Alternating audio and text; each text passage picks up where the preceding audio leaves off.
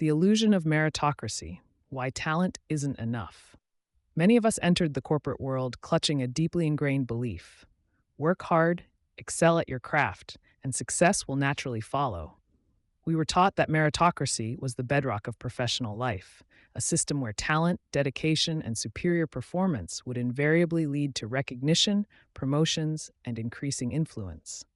This fundamental assumption often underpins our entire career strategy, driving us to relentlessly hone our skills, put in extra hours, and consistently deliver outstanding results, convinced that our contributions will speak for themselves. We genuinely believe that our technical prowess and consistent output alone will create an undeniable case for our advancement within the organization. A straightforward path where effort directly translates to reward. This perspective, while noble and well intentioned, frequently sets up professionals for profound disappointment when reality inevitably diverges from this idealized vision, leaving them feeling bewildered and undervalued. It's a powerful narrative, deeply embedded in our professional ethos, yet one that often fails to account for the intricate, often opaque, mechanisms governing true career progression. The corporate ladder, it turns out, has more unwritten rungs than visible ones, requiring a different kind of climbing strategy. The harsh truth, however, is that the corporate landscape rarely operates as a pure meritocracy. It's more accurately described as an ecosystem where merit is merely one essential ingredient, not the entire recipe for success. For those operating at the mid level or highly skilled technical experts, the realization often dawns with a jolt. Sheer competence, no matter how exceptional, simply isn't enough to break through certain invisible barriers. You might be the most technically proficient individual in your department, consistently exceeding expectations and delivering flawless work, yet find yourself perpetually overlooked for opportunities that seem to go to less capable but more visible or connected peers.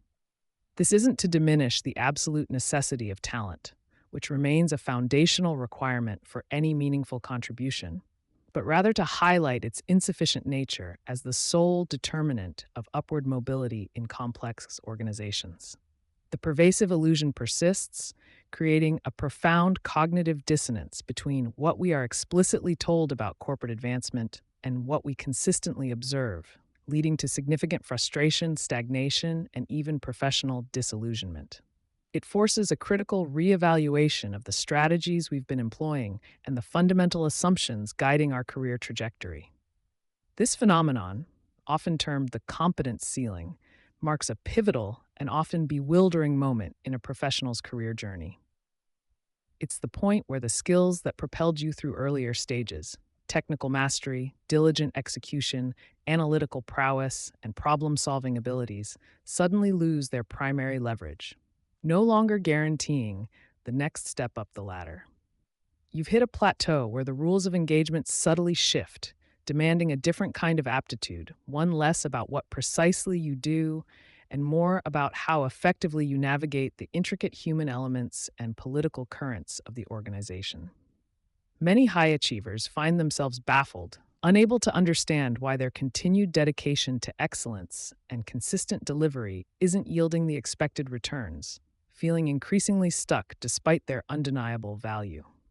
The very qualities that made them successful in technically focused roles, such as an intense focus on tasks and a preference for objective data, can inadvertently become significant blind spots in the realm of organizational dynamics, where subjective perceptions and interpersonal influence hold far greater sway. The corporate world, especially its higher echelons, is less a straightforward proving ground for technical skill and more a complex arena of human interaction, influence, and strategic positioning. Here, the ability to articulate your value proposition clearly, build strategic alliances across departments, understand unspoken power structures, and adeptly manage a diverse range of personalities often outweighs raw analytical capability or individual output. Imagine a brilliant engineer who consistently solves the toughest technical problems with unparalleled efficiency, but struggles to communicate their profound impact and strategic importance to senior leadership. Or a dedicated manager who ensures their team hits every target, but fails to cultivate meaningful relationships outside their immediate operational sphere. Their exceptional talent, while undeniably valuable and necessary for operational success, remains largely confined and unamplified, significantly hindering their potential for broader influence and sustained advancement.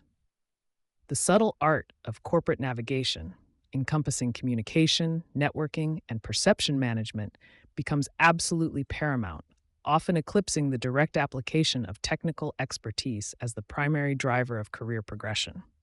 This isn't about suggesting that hard work or genuine talent are suddenly rendered irrelevant. Quite the opposite. They remain absolutely essential. They form the indispensable foundation upon which any sustainable and impactful career is built, providing the credibility and substance necessary for long-term success. However, relying solely on them in the naive belief that they will automatically lead to recognition and advancement is akin to building a magnificent, structurally perfect house without understanding the local zoning laws, the complex permitting process, or the nuanced social fabric of the neighborhood. The house might be a masterpiece of engineering, but if it violates unwritten community standards, lacks proper governmental permits, or fails to integrate with its surroundings, its future is undeniably precarious, facing potential demolition or perpetual stagnation. Similarly, your professional contributions, no matter how stellar or meticulously executed, exist within a larger, often politically charged organizational context, subject to forces far beyond your immediate control or even conscious awareness. Ignoring these intricate forces is not an act of integrity. It is, more accurately, an act of naivete that can severely limit your trajectory and diminish the impact of your otherwise exceptional work. The unwritten rules of corporate life are the invisible threads that weave through every significant decision, every coveted promotion, and every strategic opportunity within an organization.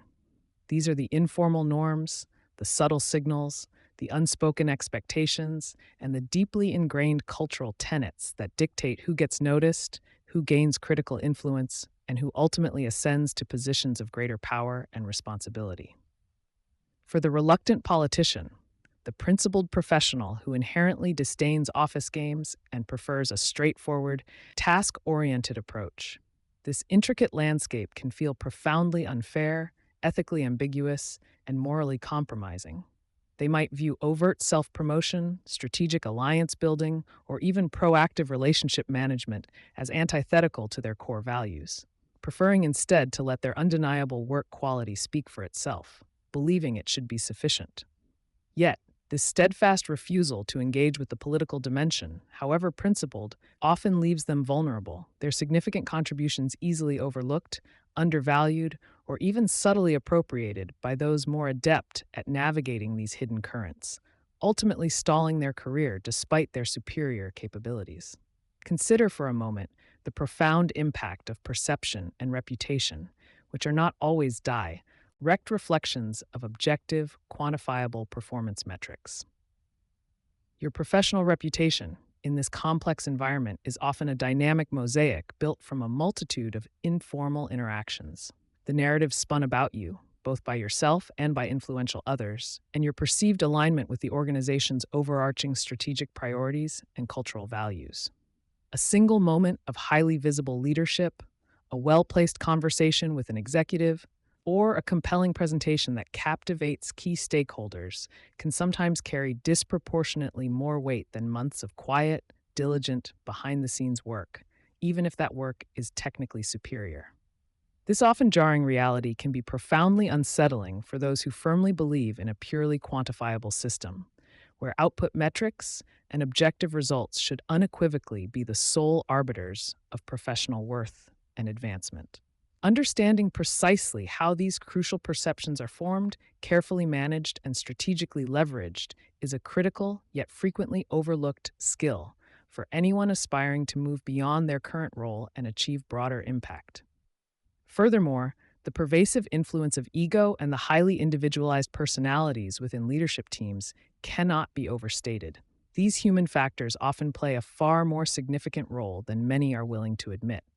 Decisions about promotions, critical project assignments, resource allocation, and even organizational restructuring are frequently filtered through the subjective lenses of those in power, colored by their personal biases, preferences, and political agendas. A leader's own insecurities, their desire to protect their turf, their personal allegiances, or their strategic objectives, can inadvertently, or at times quite deliberately, create significant blockages for otherwise deserving individuals, regardless of their demonstrable merit. While acknowledging this might seem cynical, it is simply a pragmatic and necessary acknowledgement of inherent human nature operating within a structured, competitive environment. Navigating these deeply personal and often irrational dynamics requires a sophisticated level of emotional intelligence, acute observational skills, and strategic foresight that extends far beyond technical brilliance alone, demanding an understanding of the subtle psychological undercurrents at play. This book, The Corporate Survivor, is emphatically not an instruction manual for becoming a corporate manipulator or for engaging in unethical power plays. Rather, it is an ethical playbook designed for decoding the intricate, often frustrating, and frequently non-meritocratic realities of organizational life. It's specifically crafted for the high-performing professional who recognizes that the old, idealized rules no longer consistently apply and that a new, more nuanced approach is absolutely necessary to safeguard their career, protect their integrity, and ensure their contributions are genuinely recognized. We aim to equip you with the actionable tools and strategic insights required to understand these non-meritocratic forces, not with the intention of exploiting them, but to effectively neutralize their negative impact and ensure your genuine contributions are consistently seen, accurately valued, and appropriately rewarded. Your ultimate goal is not to dismantle the existing corporate system, but to master its often unwritten rules and emerge with your core values uncompromised, steering your career purposefully and making a significant, lasting difference. The transformative journey ahead involves a crucial shift in mindset, shedding the deeply ingrained illusion that competence alone is a sufficient shield against corporate headwinds or a guaranteed escalator to sustain success. It necessitates an honest, clear-eyed appraisal of the corporate environment as it truly is, with all its inherent complexities and human imperfections, and clinging to an idealized version of how we wish it to be. By pragmatically recognizing that factors like subtle power dynamics, ego-driven decisions, entrenched personal biases, and rigid hierarchical structures play profoundly significant roles in career progression, you empower yourself to strategically adapt, respond, and proactively shape your destiny. This critical shift in perspective is emphatically not a surrender of your core values or an endorsement of unethical behavior, but rather a pragmatic embrace of reality, allowing you to operate far more effectively and with greater agency within the existing framework.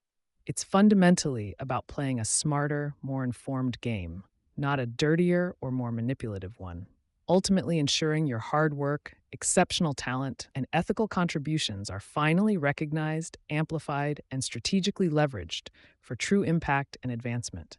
Ultimately, your technical mastery, specialized expertise, and unwavering dedication remain absolutely foundational. They are the bedrock upon which everything else in your career is meticulously built, providing the essential credibility and intellectual capital. However, the true differentiator for sustained advancement and expanded influence lies in your capacity to effectively project that mastery, to consistently build robust bridges of influence across diverse stakeholders, and to skillfully navigate the complex human networks that define any large, matrixed organization. It's about ensuring your inherent brilliance isn't confined to your immediate tasks or team deliverables, but effectively radiates outward, impacting and impressing those influential individuals who hold the critical keys to your next significant opportunity. This process involves a conscious, deliberate effort to deeply understand the intricate organizational ecosystem, to accurately identify key decision makers and strategic stakeholders, and to articulate and communicate your unique value proposition in a compelling way that profoundly resonates far beyond your direct team or functional silo, ensuring your impact is widely recognized. So, as we embark on this insightful exploration, delving deeper into the specific archetypes of friction you'll encounter, the often unwritten rules governing organizational politics, the pervasive and often disruptive influence of ego, and the structural obstacles inherent in rigid hierarchies. Always remember this fundamental truth. Your talent is undeniably invaluable, but its true impact and potential for advancement are amplified exponentially when you possess a profound understanding of the complex environment in which it operates. This deep, tactical understanding is your strategic advantage, your comprehensive ethical playbook, and your most reliable path to not just surviving the corporate battlefield, but truly thriving and achieving purposeful, lasting success. We will systematically explore how to translate your inherent capabilities and strong ethical compass into recognized leadership, ensuring your professional journey is one of continuous growth, significant contribution, and profound personal fulfillment, all without ever compromising your authentic self or core values. Identifying the players, power dynamics, and archetypes. Stepping into the corporate world often feels like entering a complex game, where understanding the rules is only half the battle, knowing the players is the other, equally critical half. It's not enough to be good at your job or to work harder than everyone else. True navigation requires you to identify the key individuals who shape decisions, control resources, and influence outcomes. This isn't about becoming a master manipulator, but rather about gaining clarity, recognizing patterns, and making informed choices that protect your integrity while advancing your career. We're going to pull back the curtain on the hidden power structures and introduce you to the common archetypes you'll encounter, helping you make sense of the corporate chessboard. First, let's understand that power in an organization extends far beyond what you see on an official organizational chart. While formal titles and reporting lines certainly indicate a certain kind of authority, real power often resides in less obvious places. It flows through informal networks, personal relationships, access to critical information, and even the ability to simply get things done when others can't. Think of it as an invisible current running beneath the surface. Learning to sense its direction and strength is vital for anyone hoping to make a real impact or avoid being swept away. To begin identifying these players, start by looking beyond the obvious hierarchy. Yes, your direct boss and their boss hold formal power, but who do they listen to? Who seems to always be in the loop, even if their title doesn't suggest it? Pay attention to who gets invited to certain meetings, whose opinions are sought out, and who can bypass typical processes with ease. These are often the individuals who possess significant informal power, capable of influencing decisions without needing a corner office or a senior vice president title. One common archetype you'll quickly encounter is the gatekeeper. This person might be an executive assistant, a project manager, or even a long-tenured specialist in a specific department. They control access to resources, information, or key decision makers, and their power comes from their ability to grant or deny entry. Often, they aren't inherently malicious, but they can inadvertently or intentionally become bottlenecks. Understanding their role and building a respectful relationship with them can be incredibly beneficial, turning a potential obstacle into an unexpected ally. Then there's the networker, a person who seems to know everyone and thrives on connecting people. Their power isn't about formal authority, but about their vast web of relationships and their ability to bridge different departments or teams. They are often excellent sources of information, connecting the dots that others miss, and can be invaluable for building alliances or finding pathways to solutions. Cultivating a relationship with a networker can open doors you didn't even know existed, offering insights and introductions that can significantly boost your influence. Another significant player is the expert, whose power stems from their deep knowledge or specialized skill set. This person might not manage a team or hold a high-ranking title, but their opinion carries immense weight in specific areas. When complex problems arise, everyone turns to them for guidance, making them indispensable. Respecting their expertise, seeking their advice, and understanding their perspective can be crucial, especially when you need to navigate technical challenges or gain credibility for your own proposals. We also have the shadow leader, an archetype that often operates behind the scenes without formal recognition. This individual might be a longtime employee, a highly respected peer, or someone with a strong ethical compass who informally guides and influences others. They often command respect through their actions, wisdom, and consistent track record, making them powerful figures within the team or department. Ignoring their influence or failing to understand their perspective can lead to unexpected resistance or missed opportunities to gain support for your initiatives. It's also essential to be aware of the narcissistic leader, an archetype that can be particularly destructive. This individual is often self-serving, obsessed with their own image, and prone to taking credit for others' work while deflecting blame. They thrive on validation and can be master manipulators, making honest communication challenging. Recognizing the signs early, constant self-promotion, inability to admit fault, and a tendency to undermine others is crucial for protecting your contributions and maintaining your professional standing without engaging in their games. Closely related and equally frustrating is the credit-stealing peer. This person often operates out of insecurity or ambition, subtly or not so subtly, claiming your ideas or achievements as their own. They might rephrase your suggestions in meetings as if they originated them, or conveniently forget to mention your contributions when reporting upwards. Learning to document your work, communicate your achievements clearly, and strategically involve others in your projects can help mitigate their impact and ensure your efforts are properly recognized. Finally, let's consider the bureaucratic obstacle, an archetype often embodied by individuals who rigidly adhere to rules and processes, sometimes to the detriment of progress. Their power comes from their control over procedures and their resistance to deviation, often driven by a fear of risk or a genuine belief in the system's integrity. While sometimes frustrating, understanding their motivations, whether it's compliance, risk aversion, or a need for clarity, can help you frame your requests in a way that aligns with their perspective, making them more likely to cooperate. Once you start identifying these archetypes and understanding their sources of power, you can begin to map your own organizational landscape. Who holds the keys to what you need? Who influences the people who can help you? Who might inadvertently or intentionally create roadblocks? This isn't about labeling people permanently, but about recognizing patterns of behavior and influence that are prevalent in almost every organization. Take time to observe, listen intently, and connect the dots.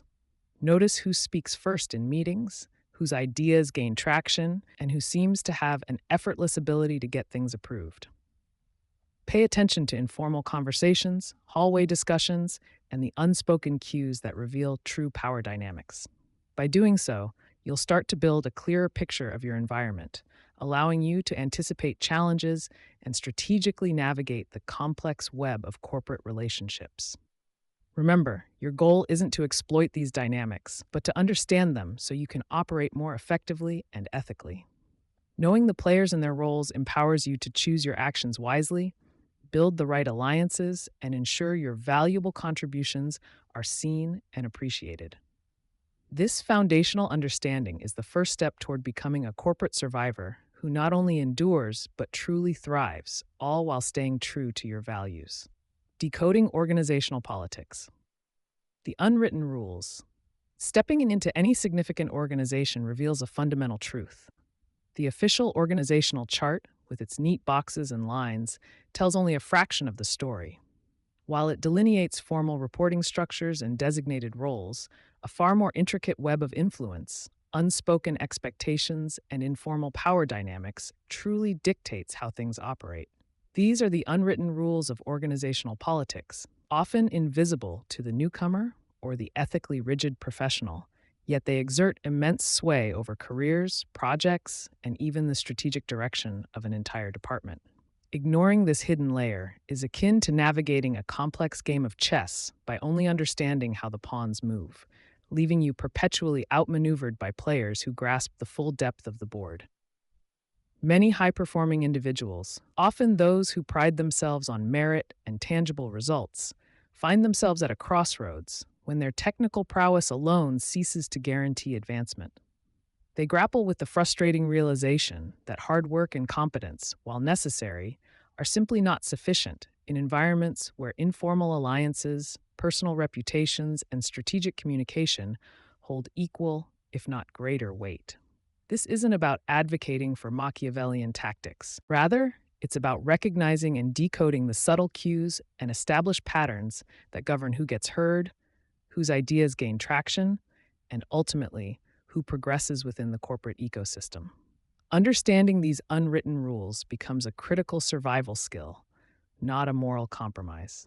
The core of these unwritten rules often revolves around informal networks and relationships built outside of official channels. Think about the impromptu coffee chats that shape critical decisions, the hallway conversations that diffuse tensions before they escalate, or the long-standing relationships that provide access to crucial information or resources. These interactions, seemingly casual, are often where true influence is wielded and where reputations are quietly forged or tarnished. It is within these less formal settings that trust is built. Favors are exchanged, and a deeper understanding of individual motivations and agendas takes root, subtly guiding the flow of power and opportunity. Beyond formal titles, an unspoken hierarchy of influence exists, where certain individuals, regardless of their position on the org chart, command respect and attention due to their deep institutional knowledge, their strong interpersonal connections, or their perceived proximity to key decision makers. Identifying these informal leaders and understanding their spheres of influence is paramount. They are often the gatekeepers of critical information, the silent champions or detractors of initiatives, and the unacknowledged arbiters of cultural norms. Your ability to navigate this informal landscape, to identify these pivotal figures, and to build respectful professional relationships with them can significantly impact your career trajectory.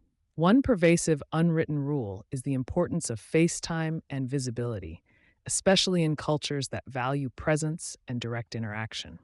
While remote work has altered some dynamics, the principle remains: being seen, being present in key discussions, and actively contributing in visible forums often translates into greater perceived commitment and influence. This isn't just about logging hours, it's about strategically positioning yourself to be part of the conversations that matter, to demonstrate your engagement beyond your direct deliverables, and to ensure your contributions are recognized by those who can impact your future. Mere technical excellence, if hidden, frequently goes unrewarded in this political landscape. The currency of information also forms a cornerstone of organizational politics. Who possesses critical insights, who controls their dissemination, and who can interpret their implications often holds significant power. Information hoarding, selective sharing, or strategically timed disclosures are all tactics employed, consciously or unconsciously, to maintain leverage or influence outcomes. An ethical professional doesn't engage in manipulative information games, but rather understands the value of accurate, timely information, seeks to be well-informed, and knows how to use communication effectively to advocate for their work and team, ensuring transparency where appropriate and strategic discretion where necessary. Understanding the subtle cues of organizational culture, the true culture, not just the mission statement, is another crucial unwritten rule. This involves deciphering what behaviors are genuinely rewarded, what risks are tolerated, and what unspoken expectations exist regarding communication styles, conflict resolution, and decision-making processes. For instance, some companies may publicly champion innovation, but implicitly reward cautious adherence to existing protocols, while others might value aggressive individualism despite promoting teamwork.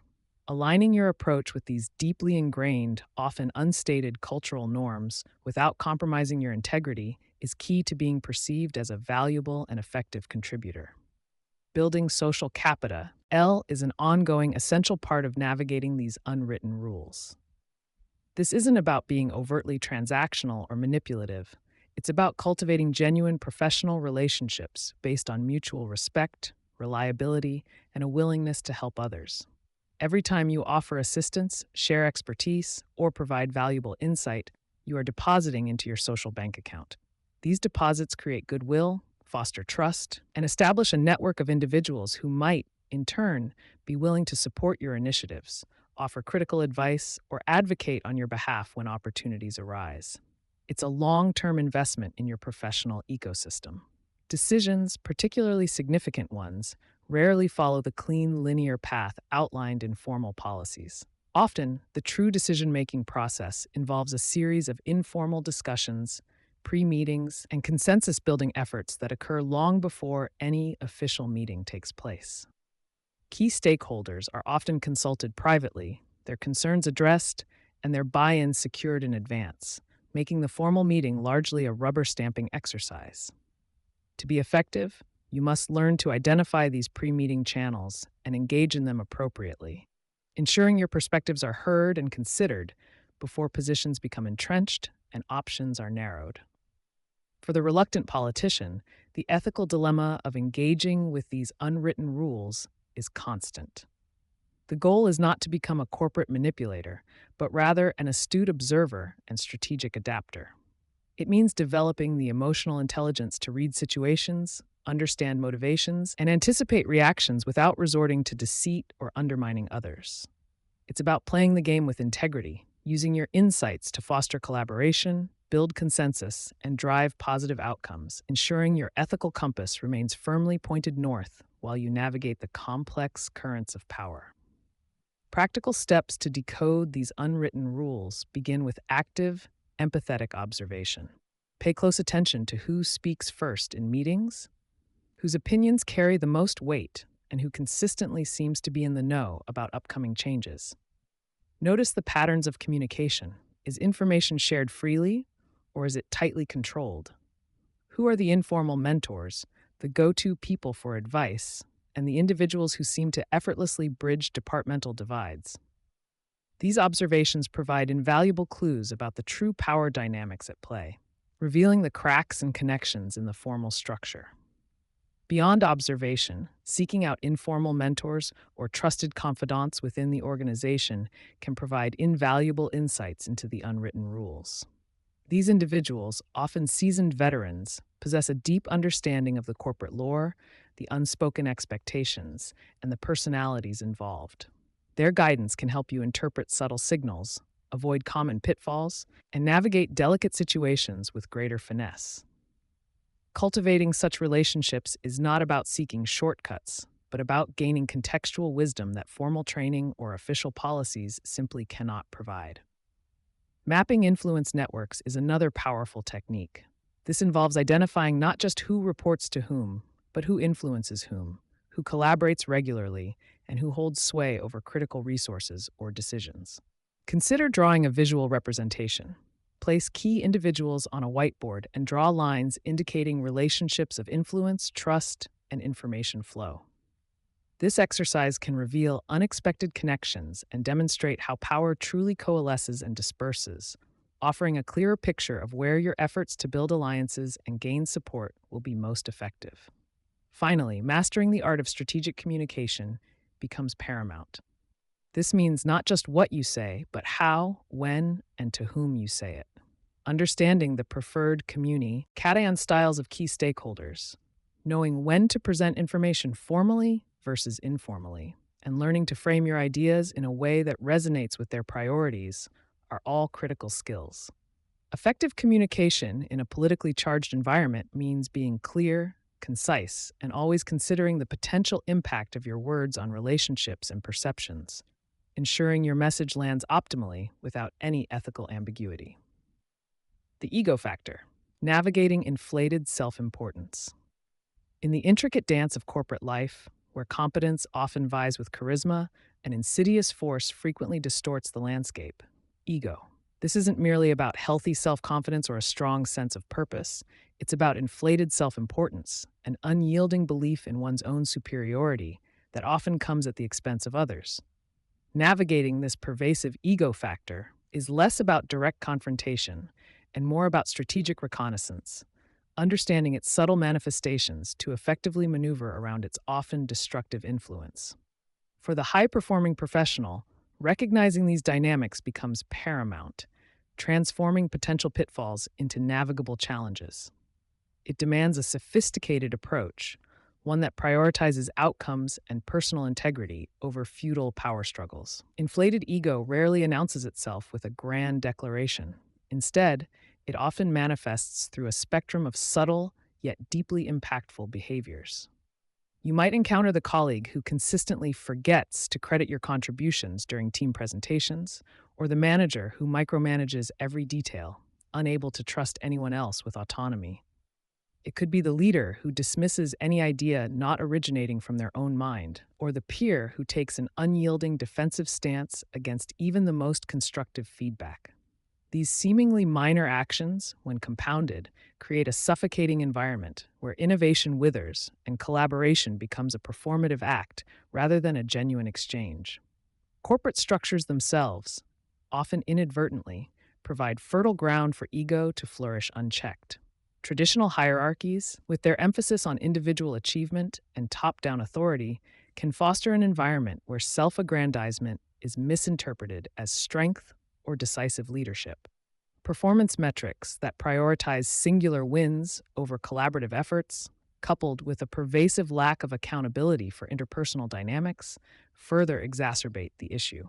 Leaders, frequently under intense pressure themselves, might tolerate or even reward ego driven behaviors if they perceive them to be delivering results, overlooking the significant collateral damage inflicted upon team morale and overall organizational health. The cost of unchecked ego, both for individual contributors and the organization as a whole, is staggeringly high.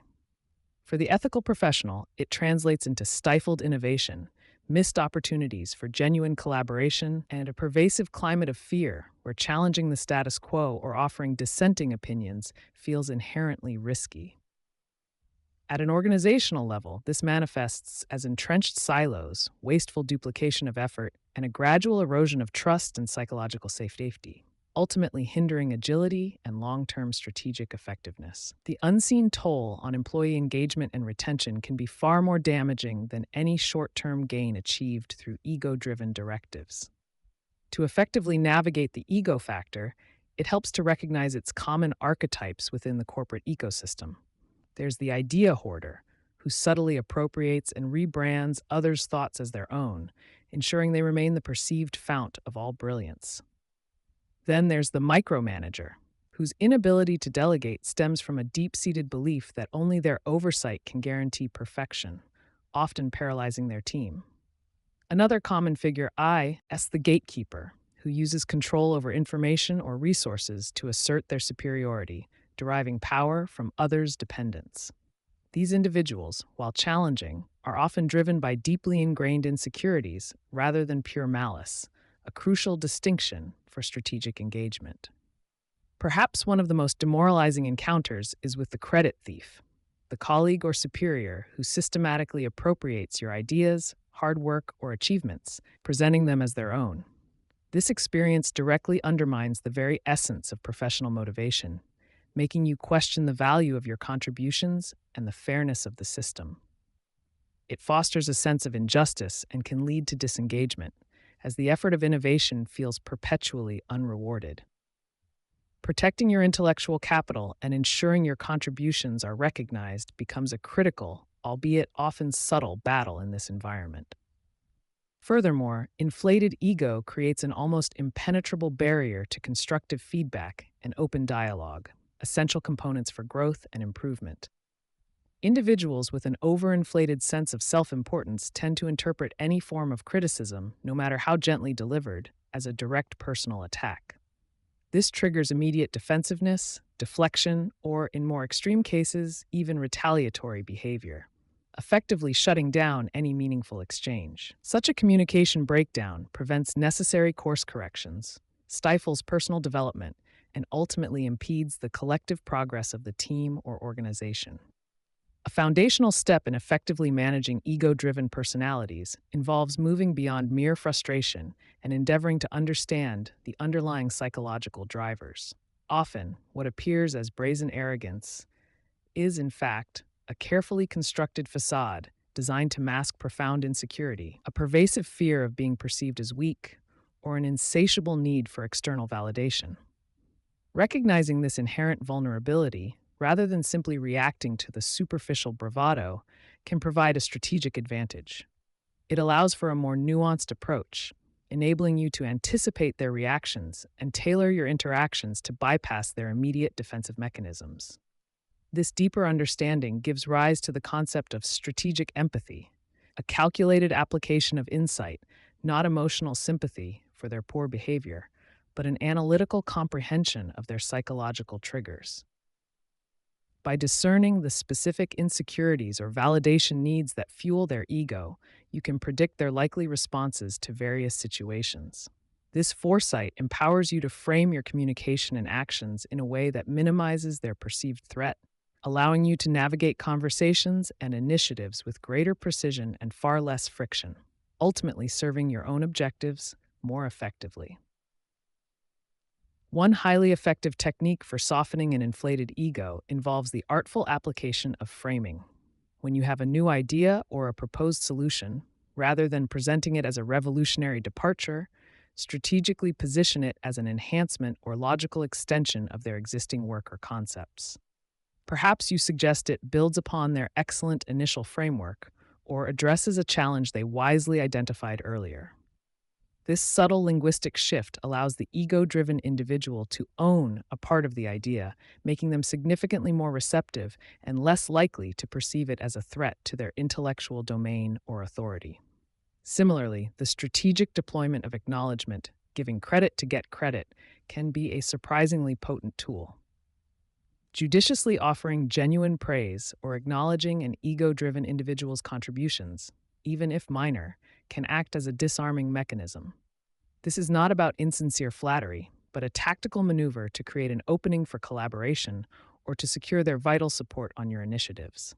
By subtly feeding their need for recognition, you can often temper their defensiveness and make them more amenable to your proposals, turning a potential adversary into a temporary, albeit fragile, ally.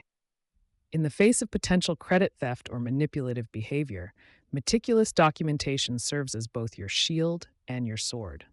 Maintaining clear, time-stamped records of your ideas, contributions, and communications provides objective evidence of your involvement and ownership. When an ego-driven individual attempts to appropriate your work, this robust trail of evidence can subtly yet powerfully reestablish your rightful claim without necessitating a direct confrontational battle. It's a quiet defense mechanism that speaks volumes when needed, safeguarding your professional reputation and intellectual property. Dealing with the not invented here syndrome, a common manifestation of corporate ego, requires particular finesse. Individuals with inflated self-importance often possess a deep-seated resistance to any idea, strategy, or best practice that did not originate directly from them or their immediate circle. To overcome this, strategies involve subtly repackaging external concepts as if they were internal innovations, or better yet, securing their sponsorship by framing the initiative as a refinement of their existing vision. This allows them to embrace the new while maintaining the illusion of their intellectual primacy. Establishing clear, yet non-confrontational boundaries with ego-driven personalities is another critical skill. This involves communicating your responsibilities, deliverables, and expectations with precision and unwavering clarity, without allowing their ego to dictate the terms of engagement. It's about defining your professional space and protecting your time and energy from unwarranted intrusions, unreasonable demands, or attempts to offload their responsibilities onto you. This requires assertive communication delivered calmly and professionally, reinforcing your limits without triggering a defensive backlash. Leveraging strategic alliances can significantly diffuse the impact of a dominant ego. When multiple voices, particularly those respected by the ego-driven individual, support an idea or gently push back against an unreasonable demand, it becomes far more challenging for them to dismiss.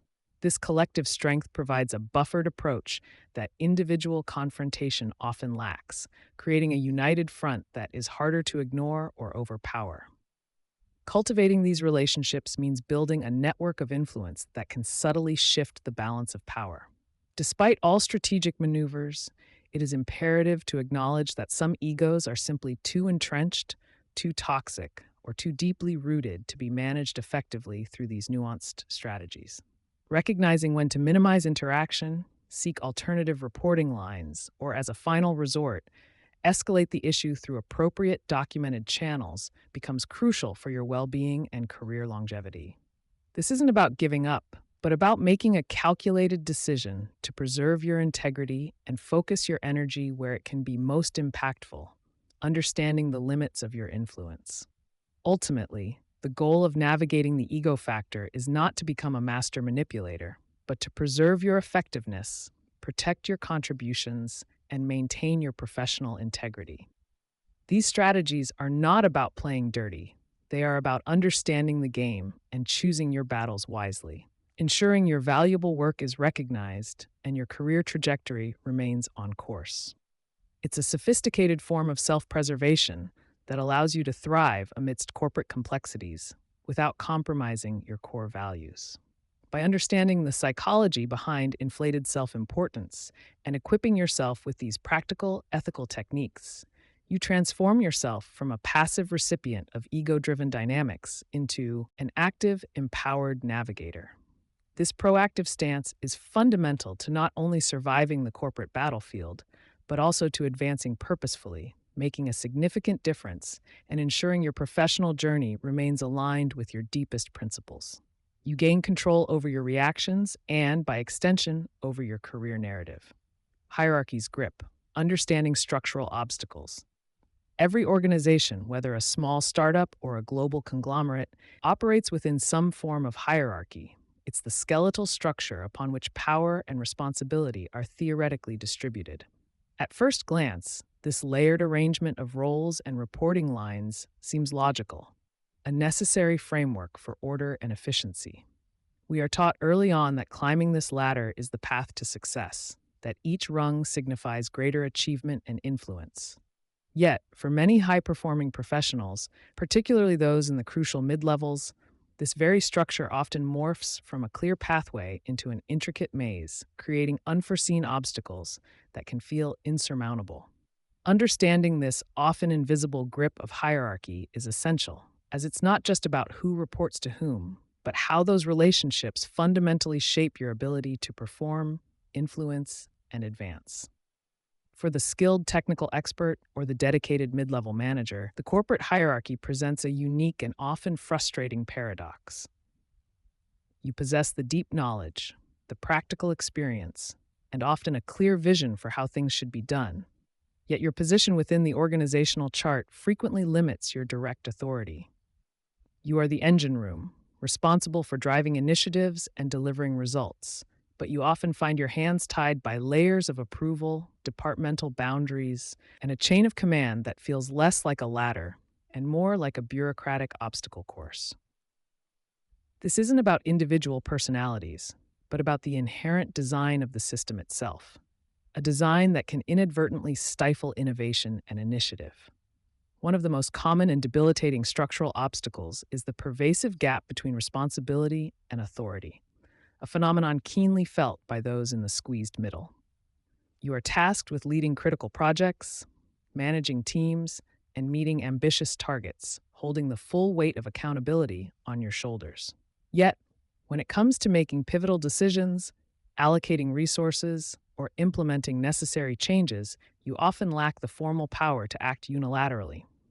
This constant need to seek approval from multiple superiors, often across different departments, can transform what should be straightforward actions into drawn-out battles of persuasion and patience. It's like being asked to win a race while someone else holds the steering wheel, leaving you to push the car with your own 2 feet. This imbalance creates a profound sense of powerlessness, even for the most competent professionals. Your ability to execute is perpetually contingent on the willingness and availability of others further up the chain, who may not grasp the nuances of your work or share your sense of urgency. Imagine a scenario where a critical technical upgrade is clearly needed, yet the budget approval is stalled for months in a finance department that prioritizes cost-cutting over operational efficiency. You see the solution, you understand the impact of delay, but your hands are tied by a system that prioritizes process over progress. This isn't a failure of your skill, but a direct consequence of structural limitations. Beyond the vertical challenge of reporting lines, hierarchies often create horizontal barriers known as silos. These are the invisible walls that spring up between departments, teams, or even individual projects, ostensibly to organize work, but frequently leading to fragmentation and inefficiency. Each silo develops its own priorities, language, and often a protective stance towards its resources and information. For you, trying to drive a cross functional initiative, these silos become formidable obstacles, turning simple collaboration into a complex negotiation. Information gets hoarded, resources are jealously guarded, and a unified vision becomes nearly impossible to achieve, despite everyone supposedly working towards the same organizational goals. Navigating these departmental divides means constantly bridging gaps, translating objectives, and convincing disparate groups to align their efforts, often without any formal authority to compel them. Consider a marketing manager needing data from the sales team, or a product developer requiring input from customer service. These interactions, crucial for comprehensive success, can become bogged down in interdepartmental politics and conflicting agendas. The energy you expend simply coordinating and communicating across these silos is energy diverted from actual productive work, leading to frustrating delays and diluted outcomes. It's a constant uphill battle against the very structure designed to organize the enterprise. Another significant structural impediment is the inherent slowness of decision-making within many complex hierarchies.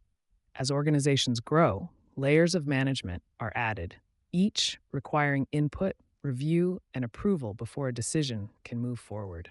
This multi-layered vetting process, while intended to mitigate risk and ensure thoroughness, often becomes a bottleneck, grinding progress to a halt.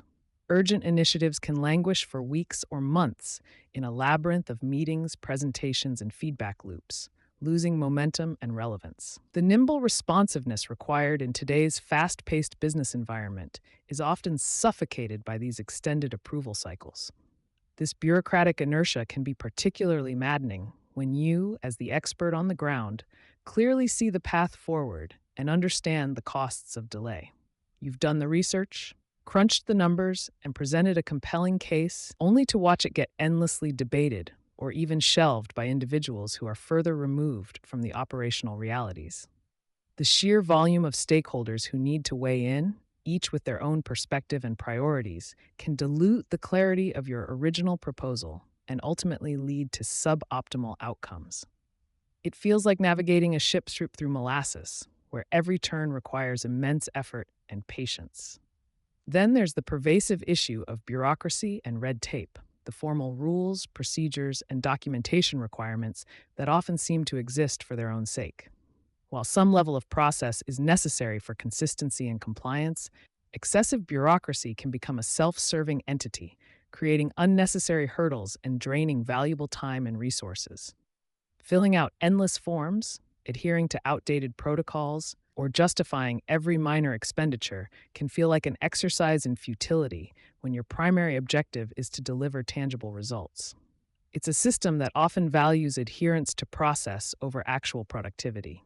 This proliferation of rules and procedures can stifle creativity and agility, forcing you to navigate a dense thicket of regulations for even the simplest tasks. Imagine needing a new software license or a small equipment upgrade, only to find yourself embroiled in a multi-stage procurement process that takes weeks, even months, to complete. Each step requires specific forms, multiple signatures, and meticulous adherence to guidelines that seem designed more for control than for enablement. This isn't just an annoyance, it's a systemic drain on your time, energy, and enthusiasm, making you question the very purpose of your role. Furthermore, the layered nature of hierarchy often creates a significant visibility problem for those in the middle. Your hard work, innovative solutions, and successful project deliveries can easily get lost or attributed to other as they move up the reporting chain. Senior leaders, far removed from the day-to-day operations, often only see the aggregated results or hear about achievements through multiple filters. This makes it incredibly difficult to ensure your contributions are recognized and that your efforts translate into career advancement or even simple acknowledgement. It's a constant struggle to ensure your light isn't obscured by the many rungs above you. This lack of direct visibility can be profoundly demotivating, undermining the very notion of a meritocracy where hard work is supposed to be rewarded. You might pour your heart and soul into a project only to see your manager or director receive the accolades for its success, with your name barely mentioned, if at all. This isn't necessarily malicious intent, but often a natural consequence of how information flows or doesn't flow in a tall organizational structure. It reinforces the feeling that simply being competent and productive isn't enough. You also need to actively manage how your work is perceived multiple layers up. Challenging the status quo or proposing truly innovative ideas also becomes inherently more difficult from a mid-level position. Hierarchies, by their nature, are often resistant to change from below, preferring initiatives to originate from the top. Your bold new strategy or revolutionary process improvement might be met with skepticism, indifference, or outright resistance, not because it lacks merit, but because it doesn't align with the established pecking order. The not invented here syndrome is often amplified by rigid hierarchical structures, making it challenging to champion transformative ideas. The effort required to push through a novel concept can be exhausting, demanding an extraordinary amount of political capital and persuasive skill just to get it past the initial gatekeepers. You might face questions about your authority to propose such changes, or your ideas might be viewed as a threat to existing power structures. This dynamic can lead to a culture where employees learn to keep their heads down, stick to prescribed tasks, and avoid rocking the boat, ultimately stifling the very innovation that companies claim to value. It creates an environment where good ideas die prematurely, simply because they didn't originate from the right level. The cumulative effect of these structural obstacles, the authority deficit, the silos, the slow decision-making, the bureaucratic red tape, and the visibility black hole, can be profoundly disheartening. It leads to a persistent feeling of being constrained, of battling against an invisible force that constantly pushes back against your best efforts. Many ethical professionals find themselves burnt out, disengaged, and questioning their career path, not because they lack skill or ambition, but because the system itself seems designed to impede their progress and dampen their spirit. It's a trap that can ensnare even the most talented individuals. Recognizing that these are systemic issues rather than personal failings is the crucial first step towards navigating them effectively. This isn't about blaming individuals at the top or bottom, but about understanding the inherent challenges baked into organizational design. By dissecting hierarchy's grip, we begin to see the levers we can pull, the pathways we can forge, and the strategies we can employ to move forward without compromising our integrity. It's about learning to work with and sometimes around the structure, rather than letting it dictate your professional fate. Defining your core values, your ethical compass. The corporate world often feels like a vast, unpredictable ocean, full of hidden currents and sudden storms. You might find yourself adrift, unsure of which way to turn when faced with difficult decisions or conflicting demands. It's easy to lose sight of your personal North Star amidst the daily pressures, the push for quarterly results, and the ever-present political maneuvers. Without a clear sense of direction, even the most skilled navigator can get lost, making choices that feel out of sync with who they truly are. This journey requires more than just a map. It demands an internal compass, something unwavering to guide you through the fog. That compass is built from your core values, the fundamental beliefs that shape your character and define your personal integrity. Understanding these deep-seated principles is the first crucial step toward navigating the corporate landscape with authenticity and purpose. This personal compass will serve as your most reliable guide when the path ahead becomes murky. Many organizations talk about core values. Words like integrity, innovation, or teamwork often adorn office walls or corporate brochures. However, for our purposes, we're not discussing the company's stated ideals, which can sometimes feel hollow or contradictory in practice. We are talking about your core values, the deeply held principles that dictate your behavior, your reactions, and your ultimate sense of self-worth. These aren't just admirable traits you wish you had, they are the non-negotiable truths that you live by, even when no one is watching. They are the bedrock of your personal operating system, influencing every choice you make, big or small. These are the values that resonate with your spirit and provide an unshakable foundation for your actions. They form the true essence of your ethical framework, guiding you through every professional challenge. Your personal set of values is far more potent than any corporate slogan. In a corporate environment rife with power plays and ego battles, your core values act as a crucial shield and a powerful anchor. When others are driven by self interest or short term gains, your values provide a stable foundation, preventing you from being swayed by external pressures or manipulative tactics. They help you discern right from wrong, even when the lines are deliberately blurred by ambiguous situations or charismatic yet unethical leaders. Thinking of them as your personal constitution, they are the laws you've sworn to uphold for yourself, ensuring you remain true to your character no matter the external chaos. This internal clarity is what allows you to survive and thrive without compromising your soul. Without this anchor, you risk drifting into decisions that erode your self-respect. Your values become your personal line in the sand. As a reluctant politician, you likely find the very idea of office politics distasteful, preferring to focus on merit and genuine contribution. This aversion can leave you vulnerable, making it difficult to engage in necessary strategic maneuvers without feeling like you're betraying yourself. Your core values become especially vital here, offering a framework to engage ethically, to build alliances based on mutual respect rather than manipulation, and to stand firm when asked to compromise your principles.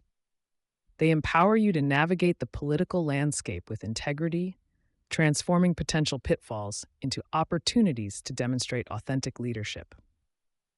You don't have to become someone you're not to succeed. You simply need to lead with your values. This approach allows you to shape outcomes while preserving your essential self. So, how do you uncover these foundational truths? It's not about picking words from a list. It's a process of deep self-reflection. Start by thinking about moments in your life when you felt most proud, most fulfilled, or most authentically yours. Elif, what was happening in those situations? What principles were you upholding? Conversely, recall times when you felt deep discomfort, anger, or regret. What value was being violated, either by yourself or by others? These emotional markers are powerful clues, pointing directly to what truly matters to you on a fundamental level. Pay close attention to these emotional responses. They are your inner voice speaking. This introspective journey is where your true compass begins to take shape. Consider significant decisions you've made, both professionally and personally. What guided those choices? Were you prioritizing fairness, honesty, growth, creativity, or something else entirely? Think about times you stood up for something, even when it was difficult or unpopular. What principle compelled you to take that stance? Your spontaneous reactions, especially when under pressure, often reveal your true values more accurately than any conscious declaration. Pay attention to those gut feelings. They are your internal alarm system, signaling when your values are being challenged. These moments of conviction highlight the principles you inherently defend. Your authentic self emerges most clearly in challenging circumstances. It's important to remember that core values aren't just abstract concepts, they are action-oriented. For example, if integrity is a core value, it means you consistently choose honesty, transparency, and ethical conduct, even when it's inconvenient or costly. If growth is paramount, you actively seek learning opportunities, embrace challenges, and encourage development in yourself and others. These values should manifest in your daily behaviors, influencing how you interact with colleagues, how you approach projects, and how you respond to setbacks. They are living principles, not merely aspirational statements. They demand consistent application. True values are demonstrated through your actions, not just your words. Let your behavior be the ultimate expression of what you believe. Imagine a scenario where your boss asks you to exaggerate project results to secure funding, or a peer tries to take credit for your work. Without a clear set of values, these situations can leave you paralyzed, unsure how to respond without risking your career or damaging relationships. However, when you know that honesty and fairness are non-negotiable for you, the path becomes clearer. Your values serve as a filter, helping you evaluate options and choose the one that aligns best with your authentic self, even if it's the more challenging route. This clarity reduces stress and builds confidence, empowering you to act decisively. Your compass points the way through ethical dilemmas, offering a clear direction. You gain peace of mind knowing you've honored your principles. Having a strong grasp of your core values also empowers you to set firm boundaries. If respect is a core value, you will be less likely to tolerate disrespectful behavior from colleagues or superiors. If work-life balance is essential, you'll be more inclined to protect your personal time, even when demands escalate. These boundaries aren't about being rigid or uncooperative. They are about safeguarding your well-being and maintaining your effectiveness. They communicate to others what you stand for and what you will not compromise, establishing clear expectations. Your values provide the strength to say no when necessary. This self-preservation is a vital component of corporate survival. Living in alignment with your core values isn't just about feeling good in the moment. It has profound long-term benefits for your career trajectory and overall well-being. Consistently acting with integrity builds a reputation of trustworthiness and reliability, qualities highly valued in any organization. It also prevents the insidious drain of moral injury, where the repeated compromise of values leads to burnout, cynicism, and a profound sense of dissatisfaction. When your actions align with your deepest beliefs, you cultivate a sense of purpose and resilience that fuels sustained success. This congruence between belief and action creates a powerful internal harmony. Your values become the engine of your enduring professional journey. It's crucial to understand that your core values are uniquely yours. While many people share similar values like honesty or compassion, the specific hierarchy and interpretation of these values will differ. What one person prioritizes above all else, another might consider secondary. There's no right or wrong set of values. The goal is to identify what resonates most deeply with you. Avoid adopting values simply because they sound good or because your company promotes them. Authenticity is key here. Your compass only works if it's calibrated to your true north. Embrace the individuality of your ethical framework. Your personal truth is the only one that truly matters for your guidance. Defining your values isn't a one-time exercise. It's an ongoing process of reflection and refinement. Life experiences and professional challenges can sometimes shift your perspective, leading you to reevaluate what truly matters. Periodically revisit your defined values, especially after significant events or difficult decisions. Ask yourself if they still ring true, if they are still guiding your actions effectively. Think of it like a regular checkup for your internal compass, ensuring it remains accurate and responsive to your evolving journey. This continuous calibration ensures your compass remains a reliable tool. Personal growth often brings new clarity to your core beliefs. Once you've identified your core values, the next step is to consciously integrate them into your daily professional life. Before making a significant decision, take a moment to ask, which of my core values are relevant here? Which choice best honors those values? When facing conflict, consider how your values can guide your communication and resolution strategy. This isn't about being preachy or rigid, but about making deliberate, value-driven choices that lead to greater personal integrity and professional impact. Your ethical compass is only useful if you actively use it to navigate. Make value-based decision-making a routine practice. This intentionality strengthens your resolve and clarifies your path. Ultimately, defining and living by your core values is about reclaiming your power in environments that often feel disempowering. It's about choosing to operate from a place of strength and authenticity, rather than reacting out of fear or external pressure. This intentional approach not only safeguards your integrity, but also enhances your influence, as people naturally gravitate towards those who demonstrate consistency, clarity, and genuine conviction. Your values are not a weakness in the corporate world. They are your greatest strength, enabling you to build a career that is both successful and deeply meaningful. Embodying your values transforms you from a survivor into a purposeful leader. This unwavering commitment to your ethical compass ensures you thrive on your own terms. Recognizing your strengths and weaknesses in the arena. Navigating the intricate landscape of the corporate arena demands more than just technical brilliance or tireless effort. It requires a profound understanding of yourself. Your effectiveness within this complex environment hinges not solely on what you can do, but critically on how you operate and interact.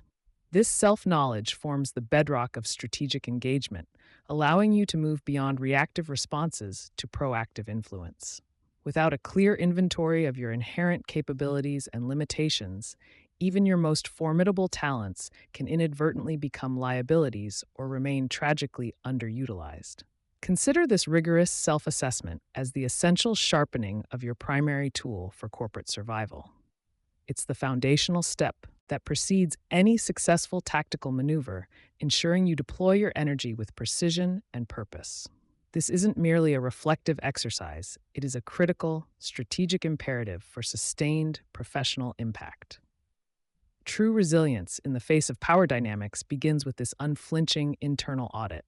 Many professionals dedicate years to mastering their specific craft, becoming exceptional engineers, incisive analysts, or groundbreaking product developers. While this technical prowess is undoubtedly valuable and often a prerequisite, the corporate arena frequently demands a distinct set of competencies: the relational and strategic.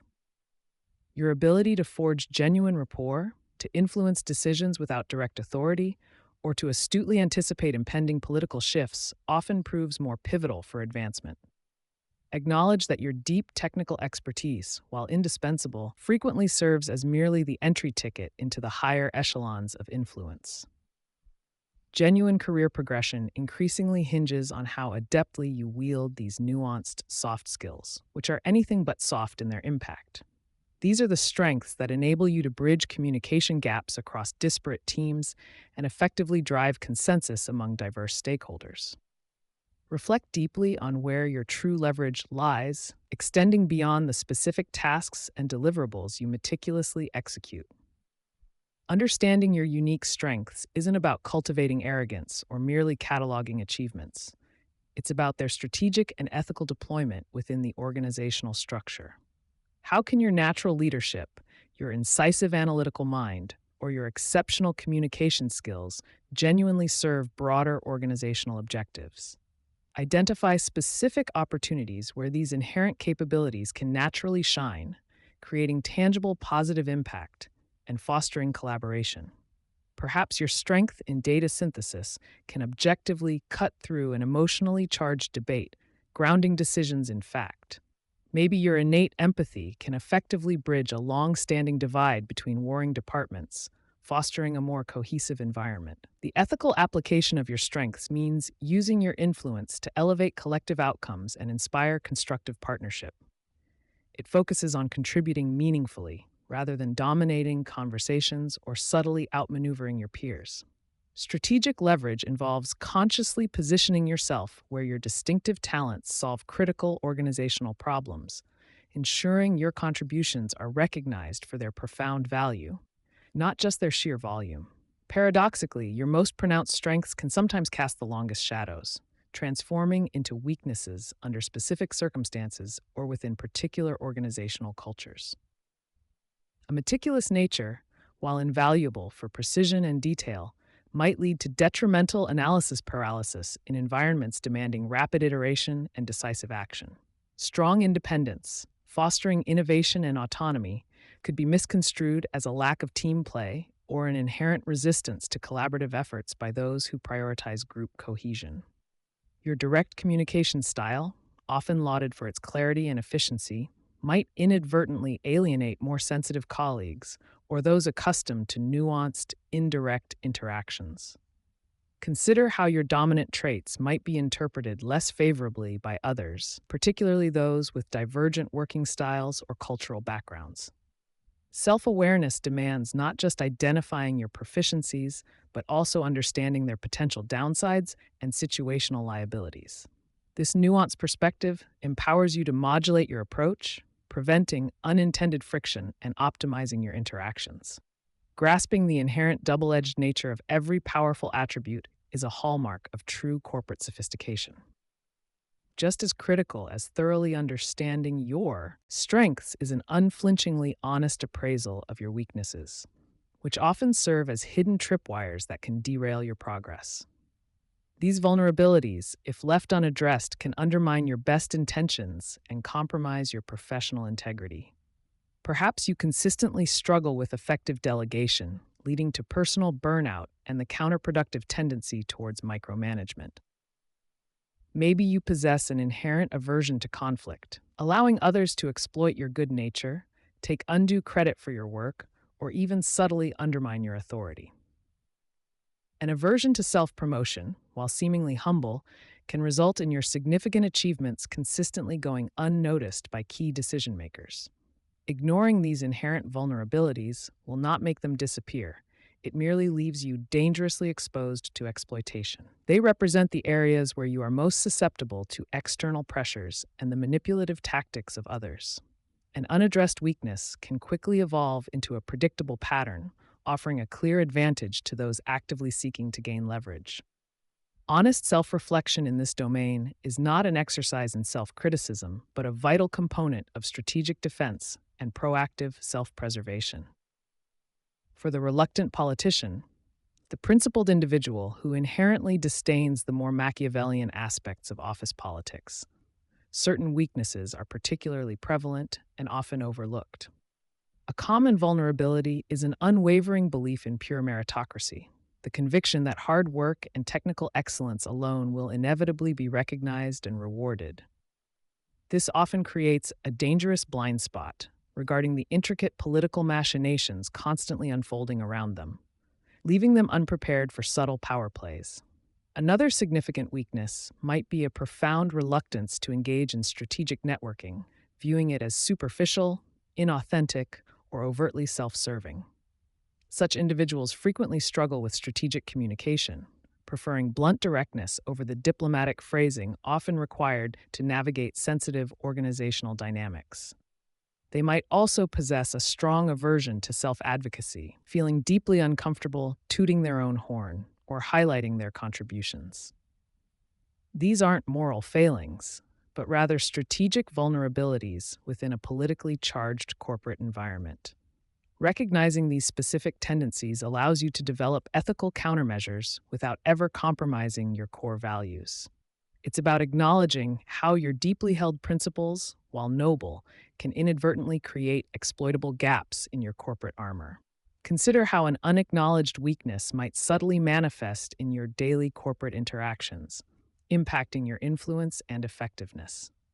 If you consistently struggle with assertiveness, you might find yourself perpetually agreeing to unreasonable deadlines or taking on excessive workloads that lead to inevitable burnout. A latent fear of public speaking could prevent you from effectively presenting your innovative ideas to senior leadership, thereby stifling your impact and visibility. Your tendency to overthink decisions while ensuring thoroughness might cause you to miss crucial windows of opportunity in fast-paced environments. These are not abstract theoretical concepts. They are concrete behavioral patterns that directly impact your influence, your reputation, and ultimately your career trajectory. Observe your instinctive reactions in stressful situations or when directly challenged by peers or superiors. Do you tend to withdraw, become overly accommodating, or perhaps lash out defensively? These recurring patterns often reveal the true nature of your vulnerabilities under pressure, offering invaluable insights. Understanding these manifestations is the indispensable first step towards developing targeted coping strategies and proactive behavioral adjustments. Arce. LF perception, however diligently cultivated, is inherently incomplete, making objective external input absolutely invaluable for a comprehensive assessment. Actively seek out trusted colleagues, experienced mentors, or even close friends who possess a keen understanding of your professional context and working style. Specifically, ask for candid feedback on areas where they observe recurring challenges or where you might genuinely improve your approach. Prepare yourself mentally and emotionally to listen without defensiveness, recognizing that their insights, however uncomfortable, are a profound gift for your growth.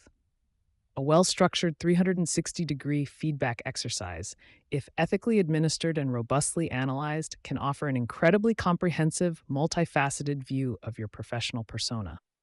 Remember, Their perspective is not a definitive judgment, but rather a crucial data point in your ongoing self improvement journey. Sometimes others perceive our patterns and blind spots with far greater clarity than we ever can ourselves. Embrace these observations as profound opportunities for growth and refinement, rather than viewing them as criticisms to be refuted.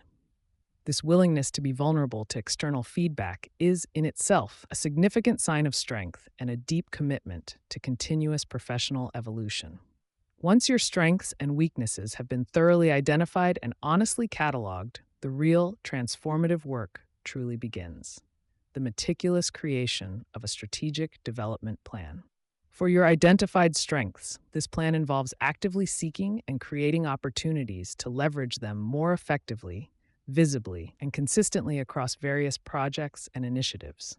For your identified weaknesses, the focus shifts to strategic mitigation rather than the often unrealistic goal of complete eradication, as some traits are deeply ingrained aspects of your personality. Can you judiciously delegate tasks that expose your weaknesses to others on your team who demonstrably excel in those specific areas? Can you proactively develop specific skills through targeted training, mentorship, or experiential learning to address critical gaps in your capabilities? Perhaps your strategy involves consciously avoiding situations where a known weakness would be catastrophically exposed without sufficient support. The overarching goal is to minimize their negative impact and prevent them from becoming significant impediments to your career progression. This proactive, intentional approach transforms passive self-awareness into active, impactful personal and professional development. It is about building genuine resilience and adaptability into your core professional persona, ensuring you are always prepared. It is absolutely crucial to grasp that your strengths and weaknesses are not static, immutable entities. They are dynamic, evolving aspects of your professional identity. What constituted an undeniable strength in one particular role or within a specific organizational culture might become less relevant or even a subtle weakness in another context. For instance, a highly specialized technical skill, while invaluable in a niche startup environment, might possess significantly less impact or visibility within a sprawling, bureaucratic enterprise. Conversely, a perceived weakness, such as a naturally cautious approach, could transform into a profound strength in highly regulated or risk-averse environments. The corporate arena is in a constant state of flux, demanding continuous reevaluation and recalibration of your internal landscape. Regularly revisit your self-assessment, perhaps quarterly or annually, to ensure it remains acutely current and relevant to your evolving professional trajectory. This iterative process allows you to adapt and evolve seamlessly as your career path, your responsibilities, and the broader organizational context inevitably change. Remaining agile in your self-perception is a distinguishing hallmark of the truly corporate survivor, ensuring you are perpetually optimizing your toolkit for the current and future challenges at hand. Armed with a clear, honest understanding of your strengths, you cultivate a genuine sense of confidence that is rooted in self-knowledge rather than superficial arrogance. This authentic confidence stems from precisely knowing where you add undeniable value and where you can make truly significant contributions. It empowers you to step forward with conviction in critical discussions, volunteer strategically for high-impact projects, and advocate persuasively for your innovative ideas. Similarly, acknowledging your weaknesses instills a quiet strength, enabling you to manage expectations realistically and communicate boundaries effectively. You learn to judiciously say no to commitments that would unduly expose your vulnerabilities without adequate support or preparation. This profound self-awareness liberates you from the exhausting pressure of constantly pretending to be someone you are not, fostering a sense of inner peace. Authenticity, deeply grounded in this self-knowledge, resonates powerfully with discerning colleagues and influential leaders alike. It cultivates trust and respect, as people inherently appreciate honesty and a realistic understanding of one's own capabilities and limitations. Ultimately, this deep, integrated self-knowledge becomes an unshakable pillar of your professional integrity and personal well-being. Your meticulously compiled inventory of strengths and weaknesses is far more than a mere exercise in internal reflection. it represents a powerful strategic asset. Integrate this comprehensive understanding into every facet of your career planning, project selection, and crucial team interactions. When contemplating a new role or a significant career transition, meticulously assess how it profoundly aligns with your core strengths, and crucially, whether it effectively mitigates your known weaknesses. When meticulously forming a project team, consciously seek out individuals whose complementary strengths will robustly offset your own less developed areas, creating a truly synergistic unit. This foresight allows you to proactively build robust alliances and cultivate highly effective working relationships that maximize collective output. It also helps you to anticipate potential friction points and address them preventively, long before they have a chance to escalate into significant obstacles. Viewing your self-assessment through this acutely strategic lens transforms it into an actionable, living roadmap for your professional journey.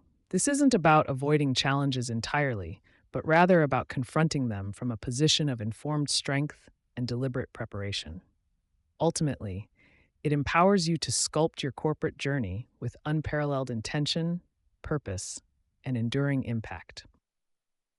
Your personal mission. Beyond survival to purpose. Having thoroughly examined your internal landscape, mapping out your unique strengths and the subtle weaknesses that might trip you up in the corporate arena, you've completed a vital first step. Yet, merely understanding your present position, no matter how insightful, won't propel you forward with genuine momentum. Survival, while a necessary instinct, often keeps us reacting to external forces, constantly on the defensive against the next political maneuver or ego clash. To truly navigate the complexities of organizational life, to transcend the daily grind of simply enduring, you need a compass pointing definitively towards something larger than just staying afloat. This is where the profound power of your personal mission enters the picture, shifting your perspective from merely surviving to purposefully thriving. It's about more than just staying employed or avoiding pitfalls. It's about actively shaping your path. You possess a unique combination of skills and values, and it's time to direct the M with intention. Consider the difference between drifting and directing.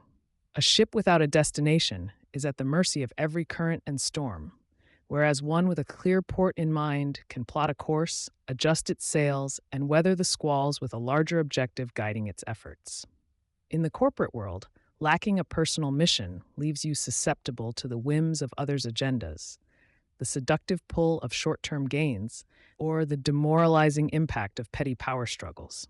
You become a passenger in your own career rather than the captain. Defining your mission is the act of seizing the helm, even if the ocean around you remains turbulent and unpredictable, ensuring your journey has meaning. Your personal mission isn't about the company's mission statement, though it ideally finds alignment with it. Instead, it's a deeply personal declaration of the impact you aspire to make, the values you wish to embody, and the legacy you aim to build, irrespective of your job title or current organizational chart. This mission serves as your internal North Star, a guiding principle that helps you make sense of the chaos and provides clarity when choices feel ambiguous. It's the answer to the fundamental question, what am I truly here to achieve, beyond the immediate tasks and deadlines? This profound clarity becomes your most potent tool. Think back to the core values you identified earlier. They are the bedrock upon which your mission is built. If integrity is paramount to you, then your mission will naturally involve fostering trust and transparency. If innovation drives you, your mission will likely center on creating new solutions or challenging the status quo. Your personal mission is the active expression of these deeply held beliefs, translating them into a tangible intention for your professional life. It ensures that your actions are not just competent, but also congruent with who you are at your ethical core, preventing the slow erosion of your soul. Crafting this mission requires a period of honest introspection. It's not a quick exercise to be dashed off during a coffee break, but a thoughtful exploration of your deepest aspirations and what genuinely motivates you. Ask yourself, what problems do I feel compelled to solve? What kind of contribution, large or small, would make me feel truly fulfilled at the end of my career? When do I feel most alive and impactful in my work? What kind of leader or expert do I want to be remembered as? These are not easy questions, but their answers form the essence of your unique purpose. Your personal mission should be concise yet powerful, memorable and inspiring. It's not a list of tasks, nor is it a job description. Instead, it's a statement of your overarching purpose and the unique way you intend to bring value to the world through your work.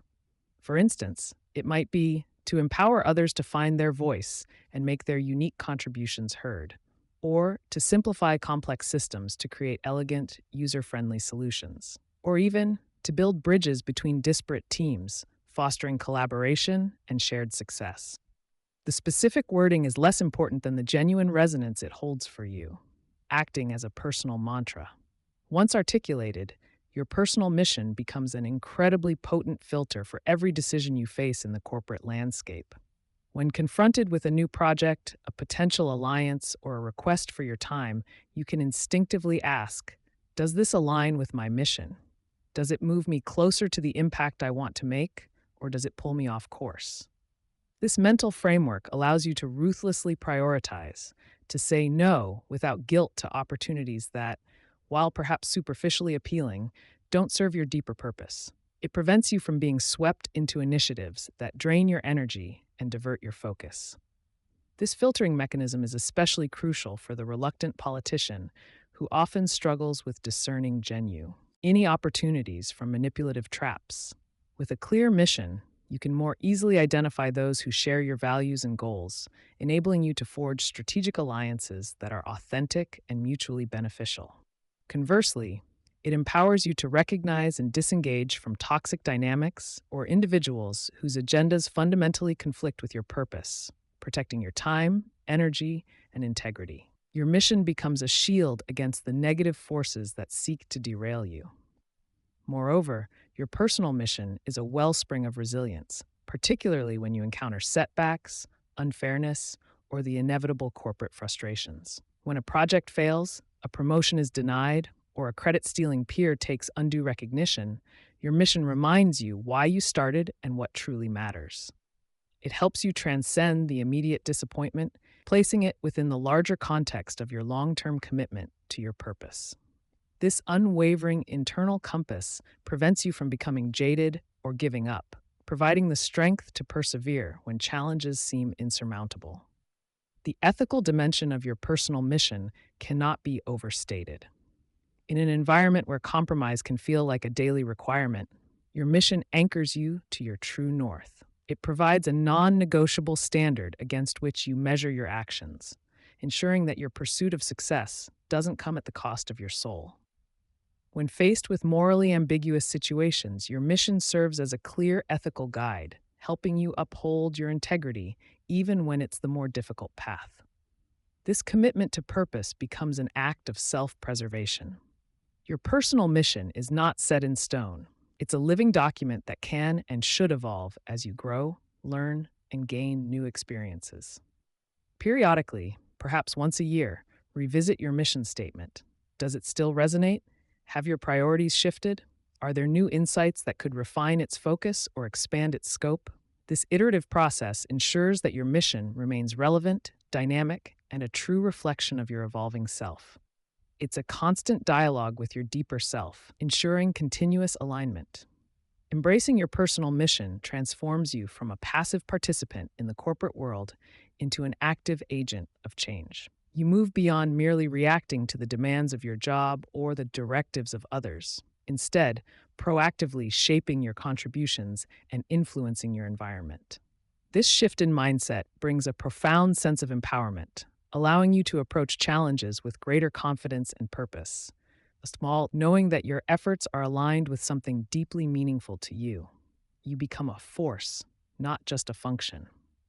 This purposeful approach also has a ripple effect on your career trajectory. Leaders and organizations are increasingly drawn to individuals who demonstrate not just competence, but also conviction and a clear sense of direction. Someone driven by a personal mission radiates authenticity and commitment, qualities that inspire trust and respect. By aligning your actions with your mission, you naturally build a reputation for integrity and impact. opening doors to opportunities that truly resonate with your aspirations, rather than just filling a vacant role. It's about building a career that truly reflects you. Therefore, take the time to truly define what your personal mission looks like. Write it down, internalize it, and allow it to become the lens through which you view your professional life. Let it guide your choices, fuel your resilience, and empower you to navigate the corporate landscape with unwavering integrity and purposeful intent. This isn't just an exercise in self reflection, it's the foundational step towards building a career that is not only successful by external metrics, but also deeply fulfilling and aligned with your most cherished values. You are moving beyond simply surviving.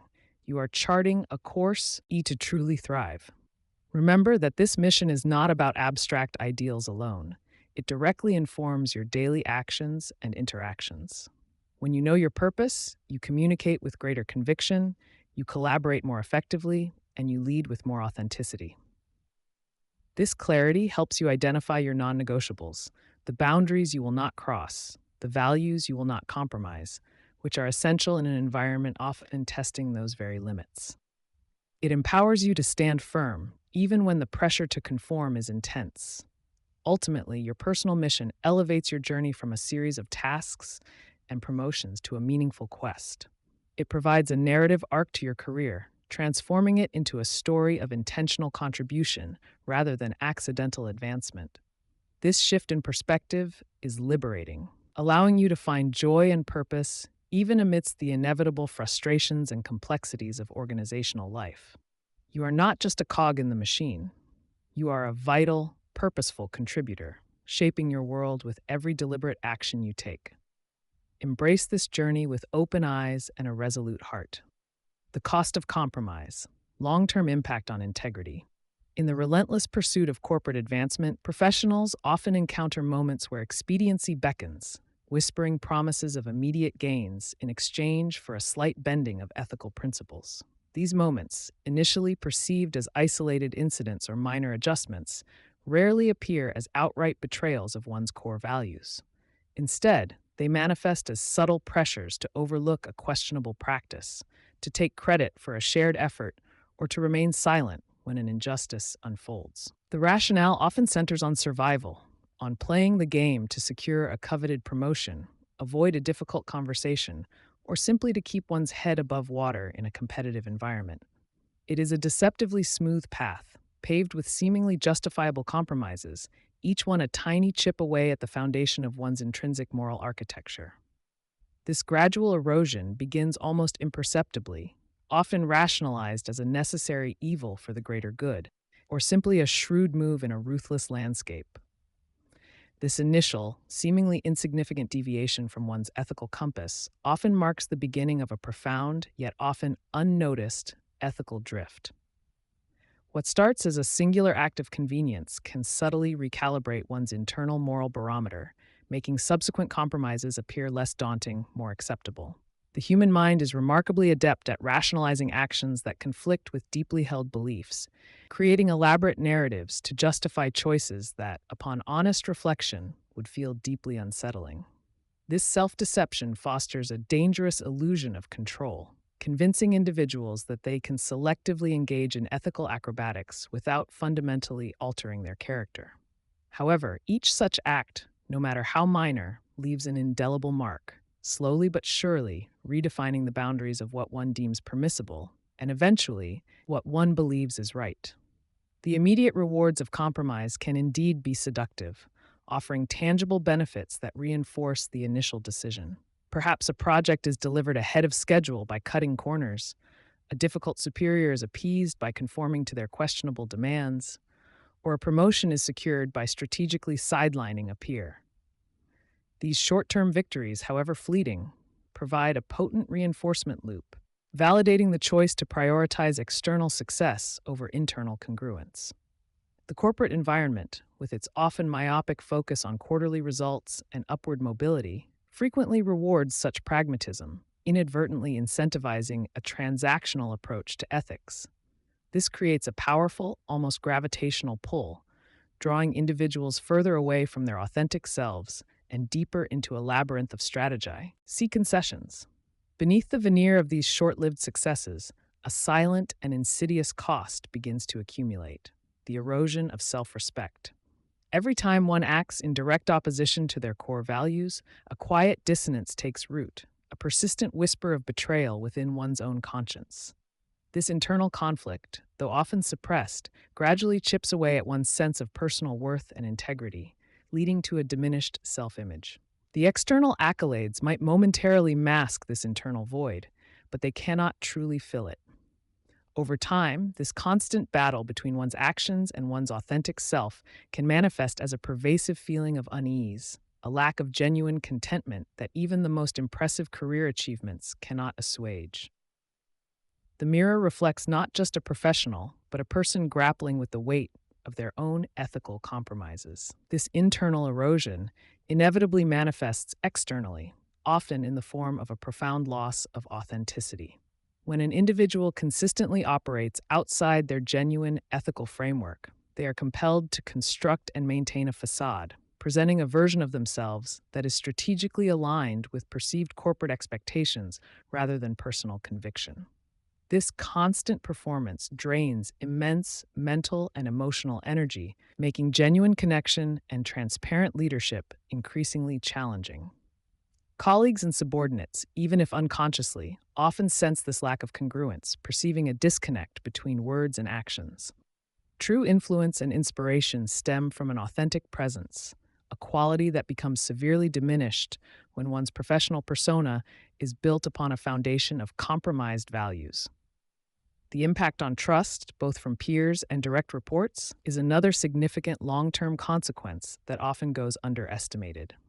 While some colleagues might tolerate or even benefit from your ethical flexibility in the short term, few will genuinely respect it. Observing a pattern of compromise breeds cynicism and undermines the very foundation of collaborative relationships. Subordinates, in particular, look to their leaders for moral guidance and consistency. When they witness a leader consistently bending rules or sacrificing principles, their faith in that leader's judgment and integrity inevitably wanes. This erosion of trust creates a ripple effect, fostering an environment where suspicion replaces collaboration and where personal agendas often supersede collective goals. A leader without trust is merely a manager, stripped of true influence and moral authority. Beyond immediate relationships, a reputation for ethical flexibility can cast a long shadow over one's entire professional trajectory. News of questionable conduct, even if not formally documented, tends to circulate within professional networks, often preceding an individual into new opportunities. While short-term gains might be achieved through strategic compromises, the long-term effect can be a significant narrowing of future possibilities, particularly in roles demanding high levels of trust, discretion, or strategic leadership. Organizations increasingly prioritize leaders with unimpeachable integrity, recognizing that ethical lapses can have catastrophic financial and reputational consequences. The ethical debt incurred through compromises might not be immediately apparent, but it accrues silently, often presenting an invisible ceiling to future career growth, regardless of one's technical prowess. The psychological burden associated with sustained ethical compromise is profound and often debilitating. Living with a constant internal conflict, knowing that one's actions contradict one's moral compass, generates chronic stress and anxiety. The mind is perpetually engaged in managing the dissonance, justifying past actions, and anticipating future scenarios where integrity might again be tested. This mental load can lead to burnout, sleep disturbances, and a pervasive sense of unease that permeates personal as well as professional life. The energy expended on maintaining a facade and suppressing guilt could otherwise be channeled into productive, creative endeavors. Ultimately, the constant vigilance required to navigate a life of compromise extracts a heavy toll on mental well-being, diminishing joy and fostering a pervasive sense of disquiet. One of the most insidious aspects of ethical compromise is the slippery slope phenomenon. What begins as a seemingly minor, isolated concession can gradually desensitize an individual to the gravity of their actions, making increasingly significant moral compromises seem less objectionable over time. Each step down the slope makes the next one easier, blurring the lines of what was once considered unacceptable. The boundaries of personal ethics become fluid, shifting to accommodate new pressures or temptations. This progressive desensitization can lead to a state where an individual finds themselves engaging in behaviors they would have once vehemently condemned, trapped in a cycle that feels increasingly difficult to break.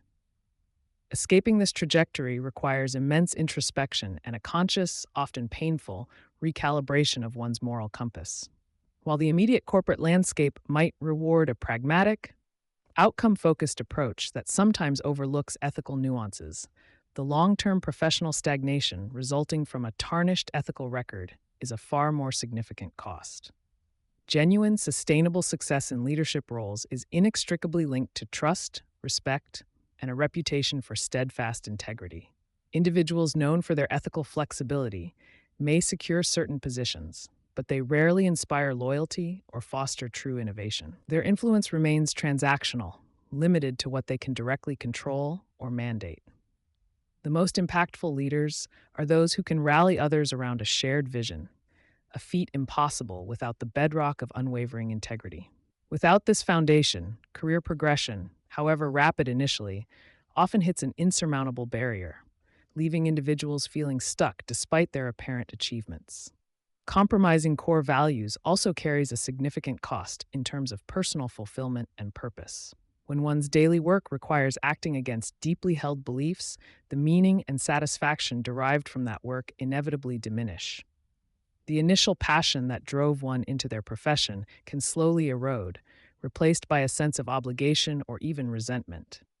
Work becomes a mere means to an end, a series of tasks to be completed rather than a platform for growth and contribution.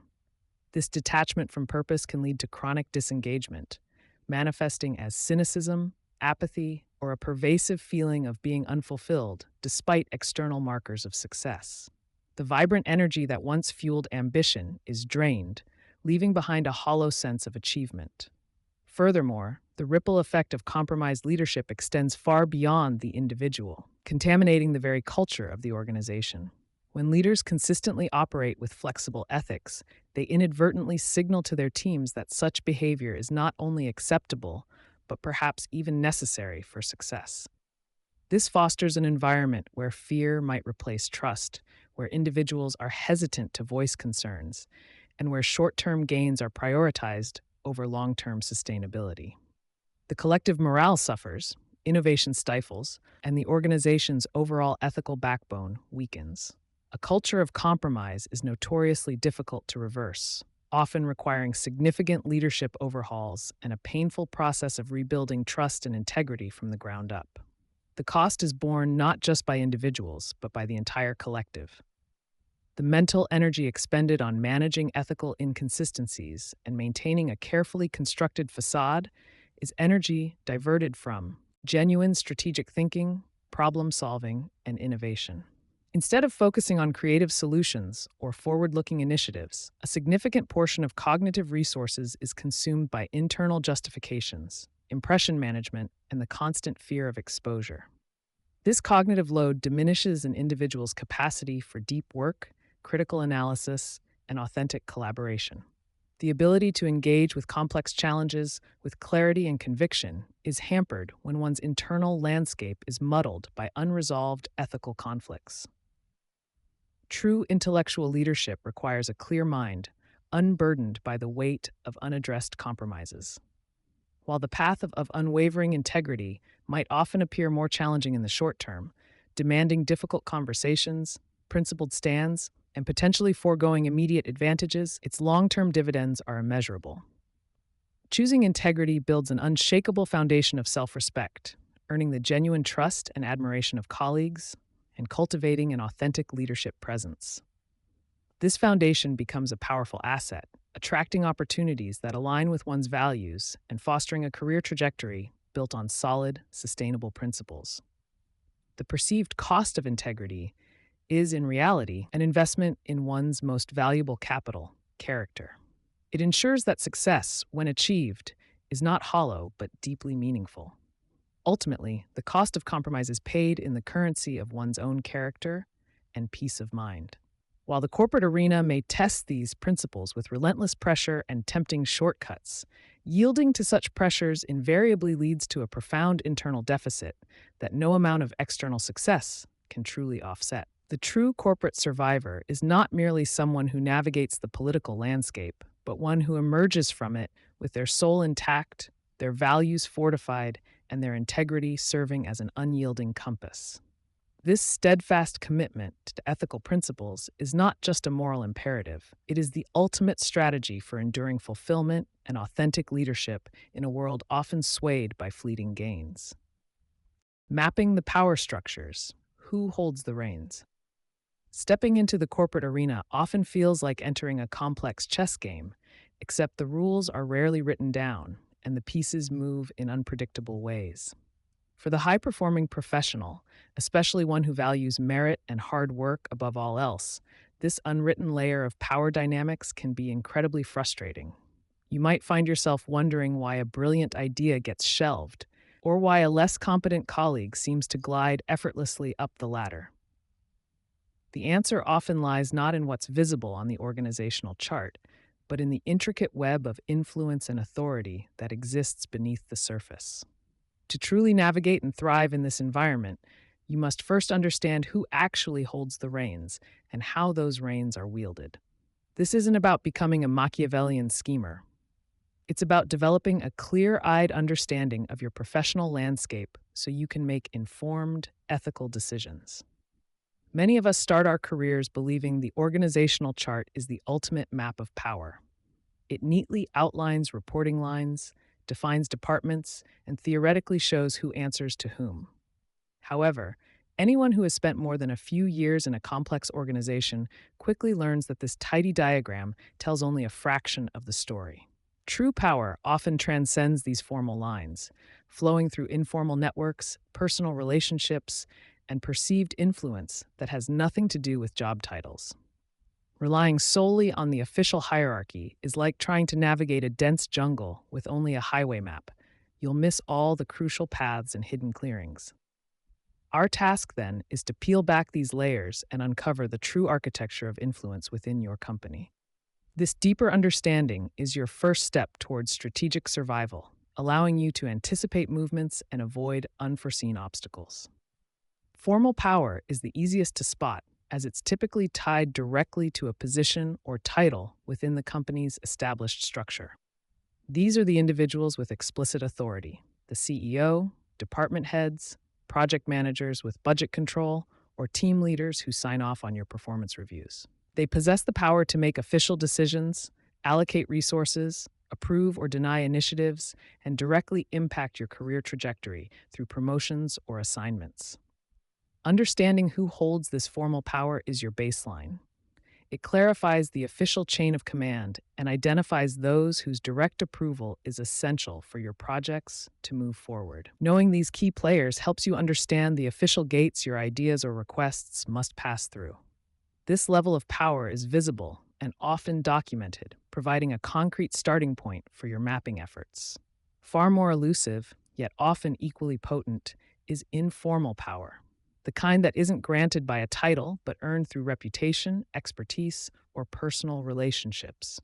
These are the individuals whom everyone consults before making a big decision, even if they don't technically report to them. They might be long-tenured employees who know the company's history inside and out, technical gurus whose opinions carry immense weight, or charismatic individuals who can sway a room with their presence alone. Informal power manifests as influence, the ability to get things done without direct authority, simply by asking a favor or offering an opinion. Overlooking these informal power brokers can lead to unexpected roadblocks, as your formally approved initiatives might mysteriously stall if you haven't secured their unofficial buy-in. Their nod of approval, though unspoken, can often be more critical than a formal sign-off. Within any complex organization, certain individuals act as vital connectors, bridging different departments, teams, or even external stakeholders. These network hubs don't necessarily hold the highest formal power, but their influence stems from their extensive reach and ability to facilitate communication and collaboration across silos.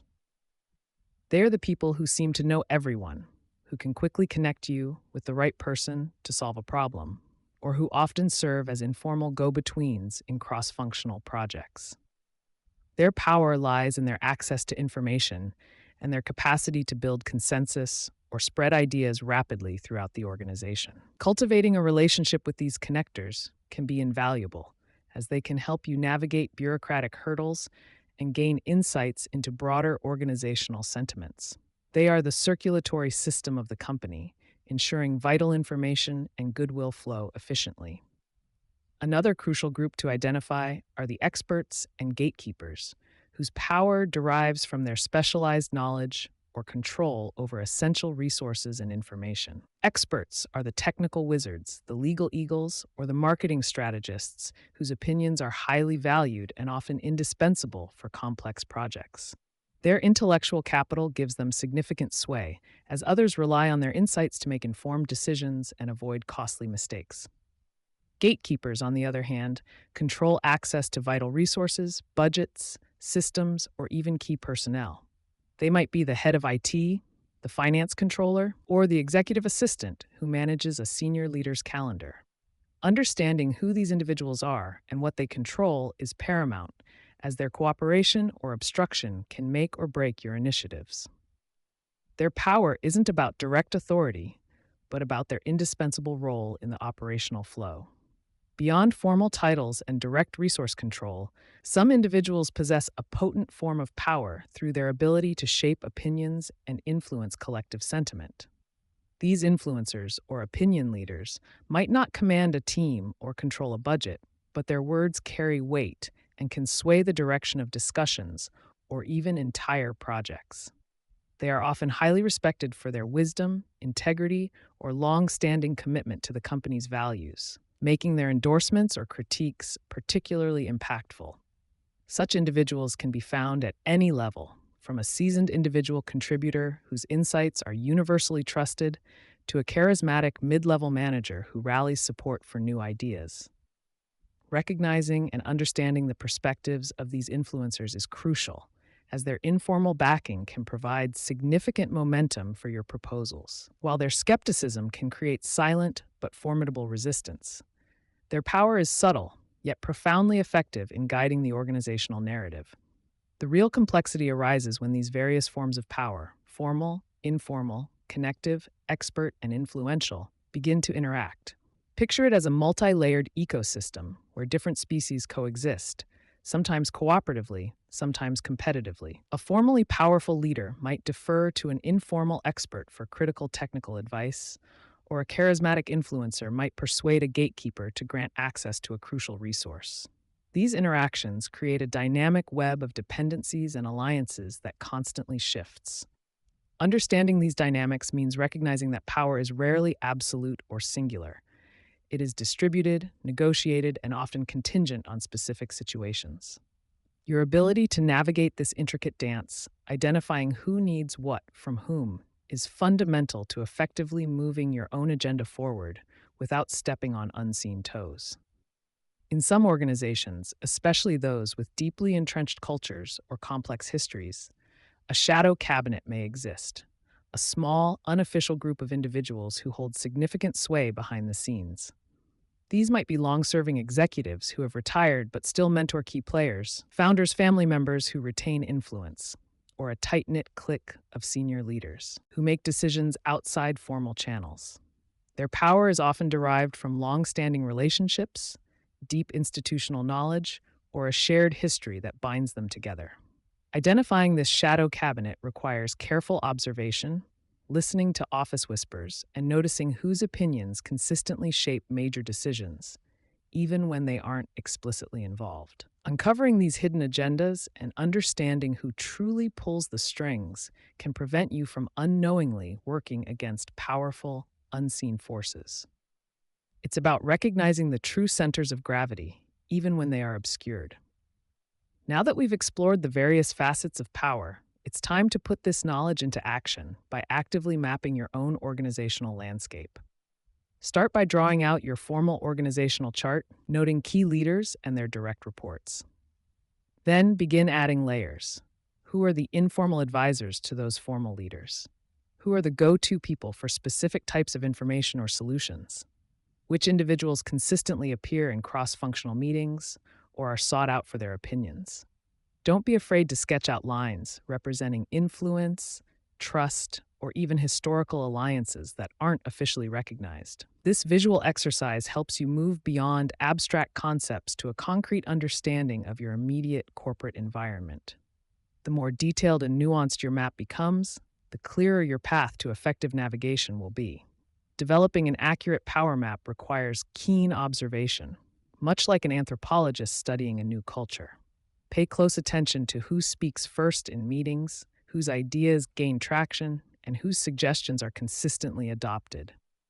Notice who people instinctively look to when a difficult question arises, even if that person isn't the most senior in the room.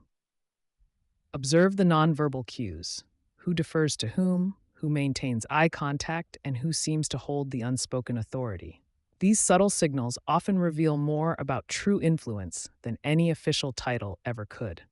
Make a mental note of who seems to have the ear of important decision makers and whose input consistently leads to action. Your eyes and ears are your most powerful tools in deciphering these complex social structures. Beyond visual observation, active listening is an indispensable skill for mapping power. Pay attention not just to what is said, but also to what is not said and how information is framed. Listen for mentions of so and so always knows how to get X done, or we really need to get Y's approval on this. These casual remarks often reveal crucial insights into who holds informal sway or acts as a gatekeeper. When people discuss past projects or decisions, identify whose names are consistently associated with success or failure. Notice patterns in communication: who is always copied on critical emails and who seems to be the first to know about important developments.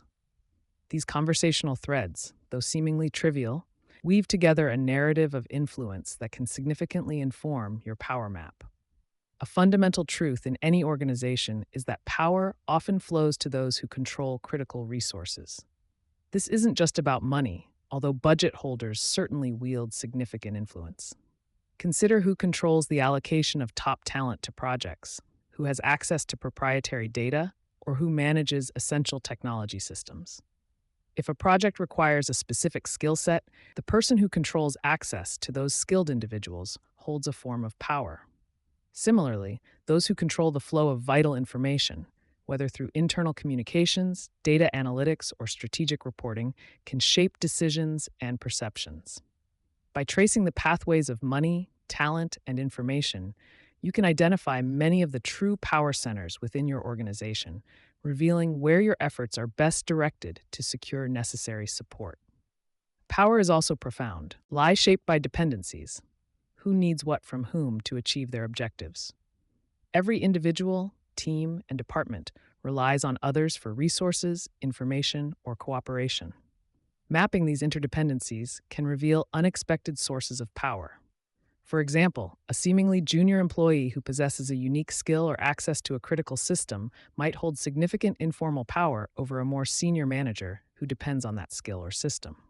Understanding these reciprocal relationships allows you to identify leverage points, not for manipulation, but for building strategic alliances and understanding where your own contributions create value for others. Recognizing these mutual reliance points is key to fostering collaboration and securing buy-in for your initiatives. It's crucial to remember that power structures are not static.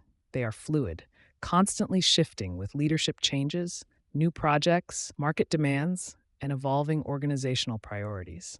The power map you create today might look different 6 months from now, or even after a single major project concludes. Therefore, power mapping is not a one-time exercise, but an ongoing process of observation, analysis, and adaptation.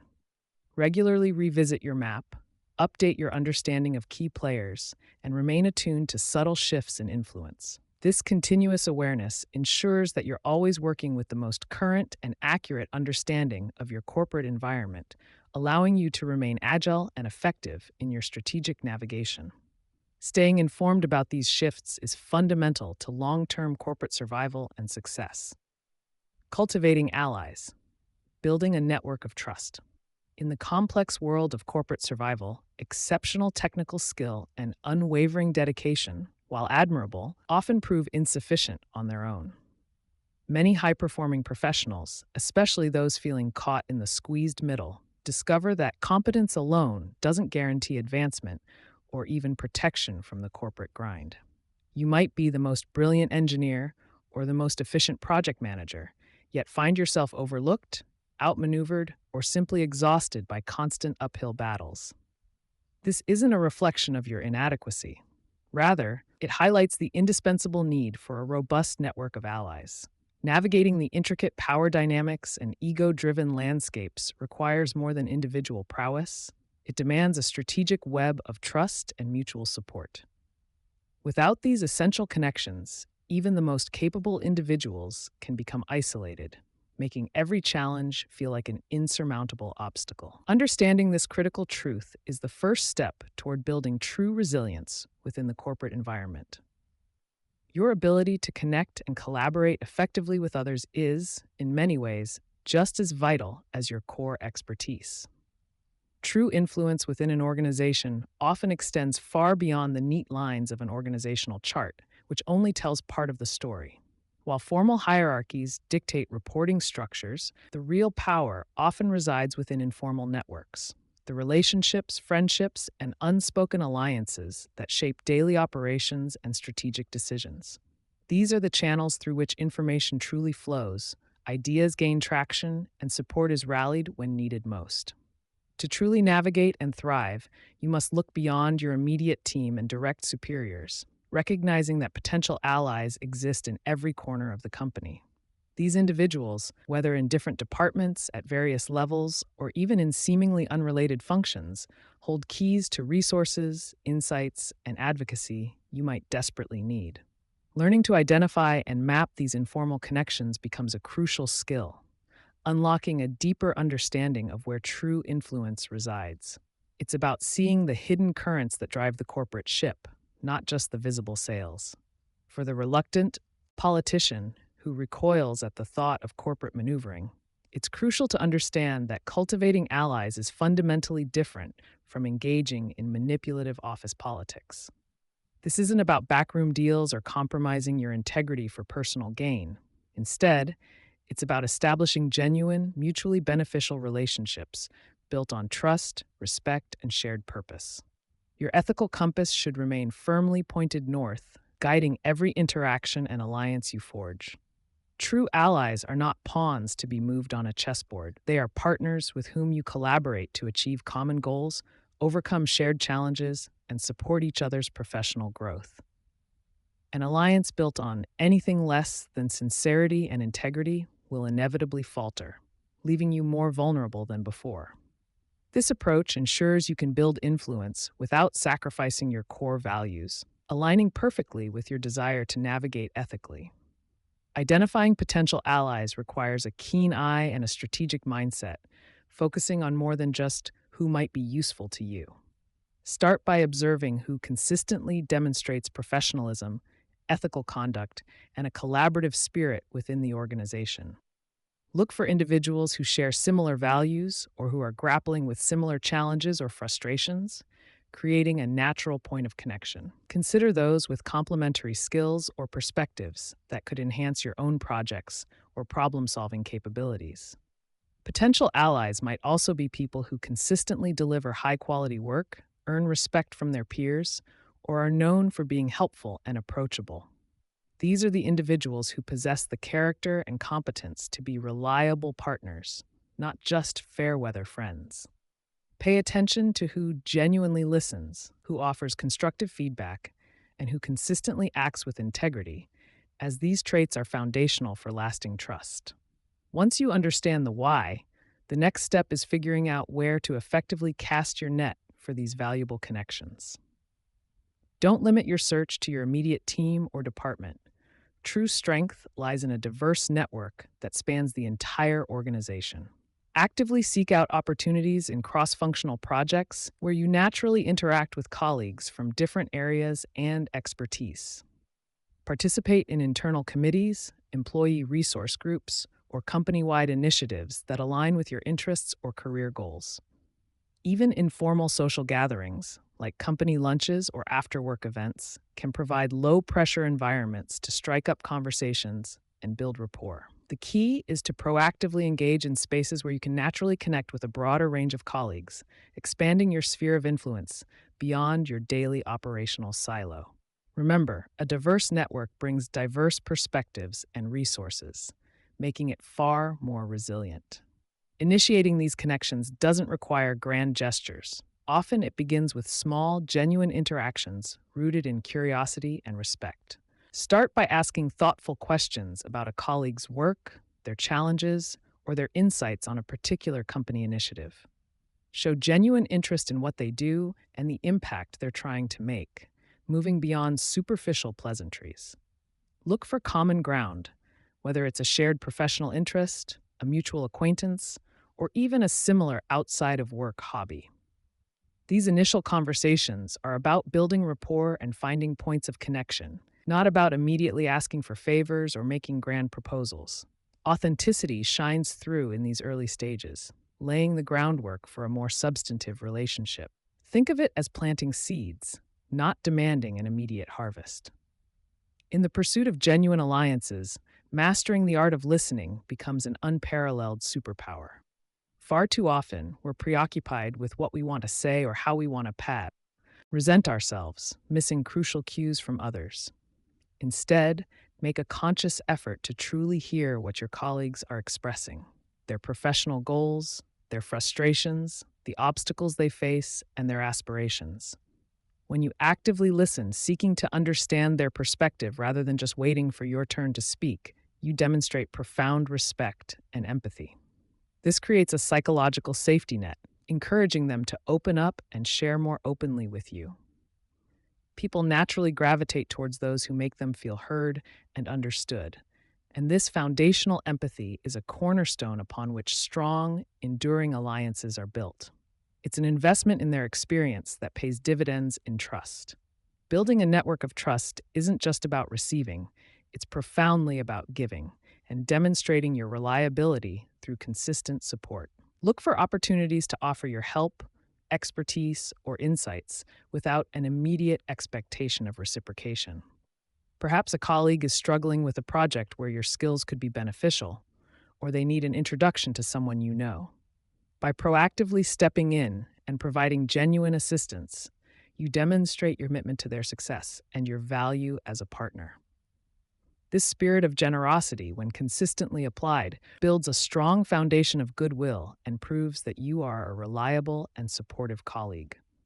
While reciprocity is a natural outcome of healthy relationships, focusing solely on keeping score can undermine the very trust you're trying to build. True allies support each other because it's the right thing to do, not just for transactional gain. Trust, the bedrock of any successful alliance, is not a given.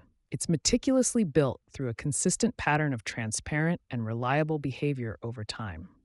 Every interaction, every promise kept, every piece of honest feedback contributes to its formation. Show up when you say you will, deliver on your commitments, and communicate openly, even when facing challenges or setbacks.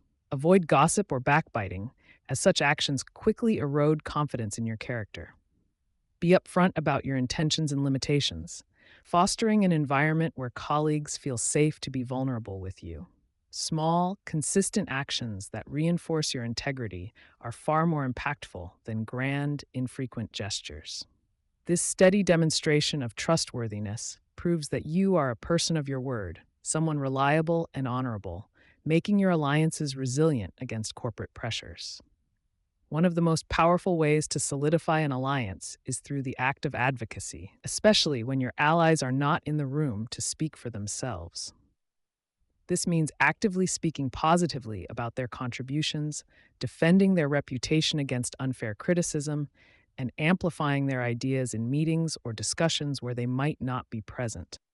When you champion a colleague, you demonstrate unwavering loyalty and reinforce their belief that you are a true partner invested in their success. This act of selfless support not only strengthens your bond with that individual, but also enhances your own reputation as a principled and trustworthy leader. People notice when you go out of your way to uplift others, and it sends a clear message about your character and the value you place on your relationships. It's a profound way to show you have their back. Even the strongest alliances will inevitably encounter disagreements, differing opinions, or moments of tension. This is a natural part of any robust human relationship. The key to navigating these bumps successfully is to approach them with honesty, respect, and a steadfast commitment to the underlying trust you've built. Instead of avoiding conflict, address issues directly and professionally, focusing on the problem at hand rather than personal attacks. Listen to their perspective, articulate your own clearly, and collaborate. Actively seek a solution that honors both parties' interests. These moments, when handled constructively, can actually strengthen an alliance by demonstrating your ability to work through challenges together. True trust isn't the absence of conflict, but the confidence that you can overcome it without destroying the relationship. Embrace these opportunities to reinforce your partnership through respectful dialogue.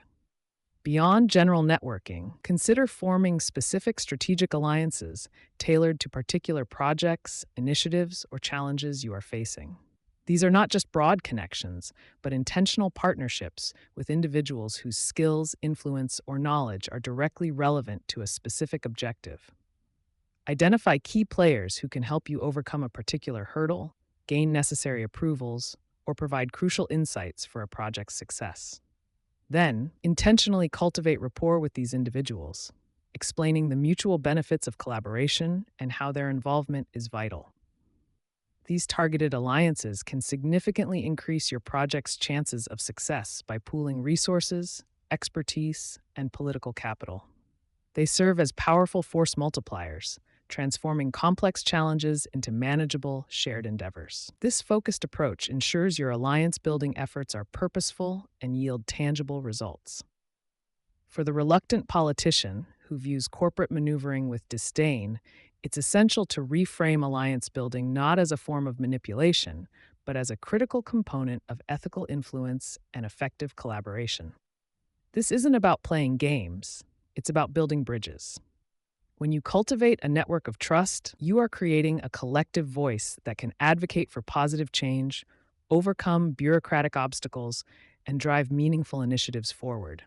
It transforms individual struggles into shared missions, making it possible to achieve impact that would be impossible alone. This approach allows you to navigate the political landscape with integrity, leveraging collective strength to achieve principled outcomes. It's about harnessing the power of collaboration to make a real difference, rather than resorting to the Machiavellian tactics you despise. Your alliances become a force for good, not just personal gain. As you diligently cultivate your network of trust, it's equally important to protect it from potential saboteurs and manipulative individuals, a topic we will delve into further in the next chapter. Your alliances are valuable assets, providing support, insights, and advocacy. And like any valuable asset, they require careful safeguarding. Be discerning about who you fully trust and share sensitive information with, paying attention to consistent patterns of behavior. While the goal is to build trust, a healthy dose of awareness about those who might seek to undermine your efforts or exploit your connections is a practical necessity. Your network should be a source of strength, not of vulnerability. Recognizing the signs of those who might disrupt your alliances allows you to proactively shield your valuable relationships and maintain their integrity. It's about being strategically vigilant, not paranoid.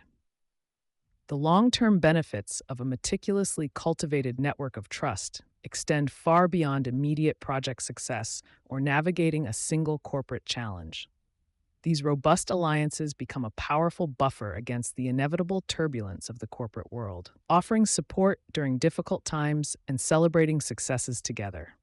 They provide a continuous source of diverse perspectives, mentorship, and opportunities for growth, enhancing your career longevity and resilience.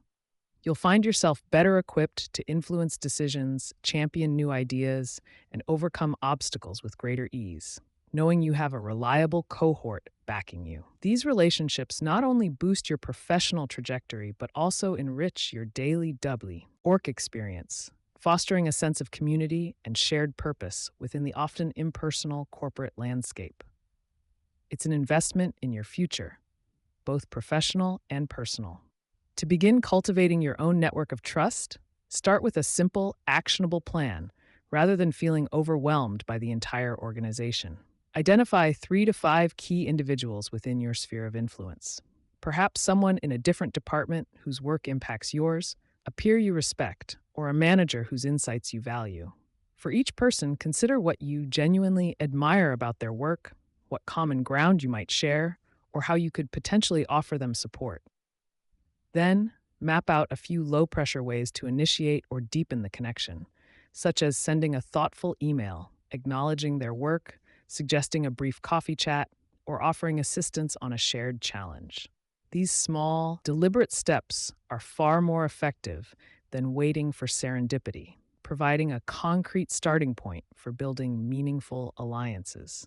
Building a network is not a one-time event. It's an ongoing commitment, much like tending a garden that requires continuous care and attention. Regularly check in with your allies, not just when you need something, but to maintain the relationship and offer continued support. A quick email to share an interesting article related to their work, an offer to grab lunch, or simply asking how a recent project is progressing can keep the connection vibrant. Staying visible and engaged within your network ensures that when challenges or opportunities arise, your allies remember your reliability and willingness to collaborate. Neglecting these relationships will cause them to wither, so integrate consistent, thoughtful outreach into your professional routine. It's about nurturing the bonds you've created, ensuring they remain strong and mutually beneficial over the long haul. Ultimately, the most resilient and rewarding alliances are those built on genuine connection, not transactional exchanges.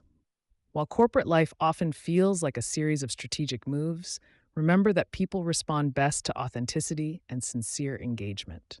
Focus on understanding, supporting, and collaborating with your colleagues because you genuinely respect their contributions and value their partnership, not merely for what they can do for you. This ethical approach to alliance building ensures that your network is robust, trustworthy, and aligned with your core values. It allows you to navigate the corporate battlefield with integrity, knowing that the influence you wield comes from true relationships, not manipulative tactics. Your strength lies not just in what you know, but in the quality of the connections you forge and maintain. Identifying potential saboteurs and manipulators. Even as you diligently work to cultivate robust alliances and build a network of trust within your organization, a crucial, often uncomfortable truth remains. Not everyone operates with the same ethical compass or shared objectives. The corporate landscape, for all its talk of teamwork and collaboration, is also a fertile ground for individuals who prioritize personal gain above all else, often at the expense of others. Identifying these potential saboteurs and manipulators is not about fostering cynicism, but about equipping yourself with the foresight and protective strategies necessary to navigate treacherous waters and safeguard your career trajectory.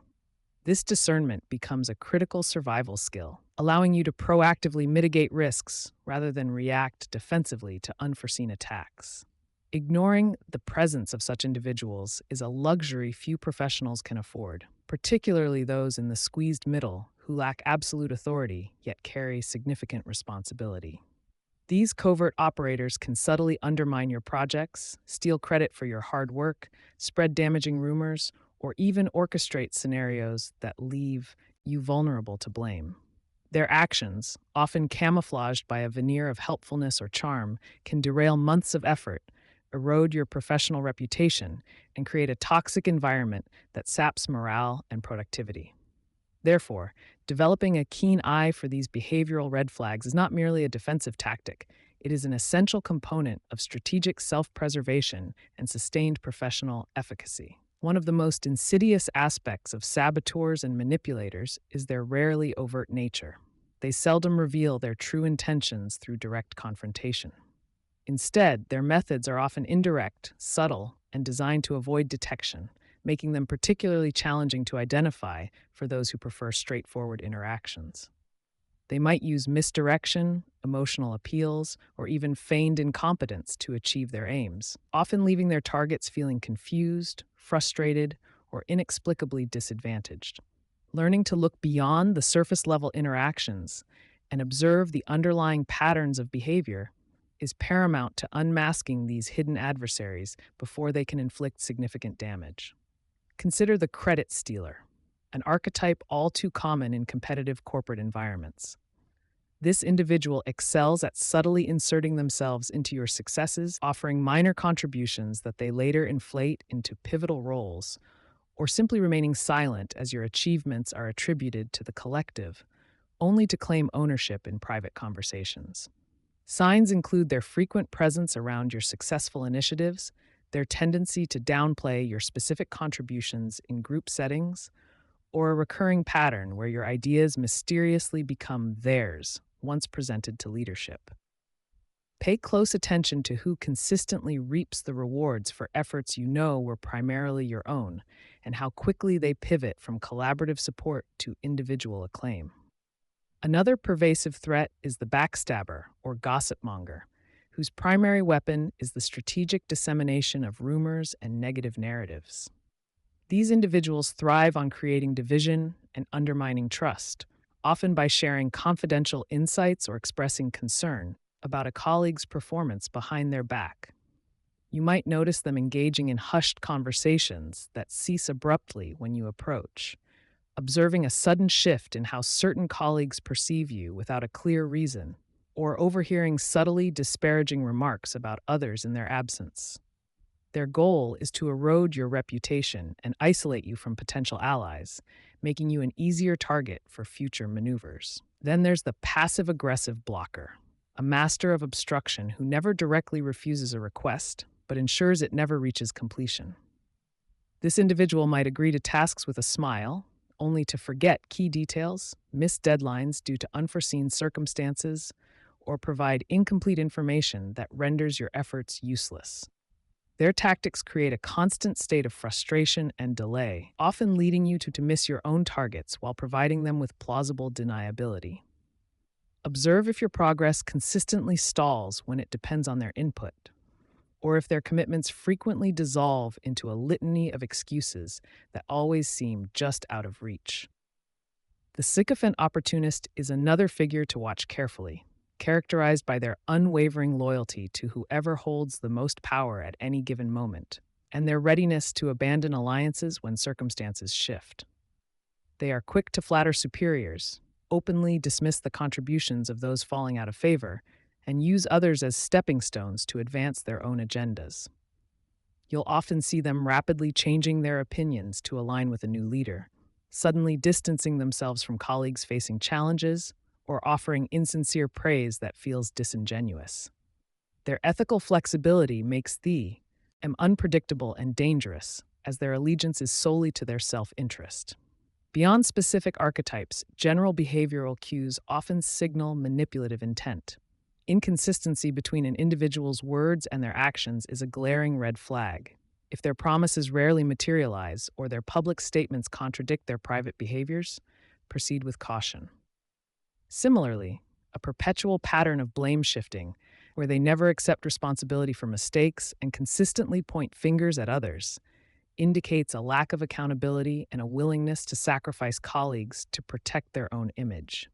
These individuals are often more concerned with appearances than with genuine results, making them unreliable and potentially harmful collaborators. Emotional manipulation is another powerful tool in the saboteur's arsenal, often manifesting as playing on your guilt, fear, or sense of obligation to extract compliance or concessions. They might use veiled threats, cultivate a sense of indebtedness, or subtly gaslight you into questioning your own perceptions or memory. Pay attention to how you feel after interactions with certain individuals. If you frequently leave conversations feeling drained, confused, or vaguely guilty without a clear reason, it could be a sign you're being emotionally manipulated. Trust your emotional responses as valuable data points in assessing the authenticity of your colleagues. Information hoarding or deliberate distortion also marks a manipulator. These individuals understand that knowledge is power, and they selectively share or twist facts to control narratives, sow confusion, or gain an unfair advantage. They might withhold critical details until the last minute, present incomplete data, or subtly reframe situations to portray themselves in a more favorable light. Observe whether you consistently find yourself missing key pieces of information, or if you frequently discover that shared facts were subtly altered to serve a different agenda. This tactic aims to keep you at a disadvantage, preventing you from making fully informed decisions. Sometimes manipulators will employ isolation tactics, attempting to separate you from your allies or key information channels. This could involve subtly discrediting your trusted colleagues, casting doubt on your relationships, or creating situations where you are excluded from important meetings or communications. Their aim is to make you feel vulnerable and alone, reducing your support network and making you more susceptible to their influence. If you notice a sudden chill in previously warm relationships or find yourself inexplicably cut off from vital information flows, consider whether someone is deliberately trying to sever your connections. Above all, learn to trust your gut instincts. Often, your subconscious mind picks up on subtle cues, inconsistencies in body language, tone of voice, or behavioral patterns, long before your conscious mind can articulate them. If an interaction leaves you with an inexplicable sense of unease, a feeling that something is off, or a persistent sense of distrust, do not dismiss it. Your intuition is a powerful, finely tuned instrument honed by countless past experiences. It serves as an early warning system, prompting you to observe more closely and verify your perceptions. Heed these internal signals, as they are often the first indication of a hidden threat. Pattern recognition is key to moving beyond fleeting suspicions to concrete identification. A single instance of questionable behavior might be an anomaly, a mistake, or a misunderstanding. However, a recurring pattern of negative or manipulative actions reveals a deliberate character trait. Documenting these instances, even informally, can help you connect the dots and see the larger picture, confirming your suspicions. Look for consistency in their negative impact on others, their tendency to exploit vulnerabilities, and their predictable reactions when confronted or challenged. These patterns provide the irrefutable evidence you need to confirm your assessment. Finally, observe their impact on others. How do these individuals interact with those above, beside, and below them in the organizational hierarchy? Do they treat superiors with excessive deference while being dismissive or condescending to subordinates? Are there consistent, albeit whispered, complaints about their behavior from various colleagues across different teams? A manipulator's true nature often becomes clearest through their interactions with those from whom they perceive they have nothing to gain, or through the collective sentiment of those who have been exposed to their tactics over time. Their reputation, even if unspoken, often precedes them. Identifying saboteurs and manipulators is not about adopting their tactics or becoming cynical. It is about cultivating a heightened sense of awareness and developing robust protective mechanisms. Your goal remains to navigate the corporate world with integrity, and recognizing these individuals is the crucial first step in building an ethical playbook to neutralize their influence. Once identified, you can then strategically choose how to interact with them, how to protect your interests, and how to prevent their actions from derailing your professional journey, moving you closer to leveraging influence ethically and making calculated moves. Leveraging influence ethically, navigating the corporate landscape effectively requires more than just technical skill or hard work. It demands the subtle art of influence. Many professionals, especially those who disdain office politics, often misunderstand influence, equating it with manipulation or underhanded tactics. However, ethical influence stands in stark contrast to such methods, focusing instead on inspiring cooperation, guiding decisions, and fostering positive outcomes through integrity and respect. It's about creating an environment where your ideas are valued and your contributions are recognized, not through force or deceit, but through genuine conviction and shared purpose. This approach ensures you can steer projects, garner support, and advance your career without ever compromising your deeply held principles or feeling like you've stooped to a level beneath you. For the corporate survivor, mastering ethical influence isn't just a desirable trait, it's an indispensable survival skill that safeguards your professional soul. Unlike the fleeting gains of manipulation, which often lead to distrust and isolation, ethical influence builds lasting bridges and cultivates genuine allies. It empowers you to navigate complex organizational dynamics, challenge unhelpful norms, and advocate for meaningful change from a position of strength and moral authority. This strategic path allows you to effectively counter toxic behaviors and overcome bureaucratic hurdles, ensuring your impact is felt and respected across the organization. You're not just surviving, you're actively shaping your environment, one principled interaction at a time. The bedrock of all ethical influence is unwavering trust and established credibility, which are built over time through consistent, reliable actions. People are far more likely to listen to and be swayed by someone they believe to be honest, competent, and genuinely invested in collective success.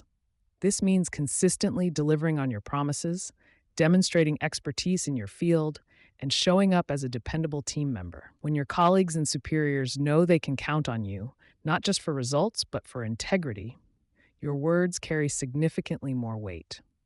Cultivating this reputation is not a quick fix, but a continuous investment in your professional standing, yielding substantial returns in your ability to influence. Before you can hope to influence anyone ethically, you must first truly understand their perspective, needs, and concerns. This involves the powerful yet often overlooked practice of active listening and genuine empathy. Take the time to ask open-ended questions, listen without interrupting, and pay attention to both verbal and nonverbal cues. Try to see the situation from their point of view, even if you disagree with it, acknowledging their feelings and validating their experiences. When others feel heard and understood, a critical bridge of rapport is built, making them far more receptive to your ideas and opening the door for constructive dialogue.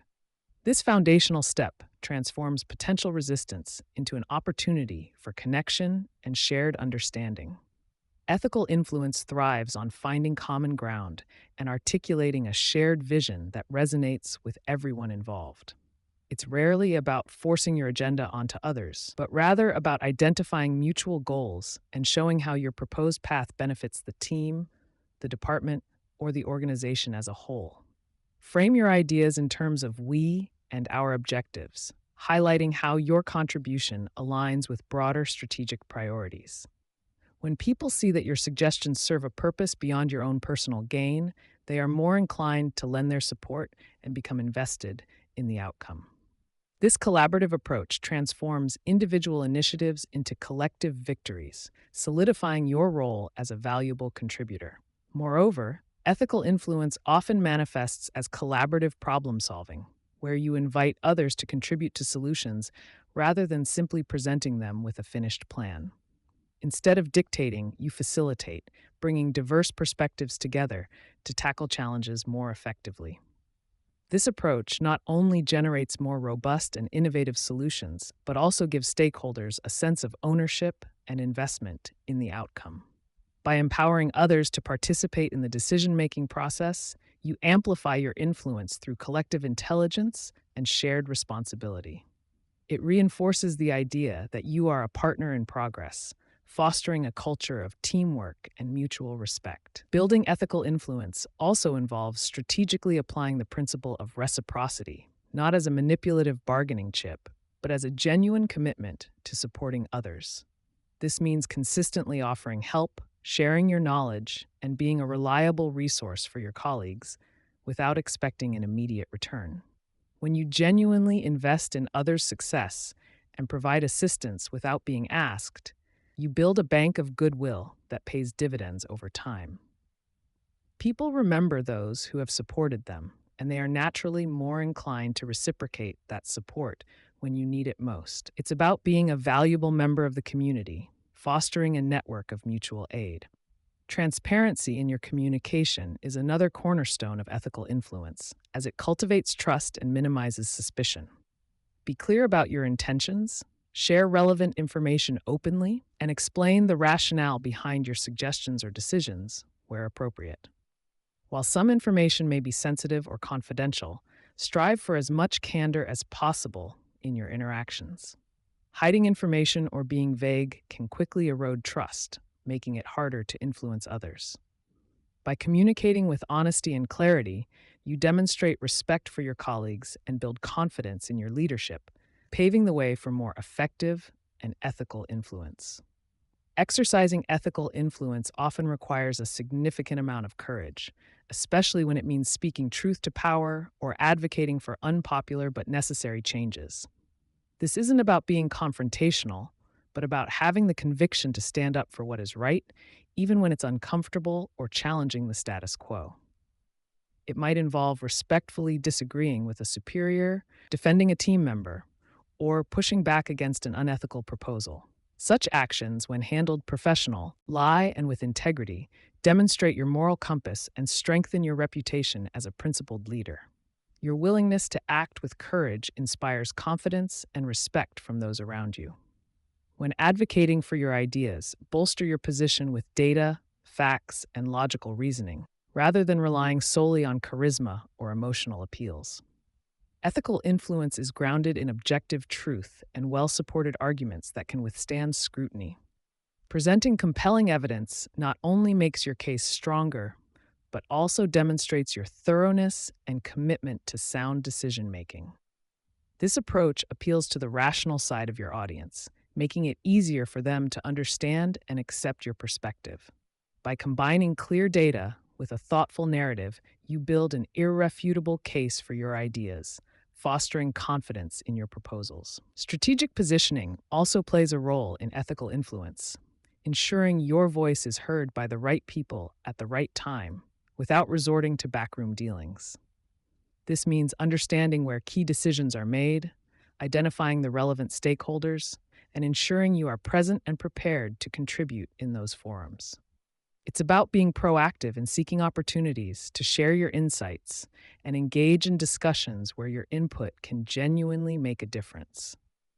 This isn't about jockeying for power, but about responsibly ensuring your valuable perspectives contribute to the best possible outcomes for the organization. By thoughtfully choosing your moments, you maximize your impact. The long-term benefits of consistently leveraging influence ethically are profound, extending far beyond immediate project wins or career advancements. You will cultivate a strong, positive professional reputation built on integrity, trust, and effectiveness, which opens doors to new opportunities and strengthens your network. Lasting relationships formed through ethical interactions become pillars of support throughout your career, providing mentorship, advocacy, and collaboration. Ultimately, this approach allows you to achieve significant career longevity and make a meaningful difference, all while maintaining a clear conscience and staying true to your core values. It's about building a legacy that you can be truly proud of.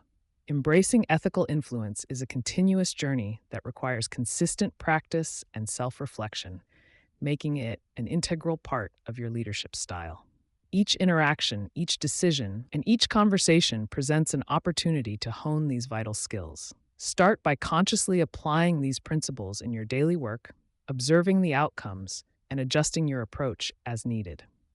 Over time, these deliberate efforts will transform into intuitive behaviors, allowing you to navigate the complexities of the corporate world with grace, effectiveness, and unwavering integrity. You will become a powerful force for positive change, leading by example and inspiring others to do the same. The art of strategic silence and calculated moves. In the complex dance of corporate life, where egos often clash and power shifts constantly, knowing when to speak and when to hold your tongue is an invaluable skill. This isn't about being passive or disengaged. It's about mastering the subtle art of strategic silence. Think of it as a superpower, allowing you to observe, absorb, and analyze without revealing your hand too early. Many professionals feel an urge to immediately contribute, to show they are present and capable, but this eagerness can often lead to missteps.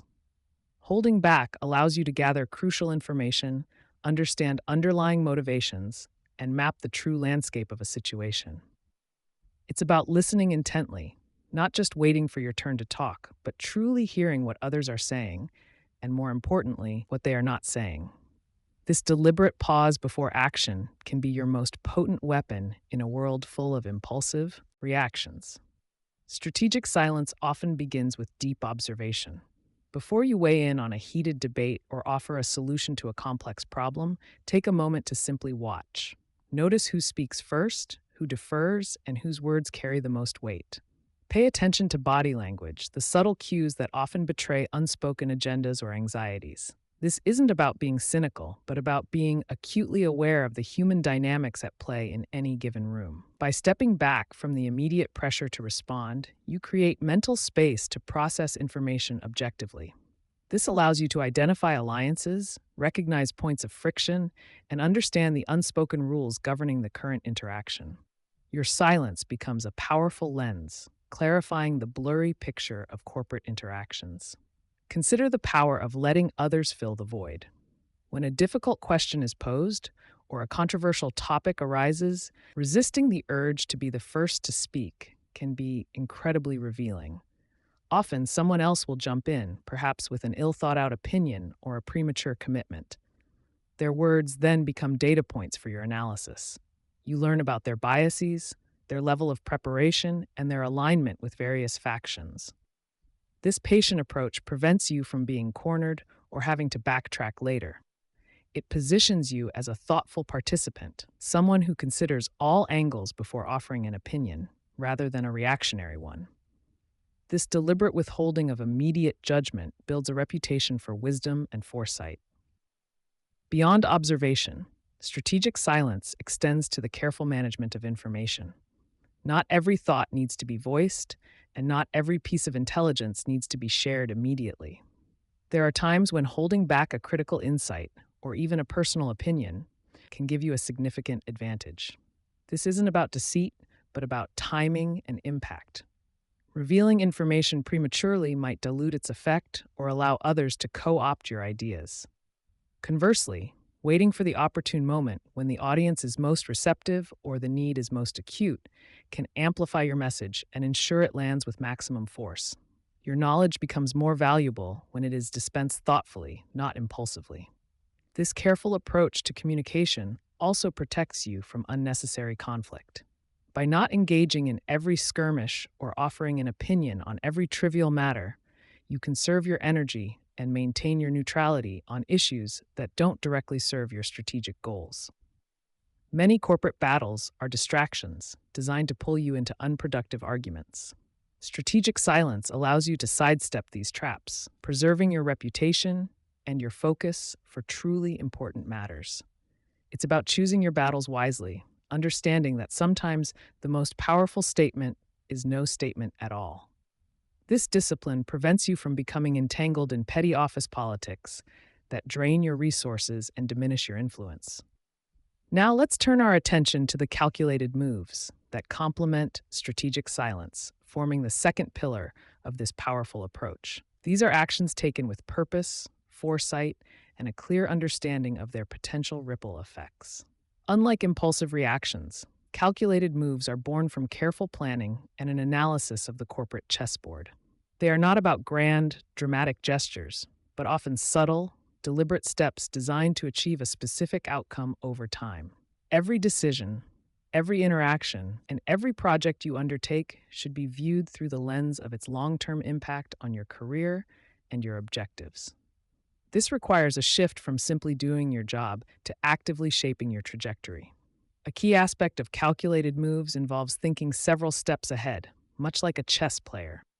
Before you make a decision or propose an idea, consider not just the immediate outcome, but also the second and third order consequences. How might this move affect your relationships with key stakeholders? What precedents might it set? Could it open doors for future opportunities or inadvertently create new obstacles? This kind of foresight helps you anticipate potential roadblocks and proactively adjust your strategy. It's about envisioning the entire game, not just the next turn, allowing you to navigate complex situations with greater confidence and control. Furthermore, calculated moves often involve leveraging the alliances you've meticulously built. In previous chapters, we discussed the importance of cultivating a network of trust and identifying potential saboteurs. Now, these relationships become critical assets. When you need to push an initiative forward, gather support, or mitigate a threat, knowing who to approach and how to frame your request is paramount. A calculated move might involve a quiet conversation with a trusted colleague, an informal meeting with a sympathetic leader, or strategically sharing information with an ally who can champion your cause. These subtle uses of your network can often achieve far more than a direct confrontational approach. Another element of calculated moves is the strategic deployment of your energy and resources. Not every problem warrants a full scale assault, and not every opportunity requires you to be at the forefront. Sometimes the most effective move is to empower others, to delegate, or even to step back and allow a situation to unfold naturally, intervening only when necessary. This isn't about shirking responsibility, but about optimizing your impact.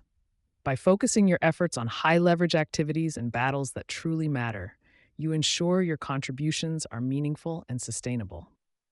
It's about working smarter, not just harder, and making every action count. Timing is everything when it comes to calculated moves. The best idea presented at the wrong time can fall flat, while a mediocre idea delivered with perfect timing can achieve remarkable success. Pay attention to the organizational climate, the prevailing mood, and the current priorities of leadership.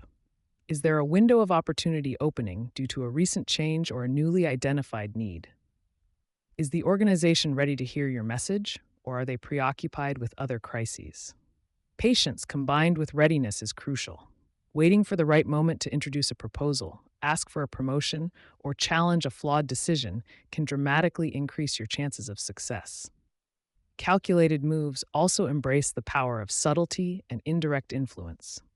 Not every victory needs to be loudly declared, and sometimes the most effective way to achieve your goals is by guiding others to believe they arrived at the solution themselves. This involves planting seeds, asking leading questions, or providing data that subtly steers the conversation in your desired direction. It's about influencing without overtly manipulating, ensuring that your contributions are acknowledged, but not at the expense of alienating others. This nuanced approach allows you to achieve your objectives while maintaining strong working relationships and avoiding unnecessary friction. Finally, linking strategic silence with calculated moves means cultivating an inner discipline.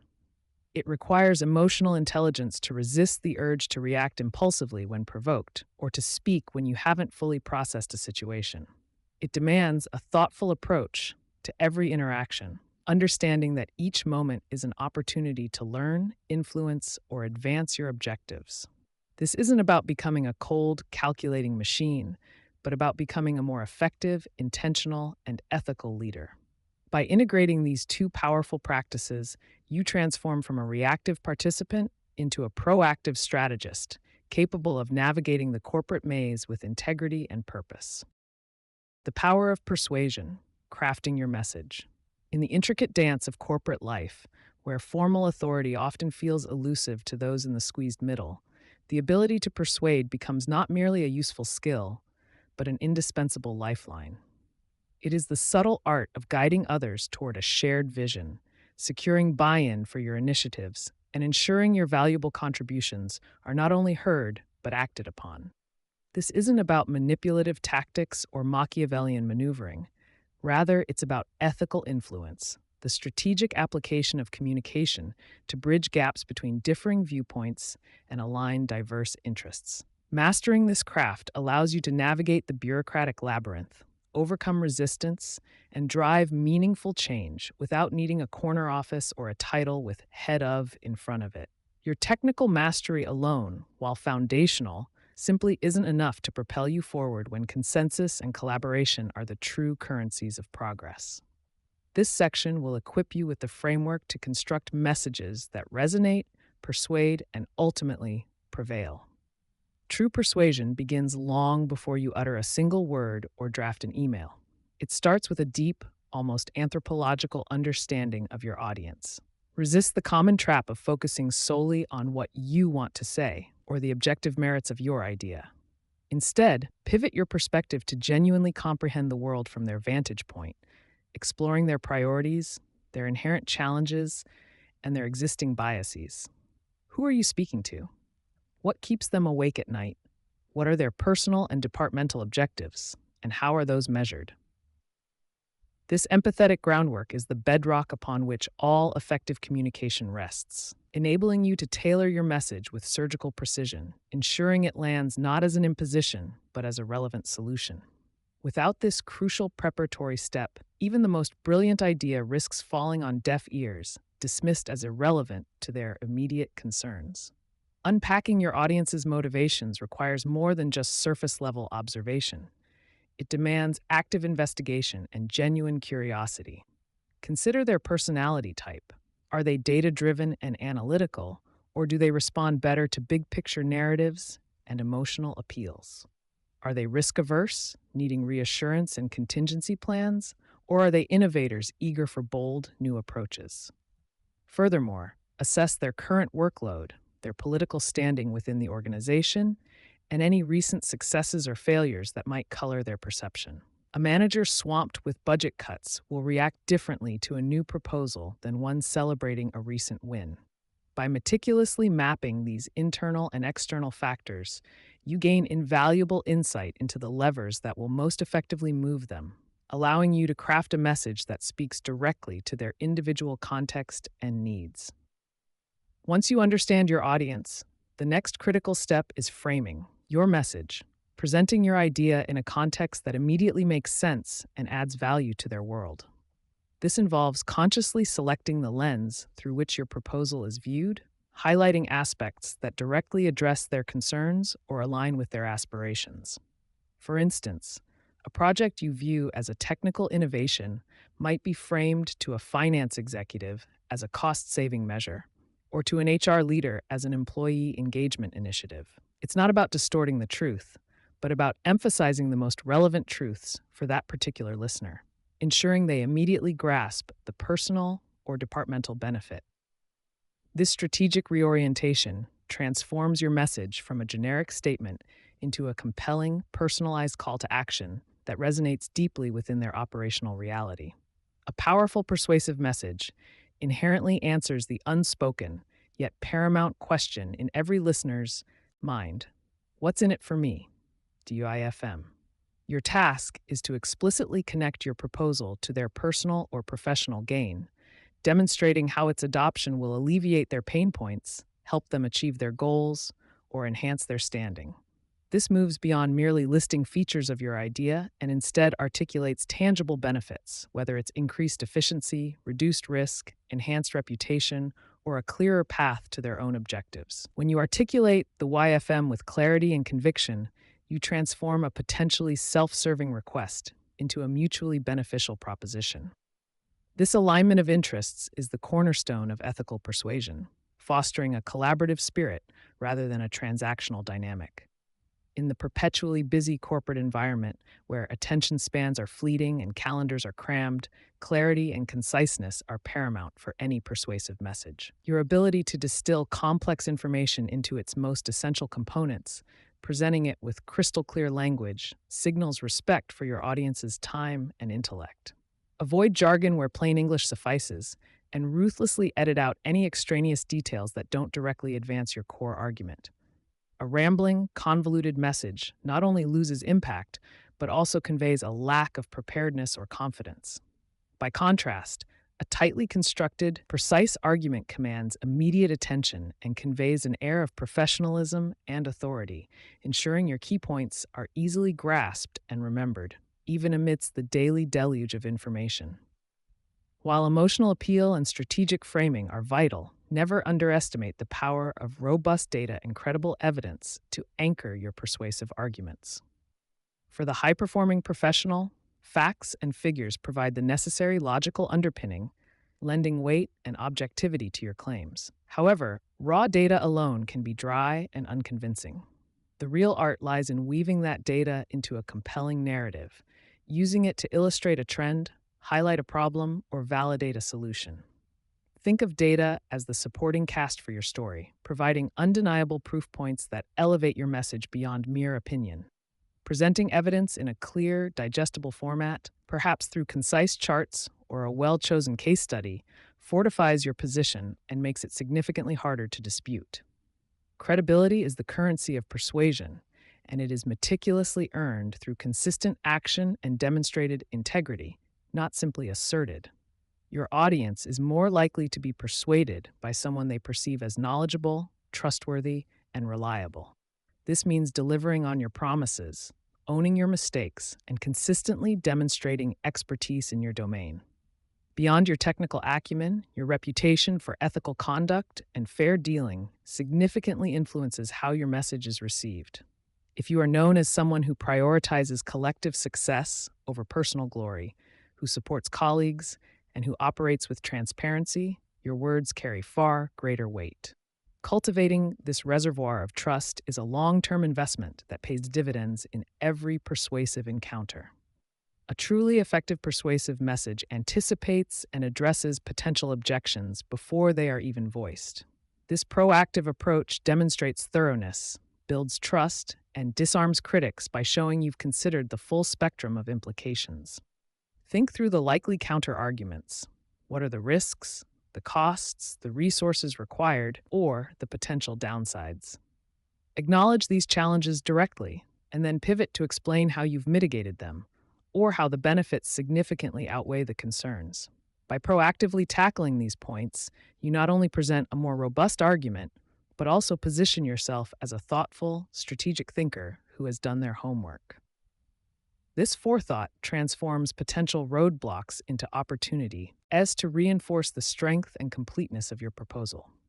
Position your solution not as an entirely new imposition, but as a logical, necessary progression or the direct answer to an existing, recognized problem. People are generally more receptive to ideas that build upon what they already know or that solve a challenge they are actively experiencing. Frame your proposal as the natural next step in a journey or the missing piece to a puzzle they've been trying to solve. This approach minimizes the perceived disruption and leverages their existing understanding and frustrations.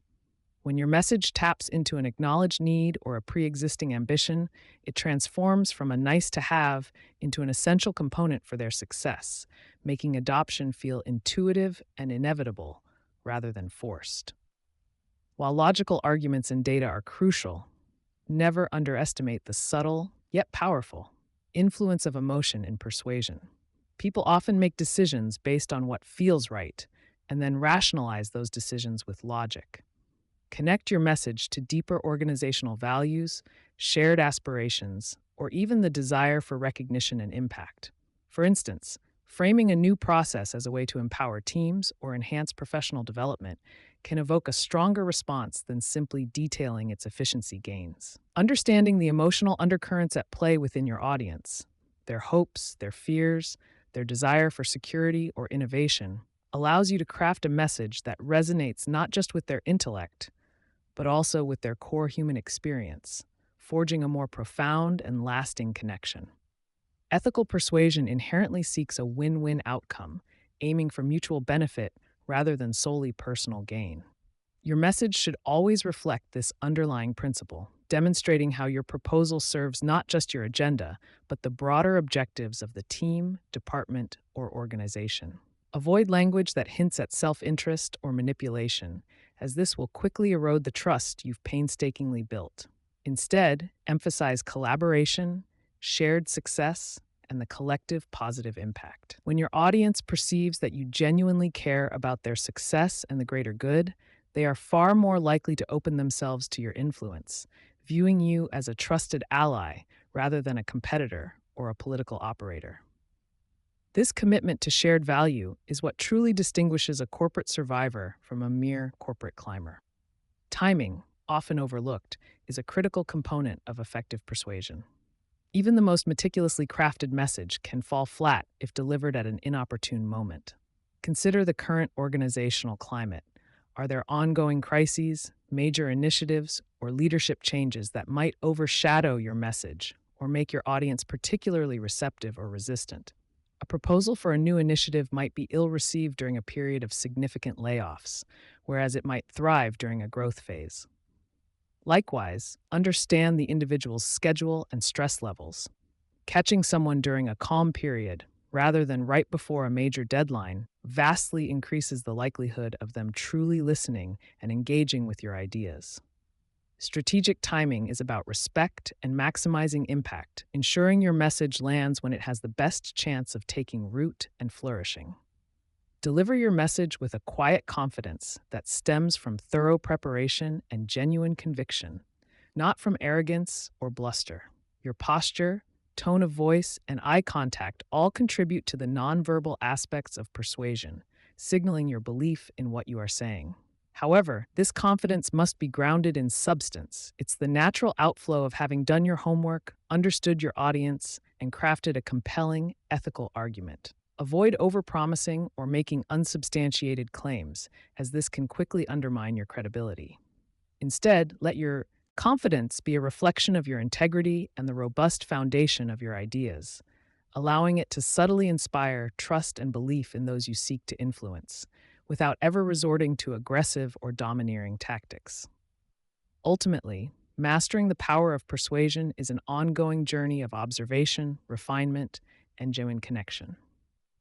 It requires constant learning about your organization's dynamics, the personalities within it, and the ever-evolving landscape of priorities. The ability to craft a message that is clear, compelling, ethically grounded, and deeply resonant with your audience is perhaps the most potent tool in the corporate survivor's arsenal. It empowers you to transcend the competence ceiling, to navigate complex hierarchies, and to ensure your valuable contributions are recognized and acted upon, all while upholding your core values. This skill transforms you from a silent expert into an influential leader, capable of shaping outcomes and driving progress in even the most challenging environments. Active listening, understanding subtext and intent. Stepping beyond merely hearing words, active listening stands as a cornerstone skill for anyone navigating the intricate power dynamics of the modern corporation. For the high-performing professional who often feels like a reluctant participant in office politics, mastering this art isn't about passive reception. It's about strategically absorbing information, decoding unspoken messages, and understanding the true drivers behind what people say and do. It transforms every interaction from a simple exchange into a rich data-gathering opportunity, equipping you with insights far beyond the surface-level dialogue. At its core, active listening involves a deliberate effort to not only comprehend the explicit message, but also to discern the underlying subtext and intent. Subtext refers to the unstated meaning, the nuanced implications, or the hidden agenda embedded within a conversation. Intent, on the other hand, delves into the speaker's true purpose, their motivations, fears, or desired outcomes that may not be overtly expressed. Failing to grasp these deeper layers leaves you operating with incomplete information, making you vulnerable to missteps and strategic disadvantages. Consider the cost of superficial listening. You might agree to a project without understanding a colleague's true reservations, misinterpret a superior's subtle dissatisfaction, or miss critical cues that could have averted a conflict. This lack of deep understanding can lead to wasted effort, strained relationships, and the frustrating experience of being consistently outmaneuvered by those who do listen more intently. For the ethical professional, this isn't about gaining an unfair advantage, but about ensuring your valuable contributions are recognized and protected in a complex environment. Effective active listening begins with genuine presence. This means setting aside distractions, both external and internal, and giving the speaker your undivided attention. Resist the urge to formulate your rebuttal or next point while they are still speaking. Instead, focus entirely on their words, their tone, and their nonverbal cues, allowing their message to fully register before you even consider your response. This fundamental shift from passive hearing to active engagement is the first step toward unlocking deeper understanding. Nonverbal communication often reveals more than words ever could. Pay close attention to body language. Crossed arms might signal defensiveness, sustained eye contact could indicate sincerity or aggression, and a sudden shift in posture might betray discomfort or a change in sentiment.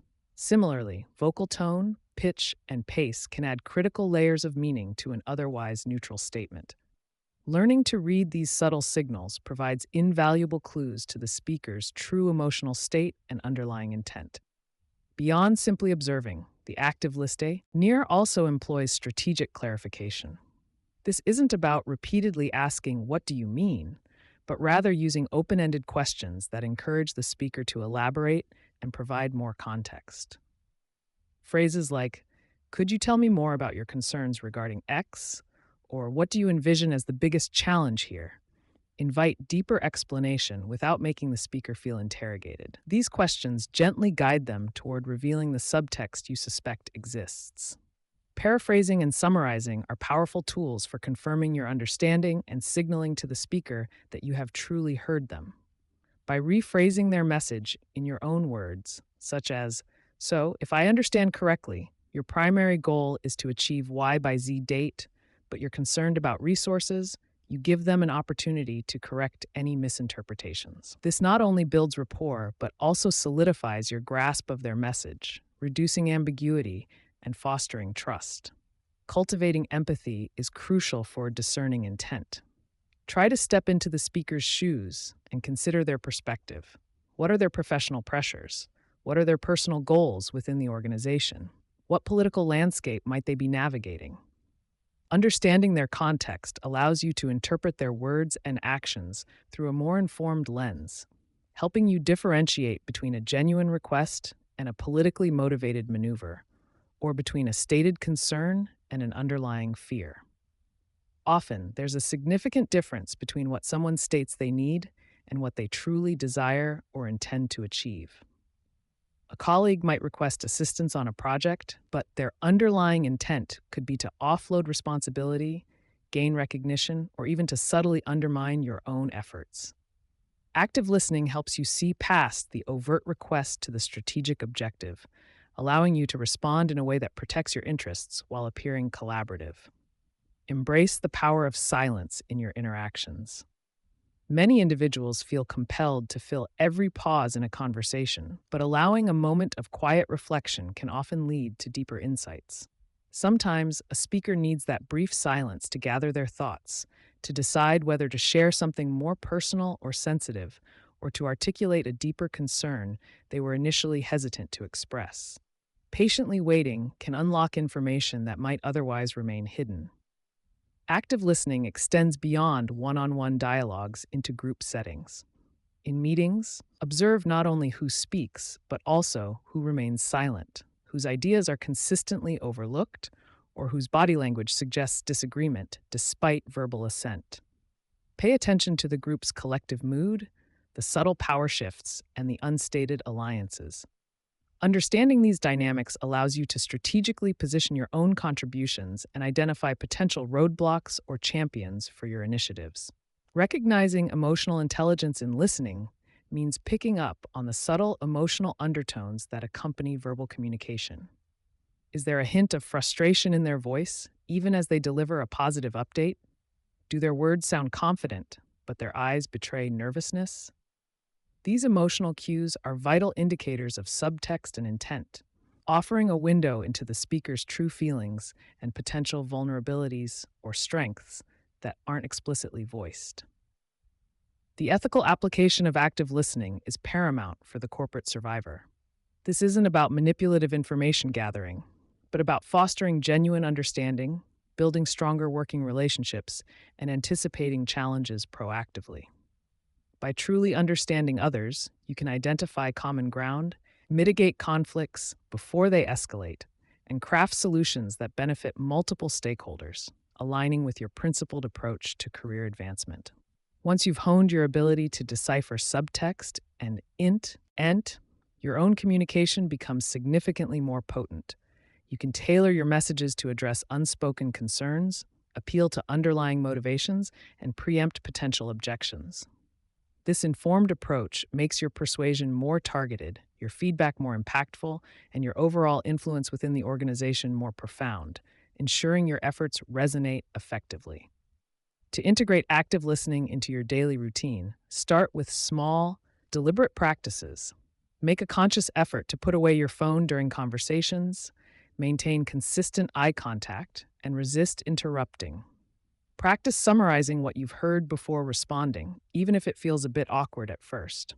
The more you consciously apply these techniques, the more naturally they will become integrated into your communication style, enhancing your interactions significantly. Ultimately, mastering active listening cultivates trust, strengthens your professional alliances, and empowers you to navigate complex corporate scenarios with greater clarity and confidence. It allows you to anticipate potential pitfalls, identify true opportunities, and make informed decisions that safeguard your career longevity without compromising your core values. This skill is not merely a soft skill, it is a critical strategic advantage in the corporate battlefield. Consider active listening a continuous practice, a fundamental tool in your ethical playbook for corporate survival. It demands patience, empathy, and a keen observational eye, but the dividends it pays in enhanced understanding, stronger relationships, and more effective influence are immeasurable. By truly hearing and understanding those around you, you gain the power to shape your own narrative and purposefully advance through the corporate maze. Delivering difficult feedback with grace. Navigating the intricate corporate labyrinth often demands more than just technical prowess. It necessitates a profound mastery of interpersonal dynamics, particularly when confronting uncomfortable truths. Delivering difficult feedback stands as one of the most formidable challenges a professional faces, a task frequently sidestepped due to an innate human aversion to conflict and the potential for perceived negativity. Yet, for the discerning leader or the aspiring influencer within the squeezed middle, this capacity to articulate challenging observations with finesse is not merely a soft skill, but a strategic imperative for fostering growth and ensuring organizational health. It requires a delicate balance of candor and compassion, a nuanced approach that differentiates constructive development from mere criticism. This pivotal skill underpins effective team performance, individual development, and ultimately, your own credibility and influence within any complex hierarchy. The instinct to avoid confrontation, while understandable, carries a steep price in the corporate ecosystem. Unaddressed performance gaps, unresolved behavioral issues, and festering resentments can silently erode team cohesion and individual potential, often leading to a gradual decline in productivity and morale. When feedback is withheld, individuals are denied the crucial insights necessary for self-correction and advancement, leaving them to repeat unhelpful patterns and remain oblivious to their impact. This inaction, far from being a kindness, is a significant disservice, effectively stunting growth and perpetuating suboptimal outcomes that could otherwise be easily mitigated. True leadership, therefore, demands the courage to step into discomfort, recognizing that sometimes the most challenging conversations are the most beneficial. Cultivating the ability to deliver difficult feedback with grace begins with a fundamental reorientation of perspective. Instead of viewing it as a punitive measure or an unpleasant obligation, consider it an invaluable gift, a tangible expression of your investment in another's success and the organization's collective well-being. This paradigm shift transforms the act from a judgmental critique into a developmental opportunity, framing the conversation not as an indictment, but as a collaborative effort towards improvement. Approaching feedback with genuine empathy and a clear intention to empower, rather than diminish, is the cornerstone of making these conversations productive and impactful. It redefines your role from critic to coach, fostering a relationship built on trust and mutual respect. For the reluctant politician striving to navigate corporate complexities without compromising integrity, the ethical dimension of difficult feedback is paramount. This isn't an exercise in leveraging perceived weaknesses for personal gain or subtly undermining a peer. It is a principled commitment to truth and transparency, delivered with an unwavering respect for the individual's dignity. The ethical leader understands that withholding crucial feedback, even when uncomfortable, can be a form of passive disengagement, preventing colleagues from reaching their full potential and hindering overall team effectiveness. Grace in this context means upholding professional standards while simultaneously nurturing human connection, ensuring that your interventions are always perceived as constructive, not manipulative, and always aligned with a higher purpose of collective advancement. The essence of grace in this delicate exchange lies in preserving dignity, fostering trust, and fortifying the professional relationship, even when the message itself is inherently challenging. It demands a sophisticated blend of emotional intelligence and strategic communication, ensuring that the recipient feels respected and understood, rather than attacked or devalued. Grace dictates that feedback is delivered with a calm demeanor, a non judgmental tone, and an unwavering focus on objective observations rather than subjective interpretations. This approach minimizes defensiveness and opens the door for genuine dialogue, transforming a potentially contentious interaction into a constructive partnership aimed at achieving shared goals. It is about building bridges, not burning them, even when the path ahead requires careful navigation. Effective delivery of difficult feedback is inextricably linked to meticulous preparation. Before initiating any such conversation, it is absolutely crucial to dedicate ample time to reflect on the specific issue, clarify your objectives, and gather concrete, verifiable examples to substantiate your observations. Vague generalities or unsubstantiated claims will only invite defensiveness and undermine your credibility, transforming a potentially productive discussion into a frustrating impasse. Consider precisely what behaviors need to change, what impact those behaviors are having, and what specific outcomes you hope to achieve from the discussion. This rigorous pre-analysis ensures that your message is clear, concise, and demonstrably grounded in fact, setting the stage for a focused and productive exchange. The strategic importance of timing and setting cannot be overstated when preparing to deliver difficult feedback. A private, uninterrupted environment is non-negotiable, ensuring that the recipient feels safe, respected, and able to engage without fear of public humiliation or distraction. Avoid impromptu hallway conversations or delivering feedback in front of peers, as such scenarios instantly erode trust and amplify defensiveness. Furthermore, timeliness is critical. Feedback should be delivered as close to the observable behavior as possible, allowing for clear recall and immediate relevance, yet allowing enough time for your own emotions to cool and for thoughtful preparation. A delayed response loses its potency and can appear passive-aggressive, undermining the constructive intent. A foundational principle in delivering impactful feedback is the unwavering focus on observable behavior, rather than making assumptions about an individual's character, intentions, or personality. Attributing negative traits or labeling someone as lazy or unprofessional immediately triggers defensiveness and shuts down communication, as it feels like a personal attack rather than a professional critique. Instead, meticulously describe the specific actions or inactions you observed, detaching the behavior from the individual's inherent worth. This distinction is vital. It allows the person to consider their actions objectively and understand the impact without feeling personally condemned, thereby fostering an environment conducive to change rather than resistance. To operationalize this focus on behavior, consider employing the Situation Behavior Impact (SBI) framework, a powerful tool for structuring feedback with clarity and objectivity. Begin by describing the specific situation where the behavior occurred, providing context without judgment. Next, detail the observable behavior you witnessed, using factual, non-emotional language.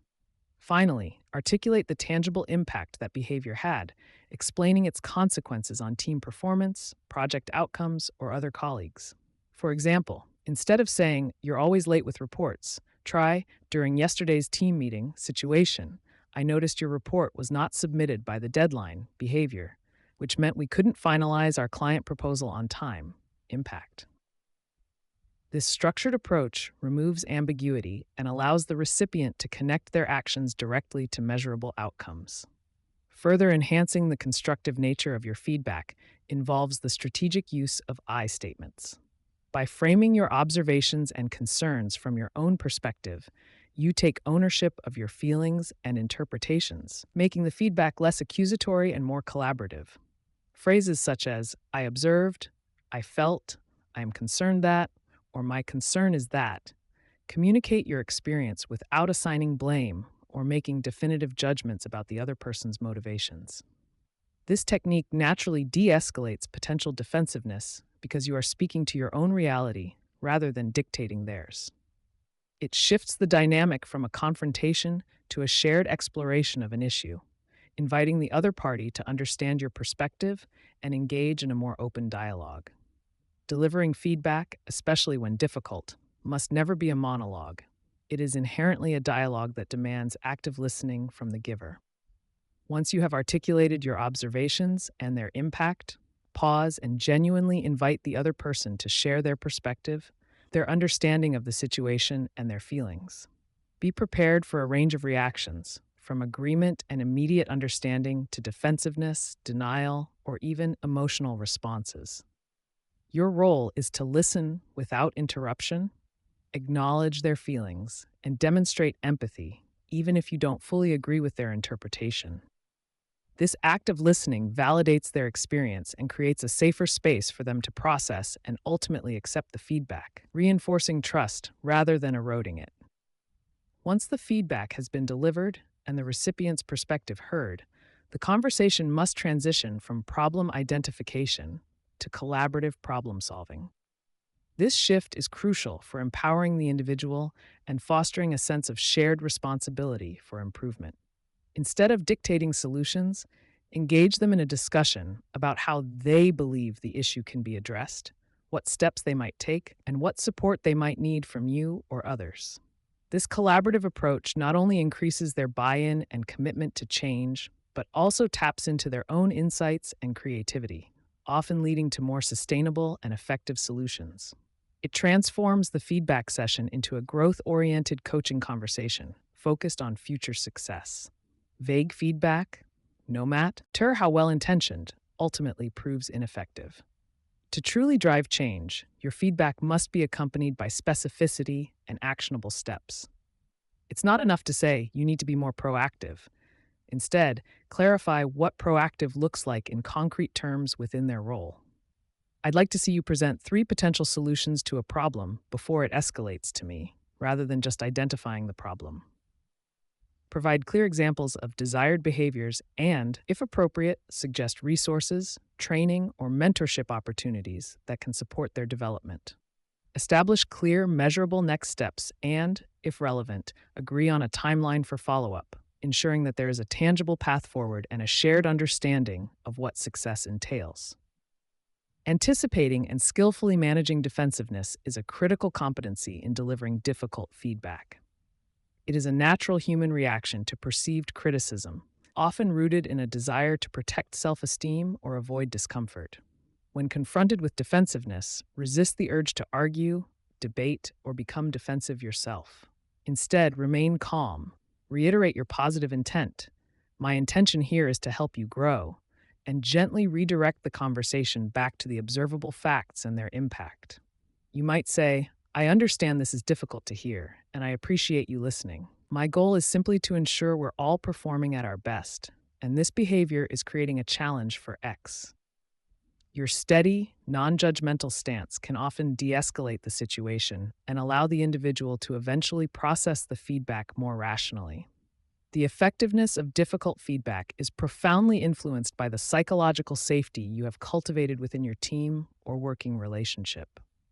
If individuals fear reprisal, public embarrassment, or career repercussions for admitting fault or engaging in candid discussions, they will naturally shut down or become highly defensive. Your consistent behavior as a leader, demonstrating fairness, transparency, and a genuine commitment to development, builds this essential foundation of trust. When people know that feedback comes from a place of care and support, and that mistakes are viewed as learning opportunities rather than fatal flaws, they become far more receptive to even the most challenging insights, transforming potential conflict into a catalyst for improvement. Delivering difficult feedback is not a one-off event. It is an ongoing process that requires consistent follow-up and sustained support. After the initial conversation, schedule a check-in to review progress, offer continued guidance, and acknowledge any improvements, no matter how small. This demonstrates your commitment to their development and reinforces the positive changes they are making. Without follow-up, the feedback can feel isolated and unsupported, diminishing its long-term impact. Regular, constructive check-ins provide opportunities to fine-tune strategies, address new challenges, and celebrate successes, solidifying the individual's growth trajectory and strengthening the professional relationship built on trust and mutual accountability. While mastering the techniques of graceful feedback delivery is crucial, it's equally important to acknowledge the inherent courage this act demands. Stepping into a conversation where you know you might encounter discomfort, resistance, or even emotional responses requires significant fortitude and a strong sense of purpose. It's often easier to simply avoid the awkwardness, but true leadership is defined by the willingness to do what is necessary, even when it's hard, for the greater good of the team and the individual.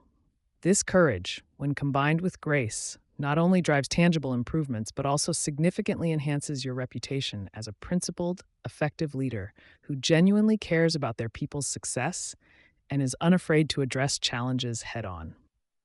When executed with ace, and strategic intent, delivering difficult feedback serves as a powerful catalyst for strengthening professional relationships and elevating overall performance. Far from damaging trust, these candid, constructive conversations actually deepen it, as colleagues recognize your commitment to their growth and the integrity of your intentions. Individuals who receive well-delivered feedback gain invaluable insights, leading to improved skills, refined behaviors, and a clearer understanding of expectations. This creates a ripple effect, fostering a culture of open communication, continuous learning, and mutual accountability within the organization, ultimately contributing to a more resilient and high-performing collective capable of navigating complex challenges with greater efficacy.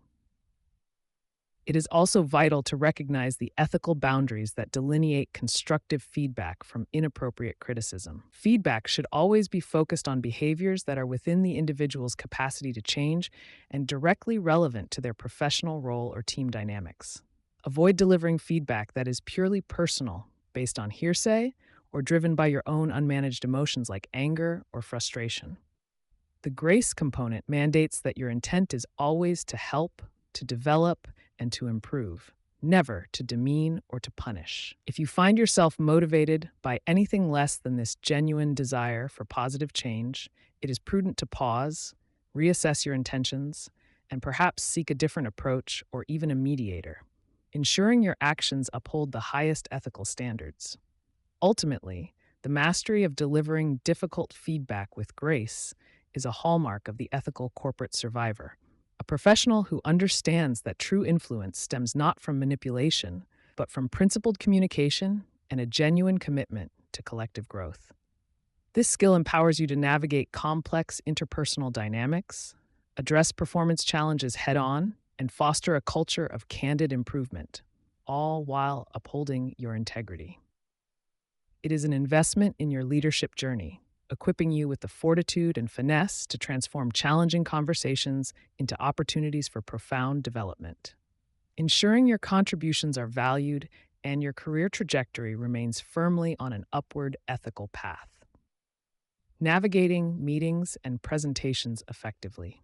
Meetings and presentations often feel like unavoidable corporate rituals, scheduled interruptions in an otherwise productive day. Yet, for the discerning corporate survivor, these aren't merely time sinks. They are critical arenas where influence is wielded, decisions are forged, and careers quietly advance or stagnate. These are the moments when your insights are tested, your leadership potential observed, and your ability to navigate complex group dynamics is put on full display. Dismissing them as mere formalities is a rookie mistake, one that can cost you significant opportunities to shape outcomes and solidify your professional standing.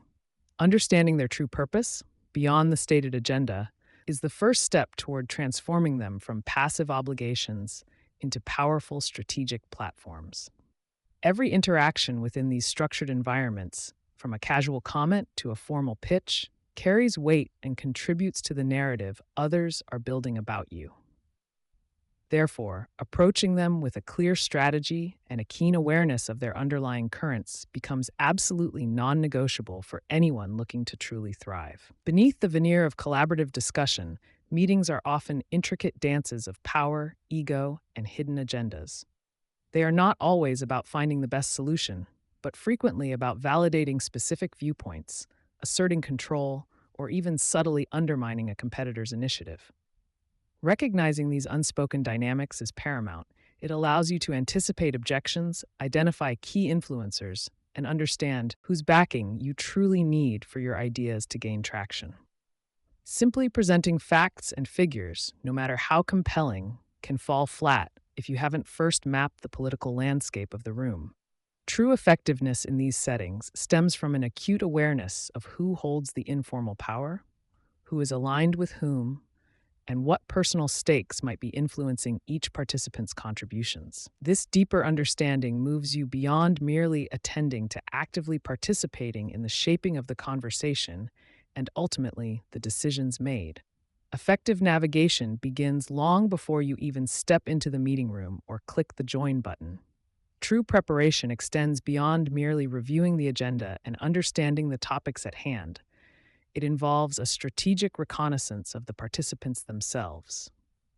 Consider who will be present, their individual priorities, their historical stances on similar issues, and their relationships with other key players. What are their known biases?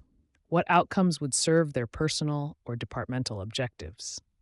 Furthermore, anticipate potential points of contention, identify where your proposals might face resistance, and proactively prepare counter-arguments or alternative solutions. This level of forethought transforms you from a reactive participant into a proactive strategist, enabling you to guide the discussion toward a favorable conclusion rather than simply reacting to its unpredictable turns. Even if you aren't leading the meeting or presenting the main topic, your contributions hold significant sway. The art lies in crafting your comments and questions to be concise, impactful, and strategically timed. Before speaking, consider not just what you want to say, but how it will be received by the various stakeholders in the room. Frame your points to resonate with the specific concerns or aspirations of influential attendees, demonstrating an understanding of their perspectives rather than just pushing your own. Your goal is to add value, steer the conversation constructively, and subtly reinforce your expertise and credibility without dominating the dialogue. Every word you utter, every question you pose, must serve a deliberate purpose in advancing your objectives or supporting a broader organizational goal. The physical arrangement of a meeting, or even the layout of virtual participants on a screen, offers subtle yet powerful opportunities for influence. Consciously choose your seat at the table. Proximity to the decision maker or the facilitator can subtly amplify your presence and perceived influence. In virtual settings, ensure your camera is on, your lighting is good, and your background is professional, projecting an image of engagement and readiness. Beyond positioning, your nonverbal communication speaks volumes. Maintain appropriate eye contact, adopt an open posture, and nod to show active listening. These seemingly minor details convey confidence, engagement, and respect, fostering a positive perception of your contributions even before you articulate a single word. Mastering these subtle signals allows you to project authority and approachability simultaneously, creating a more receptive audience for your spoken words. While preparing your own points is essential, true mastery of meeting dynamics hinges on your ability to actively listen and discern the unspoken narratives. Pay meticulous attention not just to what is being said, but to how it is being said, noting inflections, hesitations, and the specific language choices employed. Observe who speaks often, who remains silent, and whose contributions seem to carry disproportionate weight with the leadership. Look for subtle shifts in body language, unaddressed tensions, or recurring themes that might indicate underlying concerns or unstated objectives. This deep level of listening allows you to read between the lines, uncover hidden agendas, and identify the true motivations behind various proposals or objections. Such insight equips you to respond not just to the surface-level discussion, but to the deeper currents flowing through the room, making your interventions far more potent. The timing and manner of your interventions are as crucial as the content itself. Resist the urge to speak simply for the sake of being heard. Instead, wait for opportune moments when your contribution can genuinely shift the conversation or add significant value. When you do speak, articulate your points clearly, concisely, and with conviction, ensuring your message is easy to digest and remember. Frame your insights as building upon previous points or offering a constructive alternative, rather than outright contradicting others, unless strategically necessary. Use phrases that invite collaboration and further discussion, such as, building on what name said, perhaps we could also consider, or an alternative perspective here might be. This approach positions you as a thoughtful contributor who enhances the collective intelligence, rather than merely an individual vying for airtime, thereby increasing your influence and fostering positive perceptions. In any corporate setting, you will inevitably encounter individuals who attempt to dominate discussions, derail the agenda, or even claim credit for your hard-earned ideas. Directly confronting these behaviors in a meeting can often backfire, appearing confrontational or unprofessional. Instead, employ subtle, ethical tactics to regain control and ensure your contributions are recognized. For a hijacker, you might politely interject with a phrase like, "That's an interesting point, name, but I want to ensure we circle back to the core agenda item of," or "Let's bring it back to the critical decision we need to make today." When dealing with a credit stealer, gently reestablish ownership by saying, "As I mentioned earlier when I proposed X, the key benefit is Y." Or, "To elaborate on the idea I introduced, we could." These strategies allow you to assert yourself without escalating tension, maintaining your professional demeanor while safeguarding your intellectual contributions.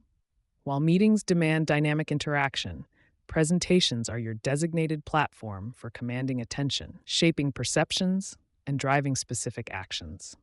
Think of a presentation not merely as an information dump, but as a carefully constructed narrative designed to persuade, inform, and inspire. This is your opportunity to step into a leadership role, even if it's for a brief period, to articulate a vision, propose a solution, or rally support for an initiative. The success of your presentation hinges less on the sheer volume of data you convey and more on your ability to distill complex information into a compelling, memorable story. Every slide, every visual, and every spoken word must serve the overarching goal of moving your audience from their current understanding to your desired outcome. A truly influential presentation follows a strategic arc, engaging the audience's intellect and emotions. Begin by clearly stating the problem or opportunity, establishing immediate relevance and capturing attention.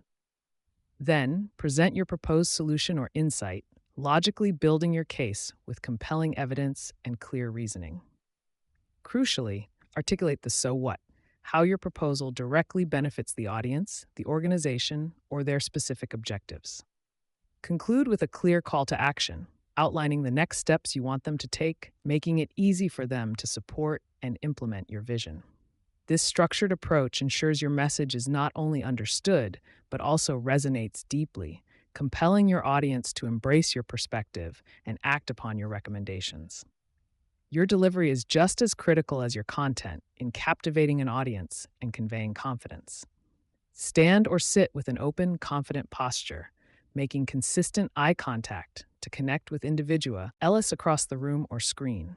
Modulate your voice, varying your pitch and pace to emphasize key points and maintain engagement, avoiding a monotonous drone. Visual aids, when used sparingly and effectively, should enhance your message, not distract from it. They are a backdrop, not the main event. Ensure your slides are clean, concise, and visually appealing, using them to reinforce key messages rather than overwhelming the audience with text. Practicing your delivery, even for a few minutes, can significantly boost your confidence and polish your performance, ensuring your message lands with the intended impact. The Q&A session is often where the true test of your presentation lies, offering both opportunities and potential pitfalls. Anticipate the kinds of questions you might receive by considering potential objections, areas of confusion, or competing perspectives. Prepare concise, well-reasoned answers for these foreseeable inquiries, demonstrating your thorough understanding of the subject matter. When faced with aggressive or challenging questions, remain calm and composed. Do not allow yourself to be drawn into an emotional debate. Reframe the question if necessary to address its underlying intent. Provide a factual answer, and then pivot back to your core message or a positive aspect of your proposal. This strategic approach allows you to maintain control, address concerns constructively, and reinforce your expertise even under pressure. The work does not conclude when the meeting adjourns or the presentation ends. In fact, The crucial phase of solidification often begins immediately afterward.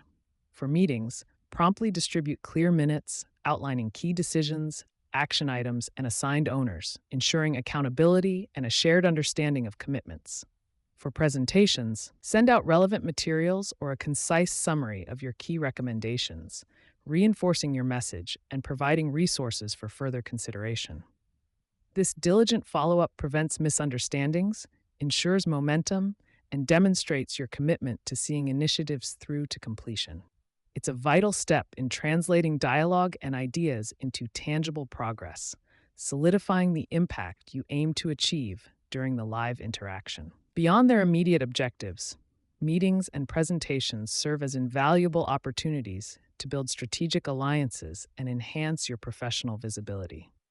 Actively seek out opportunities to engage in brief, positive interactions before or after the formal proceedings, connecting with key stakeholders on a more personal level. Offer support for others' ideas where appropriate, demonstrating your collaborative spirit and fostering goodwill. Your thoughtful contributions and polished presentations create an impression of competence and reliability, making you a memorable and respected figure within your organization. Each successful interaction is a brick laid in the foundation of your professional reputation, expanding your network of influence and opening doors for future opportunities. While strategy and tactics are paramount, never lose sight of the core values that define you as an ethical professional. Your approach to navigating meetings and presentations should always be rooted in authenticity and integrity, aligning with the corporate survivor ethos of achieving success without compromising your soul. Influence derived from genuine expertise, clear communication, and a collaborative spirit is far more sustainable and respected than that gained through manipulation or deception. Be transparent in your intentions, fair in your dealings, and consistent in your character, ensuring your strategic maneuvers are always underpinned by a strong moral compass. This commitment to ethical conduct not only safeguards your reputation, but also builds a foundation of trust that is indispensable for long-term career success. Ultimately, navigating meetings and presentations effectively require a strategic mindset that views these interactions not as passive events, but as dynamic opportunities for influence and impact. It demands thorough preparation, acute awareness of unspoken dynamics, precise communication, and a commitment to ethical engagement. By mastering the art of participation, presentation, and follow-up, you transform yourself from a mere attendee into a powerful architect of outcomes. Embrace these environments as your stage to demonstrate leadership, build alliances, and drive meaningful change, always remembering that your integrity is your most valuable asset. This proactive, principled approach will empower you to not only survive the corporate maze, but to purposefully shape your trajectory within it, achieving your goals while staying true to yourself. Written communication, leaving no room for misinterpretation. In the corporate arena, where spoken words can vanish like smoke, your written communication stands as a permanent record, a testament to your intentions, decisions, and contributions. This makes it an incredibly powerful tool, not just for sharing information, but for shaping perceptions and ensuring accountability. For the ethical professional navigating a landscape often blurred by ego and power plays, mastering the art of clear, unambiguous writing isn't merely good practice. It's a vital survival skill. Your emails, reports, and proposals are not just messages. They are strategic documents that can either clarify or complicate your path forward. They serve as your voice when you're not physically present, carrying your message across departments, hierarchies, and time zones. Learning to craft these messages with precision ensures your efforts are recognized and your integrity remains intact. This section will equip you with the techniques to communicate so effectively in writing that misunderstandings become virtually impossible, protecting your work and reputation. Ambiguity, unfortunately, is the silent killer of corporate progress and personal advancement. Vague language, unchecked assumptions, or an unclear purpose in your written messages can lead to costly errors, wasted time, and damaged relationships. Imagine sending an email where a key task is implied rather than explicitly assigned, only to find weeks later that no one took ownership, delaying an entire project. Or perhaps a subtle, unaddressed emotional undertone in your message creates unnecessary tension, causing colleagues to misinterpret your stance or intentions. These seemingly small lapses can snowball into significant obstacles, especially when dealing with individuals prone to credit stealing or those who thrive on manipulating information. Your goal must be to eliminate any possible gaps where misinterpretation can take root, leaving no room for doubt about your meaning or expectations. The bedrock of effective written communication lies in unwavering clarity and conciseness. Every sentence you construct should serve a distinct purpose, moving your message forward without extraneous words or convoluted phrasing. Think of your writing as a perfectly cut diamond, polished, precise, and reflecting light without distortion. Before you even begin typing, take a moment to distill your core message into a single, straightforward sentence. This mental exercise helps you prune away unnecessary details and ensures that you remain focused on what truly matters to your reader. When you are direct and to the point, you respect your audience's time and increase the likelihood that your message will be absorbed and acted upon correctly. Your subject line is the gatekeeper to your message. It must be informative and compelling enough to warrant immediate attention and provide a clear preview of the content within. Avoid generic phrases like checking in or follow up, which offer no real context and can easily be overlooked in a crowded inbox. Instead, opt for specific, action-oriented titles such as Project X Update, Crit, Ecal Decision Needed by EOD Tuesday, or Meeting Minutes for Date Action Items Attached. The very first paragraph of your message should then immediately state your purpose, offering a concise summary of what you are communicating and what you expect from the reader. This upfront clarity ensures that even a quick glance provides the essential takeaway, guiding the reader's focus and setting the stage for the details to follow. For complex information or multiple points, structure becomes your best friend in preventing misinterpretation. Break down lengthy paragraphs into easily digestible chunks, utilizing bullet points or numbered lists to present key details, action items, or questions.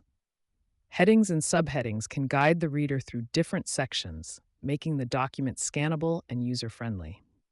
Bold important phrases or keywords to draw attention to critical information, but use this sparingly to maintain its impact.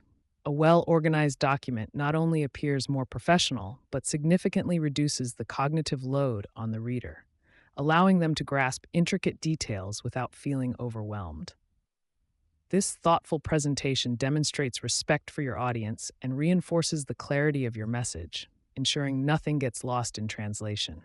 Beyond the words themselves, the tone of your written communication plays a crucial, often underestimated role in how your message is received. Even when conveying difficult news or providing critical feedback, maintaining a professional, respectful, and empathetic tone is paramount.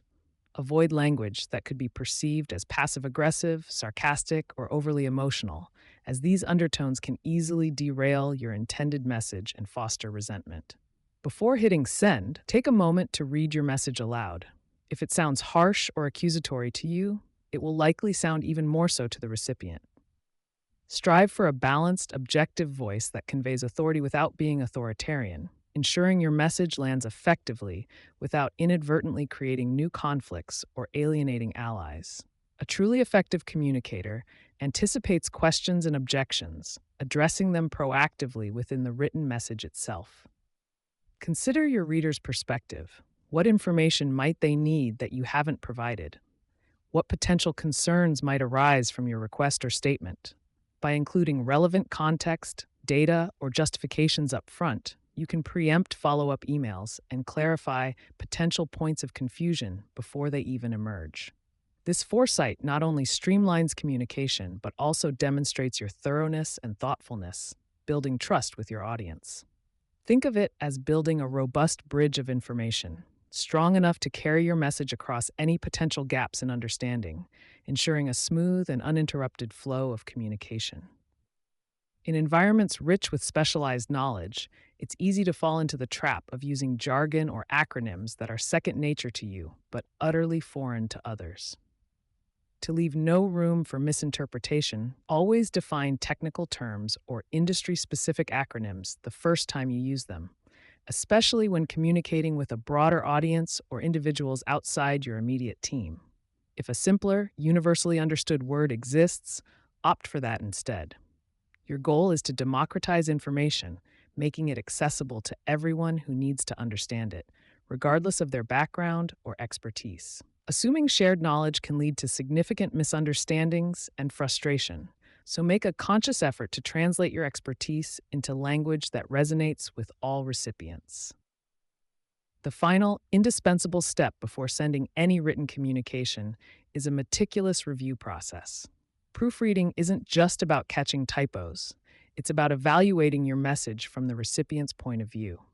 Read through your email or document as if you were the person receiving it, critically assessing whether anything could be misunderstood, misinterpreted, or cause unintended offense. Check for clarity, conciseness, tone, and completeness, ensuring all necessary information is present and accurate. Sometimes stepping away from the draft for a few minutes and then returning with fresh eyes can reveal errors or ambiguities you initially missed. Even better, if the stakes are high, consider asking a trusted colleague to review it for clarity before it goes out, providing an invaluable external perspective. Written communication serves as an invaluable tool for documentation and establishing accountability, a critical safeguard for the ethical professional. When important decisions are made, tasks are assigned, or agreements are reached, memorializing these points in writing creates a clear, undeniable record. This practice protects you from situations where credit might be stolen or responsibilities are conveniently forgotten by others. By clearly outlining who is responsible for what, by when, and the expected outcomes, you establish a transparent framework that minimizes disputes and holds everyone to their commitments. This proactive approach ensures that your contributions are acknowledged and that you have tangible evidence to refer back to, reinforcing your position and protecting your professional standing. While face-to-face conversations foster connection, there are specific situations where written communication is undeniably superior for preventing misinterpretation and ensuring clarity. For instance, when conveying complex instructions, detailed project specifications, or critical policy changes, the permanence of written text allows recipients to review, reread, and reference the information at their own pace. Similarly, when delivering sensitive or potentially controversial information, framing your message thoughtfully in writing can prevent emotional reactions from hacking the core message. It provides an opportunity for careful phrasing and ensures that your message is delivered exactly as intended, without the potential for spontaneous misstatements or unchecked emotional responses that can occur in verbal exchanges. Your ability to communicate effectively in writing becomes a protective shield against the machinations of others in the corporate environment. When dealing with credit-stealing peers or narcissistic leaders who might twist narratives, well-documented exchanges provide irrefutable evidence of your contributions and intentions. By clearly stating your ideas, outlining your actions, and documenting project progress in writing, you create a paper trail that validates your work and prevents others from claiming it as their own. This isn't about being overly cautious. It's about being strategically prepared to defend your integrity and ensure your efforts are properly recognized. Written communication, when used wisely, becomes a powerful ally in safeguarding your career and maintaining your ethical stance. Ultimately, leaving no room for misinterpretation in your written communication is an active, ongoing commitment, not a one-time effort. It requires a mindset of constant vigilance, always asking yourself, how else could this be read? Or is there any ambiguity here that someone could exploit? Embrace the discipline of crafting every email, report, and memo with precision and purpose, understanding that each word carries weight and consequence. This proactive approach to clarity is your best defense against the subtle power plays and ego-driven manipulations that often characterize corporate life. By consistently striving for crystal clear communication, you empower yourself to navigate the corporate landscape with confidence, ensuring your message is not just heard, but fully understood and respected by all. As a corporate survivor, your written words are more than mere information transfer. They are your legacy, your defense, and your path to influence within the organization. They are the silent, steadfast advocates for your competence and your integrity when you cannot be there to speak for yourself. By mastering the art of unambiguous written communication, you don't just avoid pitfalls, you actively shape your narrative, secure your contributions, and build a reputation for reliability and clarity. This skill allows you to thrive without resorting to the very tactics you despise, proving that ethical, precise communication is not just possible, but powerfully effective in even the most challenging corporate environments. Dealing with the narcissist, strategies for self-preservation. Navigating the corporate landscape often means encountering various personality types, some of whom can be incredibly challenging to work alongside. Among these, the narcissist stands out as a particularly potent force, capable of creating genuine havoc for those around them. These individuals, often charming and charismatic on the surface, possess an inflated sense of self-importance and a deep-seated need for admiration, which can quickly turn toxic in a team environment.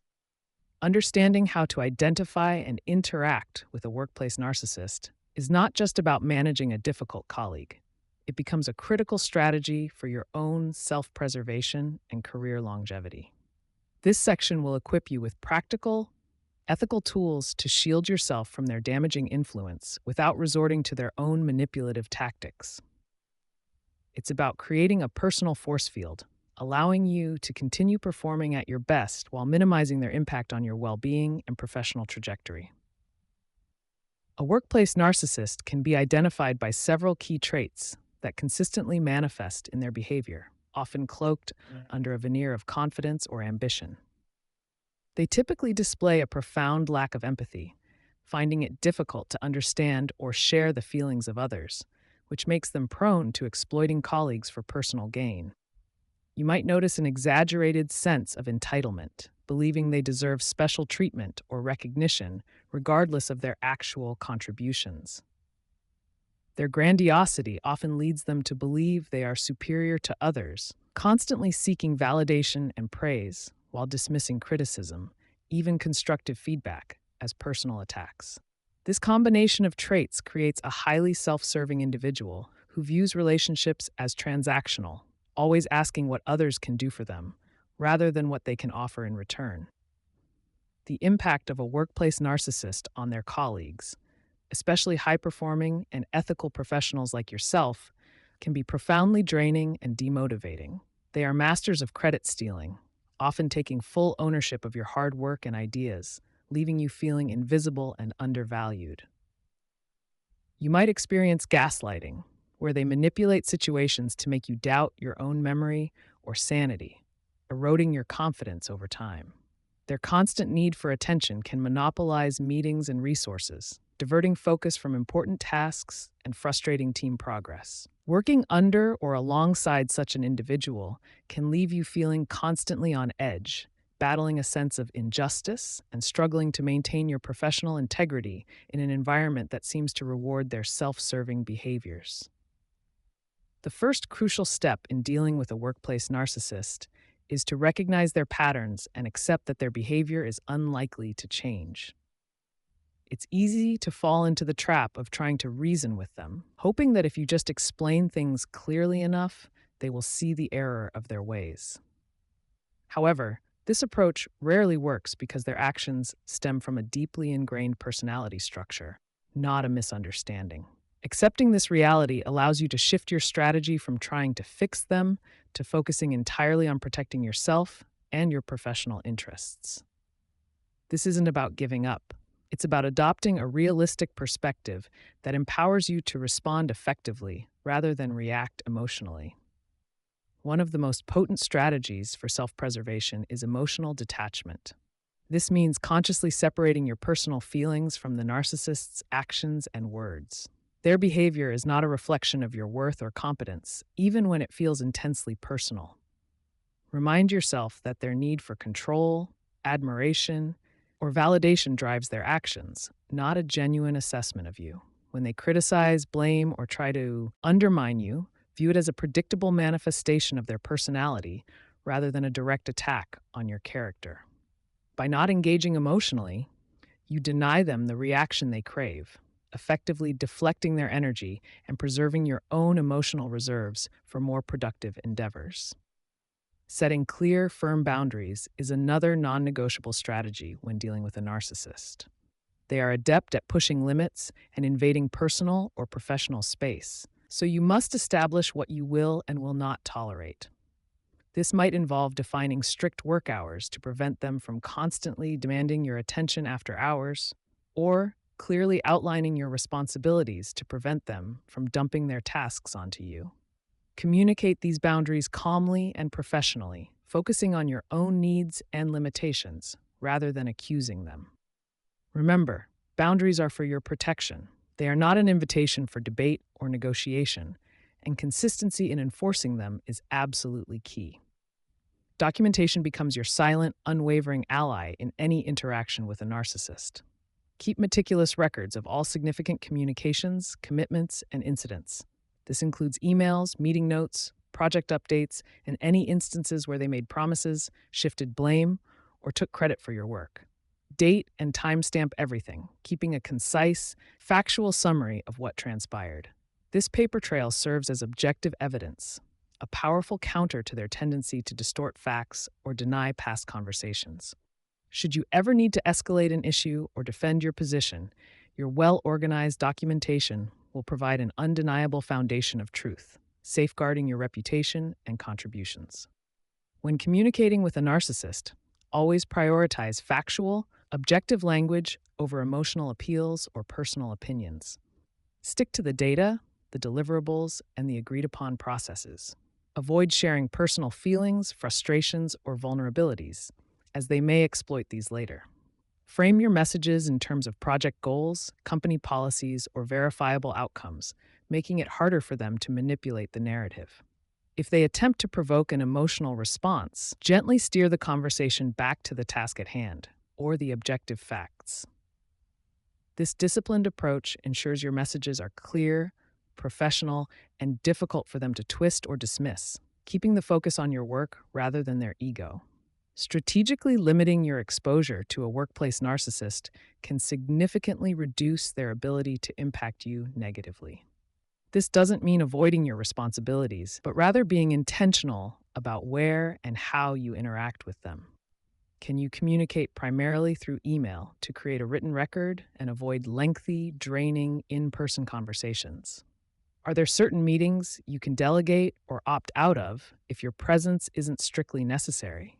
If you share an office space, explore options for alternative workspaces or adjust your schedule to minimize direct contact. Every moment you spend away from their direct influence is a moment you reclaim for productive work and mental peace.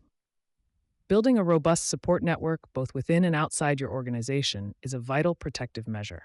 Identify trusted colleagues, mentors, or HR professionals who can serve as sounding boards or potential allies. Share your experiences factually and discreetly, seeking advice or simply an empathetic ear. Outside of work, lean on friends, family, or a professional coach who can help you process the emotional toll and provide perspective. These alliances can offer valuable insights, confirm your perceptions, and provide a sense of solidarity, reminding you that you are not alone in facing these challenges. A strong network can also serve as a buffer, providing alternative pathways for information or support when the narcissist tries to isolate you. While dealing with a narcissist, it's crucial to keep your focus firmly on your own contributions and professional development. Do not allow their attempts to steal credit or undermine you to deter you from excelling in your role. Continue to produce high-quality work, meet your deadlines, and actively seek opportunities to showcase your talents to others outside of the narcissist's direct influence. This ensures that your value is recognized by a broader audience, making it harder for one individual to diminish your impact. Your consistent performance and dedication to your craft are your strongest defenses, demonstrating your competence and commitment regardless of their machinations. Understanding the underlying motivations of a narcissist, even if you don't condone their behavior, can help you maintain your emotional distance. Their actions often stem from deep-seated insecurities and a fragile ego, which they compensate for by seeking constant external validation and control. This realization helps reinforce that their behavior is not a personal attack on you, but rather a manifestation of their own internal struggles. Knowing this allows you to view their antics with a degree of objectivity, almost like observing a predictable natural phenomenon rather than internalizing their negativity. It empowers you to respond strategically instead of reacting emotionally to their often desperate bids for attention and power. Prioritizing your mental and emotional well being is not a luxury, it's a necessity when engaged with a workplace narcissist. The constant vigilance and emotional toll can lead to stress, anxiety, and burnout if left unchecked. Engage in self care practices that help you decompress and recharge, whether that's exercise, meditation, hobbies, or spending time with loved ones. Ensure you are getting adequate rest and nourishing your body. Consider seeking professional support, like therapy or coaching, if you find yourself struggling to cope. Protecting your inner peace and resilience is paramount, allowing you to maintain a healthy perspective and prevent their toxicity from consuming your life. Finally, be prepared to recognize when a situation with a workplace narcissist has become untenable and when self-preservation might mean exploring other opportunities. There comes a point where even the most robust strategies for managing them might not be enough to protect your career, your mental health, or your overall job satisfaction. If the environment becomes consistently toxic, if your contributions are perpetually stifled, or if your well being is severely compromised, it's a sign to seriously evaluate your options. Sometimes the most courageous act of self preservation is knowing when to strategically disengage and seek a healthier, more supportive professional environment where your talents can truly flourish without constant battle. Handling passive aggressive behavior. You know that feeling when something just doesn't sit right, but you can't quite put your finger on why? It's not an open argument, and nobody is shouting, yet you feel a quiet tension, a subtle undermining that makes your work harder. This often signals you're dealing with passive-aggressive behavior, a common but particularly frustrating challenge in the corporate world. Passive aggression is a sneaky beast because it avoids direct confrontation. Instead, it expresses negative feelings, resistance, or resentment through subtle, indirect means. Think about the colleague who forgets to invite you to a crucial meeting, or the team member who constantly misses deadlines with elaborate, unconvincing excuses. It's a pattern of indirect hostility that can slowly but surely erode trust and productivity. For those of us who prefer straightforward communication and value efficiency, passive-aggressive tactics can be incredibly draining. They force you into a frustrating game of decoding hidden messages, wasting your energy trying to figure out what's really going on, and often leaving you feeling unheard or undervalued. This kind of behavior doesn't just slow down projects. It can also make you question your own perceptions and doubt your instincts. People often resort to passive aggression because they're uncomfortable with direct conflict, fear rejection, or simply haven't learned healthier ways to express their feelings. They might feel powerless and use these indirect methods to exert some control. Or they could harbor resentment they're unwilling to voice openly. Understanding this isn't about excusing the behavior, but it helps us approach the situation with a clearer mind. The first step in handling passive-aggressive behavior is learning to recognize it for what it is. Look beyond the surface-level politeness or the seemingly innocent excuses. Are tasks consistently delayed or done poorly without a clear reason? Do you receive backhanded compliments that leave you feeling slightly insulted? Is there a pattern of missed communications that always seem to affect your work specifically? Once you identify the pattern, the most effective strategy is to address the behavior directly, but calmly and professionally. This doesn't mean launching into an accusation. Instead, focus on the specific actions and their impact on your work, using I statements to explain how it affects you and the project. Keep your tone neutral and avoid emotional language, which can escalate the situation. For example, instead of saying, "You always forget to send me the updates, and it's making me fall behind," try, "When I don't receive the updates by Friday, I find it challenging to complete my section of the report on time," which then impacts our overall deadline. This frames the issue around shared goals and responsibilities rather than personal blame, making it harder for them to deflect. Setting clear expectations and boundaries is another crucial tactic. Passive-aggressive individuals often thrive in ambiguity. Make sure all agreements, deadlines, and responsibilities are explicitly discussed and, whenever possible, put into writing. Following up with an email summarizing your conversation can be incredibly effective, ensuring everyone is on the same page and providing a record. This isn't about micromanaging, it's about creating an environment of transparency and accountability. A simple email like, just confirming our discussion from the meeting, I understand you'll handle X by EOD Tuesday, can prevent future misunderstandings. It leaves little room for excuses and reinforces the professional standards you expect. Crucially, avoid getting pulled into their game. Passive-aggressive people often want to provoke a reaction from you, a display of frustration or anger, which then allows them to play the victim. Stay calm and collected, even if you feel your patience wearing thin. Your composed demeanor is a powerful tool against their indirect tactics. When faced with a subtle jab or sarcastic comment, you can choose to acknowledge only the surface-level words, effectively ignoring the underlying negativity. For instance, if someone says, "Oh, you actually managed to finish that report on time, how surprising," you can simply reply, "Yes, I did. Thanks," and move on, denying them the reaction they sought. Documentation becomes your silent ally. Keep a record of relevant emails, meeting notes, project timelines, and any instances where passive-aggressive behavior directly impacted your work. Note the date, time, specific behavior, and the consequence. This isn't about building a case to get someone, but rather to have objective evidence if the situation needs to be escalated. Having a clear, factual timeline helps you articulate the problem without it sounding like a personal complaint.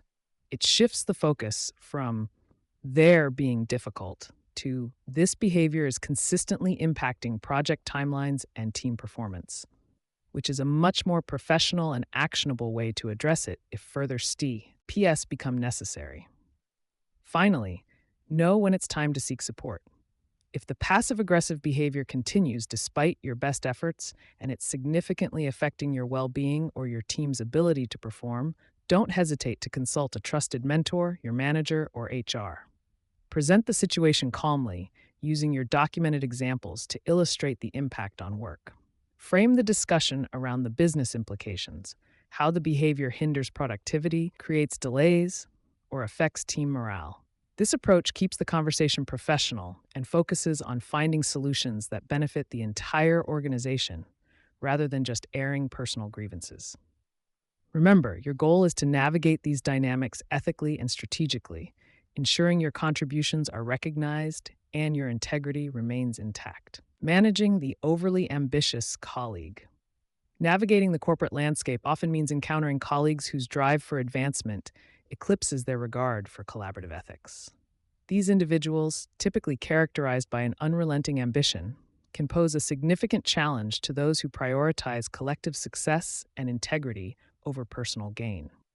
Their actions, while sometimes framed as proactive or innovative, often manifest as credit stealing, strategic exclusion, or even outright sabotage, leaving competent professionals feeling undervalued and outmaneuvered.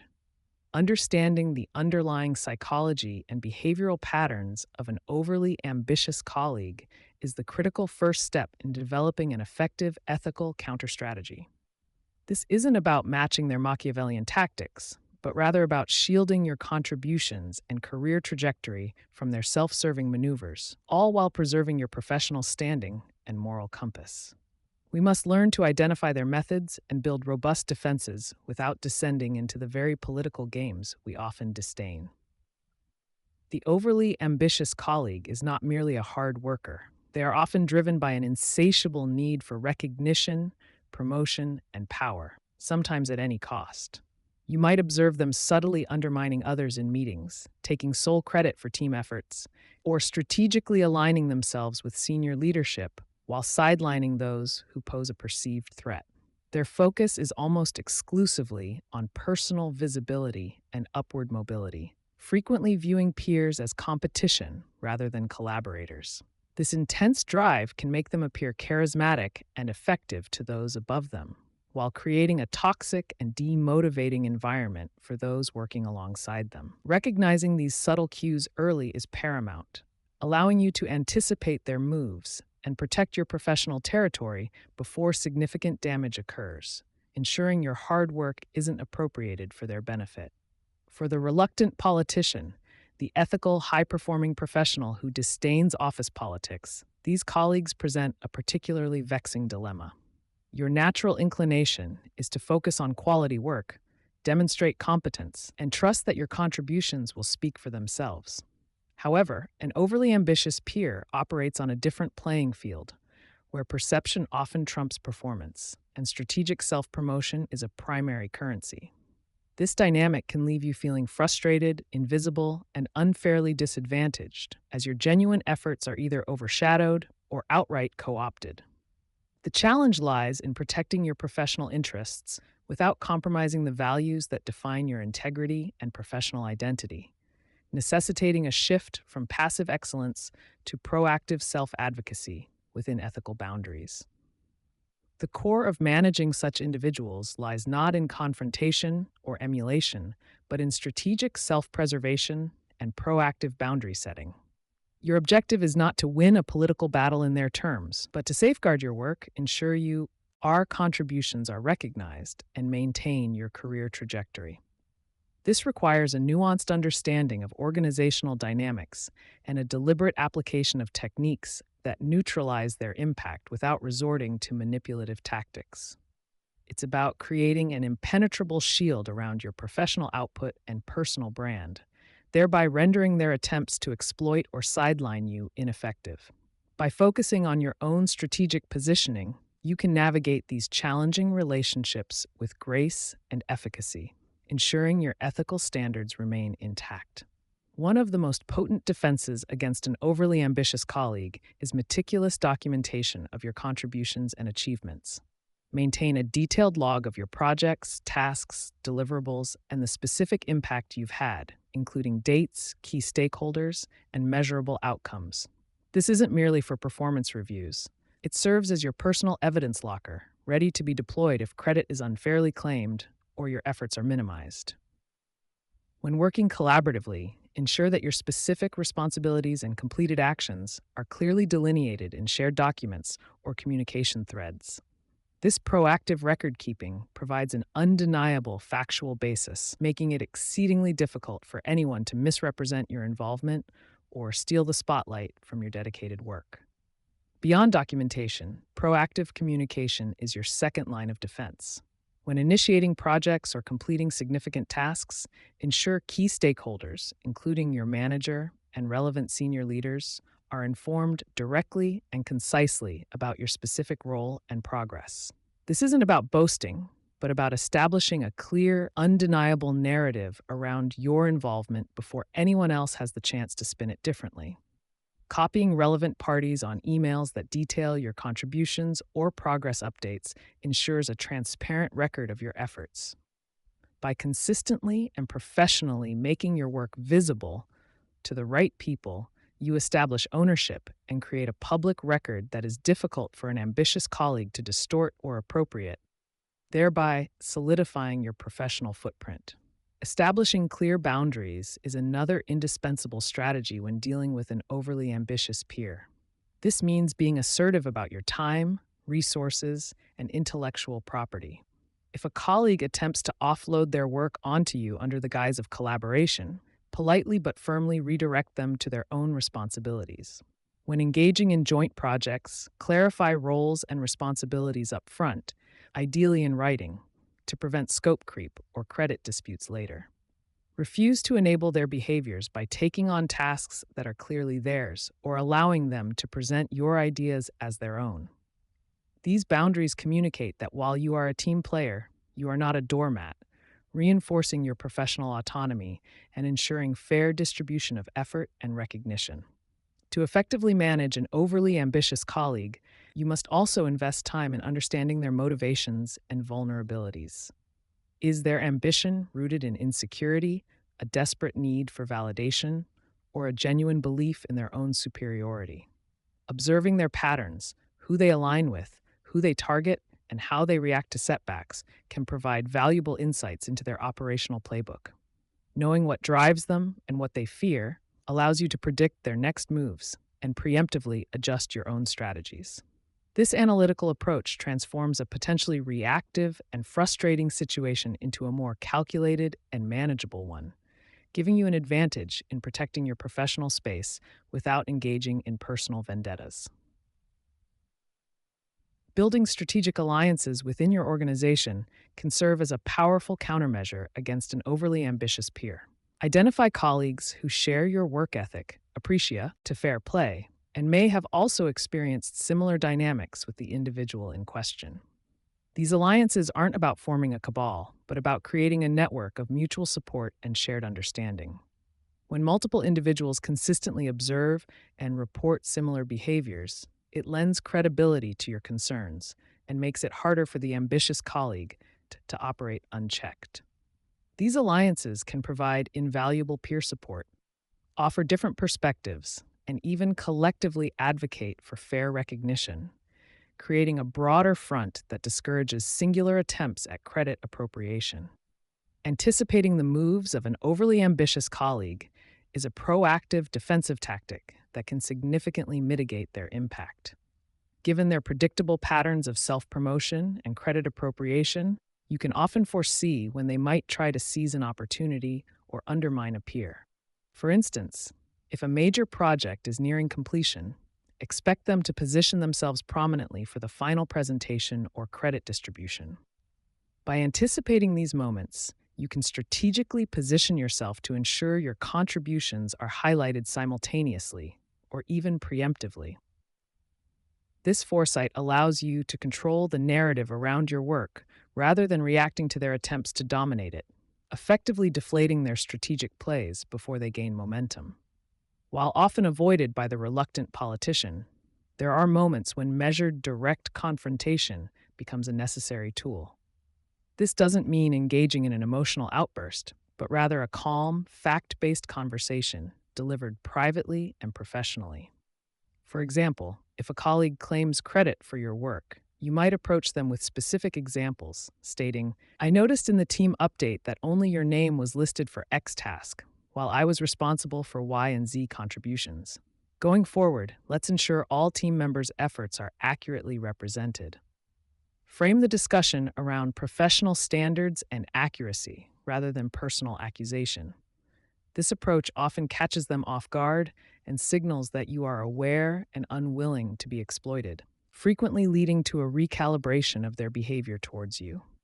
In rare, highly strategic instances, it might even be possible to leverage an ambitious colleague's drive for mutual benefit, albeit with extreme caution.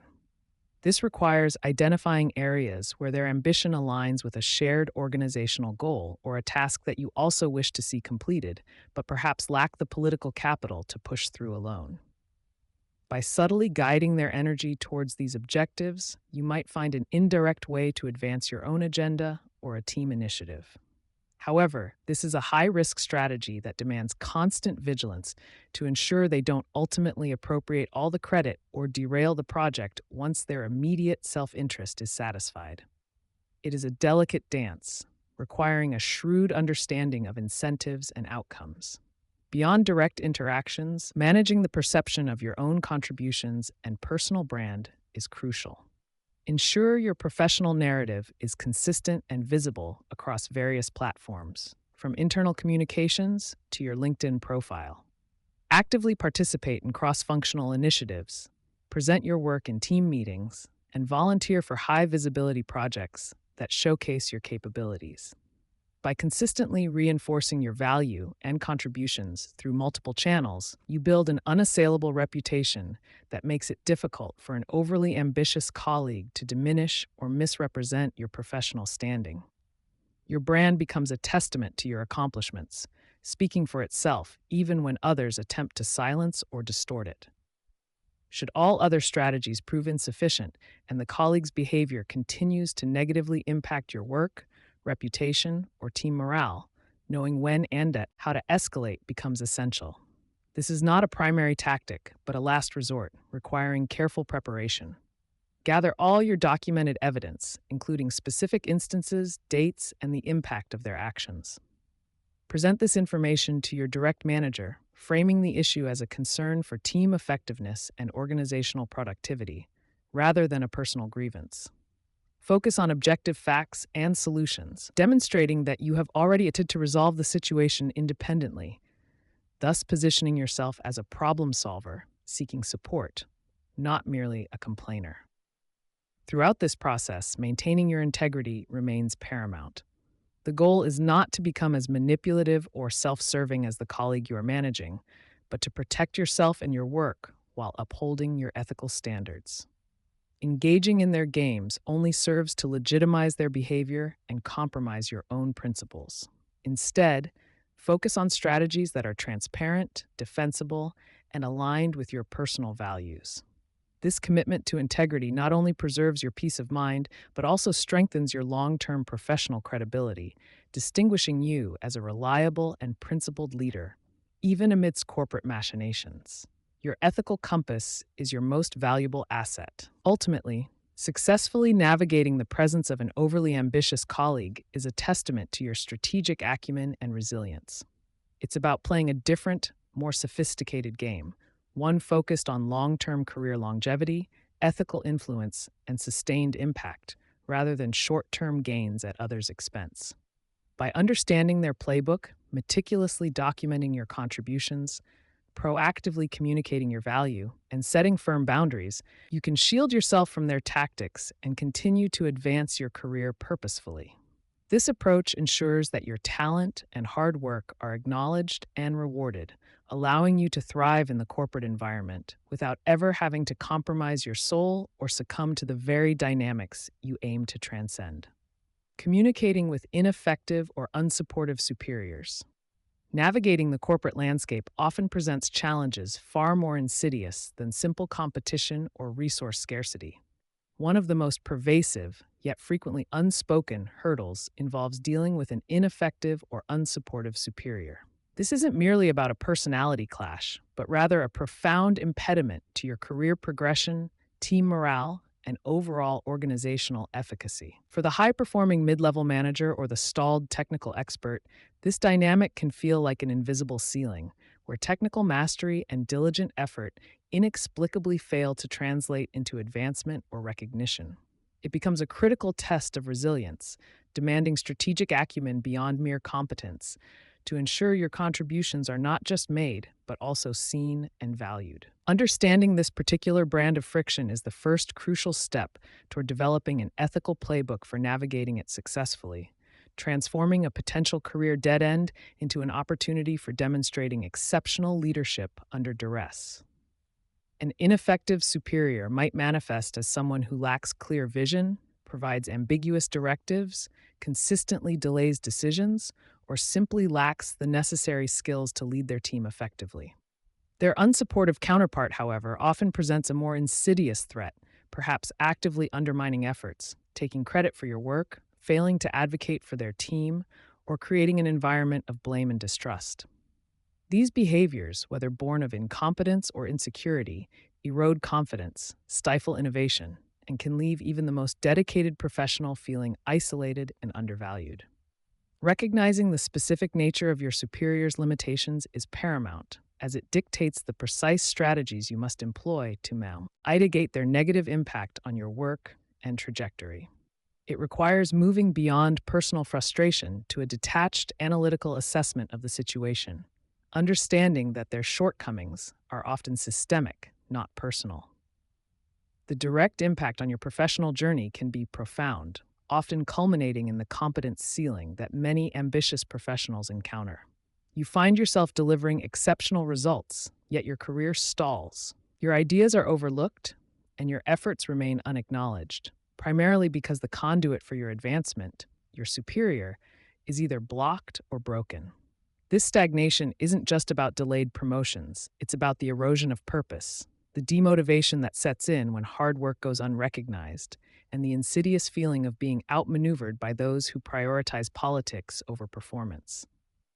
Over time, this dynamic can lead to burnout, disengagement, and a pervasive sense of injustice, compelling many to consider leaving an organization where their talent is clearly not being cultivated or championed.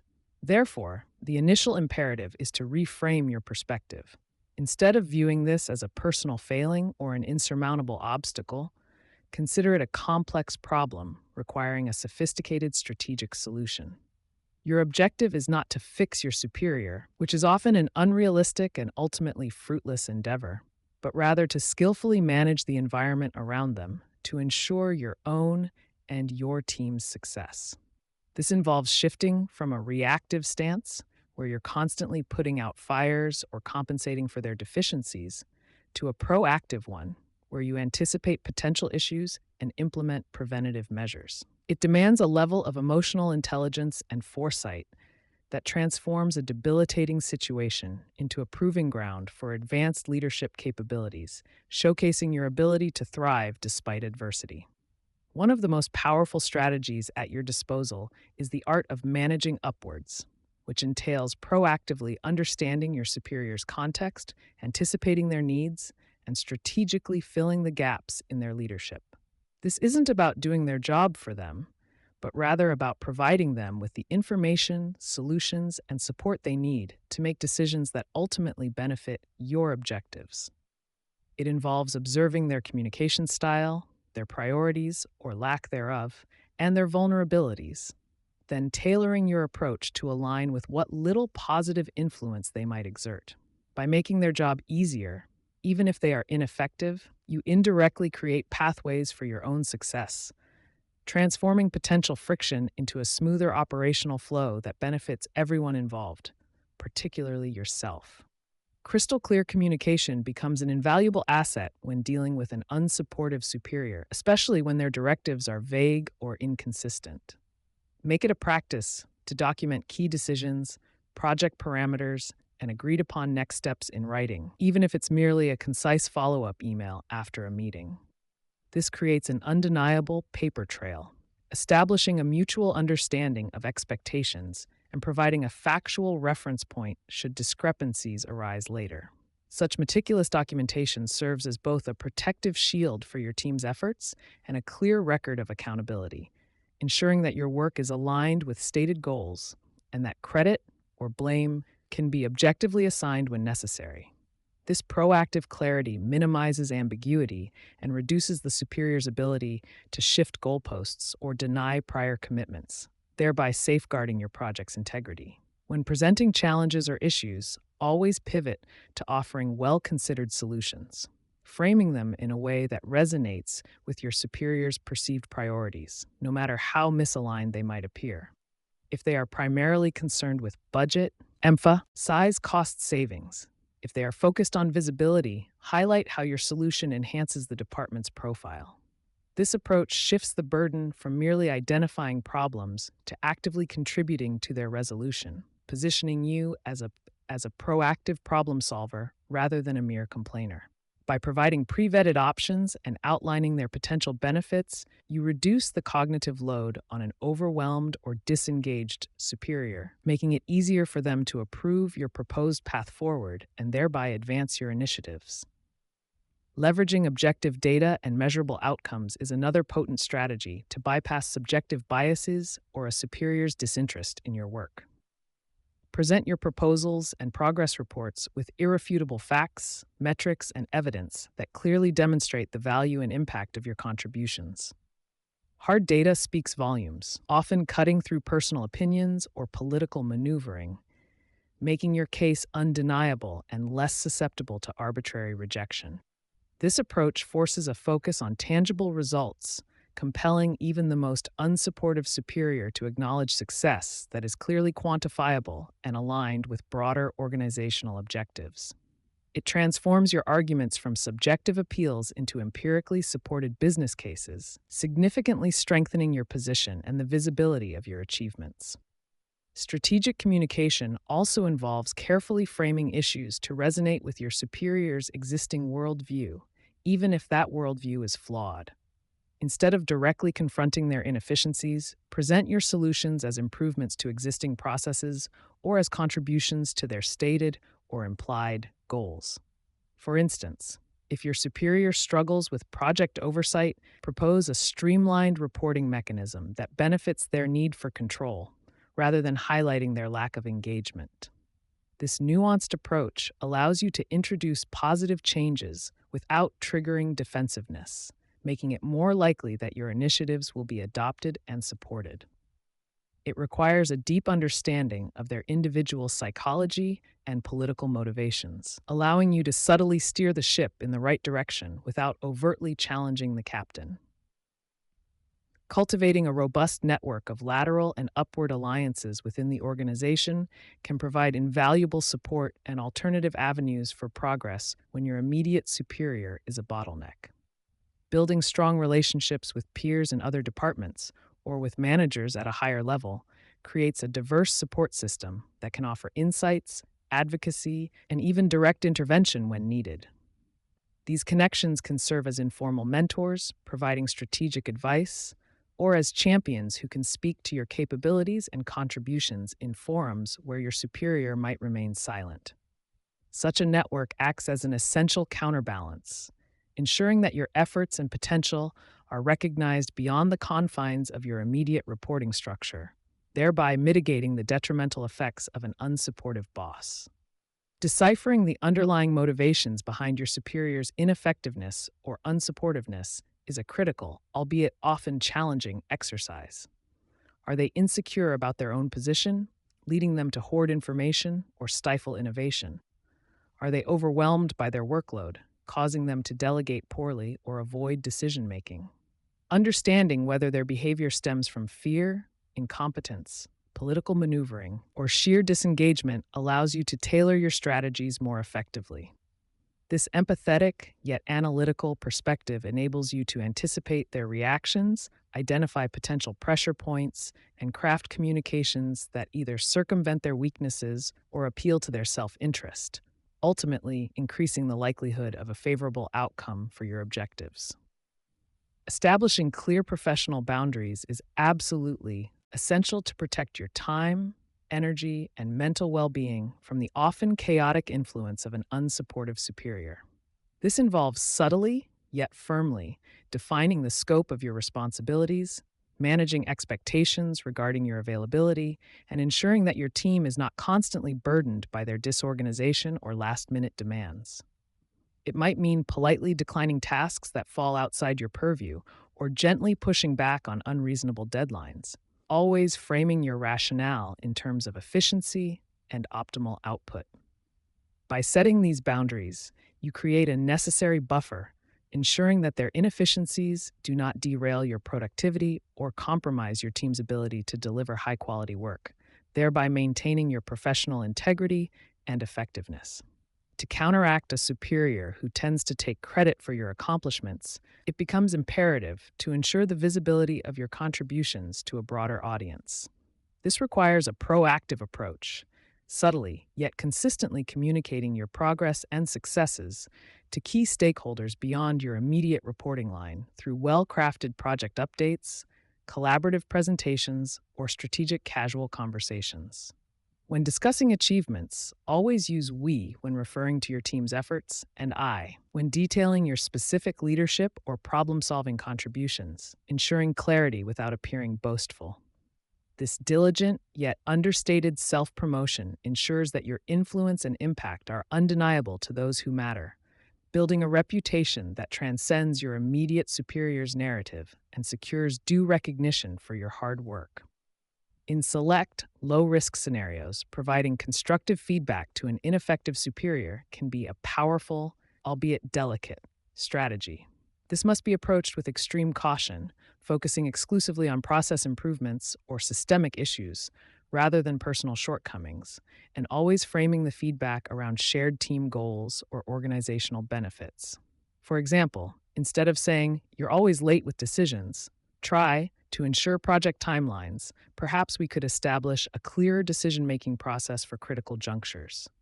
This objective, forward-looking approach minimizes defensiveness and positions you as a collaborative partner seeking solutions rather than a critic.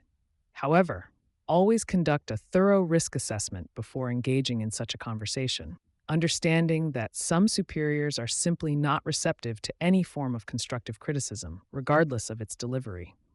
Mastering the art of self advocacy during formal performance reviews is non negotiable, particularly when your superior is unsupportive or disengaged from your contributions.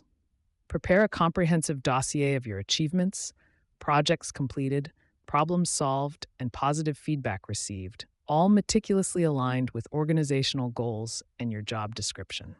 Present this evidence based narrative clearly and confidently, ensuring that your accomplishments are undeniable, regardless of your superior's willingness to acknowledge them. This proactive self assessment serves as your primary defense and offense, demonstrating your value through concrete data and ensuring that your career progression is not solely dependent on the subjective or biased input of an unsupportive manager, thereby safeguarding your professional narrative and future. Recognizing when and how to strategically escalate issues while maintaining your ethical compass and minimizing personal risk is a crucial skill for the corporate survivor. This step should never be taken lightly and requires meticulous preparation, including a comprehensive record of documented instances, attempted solutions, and the clear impact on the business or team. Before approaching HR or a higher level manager, ensure you have exhausted all reasonable attempts to resolve the situation directly, and that your rationale is firmly rooted in organizational impact, not personal grievance. This careful, evidence-based approach is about seeking systemic resolution for a business problem, rather than merely complaining, ensuring that your actions are perceived as professional and constructive, even when challenging the status quo. Finally, dealing with ineffective or unsupportive superiors inevitably takes an emotional toll, making personal resilience and self-care paramount for sustaining your long-term career. Acknowledge the frustration, but do not let it consume you. Engage in activities that recharge your mental and emotional batteries, and seek counsel from trusted mentors or peers outside your immediate reporting line. Maintaining a healthy perspective and a strong support system prevents burnout, preserves your professional integrity, and ensures that you can continue to perform at your peak despite challenging circumstances. Your ability to navigate these complex human dynamics without compromising your core values is a true testament to your leadership, setting you apart as an ethical corporate survivor. Ultimately, navigating the complexities of communicating with ineffective or unsupportive superiors is not merely about enduring a difficult situation. It is about refining your strategic acumen, enhancing your leadership capabilities, and demonstrating unwavering integrity in the face of adversity. By proactively managing upwards, meticulously documenting your contributions, building strategic alliances, and mastering the art of self-advocacy, you transform a potential career stumbling block into a springboard for growth.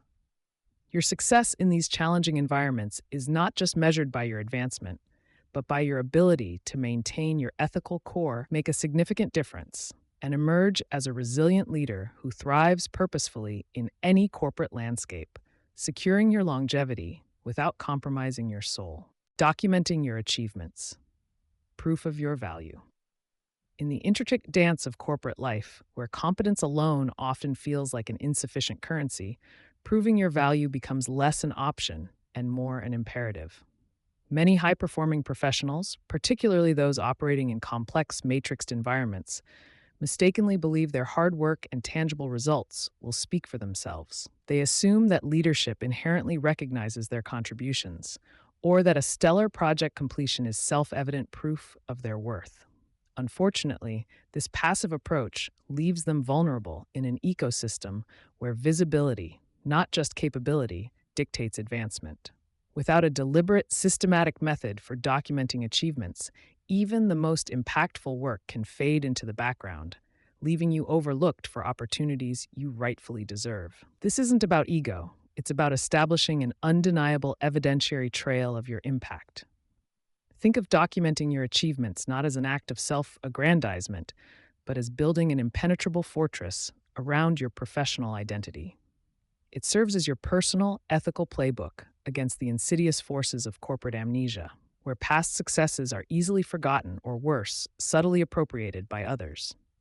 This strategic practice ensures that when discussions turn to promotions, raises, or critical project assignments, you possess a robust portfolio of undeniable contributions. It empowers you to navigate performance reviews with confidence, transforming what could be a subjective assessment into an objective showcase of your consistent value. Ultimately, this detailed record becomes your most potent weapon in safeguarding your career trajectory and ensuring your integrity remains uncompromised amidst political maneuvering. So, what exactly should you be documenting? Begin by capturing specific projects and initiatives you've led or significantly contributed to, detailing your precise role and responsibilities. Move beyond vague descriptions. Instead, outline the initial problem or challenge that existed, the specific actions you took to address it, and the immediate results achieved. For instance, rather than simply stating, managed X project, articulate, identified a critical bottleneck in the Y process, designed and implemented a new Z workflow, resulting in a measurable improvement in efficiency. This structured approach clearly links your efforts to tangible outcomes, painting a vivid picture of your impactful involvement. Quantifiable metrics are the bedrock of compelling achievement documentation, transforming anecdotal success into verifiable data. Whenever possible, translate your contributions into numbers that resonate with business objectives and leadership priorities. Did you reduce costs? By how much? And over what period? Did you improve efficiency? What was the percentage gain? And what was the impact on resources or time? Even seemingly qualitative work can often be reframed with metrics, such as improved team morale by facilitating X workshops, leading to a Y% reduction in reported conflicts. Numbers cut through ambiguity, providing concrete proof of your value that is difficult to dispute or ignore. Beyond your own observations, actively collect external validation of your work, as these testimonials offer powerful, unbiased proof. Save positive feedback from colleagues, clients, or superiors, whether it arrives via email, instant message, or a formal communication. Did a manager praise your problem-solving skills in a team meeting? Make a note of it. Did a client send a glowing email about your support? Archive it. These snippets of recognition, especially when unsolicited, serve as potent affirmations of your impact and demonstrate how your contributions are perceived and valued by others within and outside the organization. The efficacy of documenting your achievements hinges on consistency. This isn't a task to be relegated to the frantic weeks leading up to your annual performance review. Instead, cultivate a continuous habit of capturing your wins as they happen, ideally on a weekly or bi-weekly basis. Waiting until the last minute inevitably leads to forgotten details, missed opportunities to quantify impact, and a less comprehensive record. By integrating this practice into your regular routine, you ensure that every significant contribution, every problem solved, and every positive interaction is fresh in your mind and meticulously recorded, ready for future use. Regarding the how, establishing a dedicated, easily accessible system is paramount for effective documentation. This could be as simple as a running document in a secure cloud folder, a digital journal, or even a specialized win folder where you drop relevant emails and project summaries. The key is to choose a method that seamlessly integrates into your workflow and encourages regular updates, rather than becoming another cumbersome chore. Experiment with different approaches until you find one that feels intuitive and sustainable, ensuring your valuable contributions are always within reach. When structuring your documented achievements, prioritize clarity, conciseness, and impact. Avoid lengthy prose. Instead, opt for bullet points, short paragraphs, or a structured situation, task, action, result (STAR) format. This makes your accomplishments easy to scan, understand, and recall, whether you're referencing them for a quick conversation or preparing for a formal review. Remember, the goal is to create a readily digestible repository of your value, not to write a novel about every project you've touched. The utility of this meticulously compiled record extends far beyond the confines of annual performance reviews. This robust collection of achievements becomes an invaluable asset during salary negotiations, providing concrete evidence to justify your requests for increased compensation. It serves as a compelling narrative when you're vying for a promotion, illustrating a clear trajectory of growth and expanded capabilities. Moreover, having your accomplishments readily available allows you to confidently articulate your value during internal mobility discussions or when seeking new opportunities, ensuring you present yourself as a highly desirable candidate.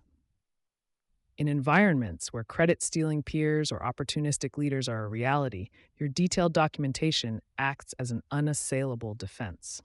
When someone attempts to claim your ideas or efforts as their own, having a time stamped, specific record of your involvement makes it significantly harder for them to succeed.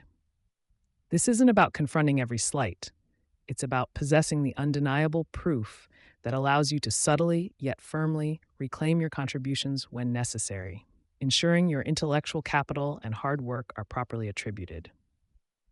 Beyond its external applications, the very act of systematically documenting your achievements fosters a profound sense of internal confidence and self-awareness. Regularly reviewing your wins reminds you of your capabilities, reinforces your problem-solving prowess, and solidifies your understanding of the unique value you bring to the organization. This self-affirmation is crucial for navigating the inevitable setbacks and challenges of corporate life, providing a resilient foundation for your mental well-being and empowering you to advocate for yourself with authentic conviction.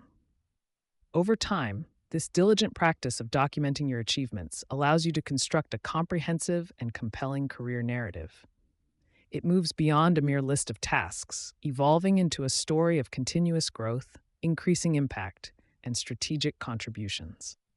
This narrative becomes an invaluable tool for long-term career planning, helping you identify patterns in your successes, pinpoint areas for further development, and articulate your professional journey with clarity and purpose, both internally and externally. The power of a continuously updated record far surpasses the rushed, last-minute scramble to recall past glories. Consistency in documentation ensures that no achievement, no matter how small, slips through the cracks. It builds a momentum of evidence, creating a clear, unbroken line of value delivery that speaks volumes about your dedication and effectiveness. This proactive approach not only simplifies future self-advocacy, but also projects an image of meticulousness and professionalism to those who might inquire about your contributions. Crucially, always connect your documented achievements back to the broader organizational goals and business impact. It's not enough to simply state what you did. Explain why it mattered. Did your project save the company money? Did it enhance customer satisfaction? Did it streamline a critical process, freeing up resources for other initiatives? Framing your accomplishments in terms of their contribution to the company's bottom line or strategic objectives elevates their perceived value and demonstrates your strategic alignment with leadership's priorities. While maintaining a detailed record of your achievements is vital, it's equally important to consider the privacy and security of this information. Store your documentation in a secure, personal location that is not easily accessible to others, such as a password-protected digital folder on your personal cloud storage, or a securely encrypted file. This ensures that your valuable career evidence remains confidential and protected, accessible only to you when needed, preventing any unauthorized access or potential misuse. Building this robust portfolio of documented achievements is the foundational step in effectively navigating the corporate landscape, arming you with undeniable proof of your value. With this solid evidence in hand, you are now strategically positioned to confidently and ethically claim credit for your contributions, a skill we will explore in the next section. This proactive approach transforms you from a passive participant into an empowered architect of your own career trajectory, ready to assert your rightful place without compromising your integrity.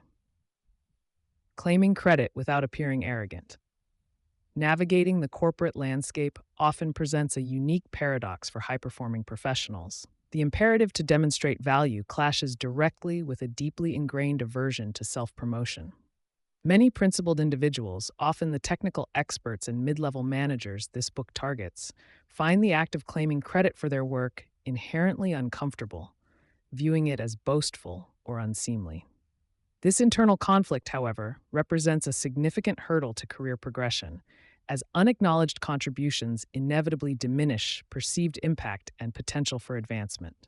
Mastering the delicate art of articulating your achievements without succumbing to arrogance is not merely a desirable trait, but a fundamental skill for sustained professional growth and recognition within complex organizational structures. It requires a strategic mindset, a nuanced understanding of social dynamics, and an unwavering commitment to ethical communication. The cost of remaining silent about your contributions can be surprisingly high, manifesting in a reduced scope of influence and slower career trajectory. When you consistently refrain from highlighting your achievements, others may inadvertently or even deliberately appropriate your work, leaving you uncredited for significant efforts. This isn't always malicious. Often, it's simply a consequence of a fast paced environment where visibility is paramount and those who speak up are heard. Over time, a pattern of unacknowledged contributions can lead to a perception that your impact is less substantial than it truly is, hindering opportunities for promotions, leadership roles, and critical project assignments. Therefore, understanding how to ethically assert your value becomes a defensive mechanism against professional invisibility and a proactive step towards securing your rightful place within the organization. Reframing the act of claiming credit is essential for those who find it distasteful, transforming it from ego-driven self-aggrandizement into a professional responsibility. This isn't about vanity. It's about ensuring accurate attribution, providing tangible evidence of your contributions to organizational objectives, and maintaining a transparent record of your professional value. Consider it a form of diligent reporting, where you provide stakeholders with the necessary information to understand the scope and impact of your work. By shifting this perspective, you move away from the discomfort of self-promotion and towards the duty of clear communication, which is a cornerstone of effective leadership and accountability in any professional setting. The strategic deployment of pronouns, specifically the judicious use of we versus I, offers a powerful tool for acknowledging collective effort while subtly highlighting individual impact. Begin by consistently emphasizing team successes, framing accomplishments as a result of collaborative effort to foster a supportive and inclusive environment. For instance, you might say, "Our team successfully implemented the new system, achieving a 15% efficiency gain in record time." Subsequently, within that context, you can then gracefully articulate your specific contributions. My role involved architecting the integration framework, which significantly streamlined data migration and reduced potential downtime. This approach demonstrates humility and team spirit while ensuring your unique expertise and critical actions are clearly recognized, striking a balance that prevents any perception of arrogance. Allowing data and quantifiable evidence to speak for itself is perhaps the most unassailable and least arrogant method of claiming credit for your work. Numbers, metrics, and verifiable outcomes possess an objectivity that personal anecdotes often lack, making your contributions undeniable and less susceptible to subjective interpretation. When presenting your achievements, focus on the tangible impact. We reduced operational costs by 10% through process optimization, followed by, "My analysis identified the key bottlenecks, leading to the implementation of the new workflow that generated these savings." By anchoring your claims in concrete results, you shift the narrative from personal assertion to demonstrable achievement, providing irrefutable proof of your value without needing to overtly boast. Strategic communication of progress and results, delivered through well-timed and concise updates, serves as an effective mechanism for consistent, low-key credit claiming. Instead of waiting for a grand announcement, integrate brief, fact-based summaries of your achievements into regular team meetings, project updates, or one-on-one sessions with your manager. These updates should focus on milestones reached, problems solved, and positive outcomes, always linking them back to broader project or organizational goals. For example, a quick note stating, "Successfully resolved the critical bug in Module X, preventing potential delays in the upcoming release and maintaining our project timeline," is far more impactful and less self-serving than a dramatic pronouncement, ensuring your contributions are consistently visible without overbearing. Your manager serves as a crucial advocate in the complex machinery of corporate recognition, and proactively equipping them with the necessary information is a strategic imperative. Regularly provide your manager with concise, impactful summaries of your accomplishments, framing them in terms of their contribution to departmental and organizational objectives. This isn't about complaining or seeking praise, but about making their job easier by giving them the data points and narratives they need to champion your work in higher level discussions. When your manager is well informed and confident in your contributions, they become a powerful conduit for your recognition, often more effectively than direct self promotion ever could be. Cultivating strategic alliances and fostering an environment of mutual peer recognition can significantly amplify your visibility without requiring you to constantly self promote. By consistently acknowledging the contributions of your colleagues and building strong, reciprocal professional relationships, you create a network where others are more inclined to vouch for your work. When a peer publicly commends your efforts on a shared project, or an ally mentions your critical input in a cross functional meeting, that third party validation carries immense weight. This organic recognition, born from genuine collaboration and appreciation, is often perceived as more authentic and credible than any direct claim you might make yourself. The art of the indirect claim involves strategically positioning your work and insights in ways that naturally expose your impact without explicit boasting. This might involve leading a technical presentation on a solution you developed, sharing data-driven insights in a meeting that stem from your analysis, or contributing a critical piece of information that resolves a long-standing problem. When others witness the direct benefit of your expertise and effort, the credit naturally accrues to you without the need for overt declaration. This method leverages the power of demonstration, allowing your contributions to reveal themselves through their tangible value and impact on the work of others.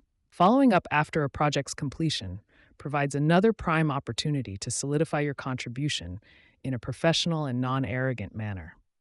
A concise post-mortem summary email or report that outlines the project's outcomes can subtly highlight your specific role and key achievements within that context. For instance, the successful launch of Project Alpha was a collective effort, and I'm proud of the team's dedication. My specific focus on optimizing the database architecture was instrumental in achieving the performance metrics we targeted. This approach ensures your impact is documented and circulated, serving as a formal record that reinforces your value to those involved and beyond, without sounding like a victory lap.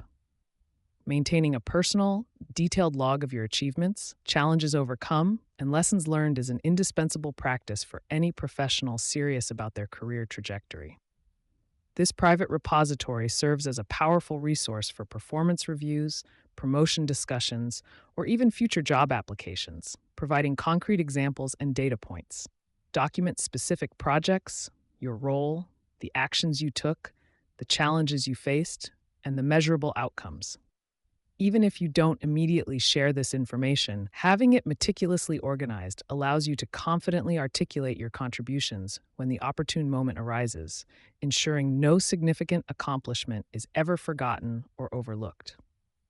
While claiming credit is vital, several common pitfalls can quickly undermine your efforts and lead to perceptions of arrogance or insensitivity. Avoid over-communicating your achievements. A constant barrage of self-praise can be exhausting and off-putting to colleagues. Never diminish the contributions of others to elevate your own. True leadership acknowledges and celebrates collective success. Furthermore, resist the urge to be defensive if your contributions are overlooked or misattributed. Instead, calmly and factually present the evidence of your involvement. Maintaining a balanced perspective and respectful demeanor ensures your efforts to gain recognition are seen as professional and collaborative, rather than self-serving and competitive. Effective credit claiming is not a singular, dramatic announcement, but rather a consistent, subtle, and strategically delivered narrative woven into your professional interactions. It's about a continuous drip feed of information that reinforces your competence and impact over time, rather than an occasional flood of self-promotion. By consistently sharing updates, providing data driven insights, and allowing your work to speak for itself through its results, you build a sustained perception of value. This consistent approach ensures that your contributions are always top of mind for key stakeholders, making it a natural part of their understanding of your role and capabilities, rather than an unexpected or forced assertion. Framing your individual contributions within the broader organizational context significantly enhances their perceived value and strategic relevance. Instead of merely stating what you did, articulate how your actions directly supported departmental goals, contributed to company-wide initiatives, or solved a critical business problem. For example, rather than saying, "I finished the report," you might say, "My analysis in the report provided the critical data needed to inform the Q3 budget allocation, aligning our spending with strategic growth areas." This demonstrates an understanding of the bigger picture and positions your work not just as an accomplishment, but as an essential piece of the organizational puzzle, making its impact undeniable. Leveraging both formal and informal feedback loops provides excellent opportunities to subtly remind stakeholders of your contributions. During performance reviews, when discussing your accomplishments, refer back to specific projects and the tangible outcomes you delivered. In casual conversations about project progress or challenges, you can naturally interject. "When we were tackling the X issue in Project Y, my work on Z helped us achieve A result." These moments, when integrated organically into ongoing dialogue, serve as gentle nudges that reinforce your impact without appearing like a direct plea for recognition, making the acknowledgement feel earned and natural. Proactive communication in meetings is a key avenue for showcasing your expertise and contributions without dominating the discussion or appearing arrogant. When a relevant topic arises, be prepared to share concise, insightful updates or perspectives that directly relate to your work. For instance, building on what was just discussed about client retention, our team implemented a new feedback mechanism last quarter, and my analysis of the initial data suggests a 5% improvement in client satisfaction scores. This approach demonstrates your engagement, expertise, and contribution in real time, allowing your impact to be recognized as part of a collective dialogue rather than an isolated boast. The ethical line between honest representation and manipulative self-promotion is defined by integrity and a focus on factual, verifiable contributions. True credit claiming, as championed in this book, is about transparently communicating the value you bring, supported by evidence and aligned with organizational objectives. It is distinct from exaggerating roles, taking credit for others' work, or engaging in political maneuvering solely for personal gain. Your goal is to ensure your legitimate contributions are acknowledged, not to inflate your ego or diminish your colleagues. By adhering to this ethical framework, you can confidently assert your value without compromising your core principles or alienating your professional network, maintaining your reputation as a principled survivor. Consistently and ethically claiming credit for your work is not just about short-term recognition. It's a fundamental building block for long-term reputation management and sustained career growth. Each instance of transparently communicating your value reinforces your professional brand as a competent, impactful, and reliable contributor. Over time, this consistent narrative builds trust and confidence among your peers and superiors, positioning you as a go-to expert and a valuable asset to the organization. This strategic, ethical approach to visibility ensures that your career trajectory is propelled by genuine merit and acknowledged contributions, rather than by chance or aggressive self-promotion. Ultimately, mastering the nuanced skill of claiming credit without appearing arrogant is indispensable for any high-performing professional navigating the complexities of the modern corporate environment. It requires a thoughtful blend of strategic communication, data-driven evidence, and a deep understanding of interpersonal dynamics. This isn't about transforming into a ruthless politician, but about equipping yourself with the ethical tools to ensure your hard work, dedication, and significant contributions are appropriately recognized. By embracing this skill, you not only safeguard your career longevity, but also empower yourself to make a greater impact, ensuring your professional journey is marked by deserved acknowledgement and purposeful advancement without compromising your soul. Recognizing and countering undermining tactics. While the previous discussion centered on proactively claiming credit for your hard earned achievements, the corporate landscape often presents a more insidious challenge: active undermining. This isn't merely about someone forgetting to mention your contribution. It involves deliberate actions designed to erode your standing, diminish your influence, or outright sabotage your efforts. Recognizing these tactics is the crucial first step, because what you don't see can certainly hurt you, slowly chipping away at your professional reputation and trajectory. People resort to undermining for a myriad of reasons, often stemming from insecurity, a fierce desire for advancement, or a misguided belief that tearing others down elevates themselves. Understanding the motivations, while not excusing the behavior, can sometimes provide insight into the most effective counter strategy. Your goal isn't to descend into a similar battle of wits and manipulation, but to ethically fortify your position against such assaults. This chapter will equip you with the tools to identify these subtle aggressions and respond with strategic clarity, preserving your integrity while safeguarding your career. Corporate undermining rarely announces itself with a dramatic flourish or overt hostility. Instead, it often operates in the shadows, a whisper here, a dismissive gesture there, slowly but surely eroding your professional foundation. These aren't the easily identifiable acts of outright sabotage that might trigger an immediate HR complaint.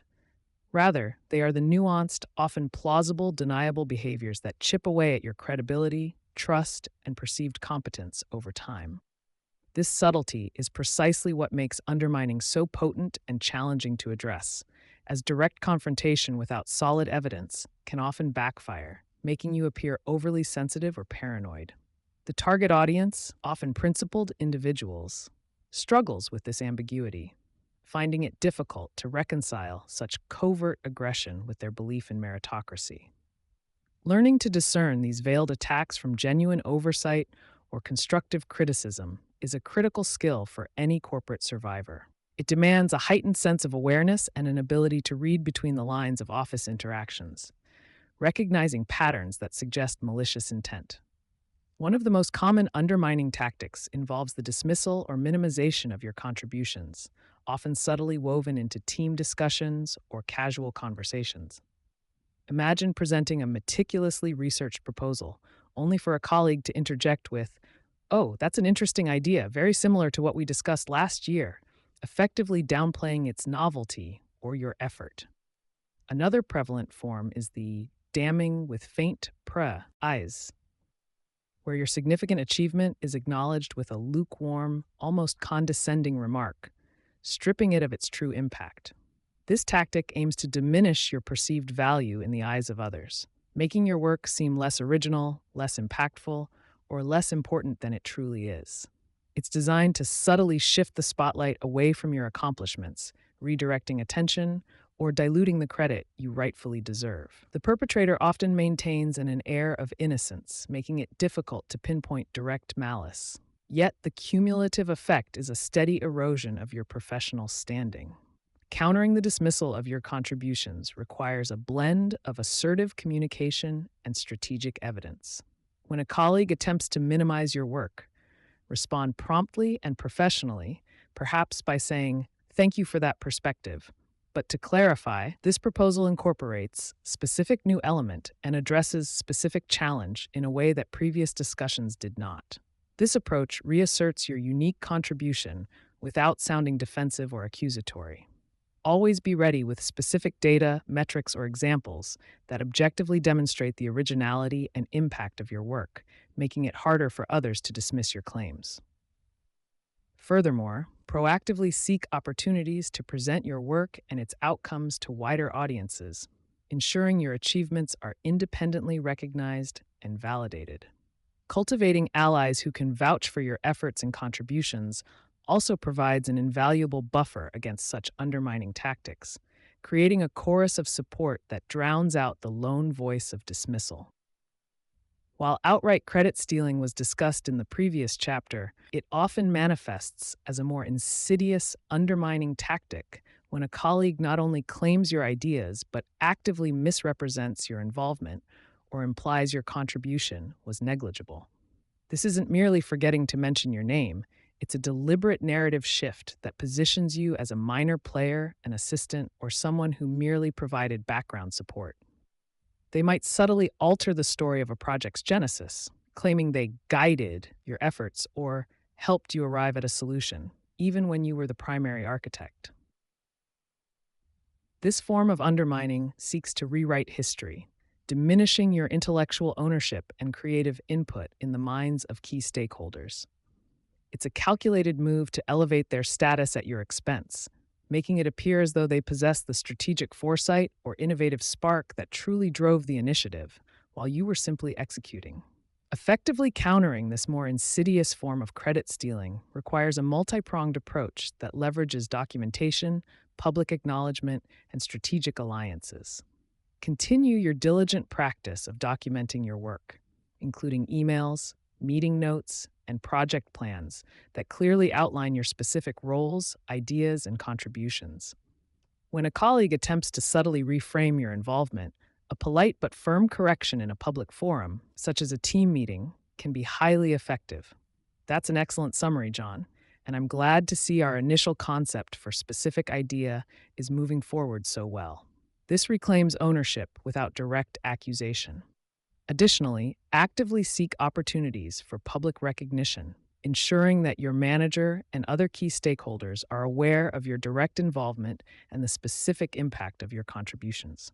Building a network of colleagues who can attest to your work further strengthens your position, making it difficult for anyone to credibly diminish your role. Few tactics are as damaging and difficult to pin down as the spreading of rumors and gossip, which can quietly but effectively tarnish your professional image and relationships. This isn't about factual errors. It's about insinuation, speculation, and often outright fabrication, designed to erode trust in your competence, integrity, or even your personality. A colleague might casually share a concern about your work ethic, question your commitment, or hint at your supposed lack of leadership skills, all under the guise of friendly conversation. These whispers circulate through the informal channels of an organization, often reaching decision makers before you even become aware of their existence. The insidious nature of gossip is its ability to create a negative perception without any verifiable evidence, forcing you to defend against phantom accusations that are almost impossible to trace back to their source, leaving you feeling isolated and unfairly judged. Countering rumors and gossip demands a delicate balance of non-engagement and strategic action. The cardinal rule is often to not feed the beast. Directly engaging with the rumor mill can unintentionally amplify it or validate its existence. Instead, focus on proactively reinforcing your positive reputation through consistent high performance, unwavering professionalism, and building strong, trusting relationships with key colleagues and leaders. When you hear a rumor directly or indirectly, if it's significant and clearly damaging, consider addressing it with the individual who heard it in a calm, factual manner, stating the truth without emotion. For more pervasive issues, a discreet conversation with your manager or a trusted HR professional might be warranted, focusing on the impact on your work rather than the gossip itself. Ultimately, a strong, unblemished professional track record and a network of reliable allies serve as your best defense, inoculating you against the venom of baseless speculation. Gatekeeping information is a particularly frustrating and damaging undermining tactic, where a colleague deliberately withholds critical details, deadlines, or context necessary for you to perform effectively. This isn't an oversight. It's a calculated move to make you appear unprepared, uninformed, or even incompetent, especially when key decisions or presentations are looming.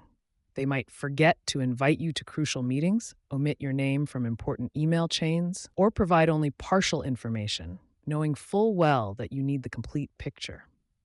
The goal is to create obstacles that hinder your progress, ensuring you miss deadlines, make suboptimal decisions, or simply fall behind, thereby damaging your reputation and perceived reliability. This tactic places you at a significant disadvantage, forcing you to expend valuable energy chasing down information rather than focusing on your core responsibilities, ultimately impacting your productivity and professional standing. To counter information gatekeeping, you must become a proactive and resourceful information seeker, building a robust network that bypasses the obstructionist.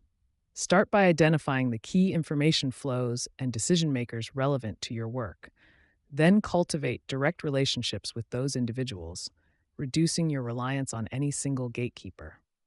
When requesting information, always do so in writing, clearly stating the purpose and deadline, creating a documented trail if information is deliberately withheld.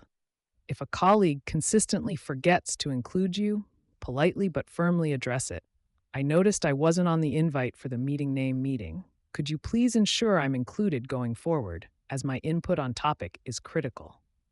Furthermore, anticipate potential information gaps and proactively seek out the necessary details from multiple sources, transforming yourself into an independent hub of knowledge. This strategic approach minimizes the gatekeeper's power and ensures you remain informed and effective, regardless of their attempts to isolate you. One of the most direct and emotionally impactful undermining tactics is public criticism or humiliation, where a colleague or superior deliberately attacks your ideas, performance, or even your character in a public forum. This isn't about constructive feedback delivered privately. It's a performance designed to diminish your standing, embarrass you, and undermine your authority in front of peers or leadership. They might aggressively challenge your data during a presentation, mock your suggestions, or point out minor flaws in your work with an air of superiority, all intended to make you appear less capable. The goal is to shatter your confidence, erode your credibility, and establish their dominance, often creating an environment where others are hesitant to support you or even collaborate. Such public assaults can be deeply unsettling, leaving you feeling exposed and vulnerable, and they require a carefully calibrated response to avoid further damage. When faced with public criticism or humiliation, maintaining your composure is paramount. Reacting emotionally only plays into the aggressor's hands. Take a deep breath and respond with calm professionalism, asking clarifying questions to understand the precise nature of their critique. Could you elaborate on which specific data point you're questioning and what alternative interpretation you're suggesting? This shifts the focus from your perceived flaw to their specific argument, often exposing weaknesses in their own position.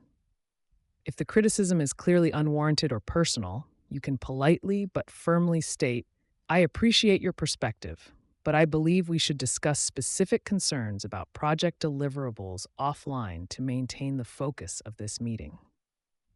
This sets a boundary and protects the professional environment.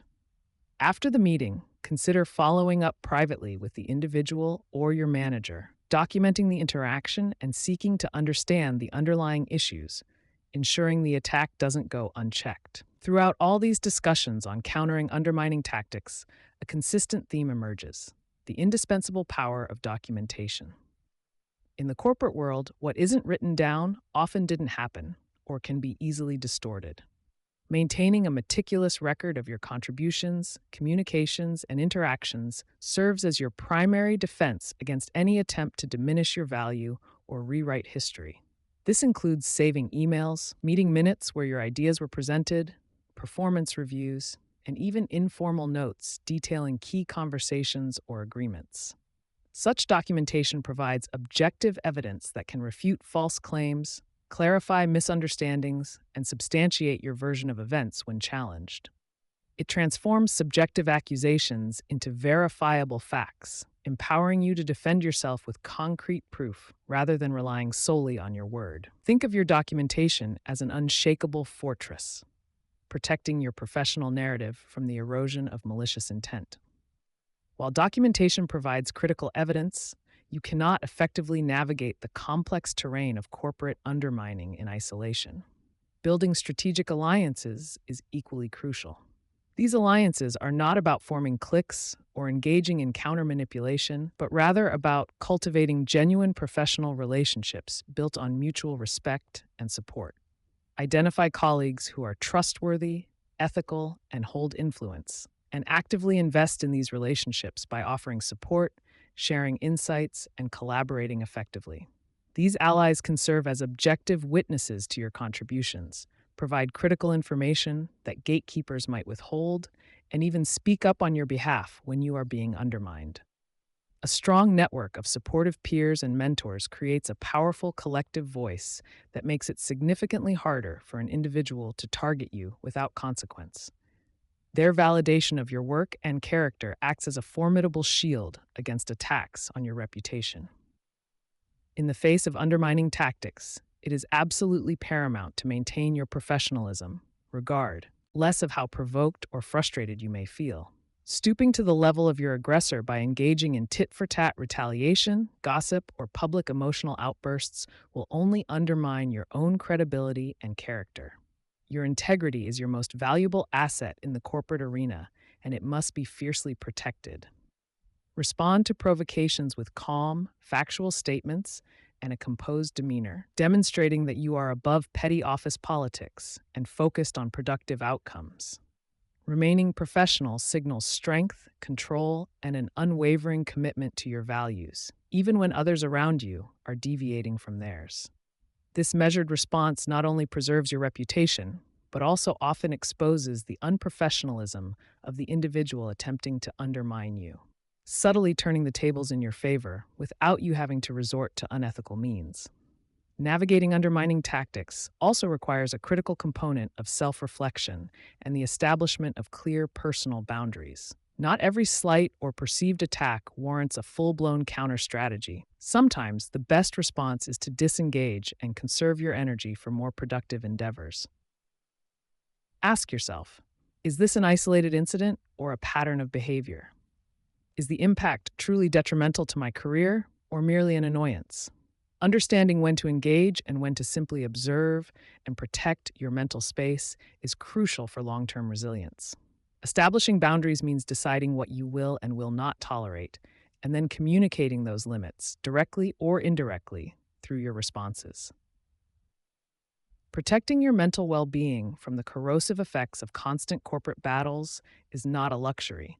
It is a necessity for sustained performance and career longevity. While most undermining tactics can be managed through proactive strategies and assertive professionalism, there are instances where escalation becomes a necessary, albeit last resort, measure. This step should only be considered when the undermining is severe, persistent, impacts your performance or well-being significantly, and all other attempts at resolution have failed. Before escalating to HR or higher management, ensure you have a meticulously documented timeline of incidents, including dates, specific behaviors, impacts, and your attempts to resolve the situation. Presenting a clear, factual, and unemotional case, focused on the professional implications rather than personal grievances, is critical for a successful outcome. Understand the potential repercussions and be prepared for the process to be challenging, but know that sometimes protecting your career and integrity requires drawing a firm line that only formal channels can enforce. Ultimately, approaching undermining tactics with the right mindset transforms them from personal attacks into strategic challenges that test your resilience and acumen.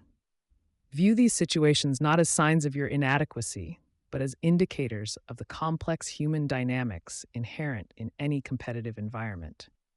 Adopt a detached, analytical perspective, observing the behavior, understanding its intent, and then calmly formulating your response. This mindset prevents emotional reactions from clouding your judgment and allows you to execute counter strategies with precision and effectiveness.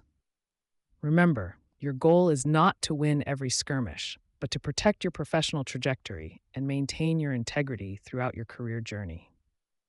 By reframing these challenges, you empower yourself to act strategically rather than react impulsively, turning potential setbacks into opportunities for demonstrating leadership and fortitude. It's crucial to remember that while undermining tactics can feel immediately damaging, they often backfire on the perpetrator in the long run. Individuals who consistently engage in manipulative or unethical behavior eventually reveal their true colors to a wider audience, eroding their own credibility and trust. The corporate world, despite its complexities, generally values integrity, reliability, and genuine contribution over short-term gains achieved through deceit. Those who build their careers on the foundations of undermining others often find themselves isolated, their influence diminished, and their professional ascent stalled by their own reputation. By contrast, your steadfast commitment to ethical conduct and strategic responses builds a robust reputation that withstands fleeting attacks. This long-term perspective offers a powerful reassurance, reminding you that your principled approach is not just ethically superior, but ultimately more sustainable and rewarding for your career. In conclusion, recognizing and skillfully countering undermining tactics is an essential component of becoming a true corporate survivor, ensuring your efforts are acknowledged and your career trajectory remains on course. It demands a keen eye for subtle cues, a commitment to thorough documentation, the wisdom to cultivate strong alliances, and the unwavering discipline to maintain your professionalism. You are not striving to become a corporate aggressor, but rather an astute strategist, capable of defending your value and contributions without compromising your ethical compass. By mastering these techniques, you not only protect yourself from the corrosive effects of office politics, but also empower yourself to navigate the most challenging professional environments with confidence and integrity, making a significant and lasting difference while safeguarding your soul, building your reputation as a reliable professional.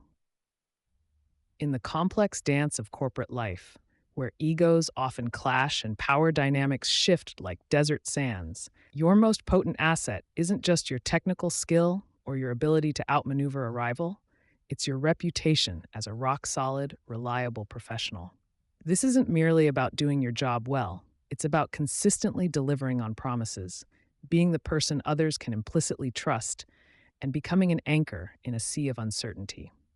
Building this kind of reputation takes deliberate effort, a keen understanding of expectations, and an unwavering commitment to integrity that transcends mere performance reviews.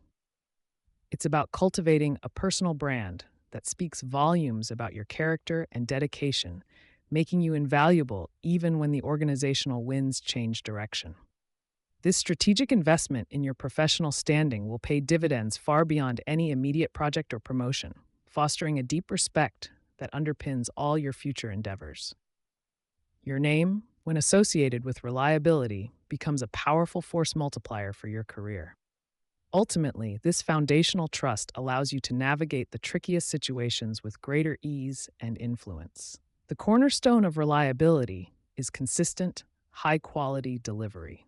It's not enough to hit a home run once. True reliability comes from showing up every day, performing at a high standard, and ensuring your work consistently meets or exceeds expectations. Think about it. Who do you naturally gravitate towards when a critical task arises? It's the colleague whose output you can predict, the one who consistently provides solid results without needing constant oversight or correction. This unwavering consistency builds a mental shortcut in the minds of your peers and leaders, where your name becomes synonymous with quality and dependability. You become a known quantity, a safe bet in a world often defined by ambiguity and risk. This steady stream of dependable work forms the bedrock upon which all other aspects of your professional reputation are built, quietly yet powerfully cementing your position as a trusted contributor. It's the subtle art of making excellence a habit, not an occasional burst of brilliance. Beyond consistent output, the real test of reliability lies in your follow-through, doing what you say you will do. Why? You say you will do it. Every commitment, no matter how small, contributes to the larger narrative of your trustworthiness. Missing a deadline, even for a seemingly minor task, can subtly erode confidence, while consistently meeting commitments, even under pressure, reinforces your dependability. People aren't just looking for competence, they're looking for certainty in an unpredictable environment. When you honor your word, you demonstrate respect for others, time, and priorities, signaling that you are a person of integrity and commitment. This isn't about being perfect.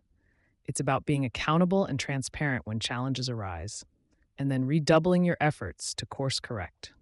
The cumulative effect of these small, consistent acts of follow-through creates an unbreakable bond of trust with those around you, making you an indispensable part of any team.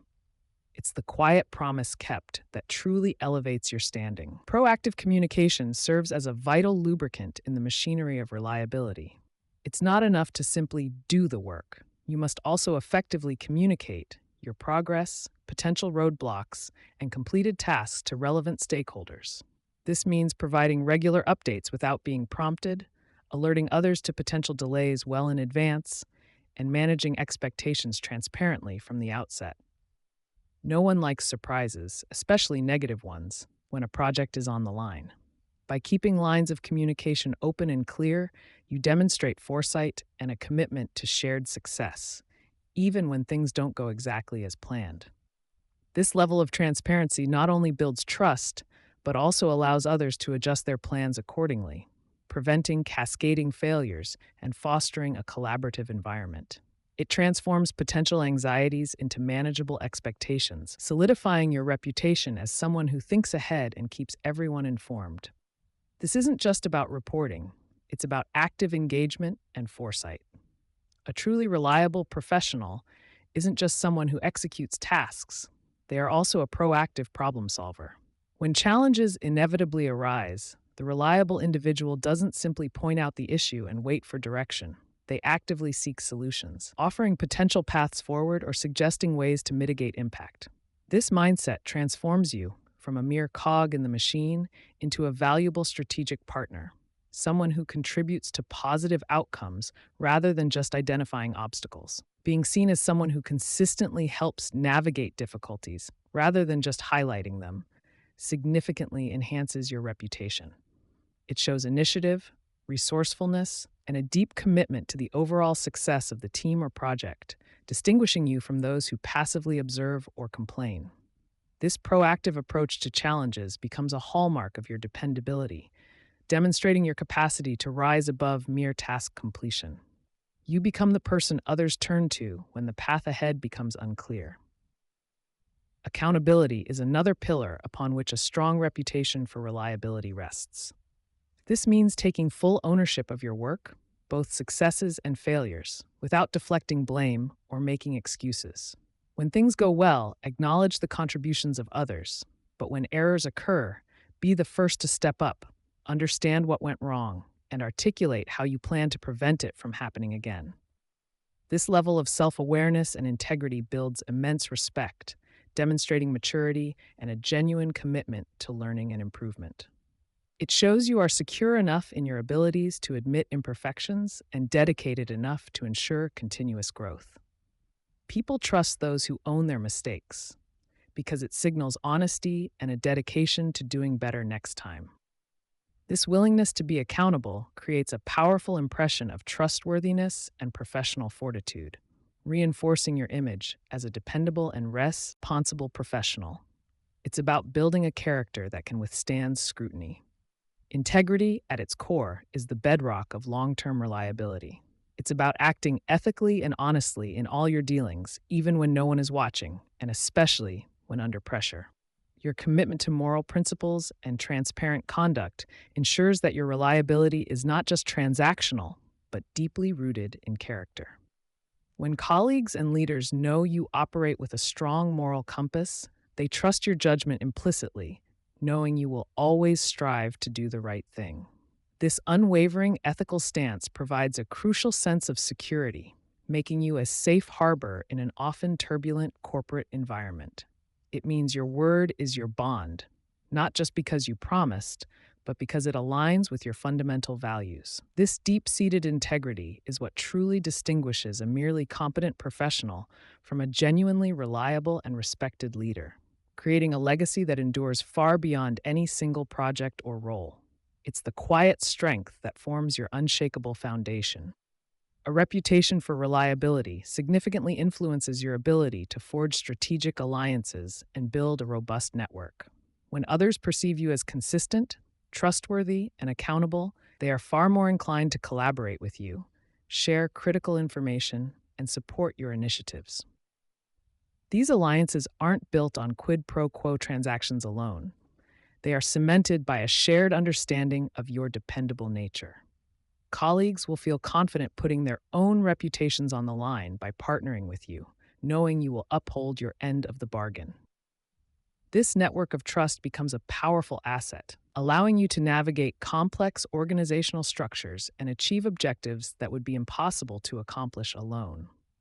It's the invisible thread that connects you to vital resources and opportunities, amplifying your influence without requiring formal authority.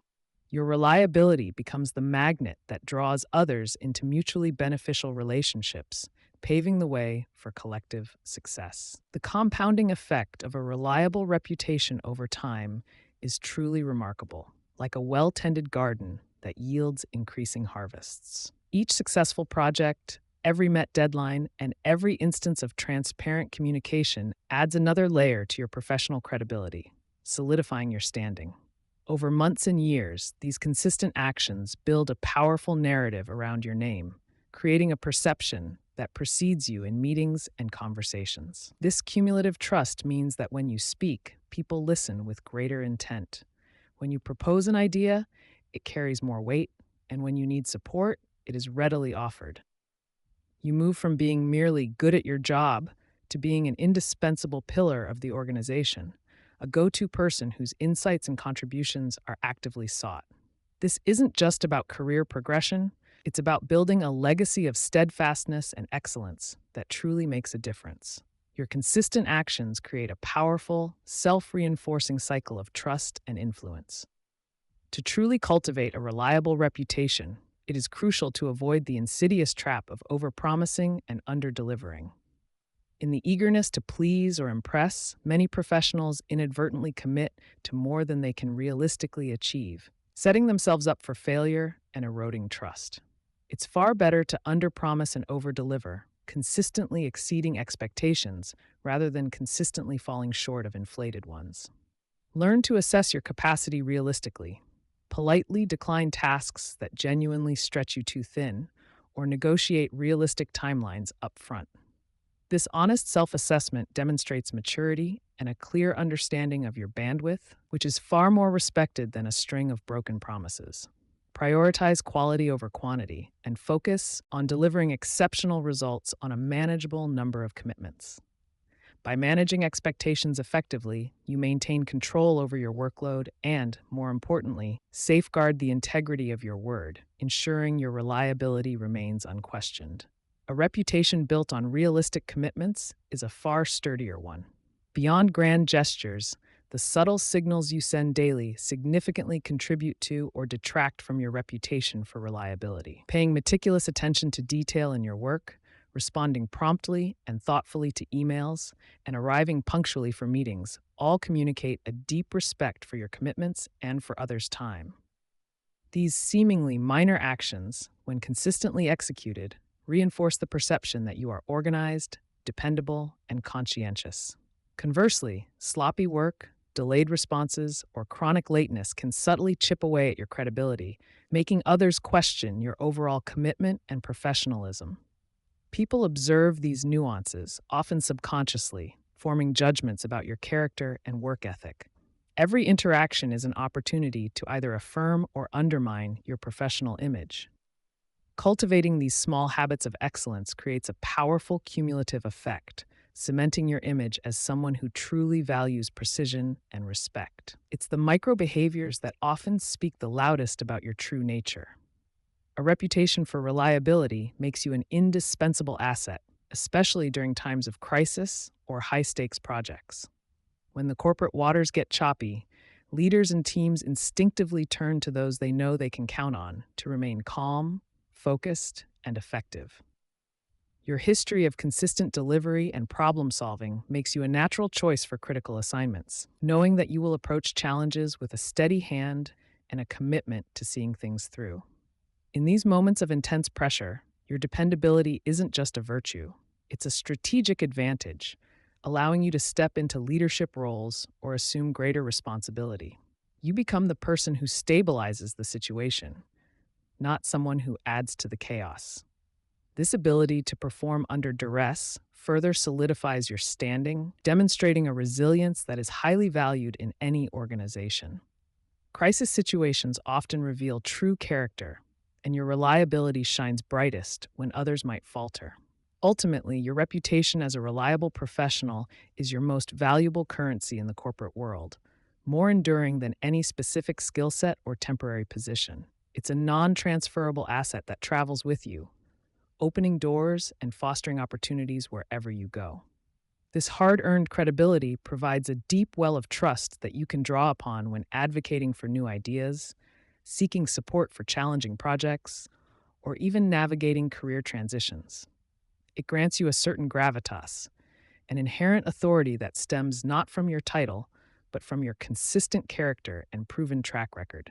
People will seek your counsel, value your input, and trust your judgment because you have consistently demonstrated that you are someone who delivers. This quiet power, built brick by brick through dedication and integrity, becomes the foundation for sustained success and influence throughout your entire career trajectory. It's the ultimate differentiator in a crowded professional landscape. To practically cultivate this reputation, start by meticulously documenting your commitments, whether in a digital task manager or a simple notebook, ensuring no promise slips through the cracks. Regularly review your progress against these commitments, proactively identifying any potential roadblocks or delays well in advance of deadlines. Make it a habit to provide concise, regular updates to all relevant stakeholders, even if the news isn't always perfect, ensuring transparency and managing expectations. When you encounter an unforeseen obstacle, immediately communicate the challenge and, whenever possible, offer potential solutions or revised timelines. This disciplined approach to managing your workload and communications transforms intention into action, making your reliability visible and tangible to everyone around you. These systematic practices, consistently applied, are the engine that drives your reputation forward. They provide the structure needed to consistently deliver on your word, solidifying your professional standing. The long-term benefits of fostering a reputation for reliability extend far beyond immediate project success. They are crucial for career longevity and the ability to exert influence without relying solely on formal authority. When you are known as the dependable professional, you naturally attract more significant opportunities and are entrusted with greater responsibilities, even if your official title hasn't caught up yet. You become a magnet for meaningful work, as leaders seek out individuals they can trust with their most critical initiatives. This consistent trust translates into increased autonomy, allowing you to shape your role and contribute in ways that align with your values and expertise. Your reliability becomes a powerful form of soft power, enabling you to lead by example and inspire confidence in your teams and peers. It's the ethical pathway to sustained impact and a fulfilling career, ensuring your contributions are not only recognized, but also actively sought out. This is how you truly thrive in the corporate landscape, on your own terms. Seeking opportunities that align with your values. Many high-performing professionals reach a point where the climb itself, once exhilarating, begins to feel hollow. They've achieved impressive titles, secured competitive salaries, and navigated complex organizational structures with skill, yet a persistent sense of dissatisfaction gnaws at them. It's not about a lack of competence or ambition. In fact, it often stems from a deep-seated disconnect between their daily contributions and what they truly believe in. This isn't merely a fleeting discontent. It's a profound realization that the path they are on, while seemingly successful, is leading them further away from their authentic self. This internal friction arises when the fundamental principles that guide our personal lives, our values, are at odds with the demands, culture, or mission of our professional environment. Perhaps you value collaboration, but your company fosters cutthroat competition. Maybe integrity is paramount to you, but you constantly witness ethical compromises for the sake of profit. Ignoring these subtle but persistent signals can lead to burnout, disengagement, and a pervasive feeling of being a fraud, slowly eroding not just your career satisfaction, but your overall well-being. The corporate world often trains us to chase external markers of success: promotions, bigger teams, larger budgets, and impressive compensation packages. While these achievements are certainly valid aspirations, they can become a gilded cage if they don't resonate with your inner compass. True career longevity and genuine influence, especially for the ethical professional, emerge from a foundation of purpose, where your efforts contribute to something you genuinely believe in. This alignment is not a luxury, It's the bedrock of sustainable success and personal peace in a demanding professional landscape. Before you can seek opportunities that align with your values, you must first articulate what those values actually are. This isn't as straightforward as it sounds, as many of us operate on an unconscious understanding of our core beliefs. Take the time to sit down and reflect deeply on what truly matters to you, beyond the immediate pressures of your job or the expectations of others. What principles guide your decisions when no one is watching? What kind of impact do you genuinely wish to make in the world, however small or large? Consider moments when you felt most fulfilled and most frustrated, both inside and outside of work. What were the underlying themes? Perhaps you thrive when empowering others, or when solving complex problems creatively, or when contributing to a cause you deeply care about. Conversely, what situations drain your energy or make you feel compromised? Jot down keywords and phrases that capture these feelings, then group them into broader categories to identify your top 3 to 5 non negotiable values. These insights will serve as your personal compass. Once your core values are clearly defined, the next crucial step is to critically assess your current role and organizational culture against them. Look beyond the job description and the glossy mission statement. Does your daily work allow you to express these values? Do your colleagues and leaders embody them? For instance, if innovation is a top value, but your company punishes risk-taking, that's a clear misalignment. This honest evaluation requires courage, as it might reveal uncomfortable truths about your current situation. Signs of value misalignment can manifest in various ways, often subtly at first. You might experience a nagging sense of dissatisfaction even after a major win, or find yourself constantly justifying your company's actions to friends or family. Perhaps you dread certain meetings or feel a persistent lack of motivation despite being highly capable. These feelings are not merely signs of a bad day. They are indicators that your inner moral compass is pointing in a different direction than your professional trajectory. Ignoring these red flags can lead to chronic stress and a profound sense of disillusionment.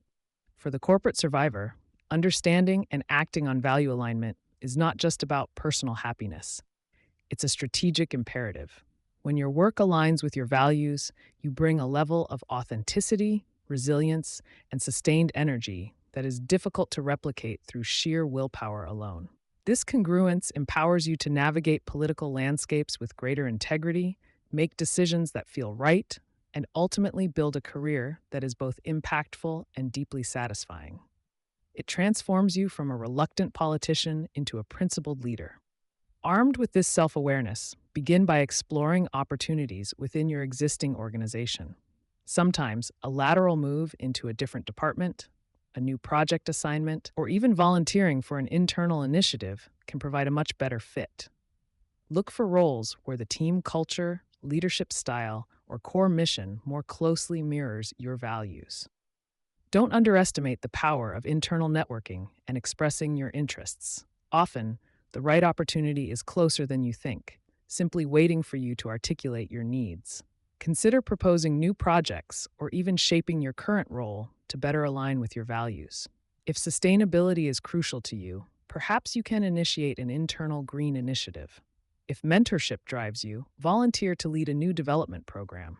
Many organizations value proactive employees who seek to add value in new ways, especially when those initiatives address a genuine need.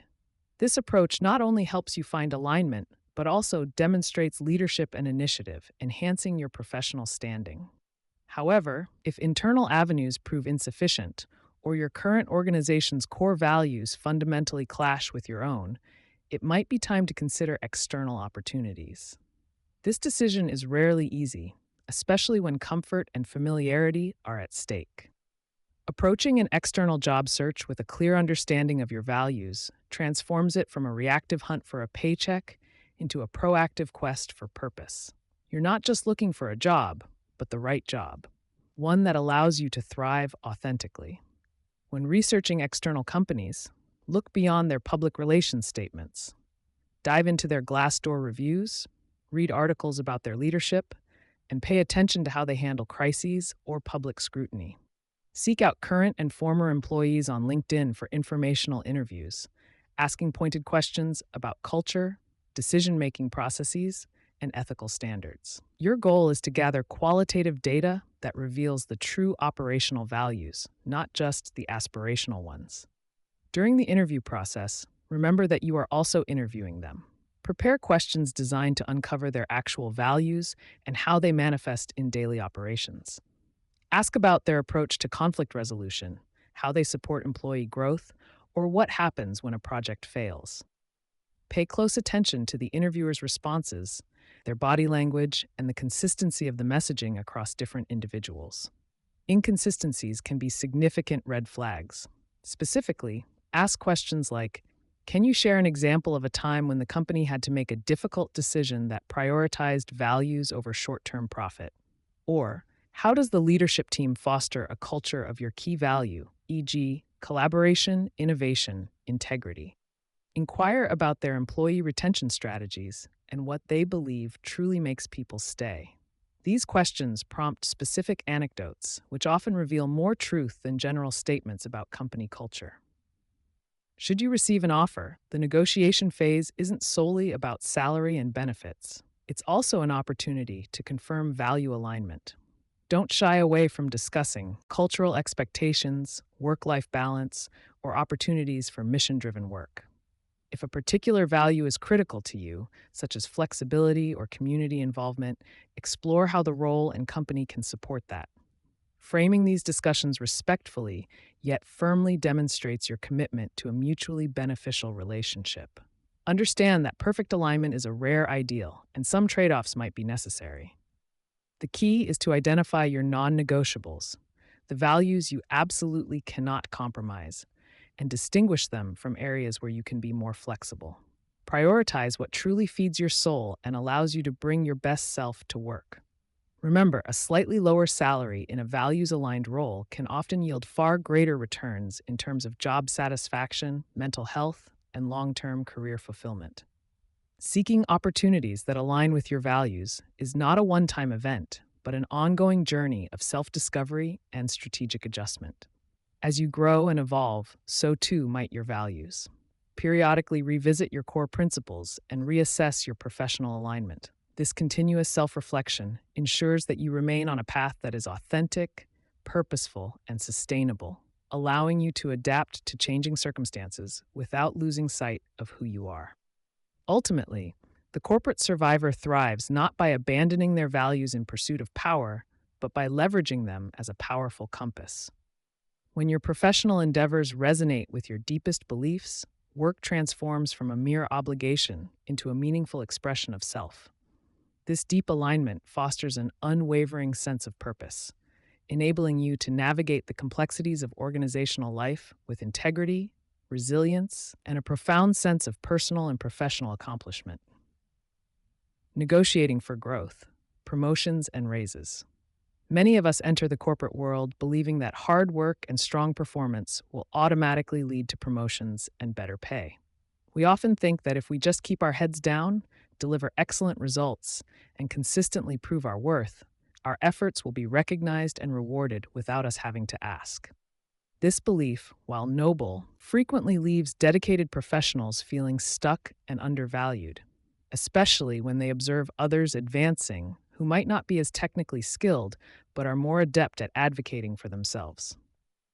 You might be hitting that competence ceiling we discussed earlier, where your technical mastery alone isn't enough to propel you forward. It's a tough realization, but it also clearly signals that a different approach is needed. Understanding how to negotiate effectively for your own growth is not about being greedy or manipulative. It's about ensuring your value is properly acknowledged and compensated. This isn't just about money. It's about securing your future, increasing your influence, and making sure your career path continues upward as you deserve. For many high-performing individuals, particularly those who prefer to let their work speak for itself, the very idea of negotiating can feel profoundly uncomfortable, even a bit aggressive.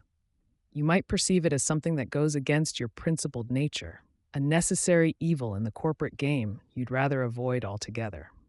However, it's helpful to reframe negotiation not as a confrontation, but as a professional conversation where you proactively advocate for yourself and highlight your contributions. It's about clearly articulating your value and strategically aligning your personal growth with the company's broader success. This crucial shift in mindset transforms it from a daunting battle into a structured business proposal for your own career advancement. Approaching it this way makes the process less intimidating and empowers you to step into these discussions with greater confidence and clarity. You wouldn't walk into a major presentation without thorough preparation, would you? The same principle absolutely applies to asking for a promotion or a raise. Preparation is not just important, it is absolutely critical. Think of this process as meticulously building a strong, evidence-based case for yourself, gathering all the necessary information that unequivocally proves your ongoing value to the organization. This isn't merely about feeling confident in your work. It's about possessing concrete examples and verifiable data to substantiate every claim you make.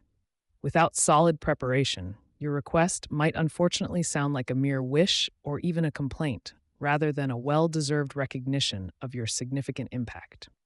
A strong foundation of facts and figures will undoubtedly provide you with the unwavering confidence needed to present your case compellingly and effectively. One of the most vital steps in this preparation phase involves meticulously documenting your achievements throughout the year, every single one of them. Never rely on your memory alone, nor should you assume your manager remembers every success you've had. They likely oversee many direct reports and manage a heavy workload.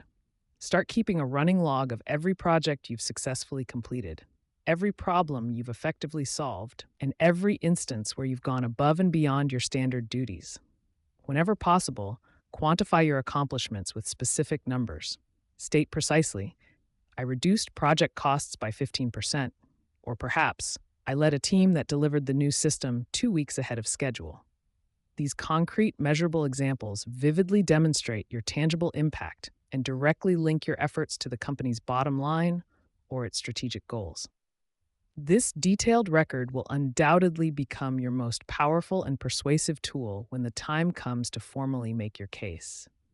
Beyond your impressive internal achievements, it's absolutely vital to thoroughly understand your current market value in the broader industry. What are professionals with your specific skills, level of experience, and job role typically earning in other companies, especially those comparable to your current organization? Research salary benchmarks diligently using reliable sources such as industry surveys, reputable job platforms like Glassdoor or LinkedIn, or even through discreet, trusted conversations with mentors or recruiters you trust. Knowing these figures provides you with a realistic expectation and prevents you from either asking for too little or, conversely, an unrealistic amount. It also offers powerful external validation for your worth, which can be a strong negotiating point if your current compensation falls significantly below prevailing market rates. This critical knowledge empowers you to confidently ask for what you genuinely deserve, supported by objective and verifiable data. Before you even contemplate making a request, take a crucial moment to thoroughly understand your company's current financial health and its established internal promotion processes. Is the company currently performing exceptionally well, or are they facing challenging budget cuts or financial constraints? Are there clear, well-defined career paths and transparent promotion criteria in place, or is the process more informal and subjective?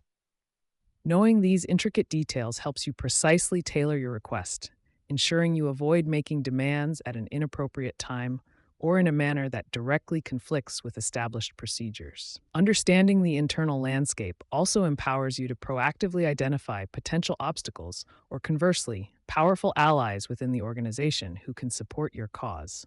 This strategic awareness is key to navigating internal politics and presenting your request in the most favorable and impactful light possible. Just as important as what you say is when you choose to say it. The precise timing of your request can significantly influence its ultimate success or failure. The most opportune moments often arise during your annual performance review, especially if you've just received an overwhelmingly positive evaluation that explicitly highlights your exceptional contributions. Another excellent window of opportunity presents itself immediately after successfully completing a major project or initiative, particularly one that yielded a significant and positive impact on the company's objectives.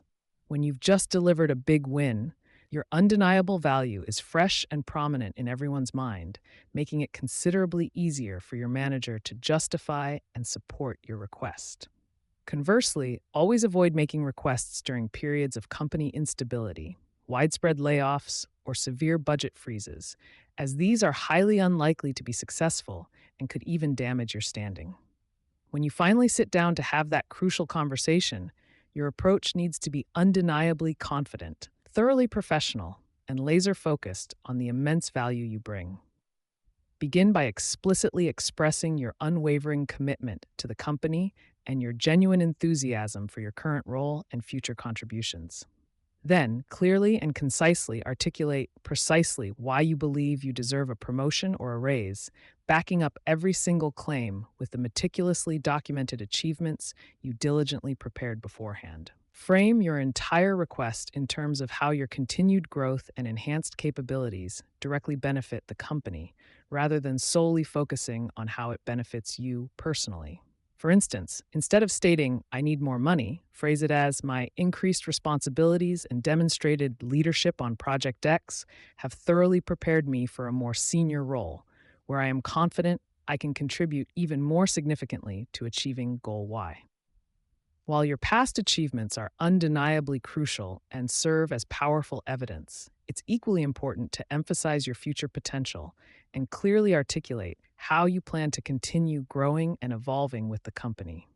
Discuss specific, actionable ways you envision taking on even more responsibility, proactively mentoring other team members, or actively leading new initiatives that directly align with the company's strategic direction. This forward-looking perspective demonstrates that you're not merely seeking a reward for past work, but that you are deeply invested in your long-term career trajectory within the organization and genuinely eager to contribute at an even higher, more impactful level. Your manager will want to see that this investment in your growth will undoubtedly yield even greater returns for the team and the entire organization. This future-oriented view showcases your commitment and ambition, making your case significantly stronger. Once you've successfully delivered your pitch, be thoroughly prepared for a range of potential responses from your manager. They might agree immediately, ask for some time to carefully consider your request, or even express genuine reservations. If they indicate they need time, politely ask when you can expect to follow up and proactively schedule a specific date for that next discussion. If they express any reservations or concerns, listen extremely carefully to fully understand the root of their issues. Is it related to your performance, budget constraints, or perhaps the timing? This is absolutely not the moment to become defensive. Instead, view it as a valuable opportunity to gather more information and address their points respectfully and constructively. Your calm, professional, and composed reaction to their initial response is just as critically important as the initial pitch itself. Sometimes, despite your most meticulous preparation and compelling efforts, your request might be outright rejected, or you might receive an offer that feels disappointingly low. This can naturally be disheartening, but it's absolutely crucial not to react emotionally or angrily in the moment. Instead, make a genuine effort to understand the specific reasons behind their decision. Ask your manager pointed questions like, "What specific areas do I need to develop further to successfully reach the next level?" Or, "What concrete steps would it take for me to fully qualify for the compensation level I'm seeking?" Use this valuable feedback to construct a clear, actionable development plan and set precise, measurable goals for all future discussions. Remember, a no today often doesn't mean no forever. It frequently translates to not yet or not in this particular way, leaving room for future success. If a direct salary raise or an immediate promotion isn't feasible right now, consider strategically negotiating for other valuable forms of compensation or growth opportunities. This is precisely where your creative thinking and problem solving skills become incredibly valuable. Could you perhaps ask for a performance bonus, a more generous professional development budget for essential courses or certifications, or even more flexible work arrangements that enhance your work life balance? Perhaps you could negotiate for a title change that accurately reflects your current expanded responsibilities, even without an immediate pay bump, which can significantly bolster your resume for future opportunities. These non monetary benefits can often substantially enhance your job satisfaction and long term career prospects, even if the immediate financial increase isn't available. Remember that you absolutely don't have to navigate these intricate conversations entirely on your own. Building strong, genuine relationships with mentors, sponsors, and even trusted peers can provide invaluable support, guidance, and advice throughout this process. A mentor might offer crucial insights into company politics or help you meticulously refine your pitch, while a dedicated sponsor could actively advocate for you in higher level discussions and decision making forums. These strategic allies can often provide a fresh perspective or even speak on your behalf, adding significant weight and credibility to your request. Their unwavering support can sometimes be the critical missing piece that helps push your negotiation over the finish line, especially within complex organizational structures and hierarchies. Throughout the entire negotiation process, it is absolutely crucial to diligently maintain positive and respectful relationships with both your manager and the human resources department. You are not engaged in a battle against them. Rather, you are working collaboratively with them to discover a mutually beneficial solution that serves everyone involved. Even if the final outcome isn't precisely what you initially hoped for, always express your sincere gratitude for their time and careful consideration. Reiterate your continued commitment to your work and your team. Burning bridges during a negotiation can inflict long-lasting negative consequences on your career within that organization, and potentially even beyond. So always conduct yourself with utmost grace, professionalism, and integrity. Your well-earned reputation for being fair, reasonable, and composed will undoubtedly serve you exceptionally well, regardless of the immediate outcome. As a true corporate survivor, your overarching goal is to advance your career without ever compromising your deeply held integrity or core values. This fundamental principle means consistently being honest and transparent about your achievements, maintaining a realistic perspective on your requests, and ensuring absolute clarity in all your communication. Avoid the temptation to exaggerate your accomplishments, making empty threats, or engaging in manipulative games. Ethical negotiation inherently builds trust, which is an asset far more valuable in the long run than any fleeting short-term gain achieved through questionable tactics. Your authenticity and principled approach will not only earn you profound respect, but also ensure that your success feels genuinely earned, sustainable, and deeply satisfying.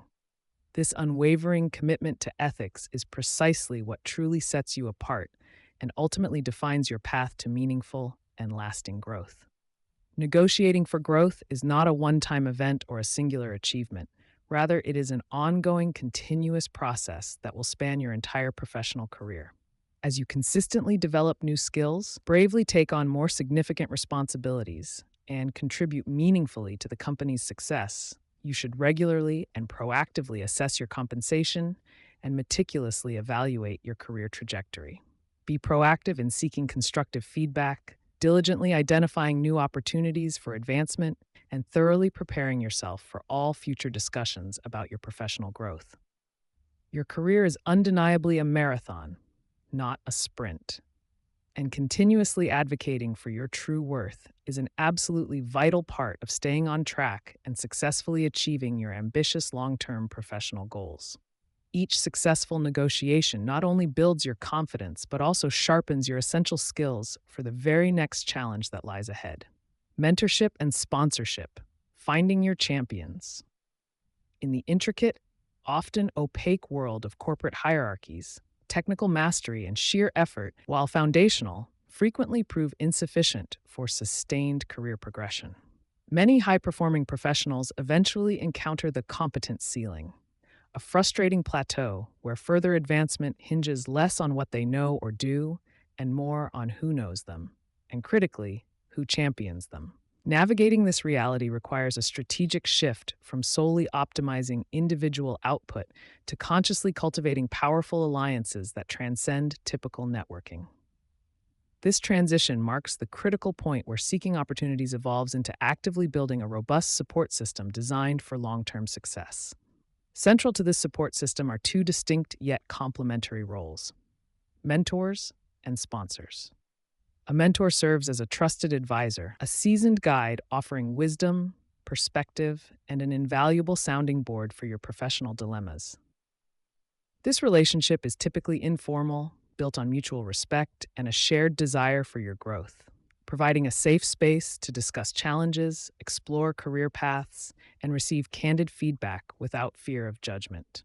Mentors help you decode the unwritten rules of the organization, offering insights that only years of experience can provide. For the mid-level manager or technical expert grappling with the squeezed middle, a mentor can be an indispensable asset. They can illuminate the political landscape, help you anticipate potential pitfalls, and guide you in developing the leadership and communication skills necessary to influence without formal authority. Through their guidance, you gain clarity on complex organizational dynamics, learn to refine your strategic thinking, and acquire the confidence to assert your value in challenging environments. This personal development is crucial for breaking through the competence ceiling. Sponsorship, however, operates on a fundamentally different, yet equally vital plane. A sponsor is not merely an advisor. They are an active advocate, a powerful champion who leverages their influence and social capital to create opportunities for you. This individual speaks positively about your capabilities and potential in rooms you haven't yet entered, effectively vouching for your readiness for bigger roles and more complex projects. They use their credibility to open doors that would otherwise remain closed, directly impacting your trajectory. The impact of a sponsor can be transformative. They might recommend you for a high-profile assignment, ensure your name is considered for a promotion, or defend your contributions in a high-stakes meeting. Crucially, a sponsor is willing to put their own reputation on the line for you, believing in your ability to deliver and reflect positively on their judgment. This active advocacy provides the critical visibility and access necessary to overcome hierarchical obstacles and secure recognition for your contributions. The key distinction lies in action. Mentors talk to you, providing guidance and insights, while sponsors talk about you, actively promoting your career when you're not present. Both relationships are built on trust, but sponsorship inherently carries a greater level of commitment and risk for the advocate. Understanding this difference is paramount for any professional aiming to strategically navigate the corporate maze and ensure their talent is not only recognized, but actively propelled forward. For the reluctant politician who views traditional networking with disdain, the idea of cultivating such relationships might feel inherently transactional or even manipulative. However, reframing this perspective is crucial. These are not Machiavellian maneuvers. Rather, they are strategic investments in genuine, mutually beneficial relationships built on demonstrated competence, integrity, and shared goals. Your ethical compass remains intact because the foundation of these alliances is authentic value and respect. Finding potential mentors often begins with observing and identifying individuals whose careers you admire, whose leadership style resonates, or who possess expertise you wish to develop. Look beyond your immediate chain of command. Cross-functional leaders, former colleagues, or even external industry figures can offer fresh perspectives. The goal is to identify someone whose journey reflects aspirations you hold, someone from whom you can genuinely learn and grow, not just someone with power. Attracting a mentor is less about a formal request and more about demonstrating genuine curiosity and initiative. Instead of asking, "Will you be my mentor?" approach them with specific questions about their experiences or insights on a challenge you're facing. Show up prepared, be respectful of their time, and always follow through on any advice given. Make it easy and rewarding for them to share their knowledge, proving that your engagement is sincere and your time together is productive. Cultivating a successful mentor relationship requires consistent effort and genuine engagement. Regularly check in, provide updates on your progress, and be open about your challenges. Remember, while they are guiding you, the responsibility for your growth remains yours. Express gratitude sincerely and, where possible, find ways to add value back to them, perhaps by sharing relevant insights or offering assistance on a project, reinforcing the reciprocal nature of the connection. Identifying potential sponsors requires a different lens. Look for senior leaders who have witnessed your exceptional performance, who benefit from your contributions, or who have a vested interest in the success of your team or project. These individuals are often those who have seen you deliver results under pressure, who recognize your leadership potential, or who are actively seeking to build a strong talent pipeline within the organization. They are often senior enough to have influence, but close enough to your work to see its quality. Earning sponsorship is rarely about directly asking for it. It is predominantly about consistently demonstrating sponsorable qualities. Deliver exceptional results, take on challenging assignments with enthusiasm, and proactively seek opportunities to showcase your leadership capabilities. Build a reputation for reliability, integrity, and a positive impact on the organization's objectives. Sponsors are inherently risk-averse. They will champion those who consistently prove themselves worthy of the investment. Making yourself sponsorable also involves strategic visibility. Articulate your career aspiration, and as clearly when appropriate, ensuring key leaders understand your ambitions. Be a proactive problem solver, not just a task completer. Avoid unnecessary office politics or drama, as sponsors are unlikely to back individuals who might become a liability. They seek those who are not only competent, but also possess the gravitas and judgment to represent their endorsement well. Nurturing sponsor relationships involves keeping them informed of your successes and progress, especially when their advocacy has played a role. Seek their input on critical decisions, demonstrating that you value their strategic perspective. Always deliver on commitments, reinforcing their belief in your capabilities.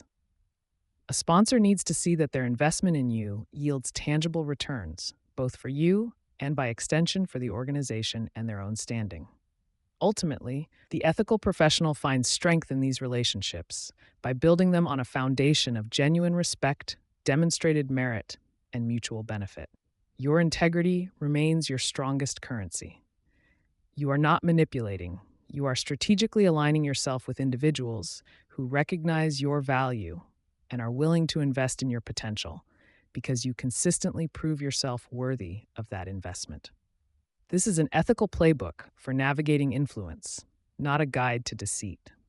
These mentors and sponsors truly become your champions, not just passive observers of your career journey. They are actively invested in your success, offering both the wisdom to guide you and the influence to propel you forward. In the complex corporate battlefield, having such champions in your corner provides an unparalleled advantage, ensuring your contributions are acknowledged and your career trajectory is intentionally shaped rather than left to chance. It is also important to recognize that you don't need to limit yourself to a single mentor or sponsor. You can cultivate a diverse network of mentors, each offering expertise in different domains, be it technical skills, leadership development, or navigating specific organizational challenges. Similarly, you might have different sponsors at various stages of your career, each opening new doors as your aspirations evolve and your capabilities expand. The journey to building these critical alliances begins with intention. Take a moment to identify one person who could serve as a mentor and another who could potentially become a sponsor.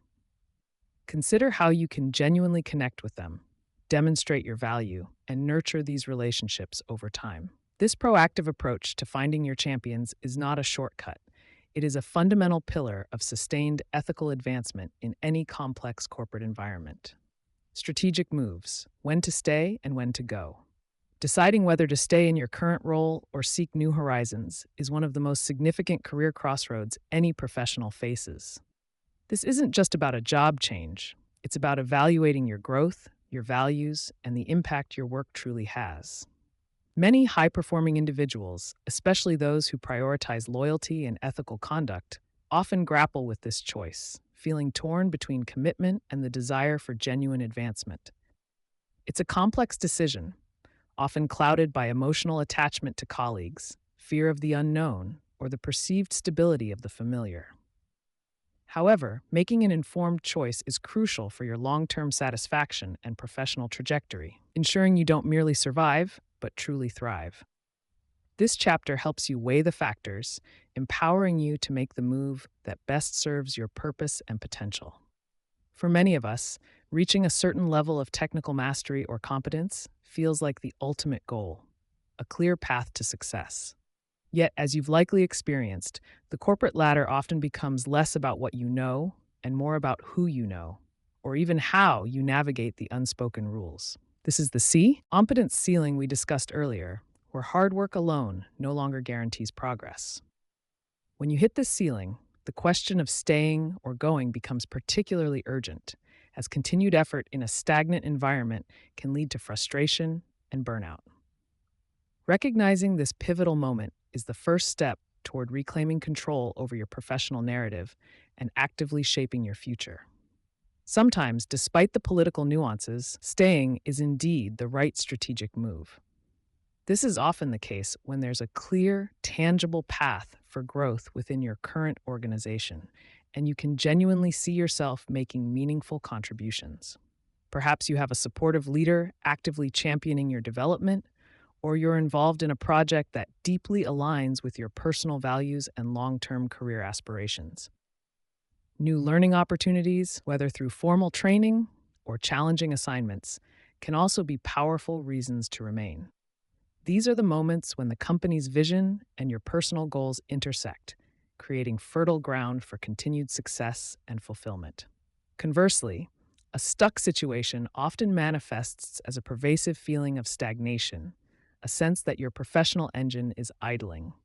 You might find yourself repeating the same tasks without a real challenge, or your contributions consistently feel undervalued and overlooked. Perhaps you've outgrown your current responsibilities, but no clear upward or lateral movement is available. This lack of stimulation can lead to a gradual erosion of motivation, making your work feel more like a chore than a passion. Pay close attention to these signals. They are often early indicators that your current environment is no longer serving your growth needs. The cost of staying too long in a role that no longer serves you can be incredibly high, both professionally and personally. Beyond the obvious career stagnation, you risk emotional exhaustion, a significant dip in morale, and even a loss of confidence in your own abilities. You might start to miss out on external opportunities that could offer fresh perspectives and accelerated growth. Complacency can set in, making it harder to adapt to new challenges when they eventually arise. Prolonged exposure to an unfulfilling environment can also bleed into your personal life, affecting your overall well-being and sense of purpose. It's a slow drain, often unnoticed until you're deeply entrenched. Specific red flags should immediately trigger a serious evaluation of your continued presence. If you consistently find yourself battling a narcissistic leader who takes credit for your work or dealing with a peer who undermines your efforts, these are not minor irritations, but systemic issues. Similarly, constant encounters with bureaucratic gatekeepers who stifle innovation and progress can create an unbearable environment. These archetypes of friction, as we've discussed, actively hinder your ability to make an impact and contribute meaningfully. When these toxic dynamics become the norm rather than the exception, they signal a profoundly unhealthy workplace that might be beyond your ability to ethically navigate or change. Beyond interpersonal friction, a fundamental misalignment of values between you and your organization is a profound reason to consider an exit. If you're constantly asked to compromise your ethical standards, or if the company's direction increasingly clashes with your personal beliefs, it creates deep internal conflict. This isn't just about disagreeing with a decision, it's about a core incompatibility that erodes your integrity over time. Feeling like you have to suppress your authentic self or betray your principles to fit in is a heavy burden. Such a disconnect can lead to profound dissatisfaction, making every day feel like an uphill battle against your own conscience. Rather than making impulsive decisions driven by frustration, adopt a structured stay or go analysis.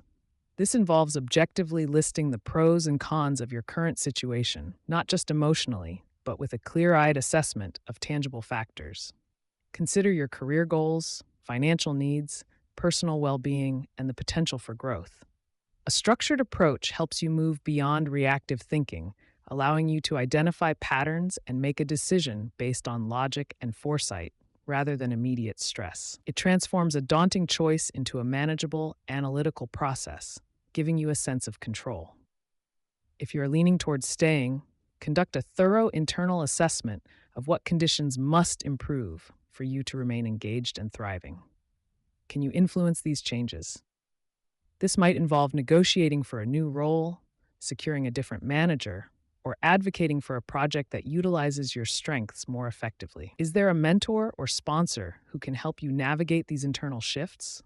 Exploring these possibilities before making a final decision can sometimes uncover overlooked opportunities for revitalization within your current company.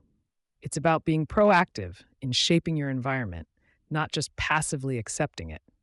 Should your analysis point towards leaving, begin an external assessment of potential opportunities. What other companies or industries align better with your values and career aspirations? What specific skills have you developed that are highly transferable and in demand elsewhere? Start networking discreetly, researching company cultures, and understanding market trends. This isn't about jumping at the first offer, but about strategically identifying environments where your ethical approach and high performance will be genuinely valued and rewarded. A clear picture of external options empowers you to leave on your own terms, not out of desperation. Building an exit strategy, if you decide to depart, is crucial for a smooth transition and for maintaining your professional reputation. This includes updating your resume, honing your interview skills, and importantly, networking with intention. Always aim to leave gracefully, without burning bridges, as the professional world is often smaller than you think. Financial planning is also a key component, ensuring you have a safety net during the transition period. A well-executed exit strategy demonstrates foresight and professionalism, solidifying your standing as a strategic thinker even in your departure. The concept of an ethical exit is paramount for the corporate survivor who values integrity above all else. This means communicating your decision professionally, giving ample notice, and diligently completing your responsibilities before you leave. It's about ensuring a seamless handover, supporting your team, and leaving your successor in the best possible position. Avoid gossip or negativity, even if you feel justified in expressing frustration. Your final actions will define your legacy with that organization, reinforcing your reputation as a principled and responsible professional, regardless of the circumstances of your departure. Before making the drastic leap to an entirely new company, sometimes an internal move can offer the fresh start you need without the full upheaval. Explore opportunities in different departments, teams, or even different geographies within your current organization. A change in leadership, project scope, or team dynamics can often reignite your enthusiasm and open up new avenues for growth. This option allows you to leverage your existing knowledge of the company culture and internal networks, reducing some of the risks associated with a completely external transition. It's a valuable interim step worth considering. Mentorship and sponsorship play an invaluable role in navigating these strategic decisions. Your champions, those who know your capabilities and understand the organizational landscape, can offer invaluable perspective. They can help you objectively assess your situation, identify blind spots, and even open doors to internal or external opportunities you might not have considered. Don't hesitate to lean on these relationships. Their wisdom and guidance can be the compass you need when facing such a critical crossroads. Their insights can clarify whether your perceived barriers are real or simply internal fears. While personal growth and value alignment are primary drivers, it's also important to acknowledge the practical reality of financial considerations. A strategic move should ideally enhance your financial well-being, or at least maintain it, especially if you have dependents or significant financial commitments. However, resist the temptation to let salary be the sole determinant. Sometimes, A slight short term financial dip might be a worthwhile investment for long term career satisfaction and exponential growth in a healthier environment. Weigh your financial needs against your overall quality of life and career trajectory. Ultimately, after all the logical analysis and external advice, you must learn to trust your gut feeling. Your intuition often picks up on subtle cues about your well being and future potential that data alone cannot capture. If a situation consistently makes you feel drained, uninspired, or morally compromised, that inner voice is telling you something important. Conversely, if a new opportunity, despite its uncertainties, sparks a sense of excitement and possibility, pay attention to that feeling too. Balancing logical assessment with intuitive wisdom leads to the most authentic and fulfilling decisions. Making a strategic move, whether it's negotiating for better terms to stay or bravely stepping into a new role elsewhere, requires immense courage. It means confronting fears of the unknown, challenging the status quo, and believing in your own worth and potential. This isn't about reckless abandon, it's about informed bravery. Each decision you make should be a deliberate step towards a career that truly reflects who you are and what you aspire to achieve. Embrace this courage, for it is the fuel that propels you beyond mere survival to genuine thriving. Remember, your career path is not a fixed, unchangeable road. It is a journey you have the power to steer. You are not a passive recipient of corporate whims, but an active agent in shaping your professional destiny. By understanding when to strategically stay and when to gracefully go, you reclaim your agency. This empowers you to build a career that is not only successful by external metrics, but also deeply fulfilling and aligned with your core values. Take control, make your moves with intention, and build the professional life you truly deserve. Managing stress and preventing burnout. The corporate world often feels like a relentless treadmill, especially when you're caught in the middle, trying to deliver results without the full authority to make things happen. You're the one often juggling multiple demands, dealing with challenging personalities, and constantly navigating unspoken rules, all while striving to maintain your integrity. This constant pressure isn't just a minor inconvenience, it's a significant drain on your energy and can slowly chip away at your enthusiasm. Many high-performing professionals find themselves in this exact spot, feeling the weight of responsibility without the necessary leverage. This unique position, often referred to as the squeezed middle, creates a specific kind of stress that can be profoundly exhausting. It's not just about working hard, it's about the emotional labor of maintaining your principles in a system that often seems to reward the opposite.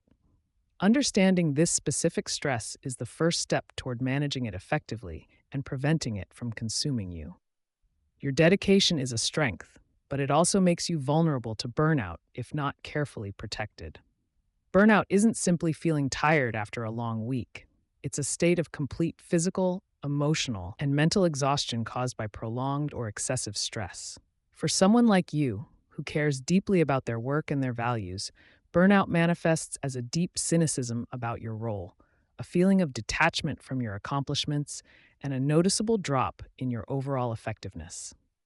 You might start to dread tasks you once enjoyed, feel constantly overwhelmed, or even question the purpose of your efforts. It's a slow erosion of your spirit, often making you feel like you're running on empty with nothing left to give. This isn't a sign of weakness. It's your body and mind telling you that something fundamental needs to change. Recognizing these subtle shifts early on is crucial for intervening before the situation becomes truly debilitating. Your unique position amplifies stress in ways others might not understand. As a reluctant politician, you're likely grappling with the ethical dilemma of corporate maneuvering, preferring to focus on competence rather than power plays. You probably encounter leaders who prioritize ego over logic, peers who take credit for your hard work, and bureaucratic systems that seem designed to slow everything down. This constant friction, combined with your desire to do things the right way, creates a moral and emotional tax. You're not just managing tasks, you're managing complex human dynamics and often feeling a sense of injustice. The effort required to navigate these situations while staying true to your values is immense, far more taxing than simply completing a project. This internal conflict is a primary driver of the exhaustion you might be experiencing. The cost of ignoring this chronic stress is far greater than temporary discomfort. Unmanaged stress can lead to serious health issues, including insomnia, anxiety, depression, and even physical ailments. Beyond your personal well being, it directly impacts your professional performance, making it harder to focus, innovate, and lead effectively. More critically for you, it can erode your ethical compass. When you're perpetually exhausted and frustrated, it becomes easier to cut corners, withdraw from challenging situations, or even become cynical yourself. This compromises the very integrity you've worked so hard to uphold, undermining your long term career goals and your sense of self worth. Protecting your mental and emotional health is not a luxury, it is a strategic imperative for a corporate survivor. The first step in any effective stress management plan is becoming acutely aware of your own personal stress signals. Everyone experiences stress differently, and what might be a minor irritant for one person could be a major trigger for another. Do you notice why? Are jaw clenching, your shoulders tensing, or your sleep becoming restless when deadlines loom? Perhaps you find yourself snapping at colleagues or losing your patience more easily than usual. Maybe your appetite changes, or you feel a persistent sense of dread before logging on each morning. Pay close attention to these physical, emotional, and behavioral cues because they are your body's way of sending an urgent message. Keeping a simple stress journal for a week can help you identify patterns and understand what truly pushes you to the edge. One of the most powerful tools in your stress management arsenal is the ability to set clear, firm boundaries. For professionals in your situation who are often highly dedicated and eager to please, saying no can feel incredibly difficult, almost like a betrayal. However, without boundaries, your time and energy will be endlessly consumed by the demands of others, leaving you depleted and resentful. Start by defining what your non negotiables are: your core work hours, your personal time, and the types of tasks you will and will not take on. Communicate these boundaries clearly and consistently, explaining the rationale behind them without apology. Remember, setting boundaries is not about being difficult. It's about protecting your capacity to perform at your best and maintain your well being. In a world of endless demands, prioritizing ruthlessly becomes essential. But this must be done ethically, focusing on genuine impact rather than just appeasing the loudest voice. You are likely facing a constant deluge of requests, many of which seem urgent to the person making them, but few truly contribute to your strategic objectives. Learn to distinguish between what is truly important and what simply feels urgent, using your company's overarching goals as your guiding star. This means having candid conversations with your manager about workload, pushing back on non-critical tasks, and aligning your efforts with the highest value outcomes. It's not about doing less work, it's about doing the right work, the work that genuinely moves the needle for your organization and your career. Sometimes, the most strategic move you can make is to disengage from certain conflicts or debates that are simply not worth your precious energy. As someone who values integrity, you might feel compelled to correct every injustice or challenge every illogical decision. However, not every battle is yours to fight, nor will every one yield a positive outcome, especially when dealing with entrenched egos or bureaucratic inertia. Learn to discern which hills are worth dying on and which ones are better left to others, or simply allowed to pass. This isn't about apathy. It's about strategic conservation of your mental and emotional resources. Choosing your battles wisely allows you to save your strength for the issues that truly matter and where you can make a tangible difference. Mastering the art of saying no respectfully and effectively is a skill that will serve you immensely in preventing burnout. Many professionals, particularly those in the squeezed middle, find themselves taking on more than they can reasonably handle, fearing negative repercussions or wanting to be seen as a team player. However, constantly agreeing to every request dilutes your focus and stretches you thin, ultimately diminishing the quality of your contributions. When faced with a new request, pause and assess its alignment with your priorities and current capacity. If it doesn't fit, Offer alternatives, suggest other resources, or simply state that you are at capacity for high quality work on existing projects. Delivering a polite but firm no actually demonstrates your professionalism and commitment to excellence. Even in the busiest of days, incorporating micro breaks and intentional recovery periods can dramatically reduce stress accumulation. You don't need to book a week-long vacation to feel a difference. Sometimes, just 5 minutes can reset your mind. Step away from your desk for a quick walk, practice a few deep breathing exercises, or simply close your eyes and listen to a calming piece of music.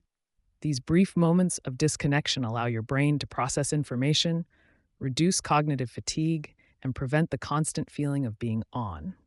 Think of these micro breaks as essential pit stops in a long race, allowing you to refuel and maintain your pace without breaking down. Consistent small breaks are far more effective than trying to push through until complete exhaustion. Fundamental physical well-being often gets sidelined when corporate pressures mount, yet it forms the bedrock of your resilience against stress. Prioritizing adequate sleep, nourishing your body with healthy food, and engaging in regular physical activity are not optional extras. They are non-negotiable requirements for sustained performance. A well-rested mind is better equipped to handle complex problems and difficult personalities, while proper nutrition fuels your energy levels and mood stability. Even a short walk or a few minutes of stretching can release tension and clear your head. These basic self-care practices aren't just about feeling good. They are critical investments in your ability to navigate the corporate landscape with strength and clarity. Shifting your mindset to reframe challenges can transform how you experience stress, moving you from a victim of circumstance to an active problem solver. Instead of viewing every obstacle as a personal attack or an insurmountable barrier, try to see it as an opportunity for strategic thinking, skill development, or even a chance to influence change. For example, a difficult project leader might be an opportunity to practice your emotional intelligence and influence skills. This isn't about ignoring the difficulty of the situation, but about consciously choosing a perspective that empowers you rather than depleting you. This mental reframing helps you regain a sense of control, which is incredibly powerful when you feel caught in the squeezed middle. Maintaining a broader perspective is a potent antidote to the tunnel vision that often accompanies high-stress corporate roles. It's easy to become so engrossed in daily office politics, project deadlines, and interpersonal conflicts that your job starts to feel like your entire world. Regularly remind yourself that your career is just one part of your identity, alongside your relationships, hobbies, and personal aspirations. Stepping back and recognizing the bigger picture helps you avoid overreacting to minor setbacks and keeps challenges in their proper proportion. This perspective allows you to detach emotionally from outcomes that are beyond your control, fostering a sense of calm and preventing the workplace from consuming your entire life. Seeking mentorship or trusted counsel provides an invaluable outlet for processing stress and gaining objective insights. Navigating the complexities of corporate power dynamics and ego-driven behaviors can feel incredibly isolating, especially when you're committed to an ethical path. Finding a mentor, a peer in a different department, or even a trusted friend outside of work who understands the corporate world can offer a safe space to vent, brainstorm solutions, and gain fresh perspectives. These conversations can help you validate your feelings, identify blind spots, and develop more effective strategies for dealing with challenging situations. Remember, you don't have to carry the entire burden alone. A fresh pair of eyes can often see solutions you've overlooked. Even without formal authority, you can often delegate or influence others to share the load, which is a crucial skill in preventing burnout. The squeezed middle often feels like they must do everything themselves, but this is a fast track to exhaustion. Learn to identify tasks that can be shared, outsourced, or even gently pushed back to the originator. S might involve clearly articulating the scope of a project, highlighting resource constraints, or proposing collaborative solutions that distribute responsibility more evenly. Effective delegation, in this context, is less about giving orders and more about building consensus and demonstrating the shared benefit of distributed effort. It empowers others while freeing up your own valuable time and energy. It's vital to recognize the more advanced signs of impending burnout before it takes a full hold, as these go beyond simple stress. Look for persistent emotional numbness, where you feel little joy or sadness, just a dull ache. You might experience a profound sense of inefficiency, feeling like you're working harder but achieving less, or a deep cynicism about your work and colleagues. Physical symptoms might worsen, including chronic fatigue, frequent headaches, or increased susceptibility to illness. A strong indicator is a growing sense of detachment from your job, your colleagues, and even your personal life, where you feel disconnected and unmotivated. These are red flags signaling that your well being is severely compromised and immediate action is required. There are times when self management strategies alone are not enough, and it becomes necessary to seek external help. If you find yourself consistently overwhelmed, experiencing severe anxiety or depression, or struggling to maintain your basic daily functions, it's a clear sign to reach out. This might mean talking to a trusted HR representative about workload adjustments or company resources, consulting with a professional therapist or coach who specializes in workplace stress, or even discussing your concerns with your doctor. Seeking professional support is not a sign of failure. It is a courageous and responsible act of self-preservation. Investing in your mental health is an investment in your career, longevity, and overall happiness. Building resilience isn't a one-time fix for stress. It's an ongoing active practice that requires consistent effort and adaptation. Think of it like building muscle. You don't go to the gym once and expect to be strong forever. Resilience involves continuously nurturing your physical, emotional, and mental health through the strategies discussed and constantly learning from your experiences. It means developing a strong internal compass that guides your choices, even when external pressures are intense. By making these practices a regular part of your routine, you fortify yourself against future challenges, ensuring you can weather corporate storms without losing your footing or your integrity. Ultimately, taking care of yourself is not a selfish act. It is an ethical imperative for a corporate survivor who aims to make a meaningful difference. You cannot effectively lead, innovate, or uphold your values if you are running on empty. When you prioritize your well-being, you are better able to think clearly, act decisively, and engage with integrity, thereby maximizing your positive impact within the organization. Your ability to model healthy boundaries and sustainable work practices can also inspire those around you, creating a ripple effect of positive change. By safeguarding your own well-being, you ensure that you remain a force for good, capable of navigating the corporate world without compromising your soul. The corporate world will always present its share of challenges, but you possess the inherent power to manage your response and protect your inner peace.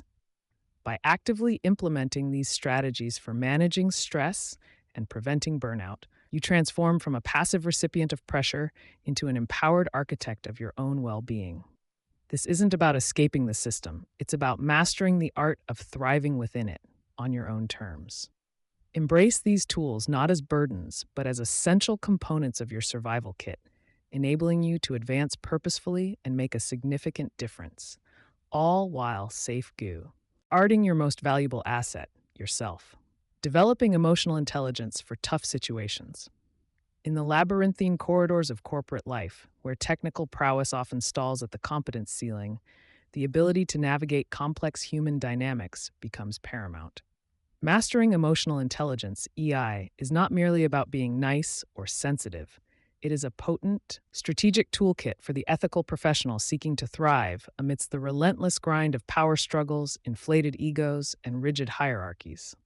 This crucial skill set transcends mere interpersonal pleasantries, transforming into a robust defense and offense mechanism against the very forces that typically derail principled individuals. Developing emotional intelligence provides a distinct advantage, allowing you to decode unspoken cues, anticipate reactions, and respond with deliberate intent rather than reflexive emotion. It is the compass that guides the reluctant politician through the minefield of office politics, ensuring integrity remains intact while progress is made. The journey into enhanced emotional intelligence begins with rigorous self awareness, a deep internal audit of your own emotional landscape. This involves recognizing not just what you feel, but why you feel it, especially when confronted with frustrating or unjust corporate situations. Understanding your triggers, the specific behaviors or circumstances that provoke anger, anxiety, or resentment, is the first critical step toward gaining control. Perhaps a credit stealing peer ignites a particular fury, or a bureaucratic gatekeeper's obstruction sparks profound frustration. Identifying these patterns allows you to observe your emotional responses, rather than being consumed by them. Cultivating this internal vigilance provides the foundational insight needed to proactively manage your reactions and maintain equilibrium. Once you possess a clear map of your emotional terrain, the next essential component is self-regulation, the disciplined capacity to manage your impulses and adapt your emotional responses to suit the situation. This doesn't mean suppressing genuine feelings, but rather choosing how and when to express them, or even if expression is the most strategic path. When a narcissistic leader dismisses your well-researched proposal, the immediate urge might be to lash out or retreat. Self-regulation empowers you to pause, breathe, and consciously select a response that serves your long-term goals. This deliberate control over your emotional output enables you to maintain composure under pressure, project confidence, and avoid inadvertently escalating conflict or undermining your own position. Beyond managing your internal world, true emotional intelligence extends outward into empathy, the profound ability to understand and share the feelings of others, even those whose actions seem entirely adversarial. This is not an endorsement of their behavior, but a strategic effort to grasp their underlying motivations, fears, or aspirations. Why might a colleague consistently hoard information, or a superior constantly shift goalposts? Often, these behaviors stem from insecurity, pressure, or a perceived threat to their own standing. Developing this empathetic lens allows you to move past personal offense and analyze situations objectively, identifying leverage points or potential avenues for de-escalation that might otherwise remain hidden. Furthermore, empathy serves as a powerful predictive tool, enabling you to anticipate how others might react to your initiatives or proposals. By stepping into their shoes, even briefly, you can tailor your communication, frame your arguments, and structure your engagements in a way that resonates with their perspective, rather than clashing against it. This nuanced understanding is particularly vital when attempting to influence stakeholders who hold different priorities or operate from a place of self-interest. It transforms interactions from confrontational battles into opportunities for strategic alignment, even if that alignment is temporary or conditional. Maintaining a robust sense of motivation, particularly in environments riddled with setbacks and political maneuvering, forms another pillar of emotional intelligence. This isn't merely about staying positive, it's about connecting to your deeper purpose and values to fuel your persistence when the corporate landscape feels bleak. When a project is unfairly derailed or your contributions are overlooked, it's easy to become jaded and disengaged. However, a strong internal compass, guided by your core principles, allows you to reframe challenges, learn from failures, and consistently recommit to your objectives. This intrinsic drive becomes an inexhaustible resource, protecting against burnout and cynicism. The final component, social skills, represents the outward manifestation of cultivated emotional intelligence, translating internal understanding into effective external action. This encompasses a broad spectrum of abilities, from building rapport and navigating difficult conversations to influencing without direct authority and resolving conflict constructively. For the mid-level manager or technical expert who often lacks formal power, these skills are indispensable for building strategic alliances and securing buy-in across departments. It involves active listening, clear and persuasive communication, and the subtle art of negotiation, all executed with a keen awareness of the emotional currents at play. Effectively deploying social skills means understanding the unwritten rules of engagement within your organization and adapting your approach accordingly. It's about knowing when to assertively advocate for your team, when to diplomatically challenge a decision, and when to strategically retreat to gather more intelligence. Building a network of allies, even among those you don't directly manage, requires consistent, authentic engagement and a demonstrated capacity for collaboration. These interactions, fueled by your emotional intelligence, lay the groundwork for effective influence and resilience against isolating corporate dynamics. Consider a scenario where you must negotiate a critical resource allocation with a department head known for their territoriality. Your self awareness tells you that their defensiveness triggers your impatience. Your self regulation allows you to remain calm and focused, resisting the urge to push back aggressively. Empathy helps you recognize that their territoriality might stem from pressure to protect their own budget or team. Armed with this understanding, your social skills enable you to approach the conversation not as a demand, but as a collaborative problem solving effort, perhaps by framing your request in terms of how it benefits their department's broader objectives. This integrated application of EI components transforms a potentially adversarial encounter into a productive dialogue. Developing emotional intelligence also provides an ethical framework for navigating tough situations. It empowers you to understand the motivations behind manipulative tactics without resorting to them yourself. Instead of becoming a Machiavellian player, you become a strategic observer, capable of anticipating moves and counteracting negative influences while upholding your values. This approach ensures that your career advancement is built on a foundation of integrity, earning respect and trust rather than fear or resentment. It's about winning the long game by playing ethically and intelligently. Ultimately, cultivating emotional intelligence is an ongoing process, a continuous refinement of your internal and external radars. It demands introspection, practice, and a willingness to learn from every interaction, good or bad. By consciously working on your self awareness, self regulation, motivation, empathy, and social skills, you equip yourself with the most powerful tools for not just surviving, but truly thriving in the corporate jungle. These are the competencies that transform a competent professional into a resilient, influential leader, capable of shaping their own destiny without compromising their soul. Maintaining perspective, the bigger picture. In the relentless pursuit of professional excellence, particularly within the demanding corridors of complex organizations, it becomes remarkably easy to lose sight of the horizon. Daily operational pressures, the intricate dance of office politics, and the ever-present demands of various stakeholders can coalesce into a suffocating tunnel vision, narrowing your focus to only the immediate crisis or the next looming deadline. This intense, almost microscopic attention to the granular details of corporate life, while often necessary for execution, simultaneously poses a significant threat to your mental well-being and long-term strategic thinking. It's a common paradox. The very dedication that makes you a high performer also renders you vulnerable to burnout, as every perceived slight or minor setback feels disproportionately monumental. Recognizing this inherent risk is the crucial first step toward cultivating a more expansive and sustainable perspective. The corporate environment, with its intricate web of personalities and power dynamics, frequently amplifies minor conflicts into seemingly insurmountable obstacles. A credit-stealing colleague, a bureaucratic gatekeeper, or a narcissistic leader's latest pronouncement can consume disproportionate mental energy, creating an echo chamber of frustration and resentment. This hyperfocus on immediate grievances distorts reality, making the present moment feel like the entirety of your professional existence.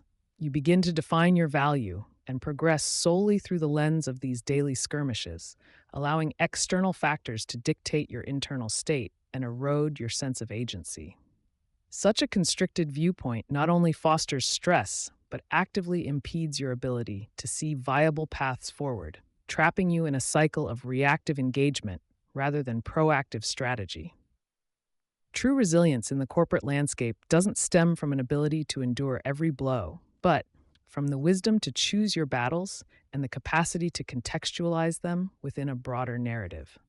Maintaining perspective means consciously zooming out, pulling back from the immediate fray to observe the larger patterns at play. It involves acknowledging that while today's challenges are real, they are rarely the sum total of your professional journey or the defining elements of your character. This wider lens allows you to differentiate between transient annoyances and genuine threats, enabling a more measured and less emotionally charged response to the inevitable turbulence of organizational life. It's about recognizing that the stage is much larger than the current scene, and your role extends far beyond the immediate lines you're delivering. One of the most powerful anchors for maintaining perspective lies in a steadfast connection to your core personal values. When the corporate currents threaten to pull you off course, a clear understanding of what truly matters to you, integrity, innovation, collaboration, impact, or autonomy, serves as an unwavering compass. These values offer a stable reference point against the shifting sands of corporate priorities and political maneuvering. By regularly evaluating your actions and decisions against this internal framework, you gain clarity on whether a particular struggle is worth your energy or if it represents a deviation from your authentic professional path. This alignment provides not just ethical guidance, but also a profound sense of purpose that transcends the trivialities of daily office life. Beyond personal values, cultivating a long-term career trajectory offers another vital layer of perspective. Instead of fixating on the immediate promotion or the current project's outcome, consider where you envision yourself in 5, 10, or even 15 years. What skills do you need to acquire? What relationships are genuinely strategic for your future growth? Which experiences will truly build the foundation for your ultimate professional aspirations? This forward-looking mindset transforms current frustrations from insurmountable roadblocks into temporary detours or learning opportunities. It helps you assess if a present conflict aligns with your overarching goals, or if it's merely a distraction that drains energy better invested elsewhere. Your career is a marathon, not a sprint, and recognizing this allows for more deliberate pacing and strategic resource allocation. Understanding the organizational life cycle also provides invaluable perspective. Companies, much like individuals, evolve through distinct phases: growth, maturity, restructuring, and sometimes decline. The leadership, culture, and priorities you encounter today are not immutable fixtures, they are snapshots in time. Acknowledging this dynamic nature helps you depersonalize many corporate challenges. The narcissistic leader might be a symptom of a company struggling with an identity crisis, or the bureaucratic gatekeeper, a product of an organization grappling with scaling pains. This broader contextual awareness allows you to assess whether current frustrations are systemic and transient or fundamental and enduring, informing your long-term engagement strategy.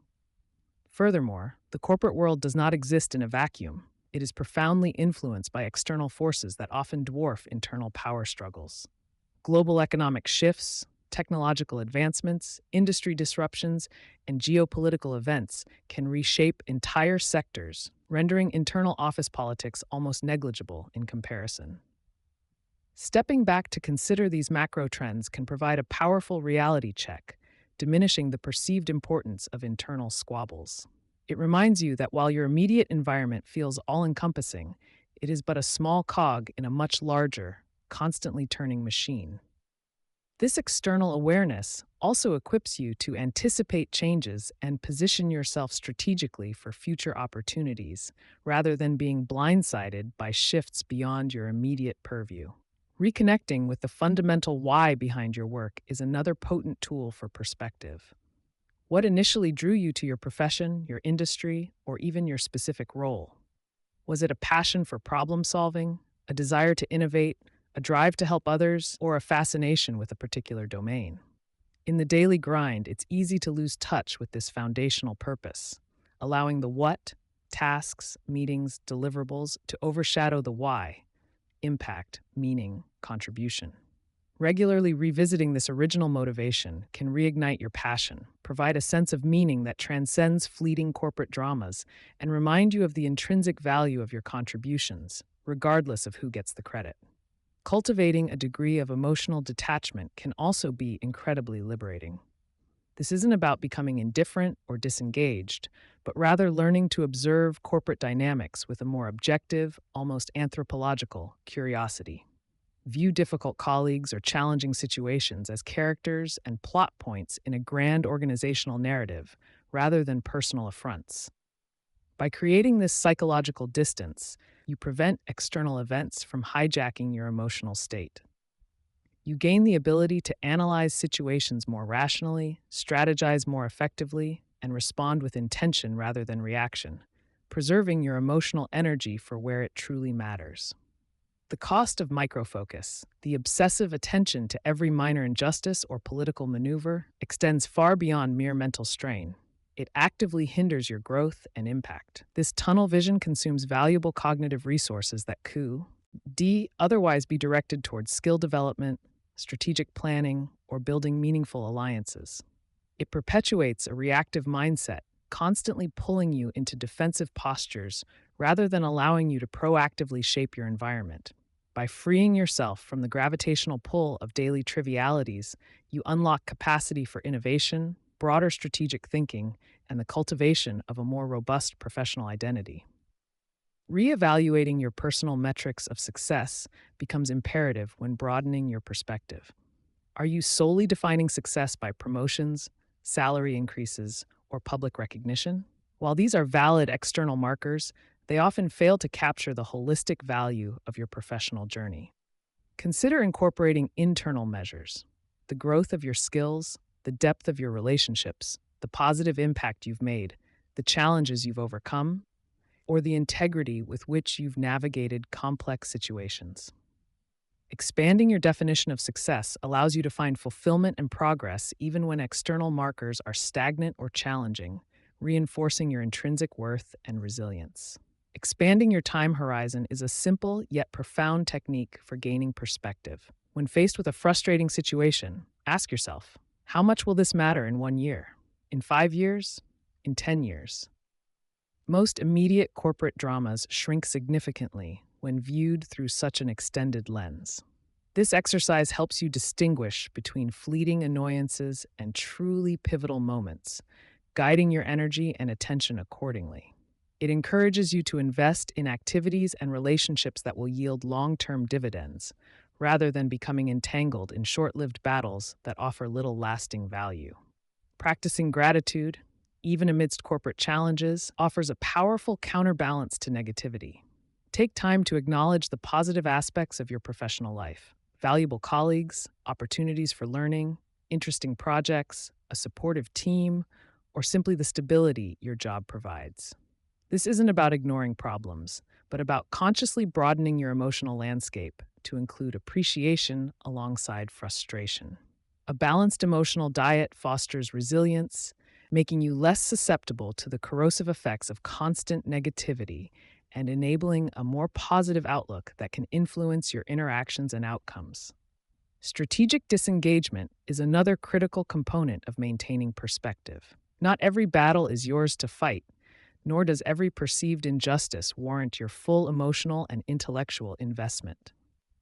Learning to identify when to lean in and when to consciously pull back from conflicts that do not serve your long-term goals is a hallmark of a seasoned corporate survivor. This isn't about apathy. It's about intelligent resource allocation, preserving your energy for the challenges that truly matter and align with your broader vision. Knowing when to simply observe rather than intervene can be an immensely powerful act of self-preservation. Ultimately, cultivating and maintaining this broader perspective is not merely a stress reduction technique. It is a fundamental strategy for future-proofing your career. By detaching from the immediate and embracing the bigger picture, you sharpen your strategic acumen, improve your decision-making, and enhance your adaptability. You become less reactive to fleeting trends and more attuned to enduring opportunities.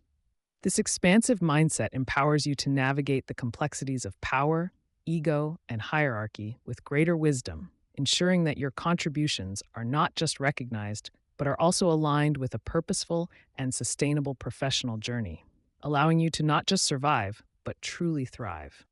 The ability to step back to see the forest through the trees is perhaps the most undervalued skill in today's fast-paced corporate world. It's the difference between being tossed about by every wave and steering your ship with deliberate intent.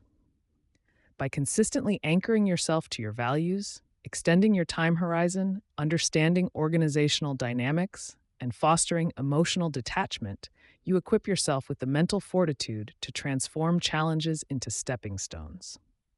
This wider lens doesn't make the corporate battlefield disappear, but it provides the resilience and insight necessary to not only endure its complexities, but to advance purposefully and make a significant, lasting difference. Building a support system outside of work. Corporate life often feels like a relentless marathon, demanding every ounce of your energy, focus, and emotional resilience. For many high performing individuals, the lines between professional and personal life blur, making it incredibly easy to let your job define your entire existence. This constant pressure, coupled with the intricate power dynamics and ego battles explored earlier, can slowly chip away at your sense of self and leave you feeling isolated. That's precisely why cultivating a robust support system outside of work isn't just a nice to have. It's an absolute necessity for your mental well being and long term career survival. It acts as a vital buffer against the relentless demands of the corporate world, providing a much needed sanctuary for your mind and spirit. Without a strong foundation of external relationships, the challenges you face in the office can quickly become overwhelming, consuming your thoughts and draining your personal life. When your entire identity is wrapped up in your job title or your latest project's success, any professional setback feels like a personal failure of monumental proportions. You begin to define your worth by your performance reviews or your standing among colleagues, which can be a dangerous trap. This narrow focus leaves you vulnerable to the whims of organizational politics and makes it harder to maintain a healthy perspective on your career journey. Building a support system outside of work means intentionally creating a network of people and activities that exist completely independent of your professional sphere. This isn't about finding new business contacts or networking for career advancement. Instead, it's about nurturing relationships that offer unconditional support, a safe space for vulnerability, and a refreshing change of pace from corporate jargon and competition. These are the connections that remind you who you are beyond your email signature and your quarterly targets, grounding you in a reality that extends far beyond the office walls. One of the most significant benefits of this external network is the emotional outlet it provides. When you're dealing with a difficult boss, a credit-stealing peer, or a frustrating bureaucratic roadblock, you need a place to vent and process your feelings without fear of professional repercussions. Sharing your frustrations with a trusted friend or family member allows you to release pent-up stress, gain empathy, and feel truly heard without worrying that your words will be used against you. This contrast to the carefully guarded conversations typical in the workplace is incredibly liberating and essential for emotional health. Furthermore, your outside support system offers invaluable perspective. While colleagues might inadvertently reinforce workplace dramas or fuel your anxieties, those removed from the corporate environment can provide a fresh, unbiased viewpoint. They can help you zoom out, reminding you that your job is just one part of your life, not the entirety of it. This broader outlook is crucial for preventing tunnel vision and enabling you to approach work challenges with a clearer head, rather than getting bogged down in the minutiae of office politics. So what does this vital support system look like? It often begins with the people who have known you the longest and love you unconditionally, your family and long-standing friends.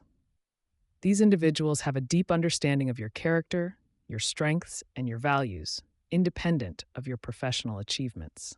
They see the real you beneath the corporate persona, and their validation is often far more meaningful and enduring than any praise you might receive at work. Nurturing these core relationships should be a top priority. Your immediate family, whether it's a partner, children, siblings, or parents, often forms the bedrock of this external support. They offer a unique kind of love and stability that no job can ever replicate. Spending quality time with them reminds you of the profound importance of these connections and provides a powerful antidote to the often impersonal nature of corporate interactions. They are the people who celebrate your personal joys and comfort you through life's disappointments, regardless of what's happening in your career. Beyond family, cultivating and maintaining friendships that have nothing to do with your professional life is equally crucial. These friends might be from college, old neighborhoods, or shared interests completely unrelated to your industry. They offer a vital escape, a space where conversations revolve around shared hobbies, personal milestones, or simply the joy of being together, rather than project deadlines or organizational charts. These connections help you remember the diverse facets of your personality and passions. Your support system also extends to activities and communities that ignite your passions outside of work. This could be a sports league, a book club, a volunteer group, a creative art class, or even a local hiking club. Engaging in these activities connects you with like minded individuals who share your interests, not your job titles. These pursuits provide a sense of accomplishment, belonging, and joy that is entirely separate from your professional identity, offering a powerful way to recharge and find fulfillment. Actively building and maintaining this external network requires intentional effort, especially when your corporate demands are high. It means consciously carving out time in your schedule for friends, family, and hobbies, even when you feel exhausted. It involves reaching out, initiating plans, and being present in those interactions, putting away your phone and truly engaging. Remember, these relationships are reciprocal. You also need to be a source of support for others, strengthening the bonds of your personal community. A key part of nurturing your outside life is learning to set firm boundaries around your work. This means understanding when to say no to extra assignments that infringe on your personal time and consciously disconnecting from work emails and calls during your off hours. Protecting your evenings and weekends for family, friends, and personal pursuits isn't a sign of weakness. It's a strategic move to preserve your energy, creativity, and overall well-being. Your personal time is non-negotiable. The long-term benefits of a strong external support system are profound. You'll find yourself more resilient in the face of corporate challenges, less prone to burnout, and better equipped to navigate difficult situations with a clear head. When you know you have a loving, supportive community waiting for you outside the office, the stresses of work become more manageable and the wins feel more rewarding. This foundation empowers you to make decisions based on your values rather than succumbing to fear or pressure. Ultimately, surviving and thriving in the corporate world isn't solely about mastering the game inside the office. It's equally about how well you nurture the life you build outside of it. Your support system acts as your anchor, keeping you grounded and reminding you of your true self amidst the swirling currents of power, ego, and hierarchy. By investing in these vital connections, you ensure that you not only advance purposefully in your career, but so maintain your integrity and your soul, emerging as a truly resilient corporate survivor, influencing culture positively from within. Many professionals in the squeezed middle often feel a profound sense of powerlessness when it comes to organizational culture. They observe entrenched norms, witness behaviors that contradict stated values, and conclude that only those at the very top possess the leverage to shift the corporate ethos. This perception, while understandable given the hierarchical structures prevalent in many large organizations, fundamentally misunderstands the nature of cultural influence. True cultural change rarely springs solely from executive mandates. Rather, it often emerges from a collective, organic shift driven by individuals at all levels. You, in your current role, possess an often underestimated capacity to shape the daily reality and long-term trajectory of your workplace. Your interactions, decisions, and even your silences contribute to the invisible fabric that defines your company's culture. Recognizing this intrinsic power is the crucial first step toward becoming an active agent of positive transformation. Consider the immediate sphere of your influence: your team, your direct reports, your cross-functional project groups, and even your daily interactions with peers. This is your personal microculture, a dynamic ecosystem where your actions hold significant weight. Within this space, you are not merely a participant. You are a co-creator, constantly reinforcing or subtly challenging existing cultural elements. Every meeting you lead, every piece of feedback you offer, and every collaborative effort you undertake shapes the norms and expectations for those around you. Understanding that cultural transformation begins at this granular level empowers you to move beyond passive observation and into active, intentional influence. It's about cultivating the culture you wish to see, starting right where you are, with the people you interact with most frequently. The most potent form of cultural influence stems from consistent, authentic leadership by example. When you consistently embody the values you wish to see, whether it's transparency, accountability, empathy, or innovation, you create a powerful benchmark for others. This isn't about grand pronouncements or lengthy mission statements. It's about the daily choices you make and the standards you uphold, even when no one is watching. Your colleagues observe how you handle pressure, how you celebrate success, and crucially, how you navigate failure. These observations form the unspoken curriculum of your corporate culture, defining what is truly valued, rewarded, and tolerated within your team and beyond. By becoming the living embodiment of desired cultural attributes, you provide a tangible model that resonates far more deeply than any corporate memo. For the reluctant politician who values integrity, championing ethical practices becomes a cornerstone of positive cultural influence. This means consistently making the right choices, even when they are difficult or unpopular, and gently but firmly calling out deviations when appropriate. It's about fostering an environment where ethical dilemmas are discussed openly, not swept under the rug, and where honesty is rewarded, not punished. You can initiate conversations about ethical considerations in project planning, insist on fair credit distribution, and ensure transparency in decision-making processes. These seemingly small acts of moral courage aggregate over time, slowly but surely shifting the collective understanding of what is acceptable and what is not, thereby fortifying the ethical backbone of your team and department.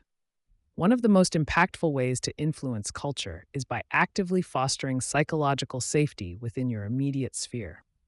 This means creating an environment where individuals feel safe to speak up, ask questions, admit mistakes, and offer dissenting opinions without fear of humiliation or punishment. You can achieve this by actively listening, engaging with empathy rather than judgment, and explicitly encouraging diverse viewpoints. When people feel safe, they are more likely to innovate, collaborate authentically, and take calculated risks, which are all vital ingredients for a thriving, adaptive culture. Your consistent demonstration of respect and openness becomes a powerful invitation for others to reciprocate, gradually expanding the circle of trust and candor. Your communication style and choices are powerful levers for cultural change. Beyond merely conveying information, how you communicate can reinforce or challenge existing norms.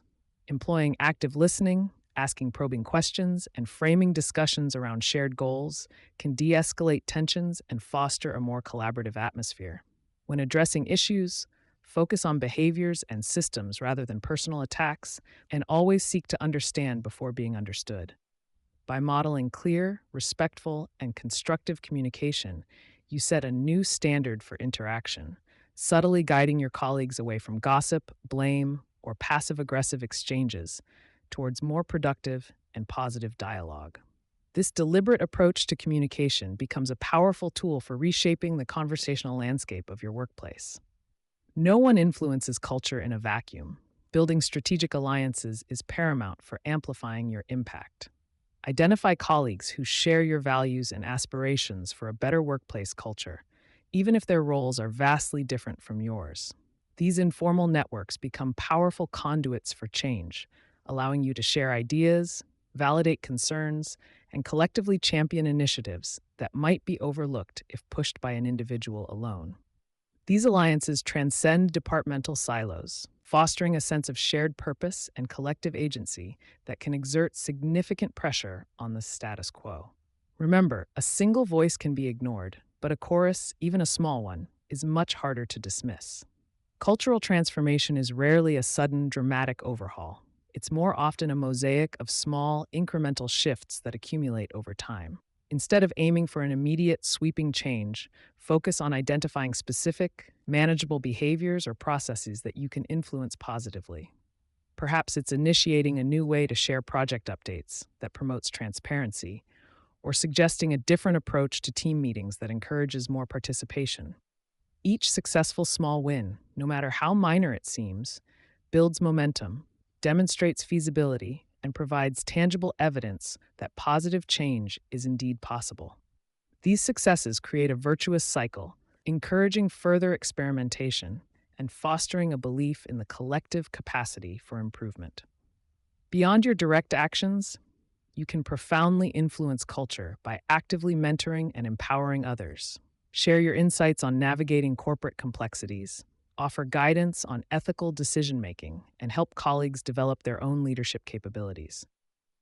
By investing in the growth of others, you not only equip them with essential skills, but also instill in them the values and principles that you hold dear.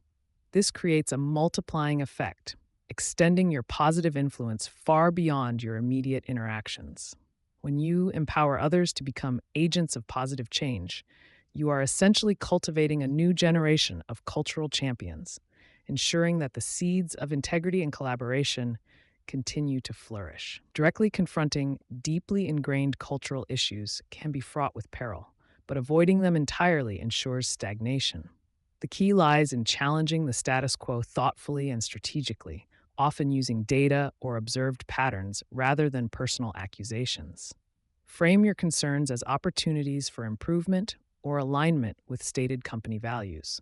For instance, instead of saying, "Our meetings are always a waste of time," try, "I've noticed that, our team spends X hours in meetings each week. Perhaps we could experiment with Y structure to maximize our efficiency and engagement." This approach invites collaboration and problem solving, rather than defensiveness, making it far more likely that your suggestions will be heard and acted upon. Cultural influence isn't solely about addressing what's wrong. It's equally, if not more, about amplifying what's right. Actively seek out and acknowledge behaviors that align with the positive culture you envision. Publicly recognize colleagues who demonstrate integrity, go the extra mile for collaboration, or show exceptional empathy. This positive reinforcement serves a dual purpose. It validates and encourages the desired behaviors in the individual, and it signals to everyone else what is valued and rewarded within the organization. A simple, sincere thank you or a shout out in a team meeting can have an outsized impact, subtly reshaping norms by highlighting exemplary conduct. Influencing culture from within is a marathon, not a sprint. You will encounter resistance, apathy, and moments where it feels like your efforts are making no difference at all. It requires immense resilience, patience, and a deep-seated belief in the values you are championing. There will be setbacks, and you may not always see the immediate fruits of your labor.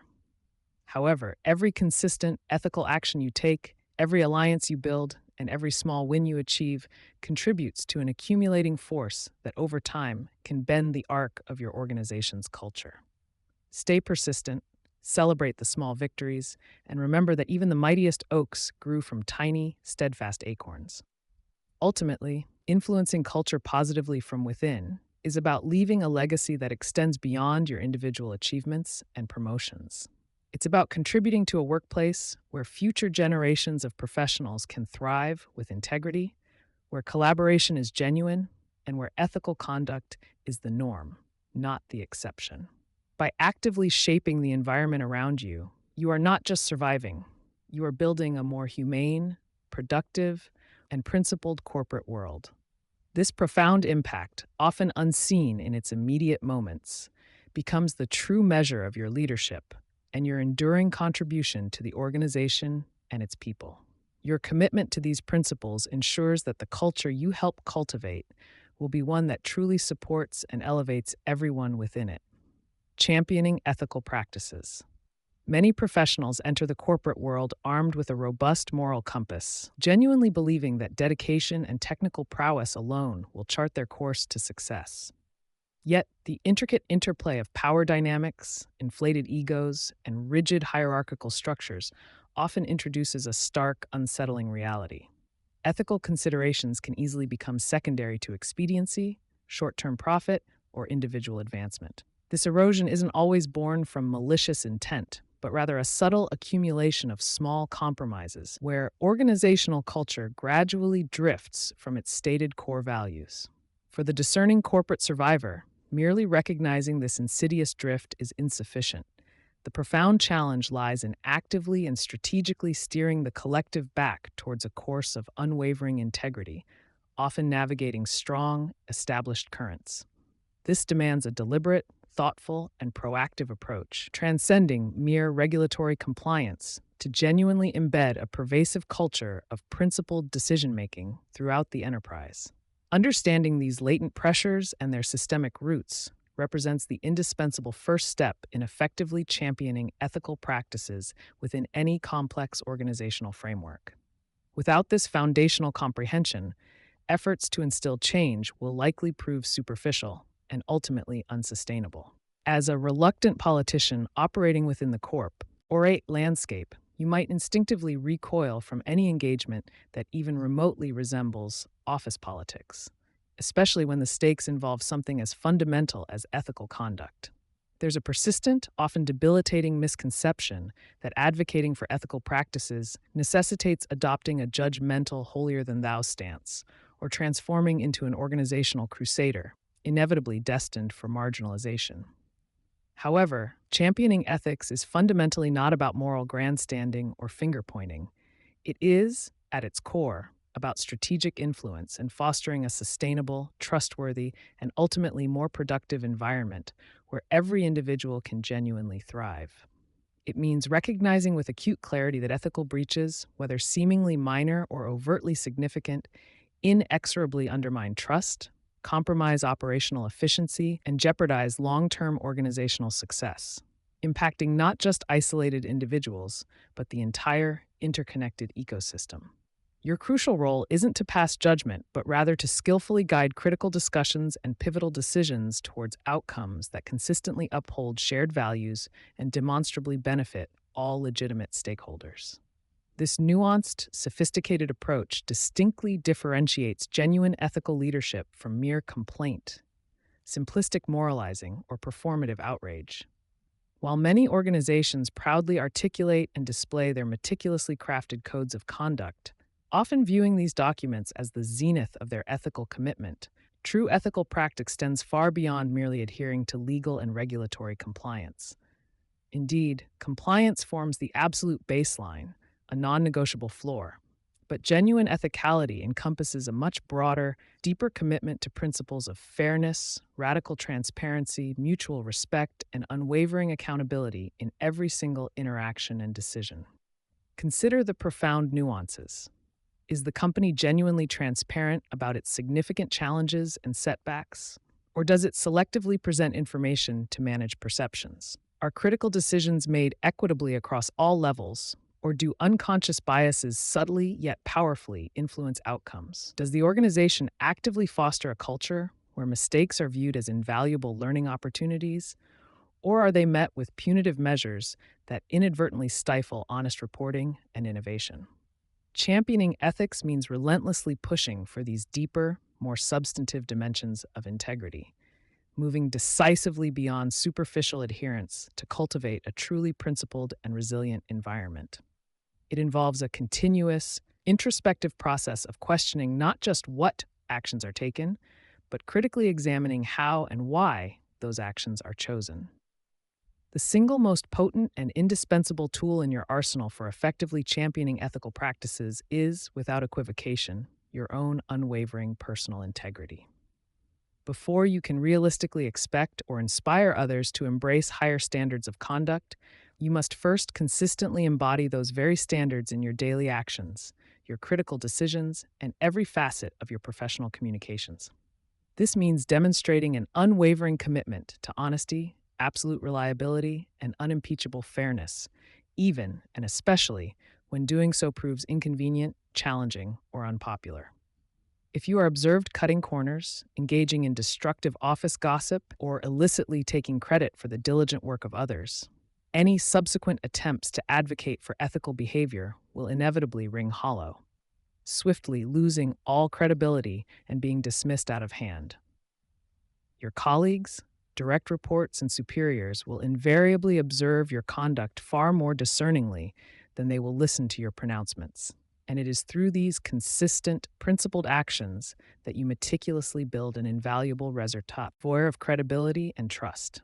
This profound personal commitment establishes a non negotiable standard, silently yet powerfully influencing those around you and initiating a formidable ripple effect throughout the organization. Authenticity and consistency in your own ethical conduct form the unshakable bedrock upon which all other legitimate ethical advocacy must stand. Identifying an ethical lapse or a potential area of concern is one critical step. Effectively addressing and rectifying it is an entirely different, more complex endeavor. Simply pointing out a problem without a clear, constructive, and well considered approach can frequently prove counterproductive, potentially alienating colleagues, inviting immediate defensiveness, or even creating unintended backlash.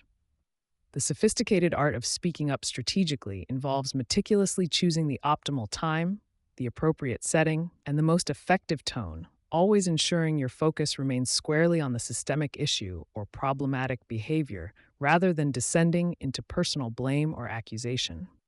Frame your concerns intelligently in terms of core organizational values, potential long-term risks, or the broader adverse consequences for the enterprise, rather than solely relying on moral indignation, however justified. Perhaps a discreet, confidential conversation with a trusted peer, a mentor, or a senior manager is the most appropriate initial step. Or perhaps a meticulously researched proposal suggesting a viable, ethical alternative approach is warranted. Documenting relevant facts, thoroughly understanding the potential multifaceted impacts, and presenting actionable solutions rather than merely cataloging problems significantly elevates the likelihood of a positive and constructive reception. Remember, the overarching goal is ultimate resolution and systemic improvement, not just exposure, condemnation, or self-righteous vindication. You are, unequivocally, not alone in your fervent desire for a more ethical and principled workplace, even if the isolated nature of some corporate environments occasionally makes it feel that way. Many reluctant politicians within the organization likely share your fundamental values and underlying concerns, but may currently lack the requisite confidence, the necessary platform, or the strategic acumen to articulate them effectively as individuals. Identifying and intentionally connecting with these like-minded individuals is a profoundly powerful strategy for significantly amplifying your collective voice and multiplying your overall impact.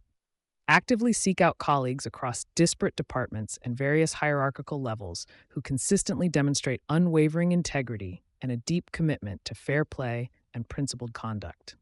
These carefully cultivated alliances provide a crucial support network, enabling you to openly share diverse perspectives, meticulously strategize collaborative approaches, and present a unified, credible front when advocating for meaningful change. A collective voice, articulated with clarity and conviction, invariably carries far more substantive weight and commands greater attention than a solitary one, making it exponentially harder for questionable practices to persist unnoticed, unchallenged, or unaddressed. This collaborative, coalition-building approach fundamentally transforms individual ethical concerns into a shared, actionable organizational responsibility, fostering a robust culture of collective accountability. Frequently, ethical challenges emerge not from individual malice or deliberate wrongdoing, but rather from inherently flawed processes or pervasive systemic pressures that inadvertently incentivize or even implicitly encourage undesirable behaviors. Therefore, championing ethics effectively extends far beyond individual conduct. It critically involves examining, dissecting, and proactively influencing the very systems, policies, and operational frameworks that govern daily organizational activities. Are the prevailing performance metrics inadvertently incentivizing short-term gains at the catastrophic expense of long-term integrity and sustainability? Do existing decision-making processes lack fundamental transparency, thereby creating fertile ground for unconscious biases, preferential treatment, or even outright corruption? By meticulously identifying these often subtle structural weaknesses, you gain the strategic leverage to propose concrete, actionable, and impactful improvements, perhaps suggesting a more robust, comprehensive conflict of interest policy, advocating for clearer and more accessible communication channels, or implementing mandatory peer reviews for all mission-critical decisions. Such systemic changes, when thoughtfully implemented, possess a far-reaching and enduring impact, effectively embedding ethical considerations directly into the foundational fabric and operational DNA of the organization. This proactive preventative approach fundamentally tackles the root causes of ethical dilemmas rather than merely addressing their symptomatic manifestations. It is important to acknowledge that sometimes seemingly unethical practices can genuinely stem from a profound lack of awareness, an incomplete understanding, or simply ingrained habit rather than any deliberate malevolent intent. Individuals within an organization may genuinely not recognize the broader, often cascading implications of certain actions, or they might simply be accustomed to the way things have always been done, perceiving no alternative. As an ethical champion, you are uniquely positioned to play a crucial, constructive role in gently educating colleagues and proactively raising their awareness about potential ethical pitfalls or the existence of demonstrably better, more principled alternatives. This vital work is not about lecturing, admonishing, or moralizing. Instead, it centers on facilitating thoughtful, open discussions, sharing relevant real-world examples, or highlighting exemplary best practices gleaned from other reputable organizations. Perhaps circulating a compelling article on ethical leadership, initiating a series of informal brown bag lunch discussions on a relevant industry case study, or organizing a brief workshop could effectively spark invaluable conversations and critical self-reflection. By assiduously fostering an organizational environment of continuous learning, intellectual curiosity, and rigorous critical reflection, you empower others to consistently make more informed, more conscientious, and ultimately more ethically sound choices, thereby elevating the collective moral intelligence. Advocating for and championing ethical practices within a complex corporate environment is rarely, if ever, a smooth, unobstructed journey. You must anticipate and prepare to inevitably encounter resistance, deep-seated skepticism, or even outright cynicism from various quarters. Some colleagues, particularly those entrenched in existing power structures or benefiting from the status quo, might dismiss your efforts as naive, overly idealistic, or even perceive them as a direct threat to their own established interests. It is absolutely vital to proactively anticipate this inevitable pushback and to diligently develop resilient, sophisticated strategies for effectively navigating it.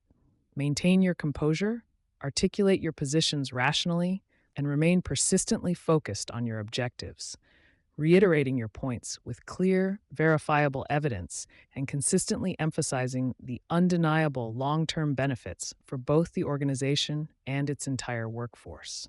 Crucially, avoid descending into emotional arguments or engaging in personal attacks, as these tactics can swiftly derail your message and undermine your credibility. Understand that fundamentally changing deeply ingrained habits, organizational cultures, and entrenched perspectives requires considerable time, unwavering patience, and consistent, persistent effort.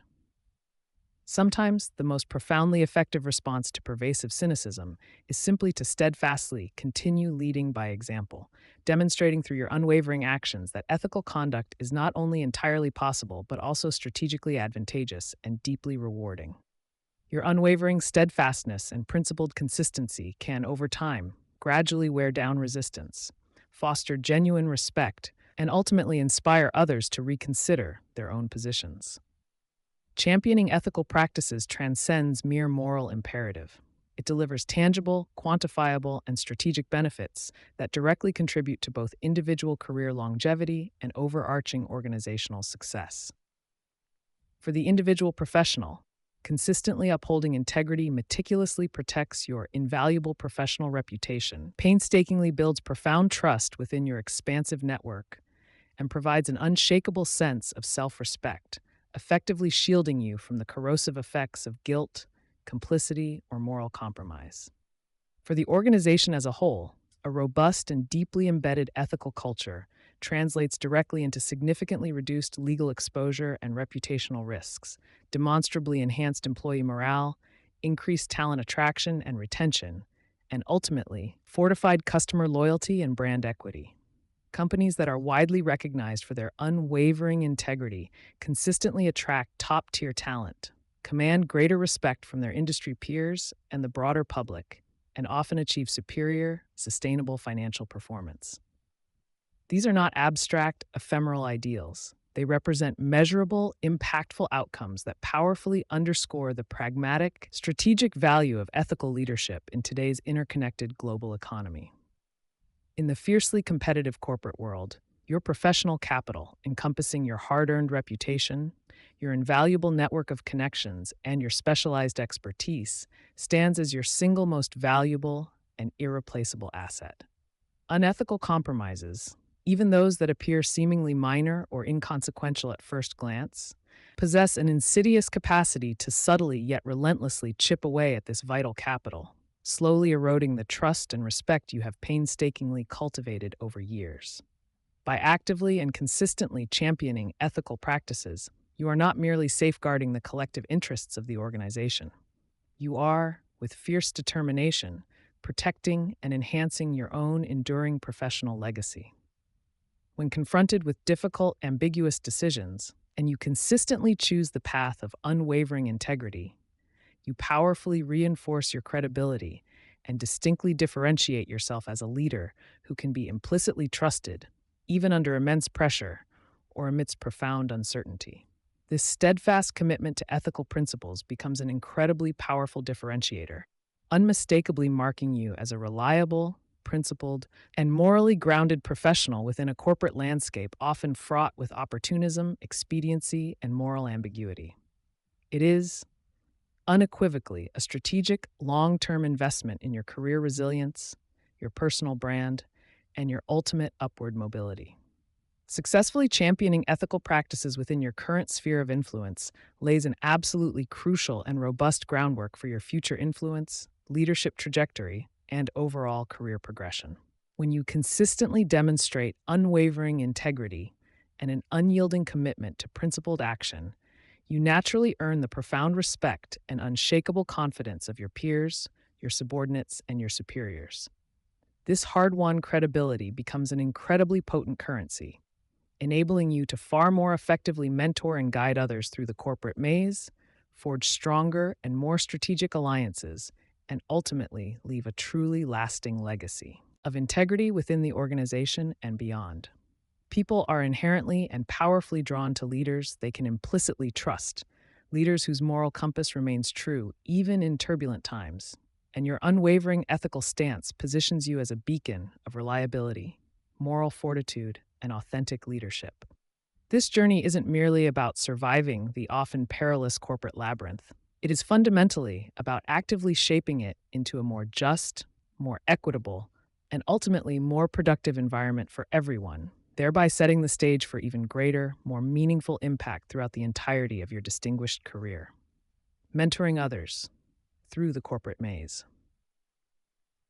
Having successfully navigated the treacherous currents of corporate power, ego, and hierarchy, a unique responsibility often settles upon those who emerge not just intact, but with their integrity affirmed.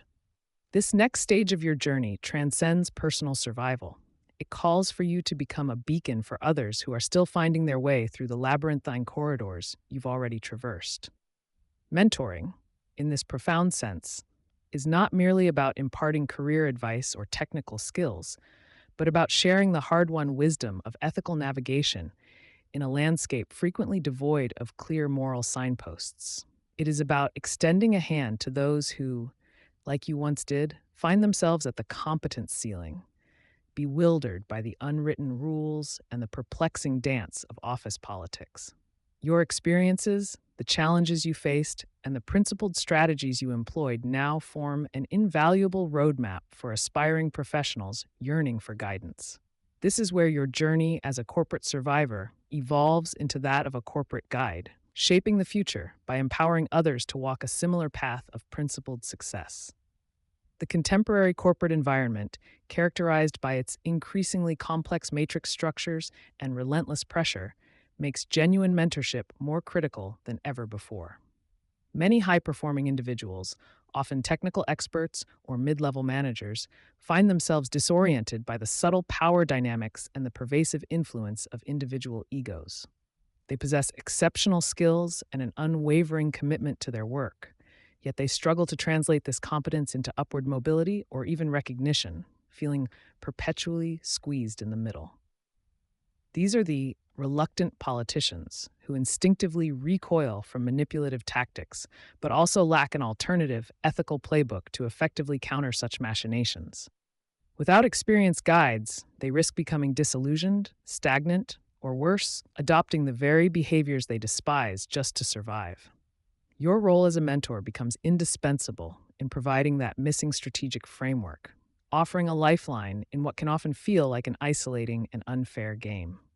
Ethical mentoring within this corporate maze demands a nuanced approach, extending far beyond the traditional mentorship paradigms focused solely on skill development or networking. It involves a deliberate effort to equip your mentees with the foresight and resilience required to uphold their values while achieving their professional aspirations. This means having candid conversations about the realities of power imbalances, the subtle art of influence without manipulation, and the critical importance of maintaining personal boundaries. You are not simply teaching them how to climb the ladder, but how to build a ladder that supports their integrity at every rung. The objective is to cultivate a generation of professionals who are not only competent, but also ethically astute, capable of navigating the murky waters of corporate life with their moral compass firmly intact. This distinctive form of guidance fosters a deeper sense of purpose and empowers individuals to effect positive change from within. Identifying potential mentees requires a keen eye for those dubby who genuinely seek not just advancement, but also a more principled way to achieve it. Look for the talented individual who appears frustrated by organizational inertia, the dedicated team member whose contributions are overlooked, or the promising leader who struggles with navigating interpersonal conflicts. These are often the competence-ceiling professionals who are technically brilliant, but find themselves stalled, sensing that something beyond their technical expertise is holding them back. They are the ones who might express disdain for office politics, but secretly yearn for an effective, ethical strategy to engage with it. Their reluctance to play the game by the old, often toxic rules makes them ideal candidates for your brand of principled guidance, as they are inherently predisposed to embrace a more honorable path. Approaching a potential mentee requires sensitivity and an understanding of their current challenges, ensuring your offer of guidance feels supportive rather than intrusive. Begin by observing their work, recognizing their struggles, and offering specific, actionable insights in a low-pressure setting, perhaps through informal conversations. Frame your offer of mentorship not as a solution to their problems, but as an opportunity to share perspectives and strategies that have proven effective for you in similar situations. Emphasize that your goal is to help them decode the corporate landscape and unlock their full potential without compromising their values, a promise that resonates deeply with the reluctant politician. This initial overture should demonstrate genuine empathy and a shared understanding of the corporate complexities they face, building a foundation of trust and mutual respect before formalizing any mentoring relationship.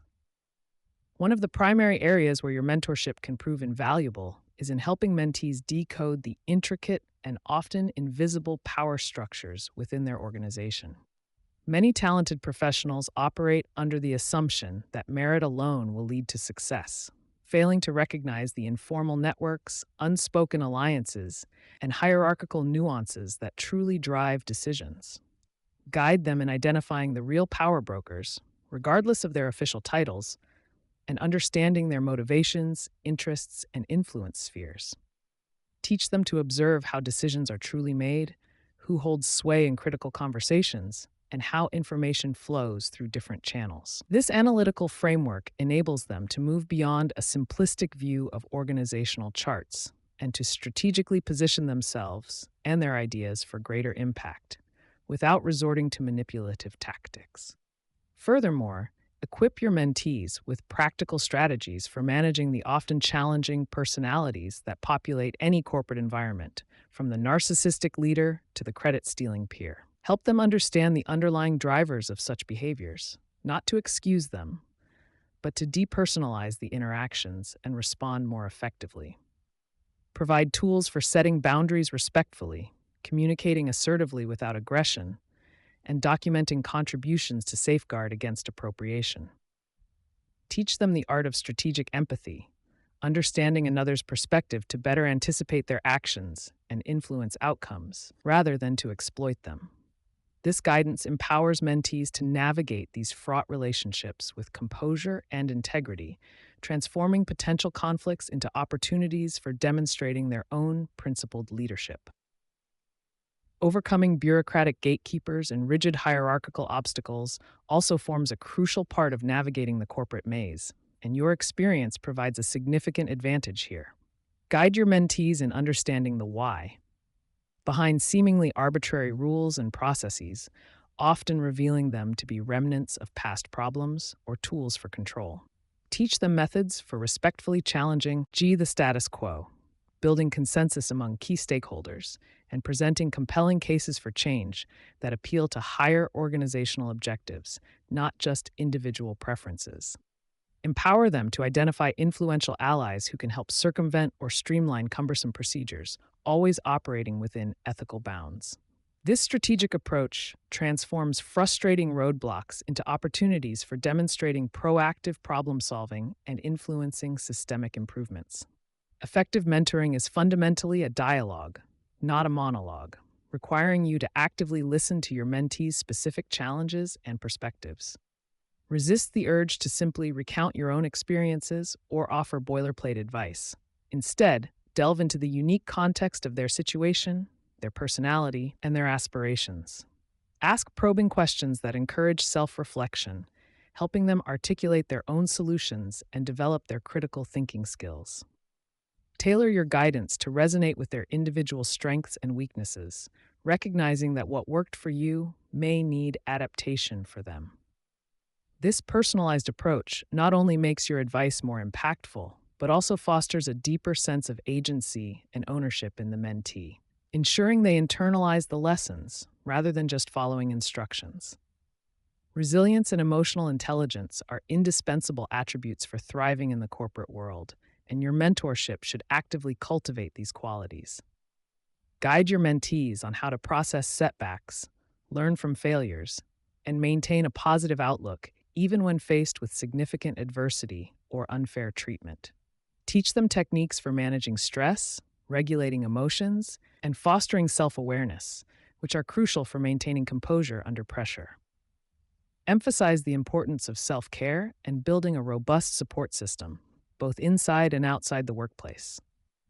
By modeling and teaching these vital skills, you equip them not just to survive individual challenges, but to build a sustained capacity for navigating an ever-changing professional landscape with grace and fortitude. At the heart of the corporate survivor, philosophy lies the unwavering commitment to an ethical compass, and this principle must be paramount in your mentoring. Guide your mentees to consistently evaluate their choices against their core values, even when faced with tempting shortcuts or immense pressure to compromise. Help them understand that true, sustainable success is built on a foundation of integrity, and that sacrificing one's soul for a temporary gain ultimately leads to a hollow victory. Discuss scenarios where ethical dilemmas arise and explore principled responses, reinforcing that difficult ethical decisions often reveal the true strength of one's character. Your role is to strengthen their resolve, empowering them to stand firm in their convictions and make choices that reflect their highest professional and personal standards. Beyond individual self-preservation, your mentorship should extend to teaching the strategic importance of building genuine, valuable alliances within the organization. Help mentees understand that navigating the corporate maze is rarely a solo endeavor, and that a strong network of supportive colleagues and advocates is a powerful asset. Guide them in identifying individuals who share their values, possess complementary skills, or hold positions of influence that can provide mutual benefit. Teach them how to cultivate these relationships authentically, focusing on reciprocity, trust, and shared objectives, rather than transactional exchanges. This skill of strategic alliance building is critical for amplifying their voice, gaining support for their initiatives, and collaboratively influencing positive change within the organization.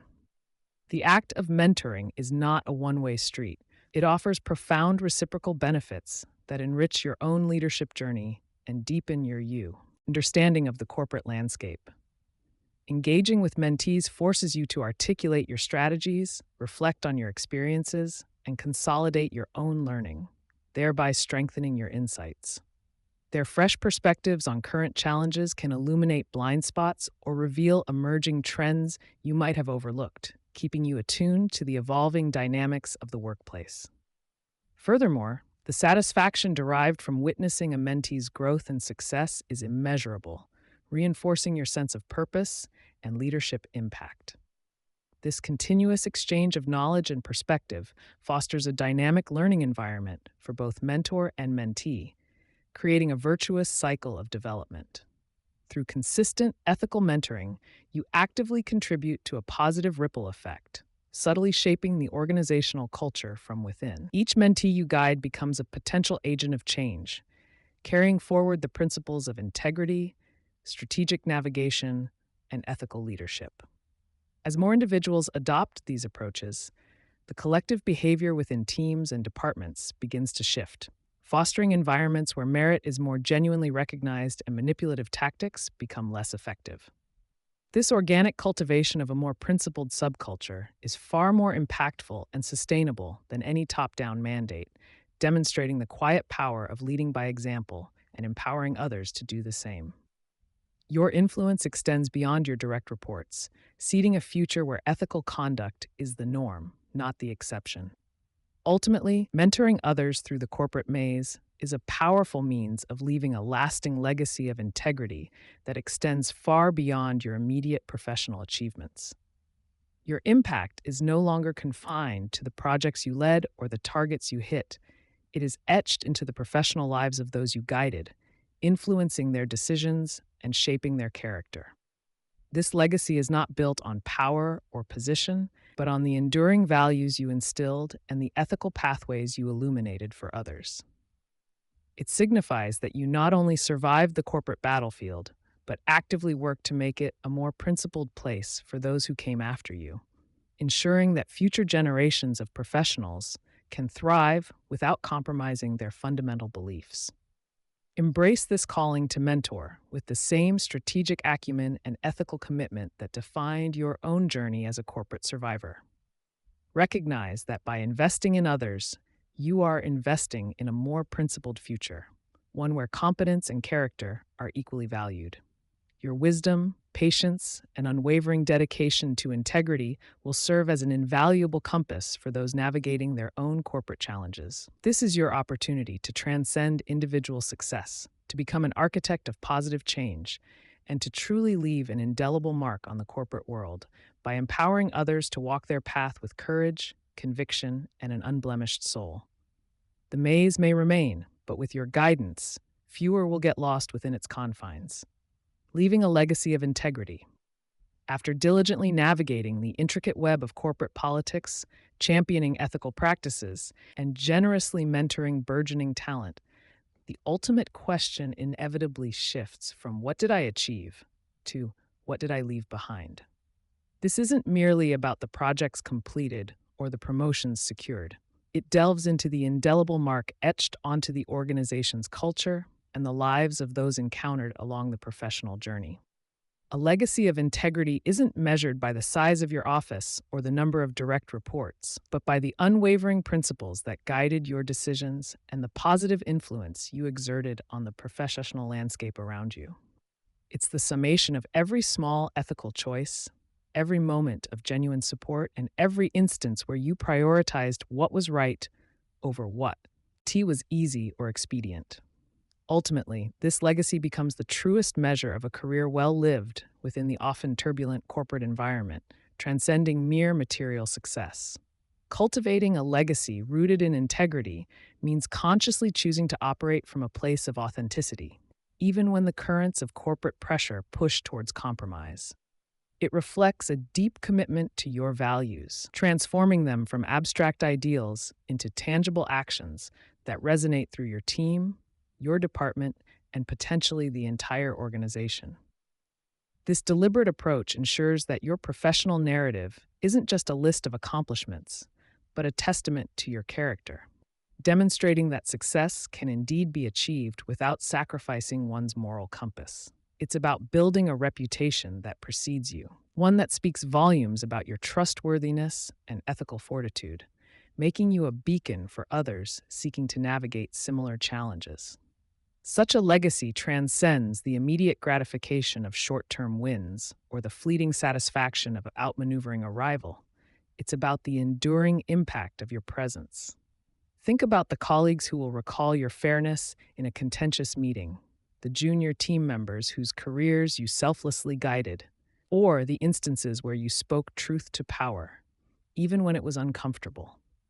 These are the threads that weave together the fabric of a truly meaningful professional life, leaving behind a tapestry far richer than any single achievement could ever depict. This deeper satisfaction comes from knowing you contributed positively, fostering an environment where others could also thrive ethically. The groundwork for this enduring legacy is laid daily, through seemingly minor decisions that collectively define your character within the corporate ecosystem. Every time you refuse to take credit for another's work, every instance you offer constructive feedback rather than harsh criticism, and every moment you stand firm against an unethical directive, you are actively shaping the narrative of your professional life. These consistent, principled actions build a reservoir of trust and respect, establishing you not just as a competent professional, but as a person of substance and unwavering moral fiber. Your integrity becomes your signature, recognized and valued long after specific projects fade from memory. This emphasis on integrity is particularly crucial for the reluctant politician who eschews Machiavellian tactics but still seeks to make a significant impact. Your influence doesn't stem from manipulation or coercion, but from the sheer force of your ethical example and the trust you inspire. When colleagues know you operate with honesty and transparency, they are far more likely to collaborate openly, share ideas freely, and support your initiatives, creating a positive feedback loop that strengthens your influence organically. This authentic leadership, built on a foundation of integrity, fosters genuine alliances and cultivates a workplace where collaboration flourishes, proving that ethical conduct is a powerful strategic asset. Mentorship, a cornerstone of positive cultural influence, plays an indispensable role in solidifying your legacy. By investing your time and wisdom in guiding others through the corporate maze, you not only empower them to succeed, but also propagate a culture of integrity, one mentee at a time. Each individual you help navigate ethical dilemmas or develop their own moral courage becomes a living extension of your values, carrying forward the principles you championed. This ripple effect ensures that your commitment to ethical conduct isn't confined to your immediate sphere, but radiates outward, shaping the future leaders of the organization and beyond. Furthermore, championing ethical practices isn't just about adhering to rules, it's about actively shaping the moral landscape of your workplace. When you advocate for fair processes, transparent decision-making, and accountability for all, you are setting a standard that elevates the entire organization. Your willingness to challenge norms that undermine integrity, even when it's unpopular, sends a powerful message that ethical conduct is paramount and non-negotiable. This proactive stance transforms you from a passive observer into an active architect of a more principled corporate environment, making your legacy synonymous with positive systemic change. Consider the long-term ramifications of your choices. Will your actions be remembered as opportunistic or principled? The true test of a legacy of integrity lies in its endurance and its ability to inspire future generations of professionals. When your name is mentioned, will it evoke respect for your moral courage, or will it be associated with pragmatism that bent the rules? These are not hypothetical questions, but rather reflections on the daily decisions that incrementally build or erode the foundation of your professional reputation. Choosing the path of integrity, though often challenging, ultimately yields a far more profound and lasting sense of achievement. Upholding integrity often demands a certain resilience, particularly when facing pressure to conform to less than ethical practices or when confronted by individuals driven by ego and self-interest. It requires the courage to say no to expediency and yes to principle, even if it means standing alone for a moment. This fortitude, however, is precisely what distinguishes a transient career from one that leaves an indelible mark of honor and respect. Your steadfastness in these moments becomes a powerful narrative, demonstrating that it is possible to thrive without compromising core values, inspiring others to find their own moral strength. Authenticity and trust are the twin pillars upon which any meaningful legacy of integrity is built. When your words align consistently with your actions and your intentions are transparent, you foster an environment where trust can genuinely flourish. Colleagues, subordinates, and even superiors learn to rely on your judgment and character, knowing that your advice and decisions are rooted in genuine principle rather than self-serving motives. This unwavering consistency in character is what transforms fleeting respect into deep, enduring admiration, solidifying your position as a trusted advisor and ethical leader within the organization. The power of leading by example cannot be overstated in the context of leaving an ethical legacy. Your consistent display of integrity, fairness, and respect serves as a living blueprint for others, demonstrating not just what is possible, but what is expected. When people witness you navigating difficult situations with grace and ethical resolve, they are empowered to emulate those behaviors in their own professional lives. This ripple effect of positive influence creates a virtuous cycle, where one person's commitment to integrity encourages others to uphold similar standards, gradually elevating the collective moral compass of the workplace. Ultimately, the most profound aspect of leaving a legacy of integrity is the profound sense of personal fulfillment it brings, a reward far more valuable than any material gain. Knowing that you consistently operated from a place of genuine principle, that you positively impacted others' lives, and that you contributed to a healthier organizational culture provides an inner peace that transcends external validation. This deep satisfaction stems from aligning your professional actions with your deepest personal values, ensuring that your career journey was not just successful, but deeply meaningful and true to your authentic self, leaving you with no regrets. This legacy isn't something you consciously chase after. Rather, it's the natural outcome of consistently living and working with purpose and principle. It's the byproduct of prioritizing what's right or what's easy, of valuing people over profits, and of always striving to leave situations better than you found them. Your integrity becomes your ultimate calling card, a silent but powerful endorsement that speaks volumes about who you are as a professional and, more importantly, as a human being. This enduring reputation is the true testament to a career built on a foundation of unshakable values. Therefore, as you continue your journey through the corporate landscape, constantly reflect on the kind of mark you wish to leave behind. Are you actively shaping a narrative of courage, compassion, and unwavering ethical resolve? Every interaction, every decision, every moment of mentorship presents an opportunity to contribute to this profound and lasting legacy. Choose to build a professional life that not only achieves success, but also inspires integrity in others, ensuring your impact resonates far beyond your tenure and continues to shape a more principled corporate world for years to come. Your legacy is not just about you, it's about the positive change you ignite. Recap: key strategies for sustainable success. As we near the conclusion of our journey together, it's crucial to pause and consolidate the tactical wisdom we've unearthed throughout the corporate survivor. This book has been an invitation to reframe your perspective, moving beyond the initial frustration of the competence ceiling to embrace a more strategic and empowered approach to your career. We've traversed the intricate pathways of corporate power, unmasked the subtle dance of ego, and dissected the often invisible forces of hierarchy, all with the aim of equipping you with an ethical playbook for sustained success. This isn't about mere survival, but about crafting a career trajectory that aligns with your values, ensuring your contributions resonate, and ultimately allowing you to thrive meaningfully within complex organizations. Let's revisit the cornerstones of this philosophy. ensuring these principles are not just understood, but deeply ingrained and actionable in your daily professional life. Our foundational premise has always been that true influence begins with unwavering integrity and a profound sense of self awareness. Before you can hope to navigate external dynamics, you must first understand your own core values, your strengths, and your non negotiables.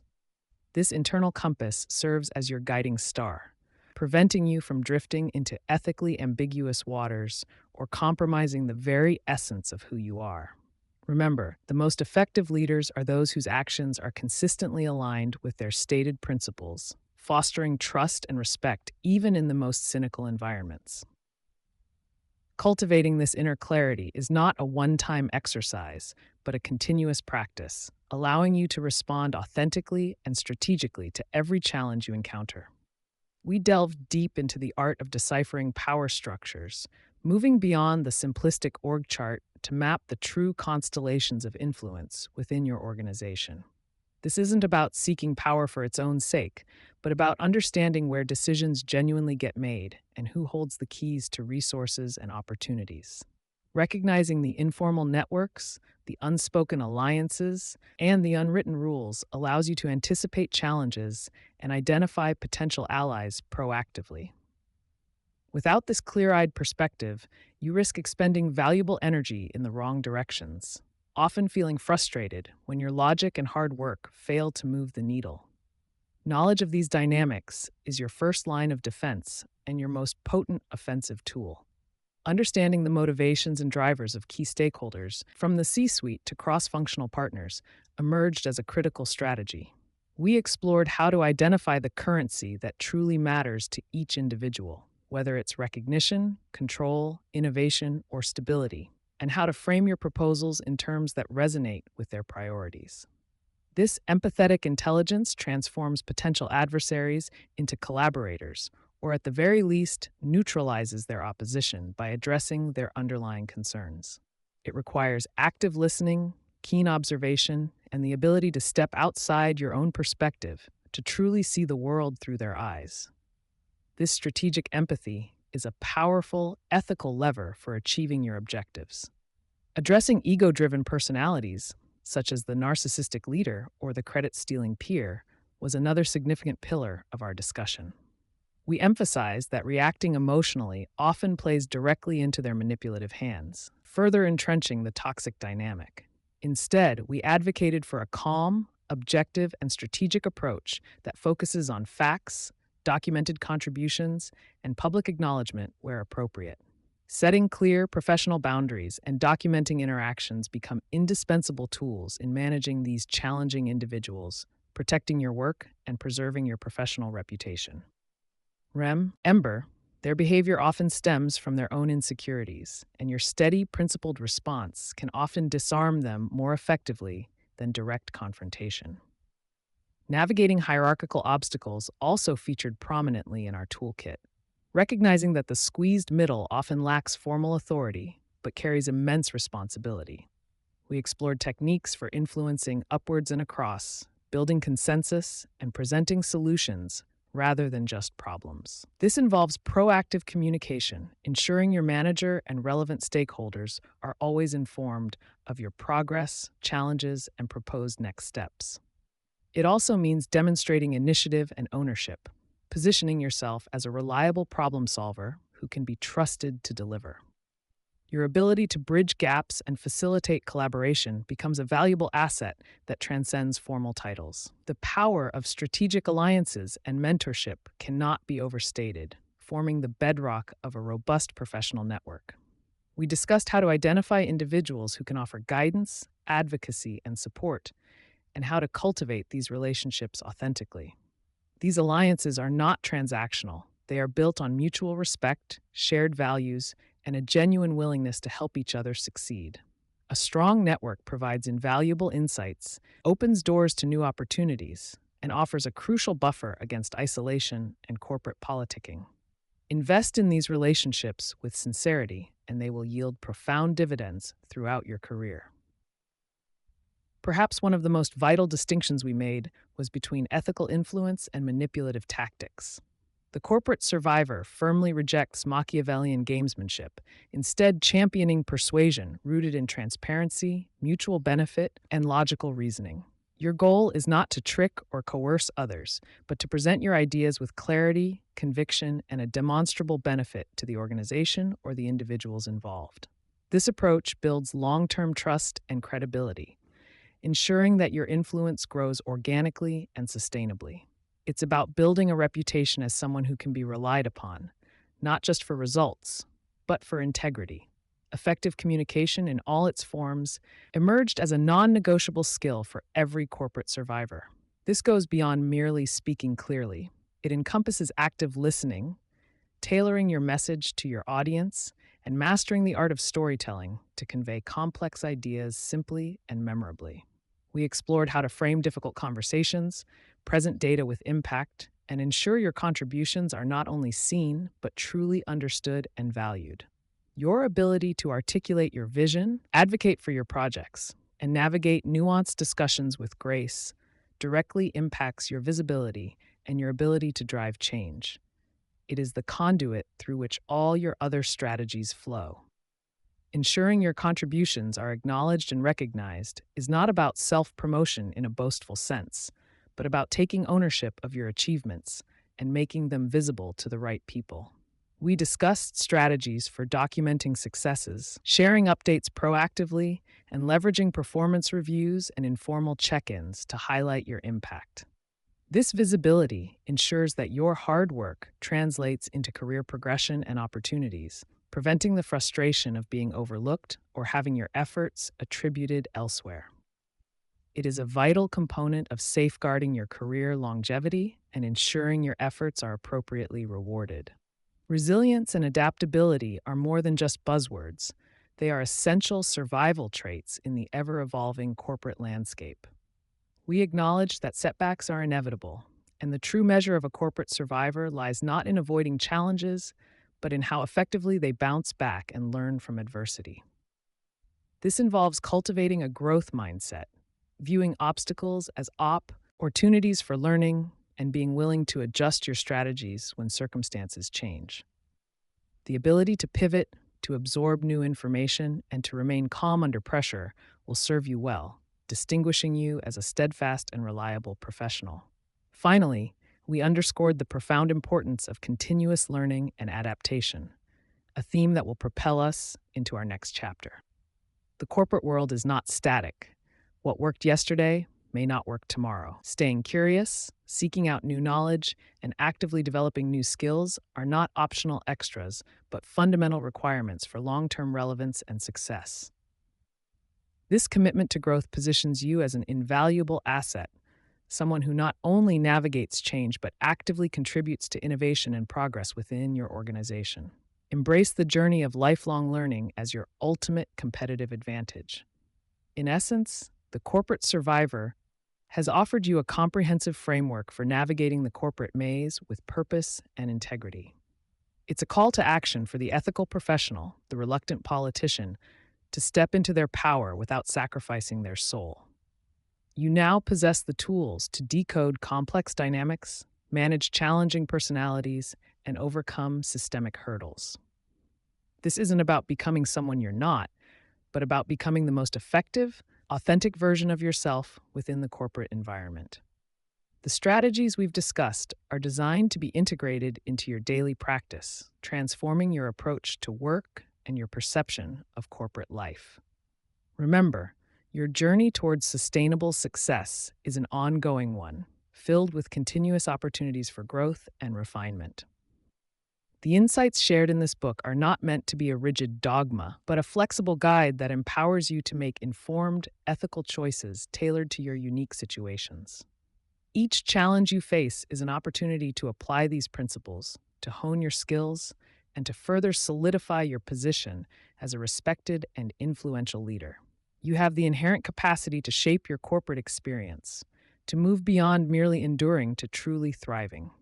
Ultimately, the goal is to cultivate a career that not only brings you professional achievement, but also personal fulfillment, ensuring that you remain true to your core values while making a significant impact. By consistently applying these key strategies, self-awareness, strategic understanding of power, empathetic engagement, ethical influence, and continuous learning, you are not just surviving, you are building a legacy of purposeful and principled leadership. Embrace these tools, trust your integrity, and step forward with confidence, ready to master the corporate landscape on your own terms. Your path to sustainable success, marked by genuine influence and unwavering authenticity, lies before you. Embracing continuous learning and adaptation. The corporate landscape is a relentless torrent, not a placid lake. Standing still is not an option, but rather a tacit agreement to be swept away by its currents. For the high-performing professional who has reached the perceived competence ceiling, the realization dawns that yesterday's expertise, no matter how profound, does not guarantee tomorrow's relevance. Embracing continuous learning and adaptation becomes less a strategic choice and more a fundamental requirement for sustained career vitality and impact. This isn't merely about acquiring new certifications or attending mandatory workshops. It signifies a profound shift in mindset, a proactive commitment to perpetual intellectual evolution within an ever-shifting professional ecosystem. Without this deliberate embrace, even the most capable individuals risk becoming obsolete, their valuable contributions eclipsed by those who master the art of dynamic self-reinvention. True continuous learning extends far beyond the confines of formal education, morphing into a pervasive mindset of insatiable curiosity and intellectual agility that permeates every aspect of one's professional life. It necessitates a deliberate move away from viewing knowledge as a finite accumulation towards understanding it as an infinite, dynamic process of discovery and integration. This involves actively seeking out diverse perspectives, questioning established paradigms, and remaining open to insights from unexpected sources. Such an approach fosters an intrinsic drive to understand not just what is changing, but why it is changing, and more importantly, how these shifts will impact one's role, team, and organizational trajectory. Cultivating this internal compass for knowledge acquisition is paramount for navigating the complex, often ambiguous terrain of modern corporate environments. This agile learning posture directly combats the insidious stagnation that frequently ensnares mid-level managers, often lulling them into a false sense of security based on past achievements. By consistently updating one's cognitive frameworks and practical skill sets, professionals can transition from merely reacting to emergent challenges to proactively anticipating and shaping future trajectories. This foresight empowers them to identify nascent trends, evaluate potential disruptions, and strategically position themselves and their teams to capitalize on new opportunities before competitors even recognize their existence. Such a forward-leaning stance transforms individuals from passive recipients of change into active architects of their professional destiny, providing a crucial competitive edge in a volatile marketplace. It is the very essence of staying not just relevant, but indispensable. Beyond technical prowess, the contemporary corporate arena demands a sophisticated array of soft skills, which are perhaps the most critical components of continuous adaptation for the reluctant politician. Mastering emotional intelligence, for instance, allows for a nuanced understanding of interpersonal dynamics, enabling more effective collaboration and conflict resolution.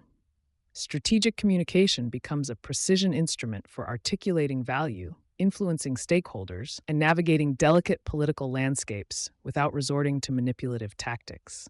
Similarly, developing robust negotiation skills, active listening, and empathetic leadership capabilities are no longer optional add-ons, but foundational competencies for building durable alliances and neutralizing potentially toxic dynamics within complex hierarchies. These are the ethical tools that truly differentiate a survivor from a thriver. Adapting to the constantly evolving tapestry of organizational structures, leadership philosophies, and team configurations necessitates an ongoing introspective reevaluation of one's own established approaches and existing skill repertoire. What proved effective under a hierarchical command and control model might be utterly counterproductive within a matrixed, agile framework. This requires a willingness to unlearn ingrained habits and embrace novel methodologies, often venturing outside one's comfort zone to experiment with different leadership styles or collaborative techniques. Such flexibility is crucial for maintaining efficacy and influence when reporting lines shift, project teams reconfigure, or executive priorities undergo radical realignment. The capacity to fluidly adjust one's operational paradigm is a hallmark of true adaptive leadership. Crucially, continuous learning must remain intrinsically linked to the book's core tenet of ethical navigation, ensuring that newly acquired knowledge is consistently applied to foster constructive outcomes rather than to manipulate or exploit. Understanding complex power structures, for example, is not about gaining an unfair advantage, but about identifying leverage points to advocate for principled initiatives and protect team integrity. Learning advanced communication techniques serves to clarify intent and build consensus, not to obscure truth or coerce compliance. This ethical filtering mechanism ensures that personal growth directly contributes to a healthier, more transparent organizational culture, rather than merely fueling individual ambition at the expense of collective well-being. Integrity must remain the unwavering compass guiding every learning endeavor. One of the most potent, yet often undervalued, sources of adaptive insight stems from a rigorous and honest appraisal of personal experience, encompassing both triumphant successes and instructive setbacks. Reflective practice transforms raw experience into actionable wisdom, allowing professionals to dissect what worked, what didn't, and why in specific corporate scenarios. This deliberate post-mortem analysis of project outcomes, interpersonal conflicts, and strategic decisions provides invaluable data points for refining one's approach to future challenges. Learning from a failed negotiation or a mismanaged team dynamic, for instance, offers profound lessons that no textbook can fully replicate, forging resilience and sharpening one's strategic acumen through direct engagement with reality. Proactive learning involves not just reacting to current demands, but strategically positioning oneself for future relevance by identifying emerging trends and nascent technologies that could fundamentally reshape one's industry or specific role. This foresight entails dedicated research, attending forward-looking conferences, engaging with thought leaders, and cultivating a robust network of innovators and early adopters. By actively scanning the horizon for disruptive forces, whether they are AI advancements, new market regulations, or shifts in consumer behavior, professionals can acquire critical skills and insights before these changes become mainstream requirements. This anticipatory approach transforms potential threats into opportunities, securing a lasting competitive advantage and ensuring one remains at the vanguard of their profession. Building a robust personal learning ecosystem is an indispensable component of sustained adaptation, transcending individual effort to harness collective intelligence. This involves actively cultivating a diverse network of mentors who offer seasoned guidance, peer groups who provide candid feedback and shared experiences, and professional networks that open doors to new knowledge domains and collaborative ventures. These relationships serve as vital conduits for knowledge exchange, offering different perspectives, challenging assumptions, and accelerating the learning curve through vicarious experience. Engaging in reciprocal learning, where one both gives and receives insights, amplifies the benefits exponentially, creating a dynamic support system crucial for navigating complex corporate terrain. Understanding and mastering new tools and methodologies can powerfully empower individuals to streamline processes, innovate solutions, and demonstrate tangible value, thereby effectively combating bureaucratic inertia and entrenched resistance to change. Whether it's adopting advanced data analytics platforms, becoming proficient in agile project management frameworks, or leveraging collaborative software for enhanced team synergy, these proficiencies directly translate into improved efficiency and measurable outcomes. Such practical skills not only boost personal productivity, but also position one as an invaluable agent of progress within the organization, capable of driving meaningful transformation and overcoming systemic bottlenecks. This tangible contribution often garners significant influence, even without formal authority. The psychological aspect of adaptation is perhaps the most challenging, requiring professionals to consciously overcome the inherent human discomfort with novelty and wholeheartedly embrace a growth mindset. This means viewing mistakes not as failures, but as exponential data points for iterative improvement, and seeing ambiguity not as a threat, but as an opportunity for innovative problem solving. Cultivating resilience in the face of uncertainty, maintaining optimism amidst setbacks, and fostering a deep seated belief in one's capacity for continuous evolution are critical mental disciplines. Shifting one's internal narrative from I can't to how can I learn to is the fundamental pivot that unlocks true adaptive potential and sustains mental fortitude in a dynamic environment. This relentless commitment to continuous evolution extends beyond individual career advancement, strategically positioning one as an indispensable asset to the broader organization, thereby fostering remarkable resilience in the face of systemic uncertainty. A professional who consistently upgrades their skill set and adapts their approach becomes a vital anchor in turbulent times, capable of leading through disruption and contributing to organizational agility. This makes them less susceptible to internal restructuring or external market pressures, as their inherent value proposition remains high and their capacity for future contribution is consistently demonstrated. Such individuals are not just surviving, they are actively shaping the future viability and adaptability of the entire enterprise.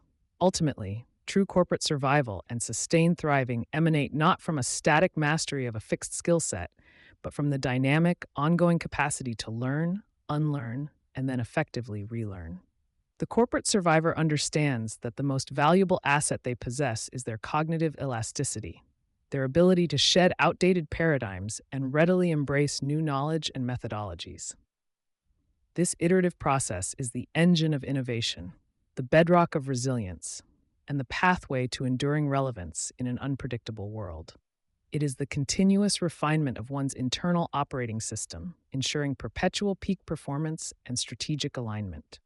By wholeheartedly embracing continuous learning and adaptation, professionals transcend the reactive posture of merely enduring corporate politics and instead assume a proactive role in shaping their entire professional experience. This empowers them to navigate power structures with informed strategy, manage personality-driven egos with nuanced understanding, and dismantle hierarchical obstacles with ethical ingenuity. This unwavering commitment to personal and professional growth ensures that one not only survives the corporate battlefield, but advances purposefully, making a significant and lasting difference, all while preserving and even enhancing their core values and integrity. Your journey of learning is your ultimate leverage, your power to shape your corporate experience. It's easy to feel like a mere passenger in your own corporate career, perpetually buffeted by the unpredictable whims of leadership, the often turbulent currents of company politics, and the seemingly unyielding structures of hierarchy. Many high-performing professionals, particularly those operating within complex matrixed organizations, come to a stark realization. Their technical mastery and diligent effort, while valuable, are often insufficient to truly steer their professional trajectory.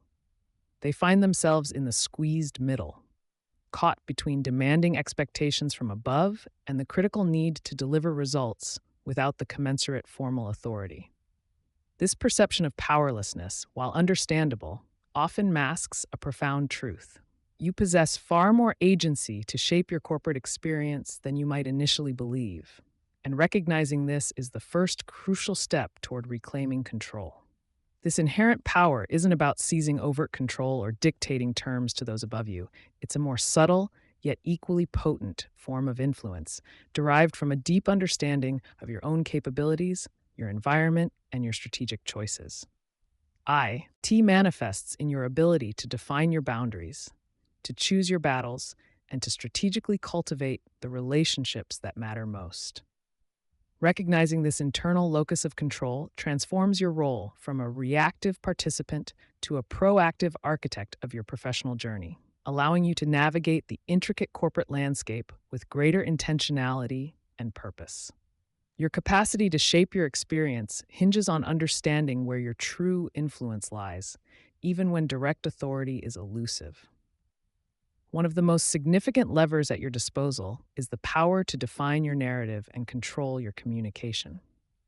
In a world awash with information and often conflicting agendas, how you articulate your contributions, your aspirations, and your challenges can profoundly impact how you are perceived and valued. This involves not just speaking clearly, but listening acutely, understanding underlying motivations, and framing your perspectives in a way that resonates with diverse stakeholders. Strategic communication is about more than just conveying facts. It's about building understanding, fostering alignment, and subtly guiding perceptions toward a desired outcome, always with integrity at its core. Furthermore, your power to shape your experience is deeply intertwined with your capacity to build and nurture strategic alliances. No matter how competent you are individually, sustained success in a complex organization is rarely a solo endeavor. Identifying key influencers, understanding their objectives, and forging mutually beneficial relationships can provide you with invaluable support, information, and advocacy when you need it most. These alliances serve as a critical counterweight to hierarchical limitations and ego driven dynamics, creating a network of trust that can help you circumvent obstacles and amplify your impact. Cultivating these connections requires genuine reciprocity, not transactional manipulation, reflecting the ethical framework of this book. Consider the profound impact of mastering your own responses to the inevitable challenges and frustrations of corporate life. While you cannot always control external events, the sudden shift in priorities, the unexpected political maneuver, or the unreasonable demand, you absolutely control your reaction to them. This self mastery is a formidable source of power, allowing you to maintain composure under pressure, to respond thoughtfully rather than react impulsively, and to preserve your emotional energy for where it truly matters. Developing this resilience and emotional intelligence is not merely a personal benefit. It positions you as a stable, reliable force within an often unpredictable environment, earning respect and trust. Your power also extends to how you invest in your own development, transcending purely technical skills to encompass the nuanced art of organizational navigation. This means actively seeking opportunities to enhance your understanding of business strategy, financial acumen, and, critically, interpersonal dynamics. It involves observing successful leaders, dissecting their approaches, and consciously refining your own toolkit for influence and problem solving. This continuous learning isn't just about career advancement, it's about equipping yourself with the intellectual and social capital to adapt to evolving challenges and proactively identify new avenues for contribution and growth. Ultimately, shaping your corporate experience means consciously choosing your focus and defining what success truly means to you, beyond the metrics dictated by your employer. It involves aligning your professional efforts with your personal values and long-term aspirations, creating a sense of purpose that transcends immediate tasks or organizational politics. When you operate with a clear understanding of your why, you gain an internal compass that guides your decisions, helps you prioritize, and empowers you to walk away from tie-ins that compromise your integrity or detract from your core objectives. This clarity allows you to be intentional about where you dedicate your finite time and energy. Embracing this power to shape your experience means moving beyond a passive acceptance of your circumstances and actively engaging with the levers of influence available to you. It transforms the corporate maze from an oppressive labyrinth into a navigable landscape where strategic choices lead to meaningful outcomes. This proactive stance cultivates a sense of ownership and agency, fostering a career trajectory that is not merely endured, but purposefully crafted. Your journey through the corporate world doesn't have to be a series of reactions. It can be a deliberate and strategic progression, guided by your own vision and values. Final thoughts: thriving with purpose and integrity. As we draw this journey to a close, remember that merely surviving the corporate landscape, while a valid initial goal, represents only the baseline of what you can achieve. The true aspiration, the ultimate reward for your dedication and strategic effort, lies in not just enduring the daily grind, but in actively thriving within it, fundamentally shaping your professional trajectory with both purpose and unshakable integrity. This book has endeavored to equip you with the mental models and tactical playbooks necessary to transcend the reactive stance of a survivor and embrace the proactive posture of a thriver, one who commands respect and influence through ethical means. It is about crafting a career narrative that resonates deeply with your authentic self, ensuring that every step forward is a deliberate movement towards a more fulfilling and impactful professional existence. You are no longer navigating blindly. You are charting a course with clear intent, armed with insight and a renewed sense of agency. This transformation is not a passive process, but an active, ongoing commitment to your own growth and the betterment of your professional sphere. The inherent complexities of organizational life, with its intricate power dynamics, pervasive ego clashes, and rigid hierarchical structures, often present themselves as insurmountable barriers. However, through the frameworks explored, you've gained a crucial understanding. These are not immutable laws of nature, but rather human made constructs that can be decoded, influenced, and even reshaped. Your discomfort with office politics stemmed from a principled aversion to manipulation, a stance we not only acknowledge but champion, redirecting that ethical compass towards strategic engagement. This journey has been about refining your perception, moving beyond the superficial manifestations of corporate friction to discern the underlying drivers and leverage points. Understanding these mechanics empowers you to interact with the system not as a victim, but as a skilled architect of your own professional destiny, capable of influencing outcomes without compromising your moral framework. Central to this transformation is the unwavering commitment to purpose. Your purpose acts as the internal compass that guides every decision, every interaction, and every strategic move you make within the corporate labyrinth. It is the why that sustains you through periods of challenge, and the what for that amplifies your impact during times of success, providing a resilient core against external pressures and internal doubts. Without a clear sense of purpose, even the most technically brilliant professional can find themselves adrift, susceptible to the whims of others' agendas or the allure of short-sighted gains. Cultivating and continuously revisiting your personal and professional purpose ensures that your actions are always aligned with your deepest values, creating a powerful synergy between your aspirations and your daily endeavors, ultimately defining the legacy you wish to build. Equally vital is the steadfast adherence to integer, ED. In an environment often perceived as cutthroat, where expediency can tempt even the most well-meaning individuals, maintaining integrity is not merely a moral imperative but a strategic advantage of profound significance. It is the foundation upon which genuine trust is built, fostering strong, enduring relationships with colleagues, superiors, and subordinates alike. Integrity manifests in transparent communication, consistent ethical behavior, and a commitment to fairness, even when it demands greater effort or temporary sacrifice. Professionals who operate with integrity cultivate a reputation that precedes them, earning credibility and respect that far outweigh any fleeting gains derived from less scrupulous methods. This ethical bedrock becomes your most powerful asset, a shield against cynicism and a magnet for meaningful collaboration, ensuring your long-term influence and personal peace of mind. Reflect on the power dynamics we dissected, moving beyond the simplistic notion that authority resides solely in formal titles or organizational charts. You now possess the tools to identify the true centers of influence, understanding how informal networks, subject matter expertise, and interpersonal relationships often wield more sway than an official mandate.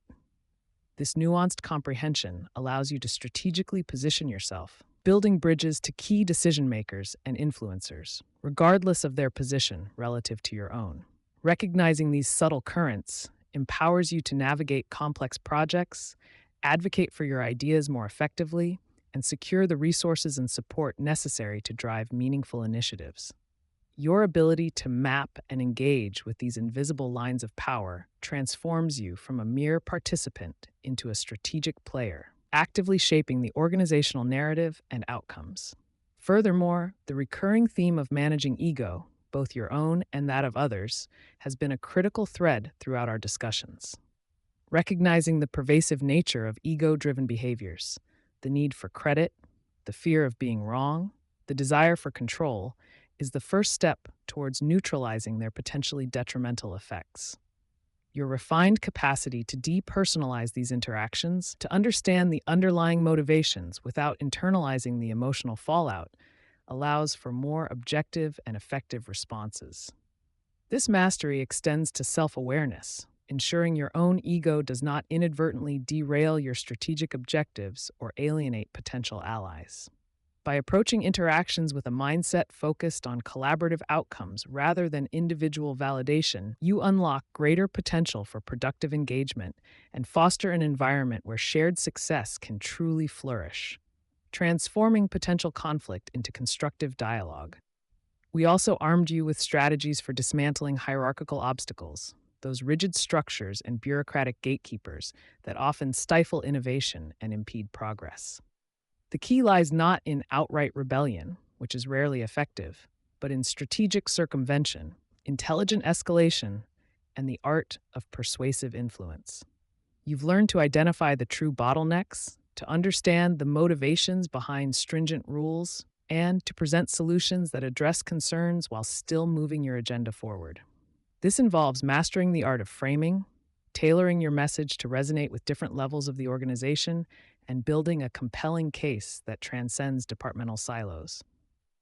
By skillfully navigating these systemic challenges, you assert your leadership without needing formal authority, demonstrating an invaluable capacity to drive change and deliver results where others might falter.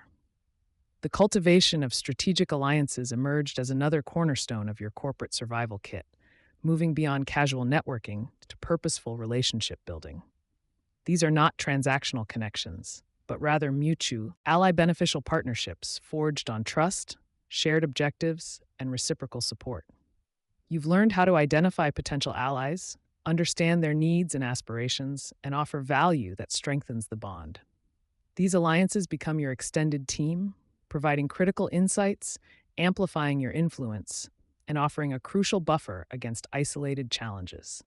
In a matrixed organization where cross-functional collaboration is paramount, your ability to build and nurture these networks is not just advantageous, it is absolutely essential for achieving complex objectives and ensuring your initiatives gain the necessary traction and support across the enterprise.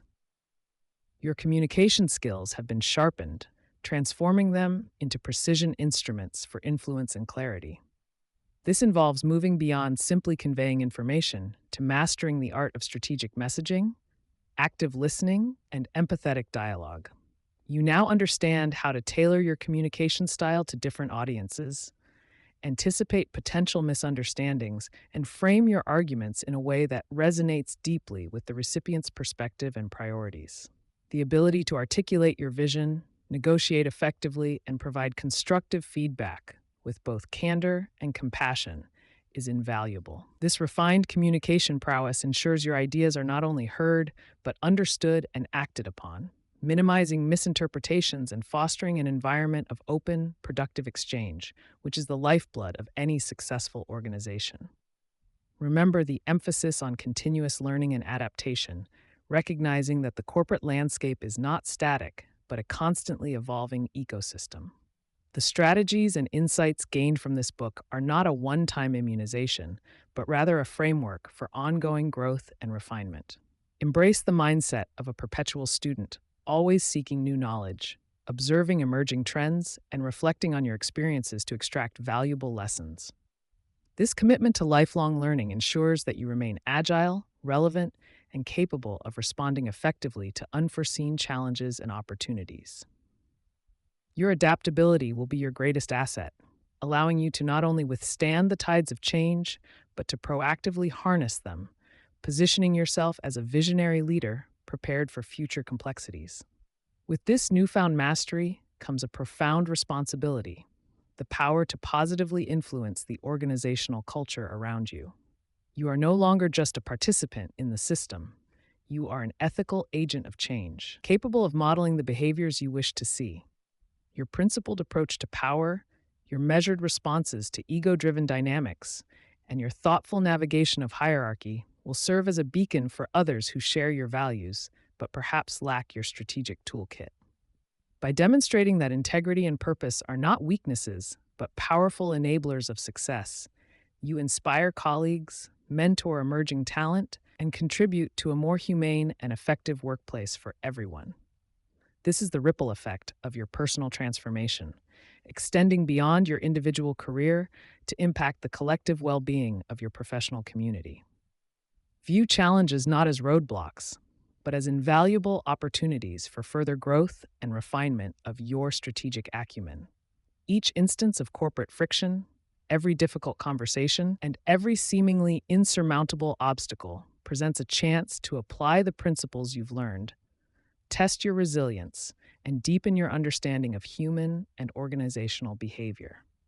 These moments are the crucible in which true leadership is forged, transforming theoretical knowledge into practical wisdom. Embrace these trials with a sense of curiosity and a commitment to learning, knowing that each successful navigation fortifies your capabilities and enhances your reputation as a professional who can deliver results even in the most demanding circumstances. Your ability to convert adversity into advantage will become one of your most distinguishing and celebrated traits. The rewards of this purposeful and integrity-driven approach extend far beyond mere career advancement. They encompass a deeper sense of personal fulfillment and sustained professional satisfaction. You will find that success achieved through ethical means resonates more profoundly, untainted by the lingering doubts or moral compromises that often accompany less principled paths. This inner peace, coupled with external recognition for your genuine contributions, creates a virtuous cycle of motivation and achievement. Your career will become an extension of your true self, a platform for meaningful impact rather than a battleground for survival. This holistic success is the ultimate affirmation that thriving with purpose and integrity is not just a lofty ideal, but a tangible, achievable reality that enriches every facet of your life. Therefore, as you step back into the corporate arena, carry these insights not as a burden, but as a liberating framework. Lead by example, knowing that your actions, your choices, and your unwavering commitment to your values are powerful statements. Be the leader who not only achieves ambitious goals, but does so in a manner that uplifts others and fortifies the organizational culture. Your journey as a corporate survivor has culminated in becoming a corporate thriver, a principled architect of your own destiny, and a positive force within your sphere of influence.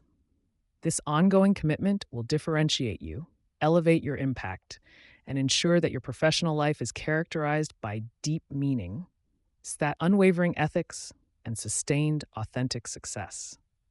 The corporate world, for all its complexities, is ultimately shaped by the individuals within it.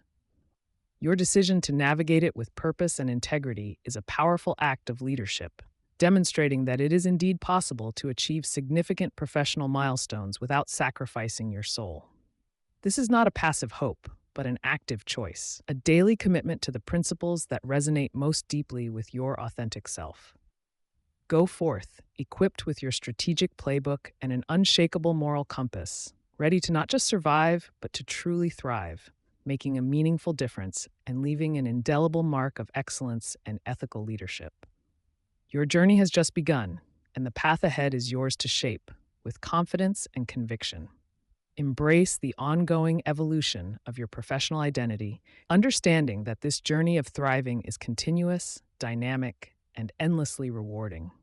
Let the principles of purpose and integrity be the constant stars by which you navigate, ensuring that every victory feels earned, every challenge overcome strengthens your resolve, and every contribution you make resonates with genuine value.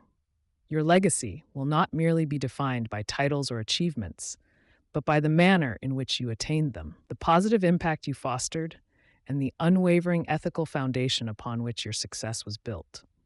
This is the profound promise of the corporate survivor, not just to endure, but to flourish with unwavering authenticity and make your mark on the world, one principled step at a time.